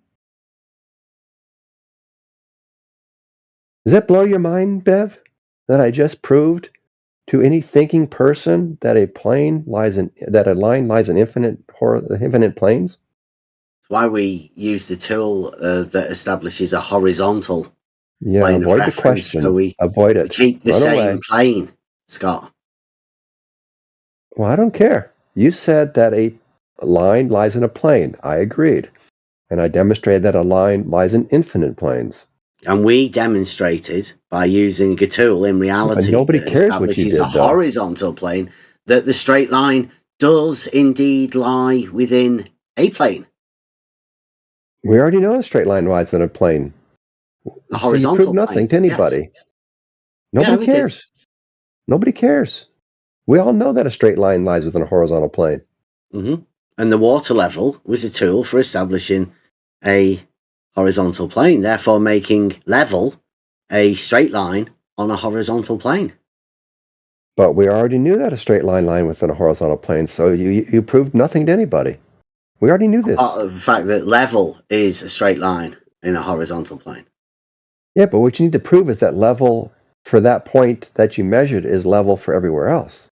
That's what you failed to prove, because it's not. Everywhere you go's got a different level. Yeah, we did It's it. a small We difference. did It's it with a very small really simple difference. test that anybody can do for themselves. Yeah, no, but you It's proved just nothing. Though. geometric principles. Well, But you proved nothing. Yes, we did. You proved nothing to anybody. We that proved that you can prove we things already knew in this, reality, Scott. You We can prove already the knew most basic things We in already knew reality. this. Everybody else already knew this, Bev. And it's really weird, isn't it? Because both the globe earthers and the flat earthers I know don't you give need a to. shit. I know you need to convince yourself you Nobody accomplished cares. something, Bev. I know you need this for yourself, that you accomplished something. I'm sorry to break it to you, though. You didn't. Well, I did. I know I did. I And know I you. know I after know you this think morning, you Scott, that accomplished I don't something. care what you think. I Because know. you're troubled. I know. because you went out and proved something that everybody already knew, and you think you accomplished something. Everybody And doesn't that's know what- it though, do they? Oh, but they do. No, they have a belief. You find me a Like you, single person. Scott. Now, this is a geometrical axiom What is? that a straight What is? line lies within a horizontal. That a straight line lies within a plane. No, it's a proposition. Proposition 1. That which has to be proved. That's which How do you, can how, be how do you proved. prove It's that not. a straight line lies within a plane? Geometrically. Get a book called The Elements of Mathematics, Geometry, right? And you will Never find the way that you can prove it. There's a demonstration. We chose to do it slightly differently because Why? we wanted Why did to you choose to do it? realize it. We wanted to make that mathematical proof real We already in knew it. reality. We Used water levels the rest of the world and already knew this. geometric Ev. principles to prove the straight line lies within a plane. And you proved do the something everybody else mathematics already knew. reality? Good job, man. Sorry, go ahead. How do you do the mathematics? Make a formula real? Was it? Yeah, that's what he wanted to do. What formula? Well, I don't know. What did you say? How did you It's say a it? formula. Make the mathematics real. It sounded like you said. Realizing Euclid, yes. Okay, what's realizing Euclid? What is Euclid had the postulates about parallel lines will never touch and this kind of stuff about like generally planar x, y, z coordinates, right? Proposition and then how do you make 1, that? Was it book making 11. that real? Is that what you said? Yes. How did you say it? Performing Euclid in reality, not just on paper. How do you? We used water levels. Sure, but because they're is maths devices not that establish conceptual? a How do you make- horizontal plane of reference. Therefore, we can use the points of the water level geometrically to establish a proof that all of those points lie within the same plane. Well, I just don't understand how you bring it into reality. I get you try to do an estimation of it, but you don't bring it into reality, do you? Because you can get a single neat correct. Yeah, we did it in answer reality. maths. We actually did it in reality. You did maths in reality. That doesn't. Sorry, Scott. I don't. Yeah, he doesn't believe that logic's for No, I can do the dishes mathematics. anyways. It's all right. Okay. Okay. Cool, man. Sorry, Scott. I'm just trying to You tag understand. teaming? Like, we do Euclid in reality. Is that like testing the proposition are all verticals parallel? Would that be a way to say what you're talking about? No, Is this just another proving that the grade of straight line lies water within the levels? plane. Sure, straight line lies within the plane. That's just Yeah, yeah. I mean, Scott's just told you how to do the vertical and horizontal not being perpendicular. Sounds fantastic to me, but I mean, I'm not even able to make almost, sense of it. Can you and almost I- impossible. But I mean, it is Scott. You know, he's got Do a you wanna wealth have of a knowledge, a lot of wisdom. He's been sat in these rooms for months. Do you want to have a conversation with me? Not particularly. Like, you're just like Scott, as far as I'm concerned. Cool. Try and obfuscate a straight line within a plane. It just sounds like you talk in circles until it's not quite clear what is even being discussed anymore. I don't find. Now, the that was conversations Scott that with was you- talking about the tilt of a vertical. I mean, that sounds No, I've fantastic, but he talked to was. Scott lots. I've listened to Scott lots. I've listened to you lots. I know what the common denominator is. I don't think I'm. This is always what happens with you, and never what happens with Scott. Like 100% of the time, I've heard you in a room. I've never heard you not do this. Let's put it that way. Like just Not have a do what? like just shoot the shit, or have a productive conversation leading to a conclusion. It's always yeah. this like, I who know, you thinks get what offended. is up means sideways, and it's like, what? You know. There we go. So were Yeah. you testing the proposition that all verticals are parallel? Would that be a way to say, like, this idea of bringing Euclid into reality? No, we did Proposition 1, Book 11, that a straight line lies within a plane. Just starting off at number 1. Sure. Okay. I mean, there are more, right? So You can made a obviously straight do line- more. You made a straight line with what, 2 points on a water level? How many points on the water level? We used geometric principles. What you have to do is you have to get into the Euclid first to understand how you would prove the straight line I feel lying like within you a could plate, just describe what it was that you and did, then you would, we'll be go forward from that. I mean, like, do you know how to extend a straight line using If you just describe compasses? to me, if you Just a describe pair to of me, compass. I stood here at this address and so drove over there in a car and he held this device at this height, I will understand what you're talking about. I don't think we need to talk about Euclid much. I think you can just describe the test. Well, it's already been done. It got done years ago. It's been described many times. But people like you and Scott want to obfuscate it. So, I mean, I know you get upset when we come round to places like this. I understand. So I'll leave you to your safe space. I don't want to upset anybody. I've been upsetting people all day just by talking about straight lines. Sorry. Okay. Yeah. So yeah, tell us about it. It sounds exciting. I'll leave you. See you later. Okay, just gonna. Thanks a lot. Are you...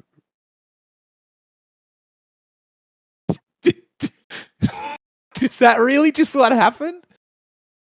Well, he knows you're not going to give a shit, and he knows no one gives a shit. So, what's the point? I'd like to hear how it's done, but like, it just seems like that could be an actual conversation, right? I actually wanted to hear that as well. Sorry, but I was really interested to hear what he'd actually done. But exactly. I guess for another time. That was weird. Yeah, I just love hearing about the tests because I'm always like they're ingeniously designed to, where at first I always think they're testing something different. Does anybody else have that when somebody describes a test? You're like, oh, so you're seeing if they can do this. And like, no, they're actually seeing if you can do that. You know?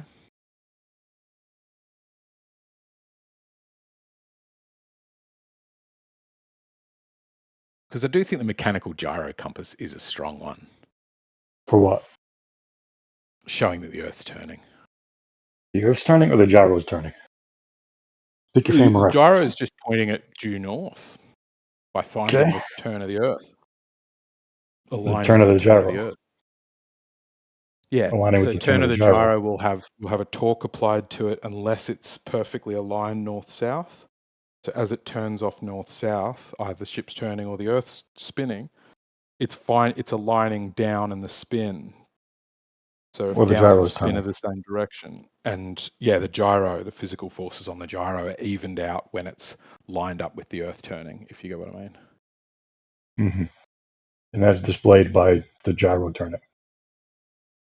No. So it's not a gyro, it's a gyro compass. So it's like just got a disc that has north, south, east, west, all of the degrees around to tenths of a degree, and this like crosshair sight thing that they set up on top of it. And it just points at due north. Mm-hmm. Yeah, over a horizontal, exactly. Over the horizontal plane just gives you one direction from like where you are in a 360 degree, infinitely large circle, you would say. Big horizontal circle, right? Exactly. Pure horizontal, bang on. And all perpendiculars will be plumb to that horizontal plane. Nice. Did I get it right? Perpendicular to the horizontal plane. All verticals will be perpendicular to that horizontal plane. Yes. Okay, all verticals will be perpendicular to that horizontal plane. Okay. Nice. Yeah. No further questions. Because I think it's good because we can say, you know, these ring laser gyros, they're affected by light and we don't know what's going on with light.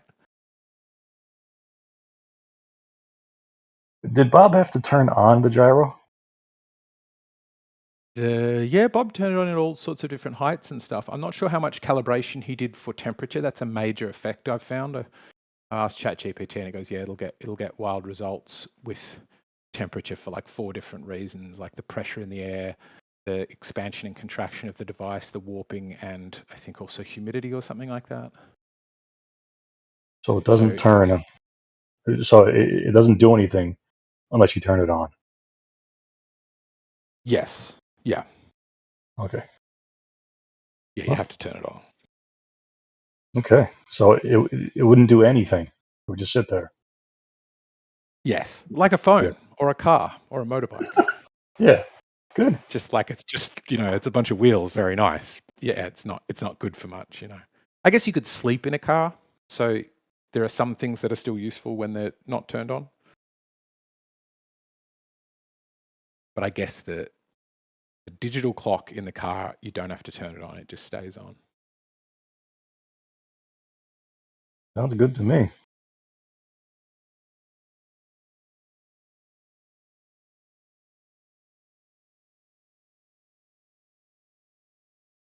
So what are the good tests?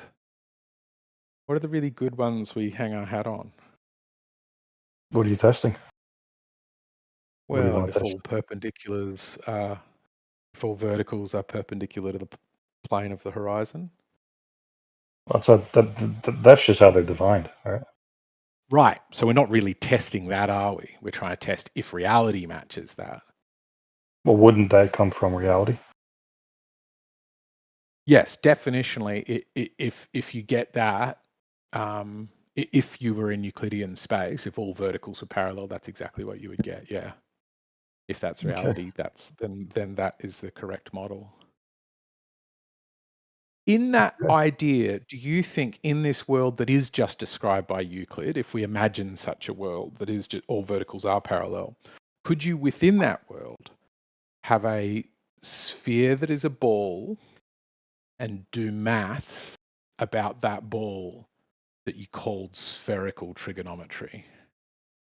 We do So have in a Euclidean world, could you develop spherical trig? Yeah, it was developed in the Euclidean world. Sure. Yeah, I agree. Like how many patches to put on to make a football or something.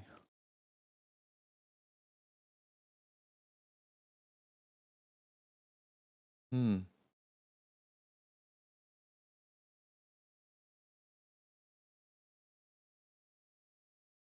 Imagine a lot of things. I like to imagine 6 impossible things before breakfast. Wasn't it something like that? That's a lot. 6? Yeah, it's some silly quote. Oh, wasn't it so creative? Where he's like, I like to believe in 6 impossible things before breakfast. Like one of those, wanker writer people. Like Oscar Wilde or something? Or? I think that's exactly who I was leaning towards. It's Alice in Wonderland. Oh, okay. Lewis Carroll, that's it. It's Alice in Wonderland, yes. Was that him or was that a character from the book saying it? Well, yeah, a character from the book saying it with Lewis Carroll's.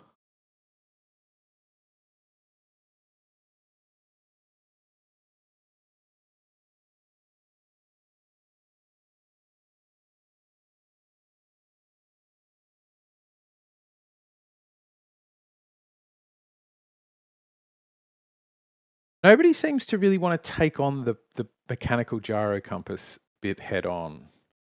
Like, why does this thing align north-south? Why can it point south when it's like underwater or in a cave?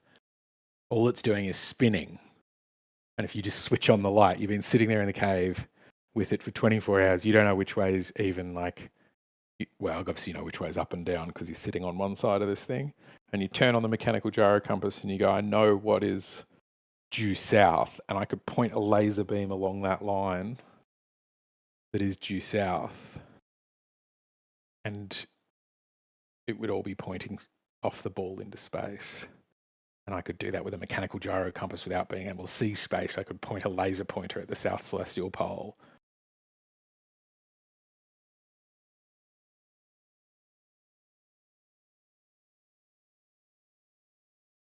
Pretty good, right? As a physical torque being applied to a device, moving a plate around. The whole thing's just weights and motors and lots of clever engineering. And it can point due south or north, it just aligns north-south because that's the axis along which the Earth spins.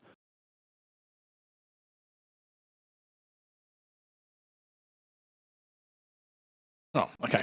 Move on to something else then.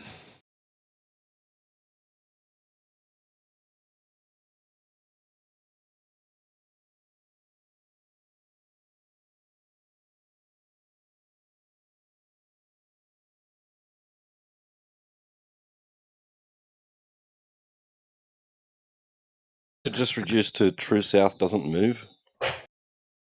Well, how do you find true south is the question. It's not about whether it moves or not. About the real question we're saying here is what device, what we have a proposed cause, right? A cause that you could test because it's just gyros. There's torques and forces. You can calculate them. You can build a small model. You can get a gyro yourself and have half the principle already there. And it will react to rotation. It can detect rotation. Gyros, we know this. That's what they're used for, detecting rotation. You put them on rockets, right? So the rocket keeps shooting straight. And just be directly attached to the fins. It's detecting rotation such that it's able to find north with it. So its job isn't to detect rotation. Its job is to find north, but it can find north and south. You're saying that the gyro compass finds north? Yes. Well, it aligns north-south. You'll spin it up and it'll... They have to align it first? Nope, that's the wrong kind of thing. That one does exist, though. And it's sometimes mistakenly called it, but it should be called more... That one should be called more a gyroscopic heading indicator, where there is one where you can line it up with some other means, right? Like your ship's magnetic compass, and then spin it up in that direction. Then as you go through high seas or lots of turning, it will stay pointing in the right direction. But that's not used much. Generally, it's a mechanical gyro compass, which, yes, you can start it off out at sea, and if it's properly calibrated and working, it'll go bang and find perfectly north-south. The north, it aligns north-south. What does it look like? I put one in the chat. Okay. They're on merchant vessels, big ships that need to find their correct direction. It might not be magnetic, but properties of that device are. Sure, it's electromagnets making the batteries, the motors go round, but you can test that, right? You can, if it's magnetic, we know what will happen, and it will deflect with magnets, and it doesn't. You can pass very high magnetic charges past these, and it doesn't affect their readings. What does is like how well maintained they are, I'm sure.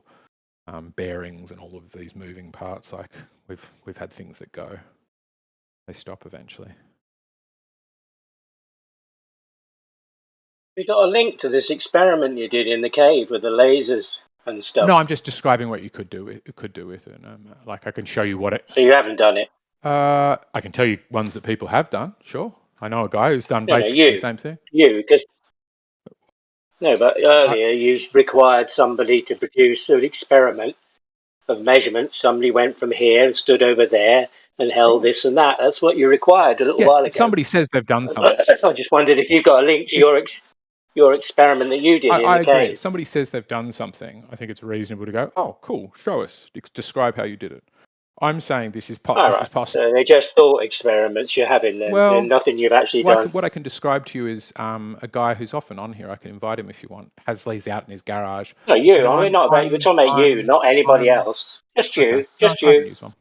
Just you and what you've done. Do gyro compasses work regardless of whether I have gone into a cave with them?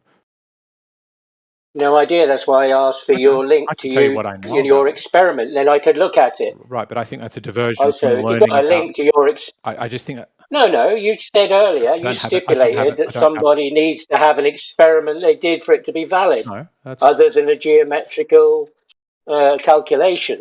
No, that's not what I said. So I was. Yes, you did. No, I didn't. If somebody says He's they've talking done about a water level earlier, and you said, "Well, where did you do it? Show me where somebody held this and that," and you proved it, and that's the proof because you said the geometry wasn't good enough, and writing something on a piece of paper wasn't. Do you not see the difference between the two situations? Between what? Doing something and writing on a piece of paper, yeah. Saying I can know the difference. That's why I'm asking you. If you could drop a link of the stuff you've done, I don't know. I'm just looking, then I can see. I can have a look at what you've done and see if it makes sense, and then I could come back to you and talk to you about it. Okay, I'm really sorry if I gave you the if I gave you the impression that I'd done it. But what I was just doing was just describing how. No, but the thing is, I didn't mean to make that impression. No, yeah, but lots of people do that. Lots of people come here and talk about the shit that they know, and they know nothing. And they actually don't know anything. They've never done anything in reality. They've just fiddled with some paper and a calculation. That's what you've done. Well, it's not talking about what I've done. We're talking about you and how you measured other people. So I'm just measuring you by the same marker. Sure, So I'm asking for you the proof of what you've done. Maybe you've got something. When somebody says I've done something, yeah. Just let me speak, if that's okay. You'll get through this. Honestly, you will.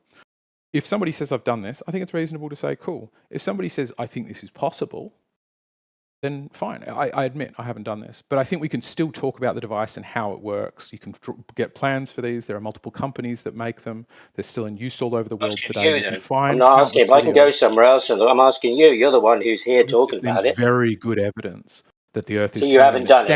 And it just sounds like instead of hear that evidence and weigh it on its merits, you're going, oh, but you have to have personally touched one of these things. I know, but that's what you required earlier. It's what you required earlier.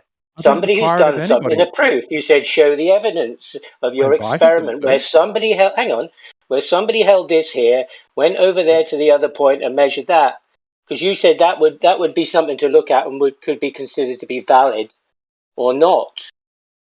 And the geometry and the mathematics and the writing on the paper wasn't proof of anything. So if that's your standard, then obviously you will have demonstrated something that you've done in reality.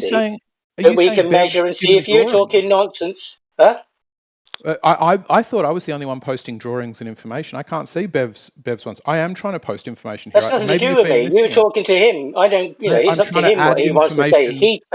He told you he'd done it.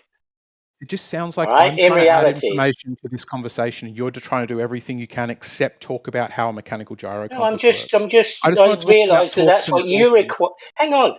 I realise that's what you required for your proof, for you to be able to investigate it, and I'm inviting you. Sure. Please drop anywhere, all of your experiments so I can look at. When you're in the cage with the gyroscope and the laser pointing south, that's what I'm interested in particularly. What for final time? If somebody says that they have done something, I think it's okay to invite them to share it. I didn't demand it, nor did I filibuster over him talking about it. I just said, do you want to tell us about it? And he said, no, I'd rather leave, and left. I didn't require it of him. I didn't filibuster. What have you done then with the gyroscope? Have you got one? Well, I've tried to explain it to you, but I'm struggling at that. I'm struggling to even describe to you how this works because it sounds like you are desperate to not I'm asking you what you've done. No, I'm not. No, that's so fine. I can describe lots of things. You said ChatGPT. I can do that too. Okay. Go and ask a question, and I can come back here and I can talk like I know something. Everybody can do that. ChatGPT. So I'm asking you. I'm asking you what you've actually done in reality. Yeah. Have you done anything? Sure. Yeah, I've tried to explain it to you. I don't understand why you're trying to stop. What have you done then? Tell me what you've done personally. Okay. Sure. I've travelled by motorbike from Sydney to London, checking the stars, taking photos from planes. No. I've checked the Earth. What have you done? If it's required, if I can, no. Listen to this. If you can interrupt someone talking about something to demand that they tell you what they've done, I am now invoking that right. I've now answered your question. I'm now invoking that right. In relation to your experiment, your assertions. No, you don't get to speak because you just establish it's okay to interrupt somebody. Is that what you think? Filibuster over them until they tell you. I've been in the garden. I've dug the garden. I've dug the garden. Fantastic. Yeah. Okay, can we get back to talking about gyros and forces? Yeah, it didn't have a gyroscope. Have you got a gyroscope then? It sounds like you're just trying to do something other than... Have you got a gyroscope? Come on, man, tell me. Have you got a gyroscope? Mute someone so a Glober can speak. Okay, if this guy just doesn't want me to talk about... Well, you're supporting a Glober now. That's what happens here too. People support Globers. That's fascinating. This is just a clear indication of dissonance. Really? You're upset with what I'm saying, so you're trying to make it stop. No, I'm not. I'm just asking for your personal proof and experience of what you've done. I'm trying to tell you what has convinced me. And then when he tries to tell you, you don't shut up. Yeah, I'm just trying to explain to you what made me come to this conclusion so you can deal with that. I'm not claiming I've got an experiment. I don't know where you got that idea from, but I've repeated to you multiple times I don't have that. I'm just trying to talk to you about the logic of how it might work. So we asked ChatGPT, which you mentioned might be an interesting thing to do, and the gyroscopic effect and the Earth's rotation is number 2. Well, this is a test that we're going to do so we can move forward to have a discussion, Have you heard of No, those? I'm just following the logic that you required somebody that had Right, it's done not logic. something physically in reality. And so I'm asking if that is your level of proving something. I'm asking what you've done Not my level. equally. It's not my level. Nobody said it was my level. You No, just so you made that haven't done up. it. We just No, we've just that's got just Chat GPT. So have I. that's not my rule, What's mate. You proof just is made that? that. You made that rule up. I'm fine for What somebody rule? not this rule that they've got. People have to have done an experiment. If You somebody brought says they that have, earlier. right, but you just think that's an idea. If somebody says they've done an experiment, I think it's okay to invite them to share how they did it. It's a nice way to chat. I don't demand it of them, nor do I reject their view if they haven't done it, because if they can show solid reasoning for something, or just ask ChatGPT, how does a mechanical gyrocompass work? And it says gyroscopic effect, blah, blah, blah, blah, blah, blah, blah. Do you know what point number 2 is? Earth rotation. The Earth rotates on its axis, which means that any object on or near the Earth's surface will experience the effect of this rotation. This effect is known as Coriolis force. Do you want to talk about the mechanical gyrocompass, yes or no? And the answer clearly is... Great. Listen. Now we can close down the server because you've proven everything because Chat GPT said so. Well, no, we There's can no more to discuss say, what is it's there? saying. His globe. It's That's it. See, you don't want to talk about it. I called it. You did not want to talk about it. You Well, I will can go to not Chat talk about it. GPT and ask for answers too. What use is So- that? Just because you do that. You no experience, no proof, haven't done any of that stuff, haven't got a gyroscope, rode on a motorbike. That's what we found out. Sure, yeah, I understand. And I go to Chat gyroscopic forces. GPT and I go to Chat GPT and it'll tell me stuff about the globe all day long. And if I come here, people will go, don't be so stupid. Like Does I'm anybody saying else to want you. to talk about the forces, the gyroscopic effect, the forces? So the Well, I gyroscopic don't know, effect so that's why I'm will asking maintain you its rigidity, and then the Earth to look at your rotates, experiment. and it sort of will.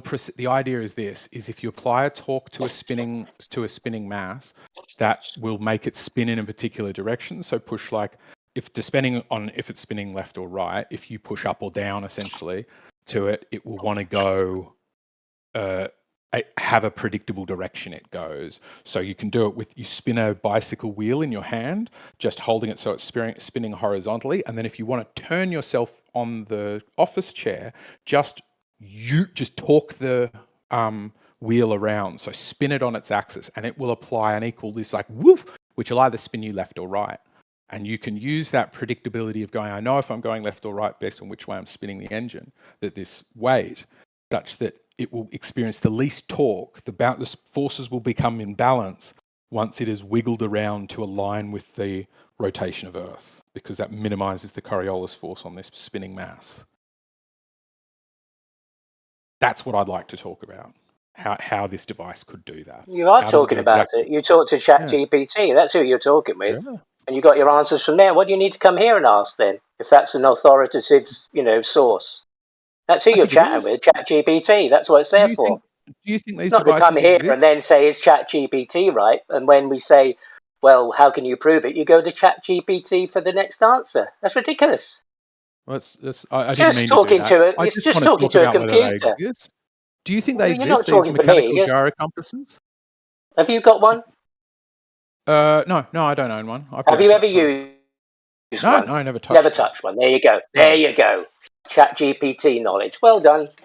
So you know now, nothing. Only things exist. Do you think they exist is what my answer is. And you go, well, have you ever held one? That doesn't quite answer the question unless you think things You've already exist in said relation you get to whether your. I've touched them. You've already So said do you you get think your they answers exist? from Chat GPT. Right, do you think I they can exist? do that too. It doesn't prove anything. It doesn't mean they exist either. But do you want to answer the question, have a discussion, or do you just want to talk about ChatGPT? Gyroscope exists. Yeah, gyroscope exists, but I haven't got one. I've never touched one, and neither have you. I can read about it, and I can believe what it says about it, and that's belief. Well, you can investigate what And it if- says about it. And Does if it somebody seem like asks it you makes what it you've compelling? done, and you say you've been on a motorbike, and you chat to Chat GPT, that's what you've done. Fine. I've seen one of There's these. no proof of anything. I've seen one of these on a ship because I was I'm catching. not going to lots of sit ships here on and my talk run. to Chat GPT. What was the point of I'm that? not. I'm trying to talk It's to you got about more whether you words think and these things AI are than I could possibly come up with. Don't we It'll want to talk defeat about me all whether day these long. things All right, that's exist? what happens. Yeah. We Well, don't want to you talk talk about to whether Chat they exist, GPT, not me. how they work. You just want to filibuster over that. Whether You we can discuss filibuster with Chat GPT too. That's what you're doing. transparent. You just go into ChatGPT and say, "What can I say today?" Is this? Surely there's flat earthers sitting there going, "We do need an answer for this." I'm not This a flat guy just earther. going, ChatGPT. Yeah, that's Like all you rather brought. than going, "Oh, here's another force that could cause that torque to make it appear like it's Earth's rotational. Have you tried these things? Are they affected by magnetic fields?" Hang And on, rather hang than on. look, All right, just like, okay. Hold on. You're getting triggered. It's You're getting so triggered. transparent. Listen, you telling me something, I'll go on the ChatGPT and I'll read you back the answer. We can do it all day. Do you think that's going to prove or achieve anything? What do you think that's going to do? You brought up the ChatGPT, I thought. You said that's where your source was. You brought ChatGPT No, first. I never said anything. Sorry, You well, said then we can go to ChatGPT and you quoted something from ChatGPT, Yeah, didn't that's you? not the source, though, is it? Because I knew about them before ChatGPT. Well, you haven't touched one. You've never seen one. You've never used one. So where's your knowledge coming from? Well, I'm reading about them. Yes, I'm learning they about it on the exist, but internet. doesn't mean I know everything about them or I can make any claims. Right, but I'm not claiming everything about them. I'm just saying they work on a really Of course basic you are. You're physics here principle. arguing from a computer Can we and talk somebody about the else's basic? knowledge source. It's not yours. Can we discuss the basic physics principles? What is to discuss? I can talk to ChatGPT to discuss it. That's all you're doing. Right, but you can't really, can you? You can't discuss anything with anybody because you just do this instead. Reality you might be able to discuss about, digging the garden. I could talk about that. Is this a Bev? Is this guy a Bevite? No, it's not. Doesn't that make sense? Got a Bevite You haven't done it. You've never touched it. You nailed it. He is everything a about Bev tard. He's a Bev sycophant. And that's why he's really I pissed. should have picked that earlier. He's pissed that you drove him away. Right. No, I'm not at all. I No, invited no. his because You I see what you invited do there? his Who's chosen that? person Who's that who to said share that? his evidence and then laughed when he ran rather than explaining it. Who He said? wanted Who to said it was a filibuster what I bedtime? said Who was next. that guy? What voice was Scott that? Mackey. Scott Mackey, the snake. The tag team. Oh, Scott Mackey. I mean, Yeah, if I called it, why is it so bad to say yes? It's It's a what? good call. You got seen, man. Seen about what? What are you talking about? Because you're not Bev, and if somebody said, "Hey, No, I'm not you've Bev. got this No, you're smell right. of That's right. behaving like You this didn't other call. person who is I'm Bev," not Bev. You're correct. and somebody's like, "Yes," then That's right. you're like, I'm "Oh not no, Bev. it's but no, just Oh, to be told did you you're ask imitating someone. ChatGPT about that? Is this Oh, guy yeah, talk Bev? about What did ChatGPT. ChatGPT say? But that's all It's like you've saying, got, "What man. did Google say?" It's like Google says lots of correct things. So does Wikipedia. That's all The you've got, internet is though. full of You've got no information. experience. You've never had one. You haven't probably even seen one in real life. I think I And have. you're I've here seen. trying I've to been argue taken. about something you haven't got a clue about because you're getting your answers from ChatGPT. Well, what would be the point of me discussing anything with you? I don't know We anything could about discuss the basic gyroscopes. physics and All right, laser okay, so gyroscopes. that's So fine. I could go to ChatGPT to get an It seems answer like the you want same to as you stop did. it being talked about, is what it No, seems like. you It can seems like talk you about it, but not with me. I just said, don't try and yeah. prove If to you me what stop talking, ChatGPT says. that would be fine with me. Yeah. Really? I'm happy to not talk to you about it. That's good. Carry on. Go and find somebody else to talk to you with ChatGPT all day. Be great. So what do we reckon it's doing then? If they claim it's aligning with the spin of the Earth, are they lying about how they make it? Are they mistaken about how it's working? Those are the only two things I can come up with. They've somehow figured how to harness the ether to trick us, or it is aligning north-south, but for a totally different reason that we haven't worked out. That's the two. The onions are about 7 inches tall now. Anybody following on the thing about the gyros? Like, how are they finding north-south? It's I either was they're just lying saying, about how they're doing I it, don't or know they're about getting it. I was right talking about result in the wrong reality, what one. I know. That was all. Just about the onions in the garden. Like a filibuster, but just a really silly one.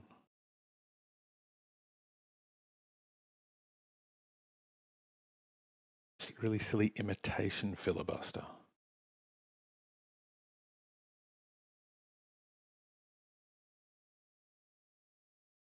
I would go with it finds the right thing and they don't know that they're accidentally doing it the wrong way. Even though I think that's a tougher case to make, it's harder for me to imagine creators of these gyro compasses are some cabal. There's no like rare earth minerals. Anybody with enough engineering know-how could make that. So I would go with they're doing a thing that they think is detecting rotation. It's in fact detecting something else that's behaving, at least for this device, like rotation.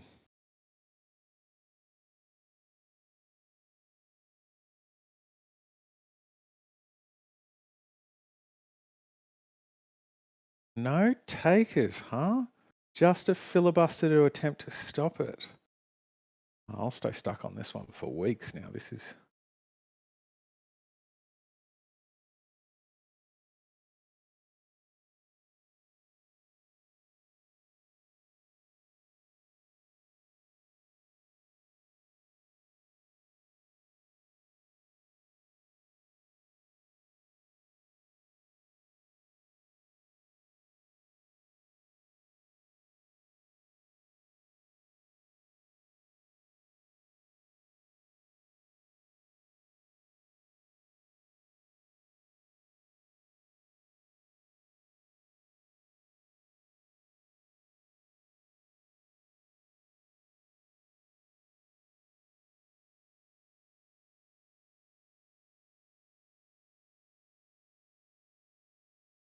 they also use them, that makes sense, military submarines, so that they can maintain a straight course underwater.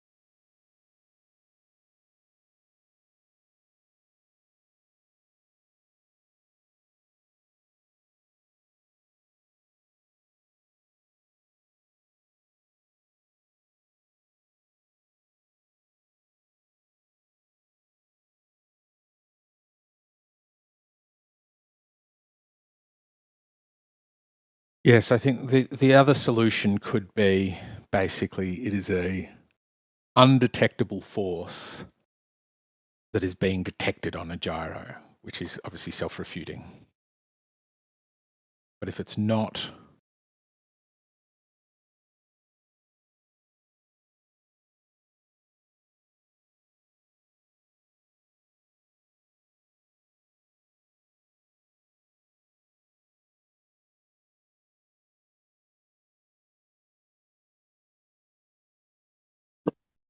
Is that more Chat GPT info?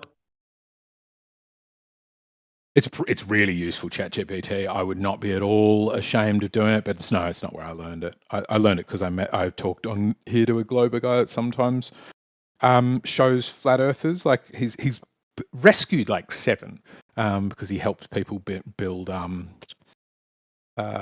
what do you call it, equatorial mounts. He thinks that's an easier way to go about it, but he has mechanical gyro compasses in his backyard, and so he finally gave me an explanation. It helped make some of the stuff online snap into place, but the full forces doesn't fully make sense to me. It's just intuitive too. But yeah, I think this ends up having to be a force that is undetectable, right? So we can't use another torque. The only way it represents itself is as if towards the east with a radius of 3959. The physics says we're turning with a radius of 3959.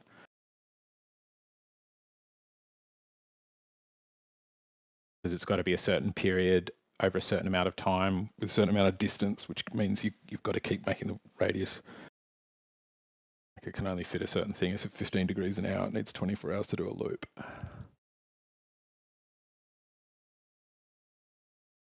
So if these work, it's like we've got to say they don't work or they don't exist, or they lie about how they work, or they do work and people don't know that they're making a mistake when they use these physical gyros and they're actually harnessing some free ether energy. It's just literally free energy, and it's pushing, you're getting newtons out of the ether. Or no, for free, because the Earth's not turning, but your gyro is processing. It's going to buck out of position as well. And the other thing I should mention is nothing to do with ring laser gyroscopes, but if you include those, they're all measuring the same thing. So this light thing, which indeed is weird and fringe shift patterns, and I don't understand it, the two-way speed of light, it's all still very mysterious. Gyros I do get. But I should just mention at this stage, there is another device that does exactly this same job a different way, and it is also measuring the ether as if we're turning at 15 degrees per hour eastward. So ether is pretending to be the physics of a turning Earth, both to light and a spinning gyro. That's a lot of heavy lifting for ether, right? What do we know in existence that can make fringes shift on speed of light things, but also apply newtons? Just gets newtons out of the ether, only to make it to tilt gyros in a way that makes it look like we're on a turning Earth. It just becomes a lot of heavy lifting for ether. What if it's something we really can't know, but we can get close, or we can try to figure it out, or we could sit here and monologue like you have been for a while, but we can't figure it out completely? What if it's that? That's possible that we can't figure it out completely. I think that's probably the case with everything. But one thing we must know about it is that it measures like a 15 degree per hour eastward drift. So it applies newtons to a gyro, and it applies a speed of light alteration to a ring laser gyro at the same time. So we know that about it, right? We are now measuring ether as 15 degrees per hour rotation that isn't happening. It's like physics is turning through us at 15 degrees per hour. But so we must know that about it. And then the question is, why doesn't it show up on other gyros?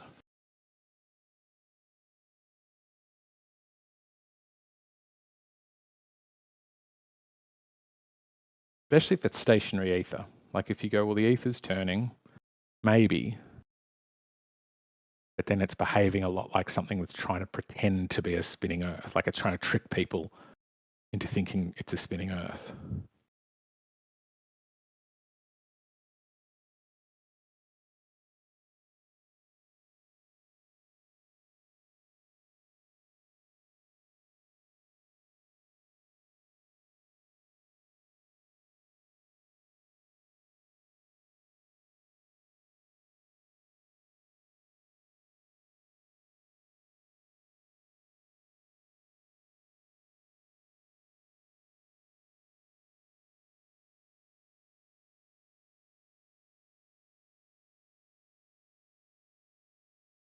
I guess you could have them being in cahoots with it, that these ship makers are like in cahoots with this guy who's got a compass company, and the compass company is just making a heading indicator. It's just an ordinary gyroscopic heading indicator.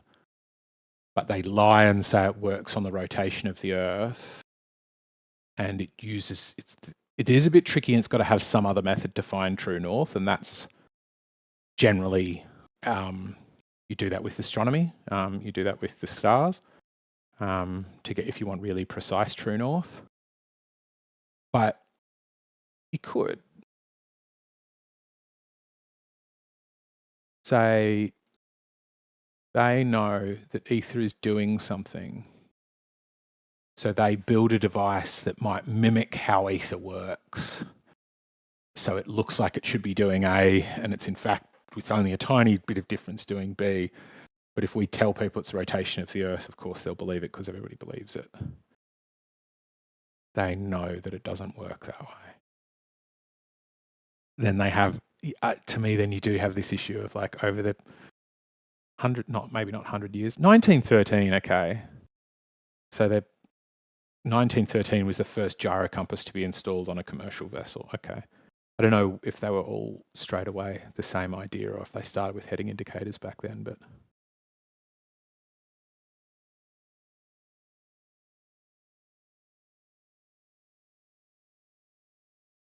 so at some point in the last like 110 years, 109 years, a small cabal can take over the industry and be the only ones. They don't even need to be the only ones building gyro compasses, because everybody else who tries to build a gyro compass will fail at building a gyro compass because they don't know how it actually works.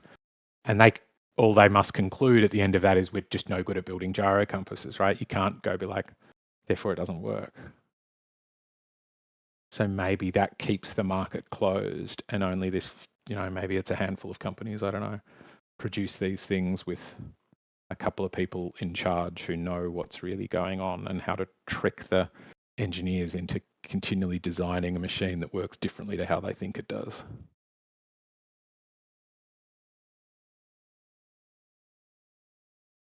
It's a lot of work. You got to admit it's a lot of work.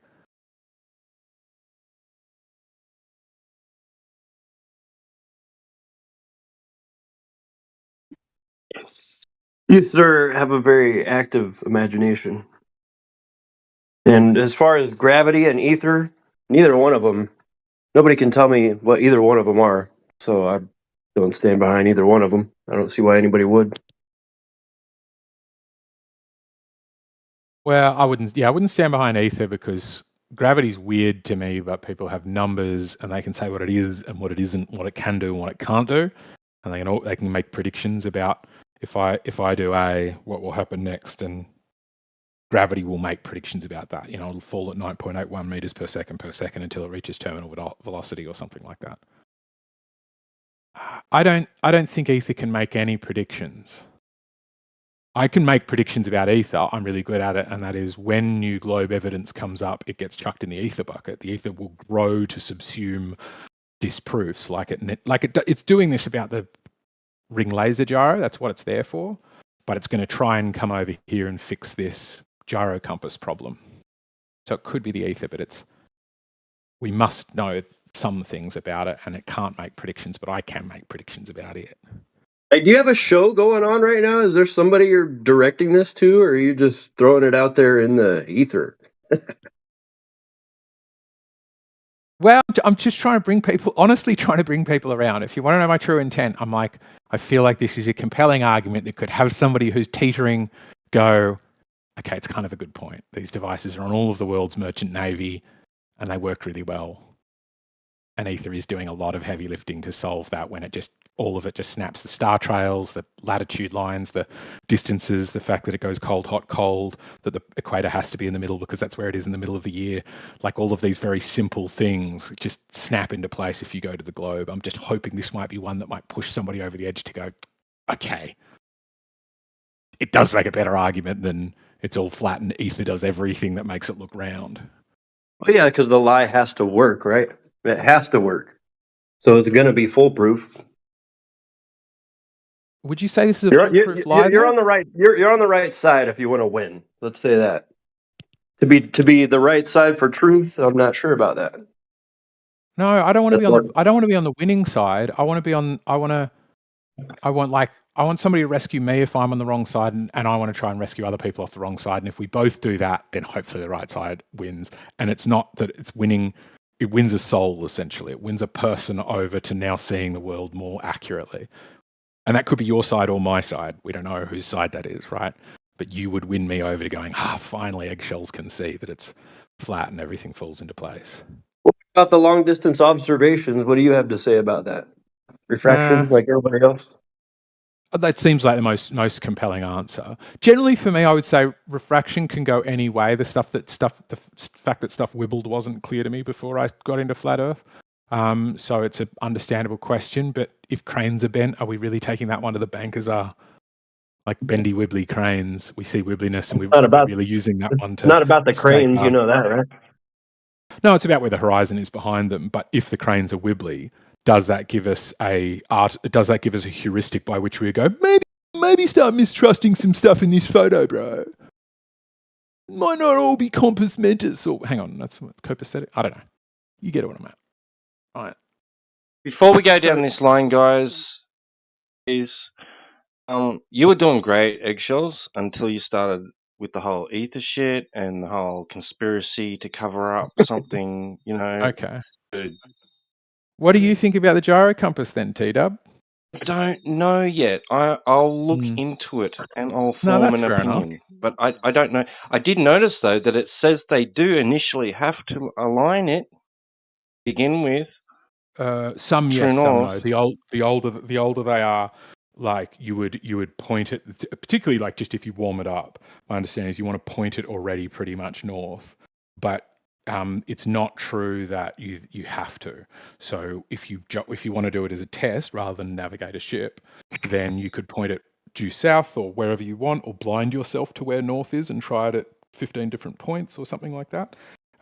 Mathematically choose, every fifth degree or whatever you want to do, and then go, does it always come back to align with north-south? And I would say it always does come back to align with north-south.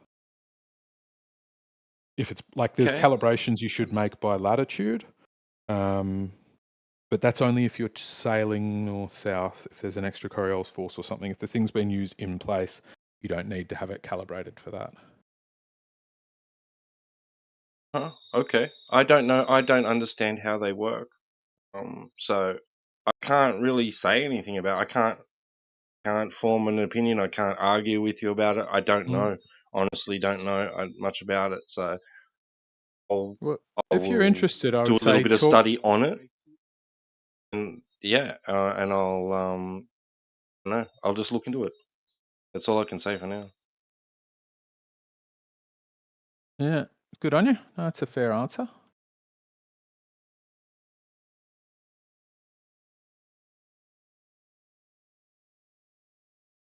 Yeah. You guys want to continue on, Billy? Sure. Eggshells, you want to talk about the long distance stuff? Go for it.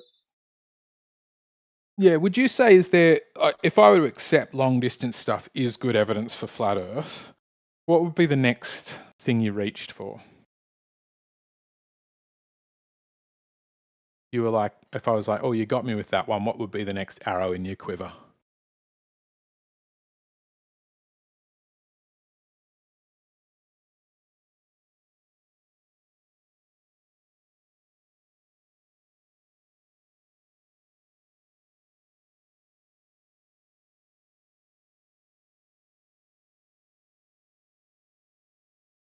I think that's your cue, Billy. I don't know if you're still up for a chat with Eggshells, but yeah, I think he's asking. Oh, he's talking to me. I really don't have too much time or whatever, but no, I would say the fake bullshit that NASA has given us. That's been a really big one for me. Why would they have to lie?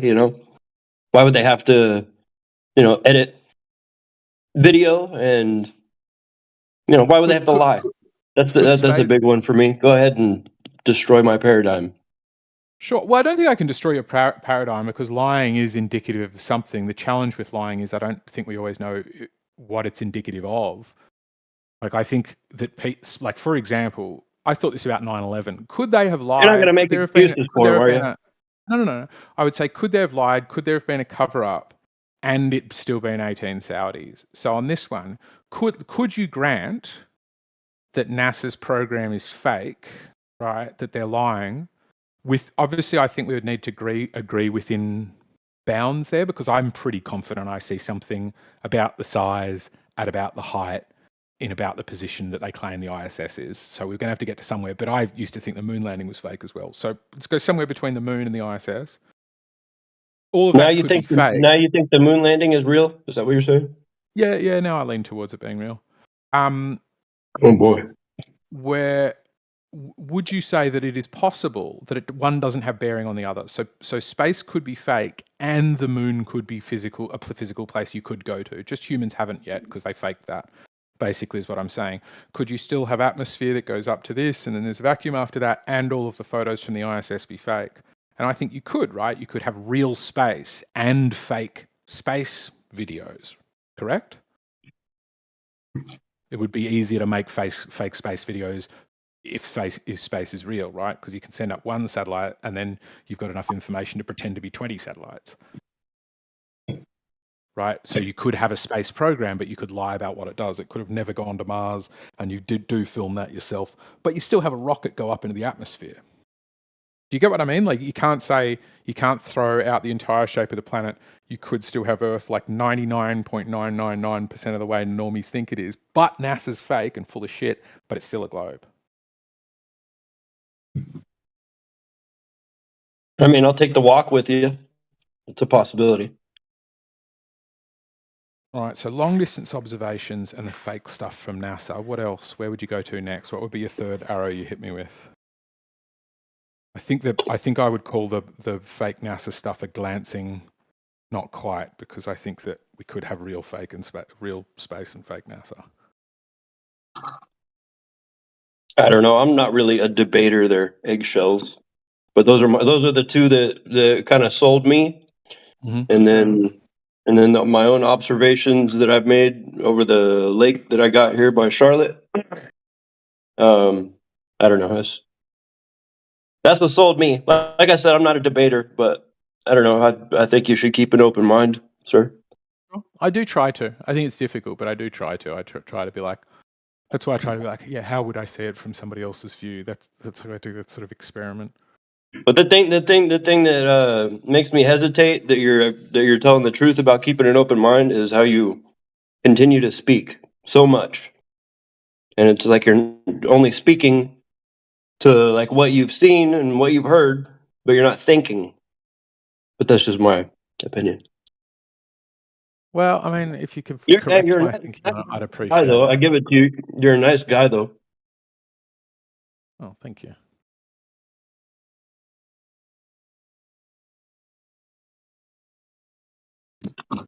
But that chat GPT stuff, I don't know if it was you that was talking about getting your information from there. But Yeah. but I've seen it battle back and forth on issues, and it's got both sides of the argument pegged down. So I don't trust it. Well, I like that, because then I can sometimes ask it, like, what's the best case that can be made for X? And it'll be like, bop, bop, bop, bop, bop, bop, bop, bop. And I'm like, oh, cool. Yeah, but I asked them about globe Earth and flat Earth, and they gave me examples that could go either way, and they were like the same topics. I can't remember exactly which ones they were. Oh, that's a fun one. Tell me the question you asked it, if you can remember it. Proofs of globe Earth and then proofs of flat Earth. Although it was very, very biased, it gave me proofs of flat Earth, and some of them correlated to the proofs of globe Earth. So, didn't make sense. That's a good question to ask it if you want to. I didn't save it right now. Save any of it. I asked it if the Earth were flat, what would be, the proof.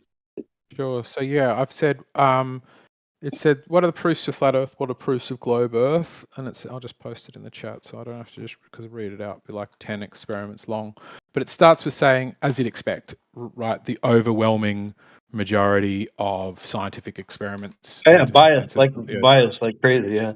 Right, but it admits, if you read into the way ChatGPT works, that's not a bug. That's the entire design from the bottom up, which is basically, it's sort of like a popularity engine. It works on going which words typically come next in a sentence, and for that you have to accept the status quo. So you can't. you can get it to riff or play a character. That's sometimes what you can do. Go, well, play a character who is explaining to somebody why they think the Earth is flat, and then it'll be able to do it. But it.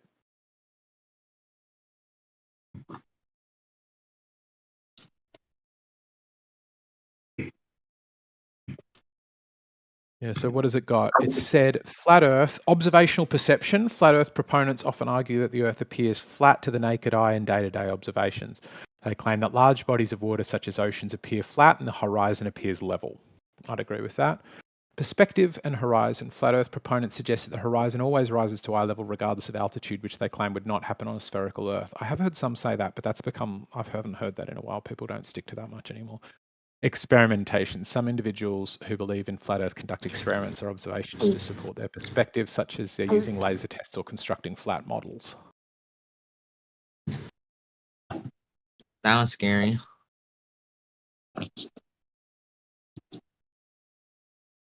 You ever tried fentanyl? Oh my god. Okay, Eggshells, nice talking to you, brother. I gotta go, guys. Nice, man. See ya. Oh my god, still the wrong fucking chart. Straining on. Oh god, there's a lot. Why is there so many of you like flat Earth mods, bro? I'm over here just trying to say the N word. No, you get you a really big edgelord, but just get to your shtick. Okay. Does my profile look edgy enough? Daddy does look edgy enough? Please respond, bro. Dude! Dude. So what's the debate, guys? Whether you've got proof for a globe Earth. Hey, really? Sure. You're here to mock the flat Earthers. Just Have here to you clown. proven that the Earth's flat? Not The Earth is not flat. Hmm. It's I'm round. sure you tested that. I did. Tell us about your tests. Well, I don't know. It just be round, bro. It's kind of just be weird. round, bro. I know, that's what I'm saying. It's fucking. Yeah. It's so So weird. you came into like an intellectual forum, you know, where we want to engage in reasonable and well, hopefully reasonable. Sometimes it's a bit heated, but you know, like a discourse about the shape of the Earth. So you know, if you're serious about the topic, you know, yeah, please engage in conversation with us. But if you just want to clown, and just leave, man, because I don't know. If you don't seem like you're up to the task for this discussion. I just don't see it. I'm not hearing it. No, it's just round, Maybe. man. It's just round, dude. You know, like Why are you like being like so like discriminatory? This is like I feel like because you just came in clowning instantly, like just making stupid noises and acting stupid. You know, acting like a major who's just had a few hits on a bong or something, man. Like, to be honest. I know, but it's just round. Like I don't know what to say. Like how's that flat? Well, observe and thanks for experience telling it as such, though, right? Yeah. I can't talk for very long. I'm gonna have to jump off. Yeah. Is there anybody else here want to chat? It's pretty lit.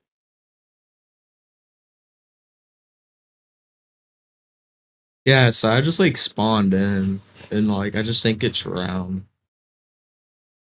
So I really don't know what to say. Why do Anyone you else think here it's apart from round? eggshells? It's because I just like I spawned into the world, right? And then I'm here. Yeah. And then I think I saved the world on the bed. Okay, yeah, I think you're just trolling. Like, there's no I'm point not talking even to you. trolling, nigga. I'm being so dead ass. Like I literally spawned in. I think it's round. Like, Why do you think it's obviously you flat? didn't just spawn in, and I'll have like a conversation with you about it. But you're gonna have to like stop being silly. Like how do you want me to be? Not silly. So how's like I mean, like I don't know, like talking about like how am I being silly? Okay, There's so people why do here you that will think? talk to you if you're up for a serious discussion about it. Like, there's Yeah, definitely I'm people just here asking. that, but Yeah, 100%. I'm just asking like how am I being silly? So why do you think it's round? Yeah, like I said, I just spawned in and I just like I don't know. Like I seen like So you've the got no reason satellites. to think it's round. No, the satellites and Have how you they seen like the orbit. satellites? Yeah, Like, so how did you see the satellites? on the internet where everything belongs. Okay, yeah. So if you just believe all the images you're showing up, because like I'm not a flat earther to be clear, right? But to defend their position, because there's nobody really around right now, right? You're just like literally believing like all the images you're being sent and stuff, and you have like no first-hand experience of like a rounded Earth. Right. So how do you know the? So are you a flat earther? You said you're not a flat earther, right? No, I'm globe agnostic, right? Which means like I don't know.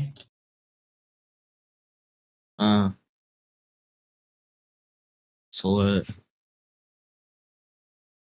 But I don't think you actually know either, right? You're just saying No. that you know because you've been sent images of satellites. Yeah. You've chosen. So if I sent you like an image of like the ship from Star Trek, right, and then said this is real, would you just believe it's real? No. Exactly, right? So like you should have some critical analysis of the images you're sent, right? Think about like what's the likelihood that these are real. Not just believe that it exists because you've been told it exists. Yeah. Oh, and also a satellite could exist without the Earth being Sure. round as well. So there's that as well. Yeah. Satellites don't really prove anything. It's pretty fast. Like, you know what I mean? Not really. No. Oh, how so?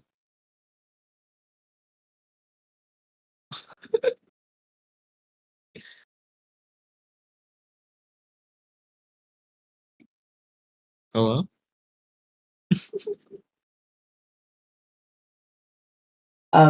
Yeah, you're giving me like little boy vibes, so I don't really want to talk to you anymore. I don't talk to Choid, sorry. Dang. Yeah, my bad, bro. Do you accept my apology?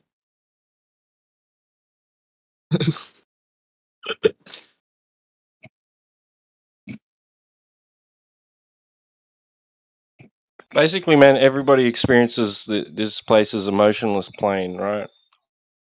You look out and you see flat horizon. You're not experiencing any motion. You look up at the sky. Things in the sky are moving. And you're told the opposite, that despite it looking flat like a plane, and despite the fact that you don't sense any motion of the ground, that you're on a giant big ball that's spinning, right, moving through outer space. There's contention to be had with that because people have gone out and made long distance observations, done laser tests, various things which indicate that their experience of this place being a motionless plane to be true. It for all intents and purposes, we observe it to be flat and motionless, and it's measured to be so, and it's practically used as so. So, building purposes, flying aircraft, they tell you don't worry about it. You don't need to worry about the curvature and rotation. Just fly the plane as if this place is flat and motionless. NASA designed aircraft and tell you in documents that they've designed this aircraft based on a flat stationary model. There's a whole plethora of things which indicate that our experience of this place being a motionless plane to be true. That's why a lot of people are here, right? And I don't know how much you've looked into flat Earth. It doesn't seem like you've looked into it much at all. Probably just heard it in passing. Probably seen maybe a couple of TikTok videos or something. Is that it?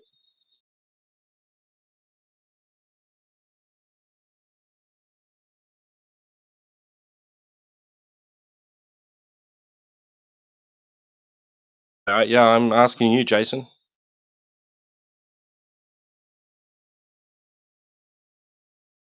I suppose you're up for this conversation then?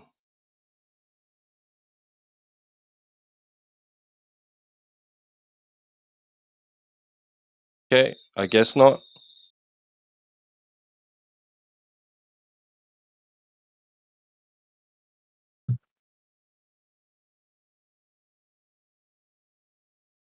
Much for you?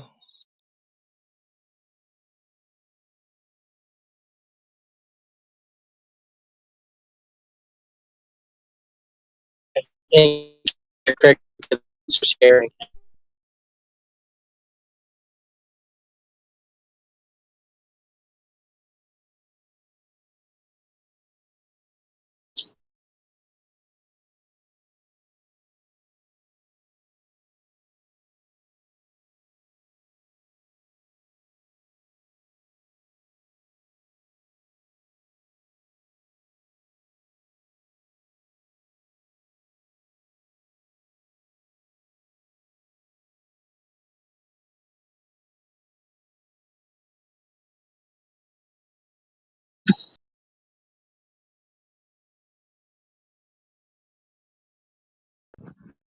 Sorry, did you actually respond?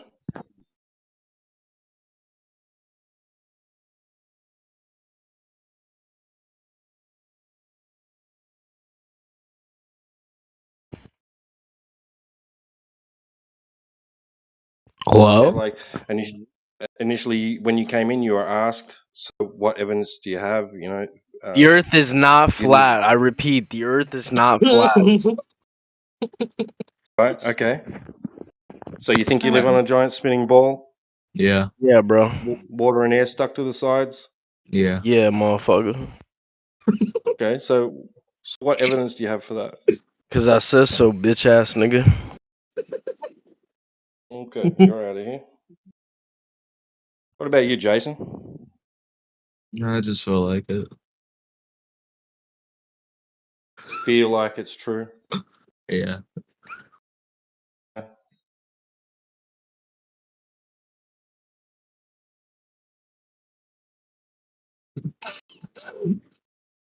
So you're not up to the task of having a serious conversation about it? I just think I like it's just how I am, bro. Like I don't know why. It's like it's built into my brain, right? It's like if you have something built into your brain and you can't debate it, then it's just there and there's no stopping it. Like I feel like I'm just stuck to the ground, and that's why like to get like you know what I mean? Everybody is born into that worldview. It's Yeah, over decided here, for you're a you before fucking you. faggot bitch, and you can suck my dick. Not you, T Dog. Okay. Don't fuck with me. Don't mute me, please, please, You, please. you, you I said just you have to get said that the off F my word, chest. man. Sorry. I'm you gotta sorry. I'm go. sorry. I'm sorry. I'm sorry.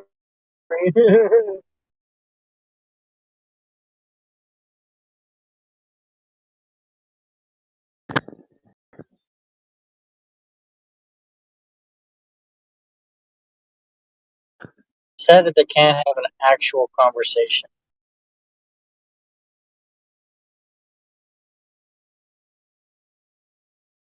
You some. I guess I It's will. so sad.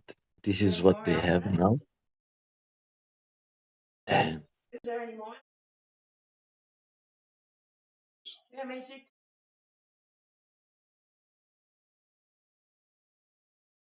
Oh shit! Sorry, didn't realize there's hot mic in there.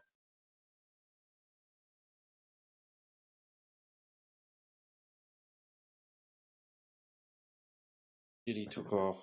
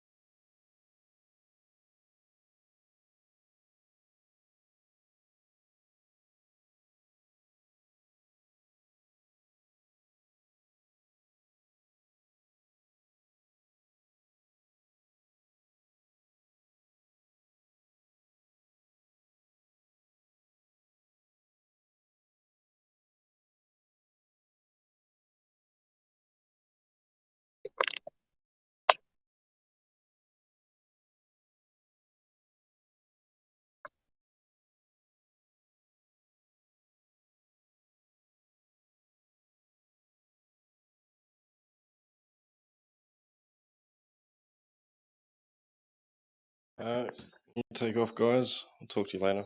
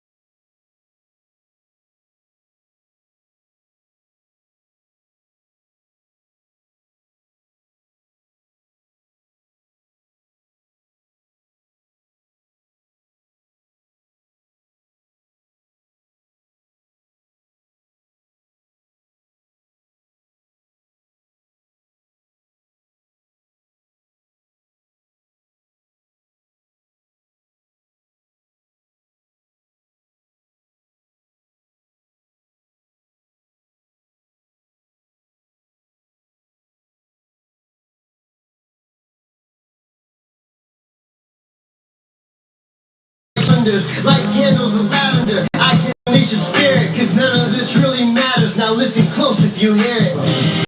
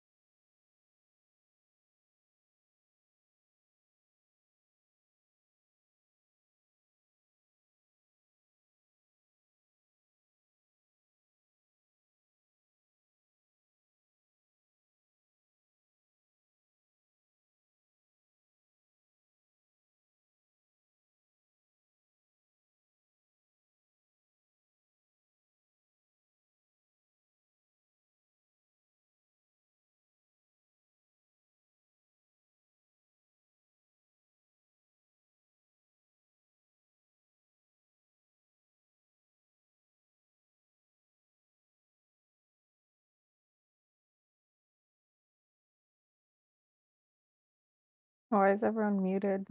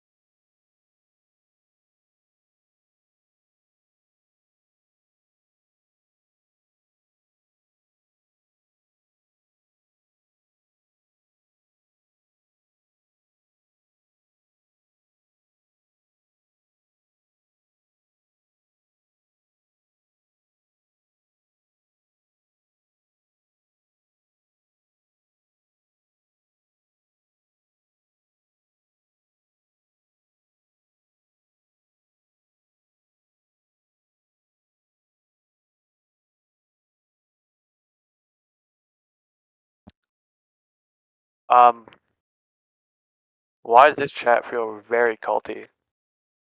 Everyone's muted or deafened.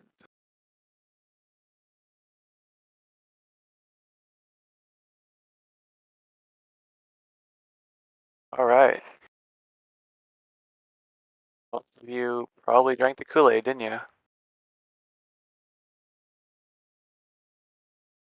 Number one rule: don't drink the Kool-Aid. I guess it's too late for that.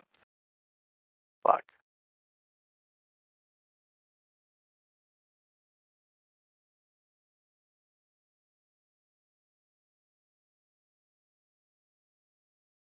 All right, who would win a fight, Muhammad or Jesus?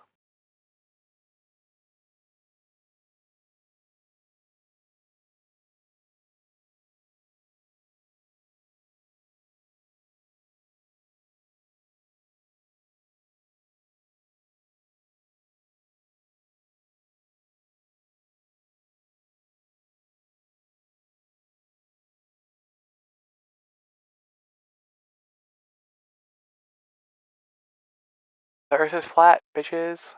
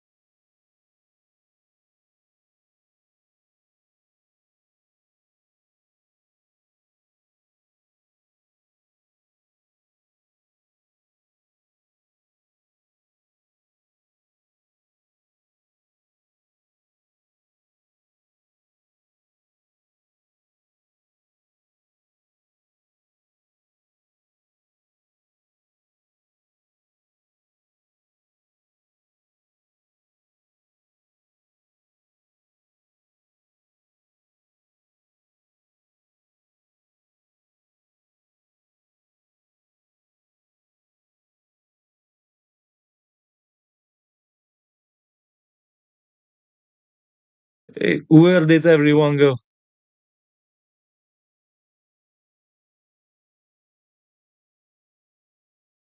Is there like an event or something?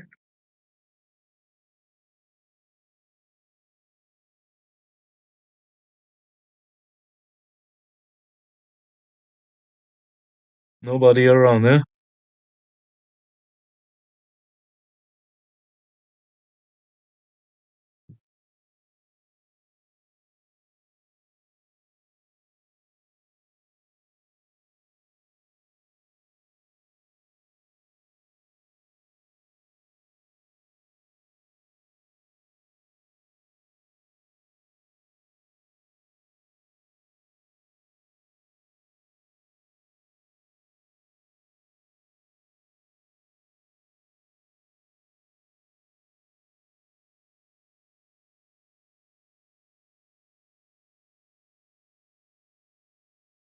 Where the fuck did everyone go?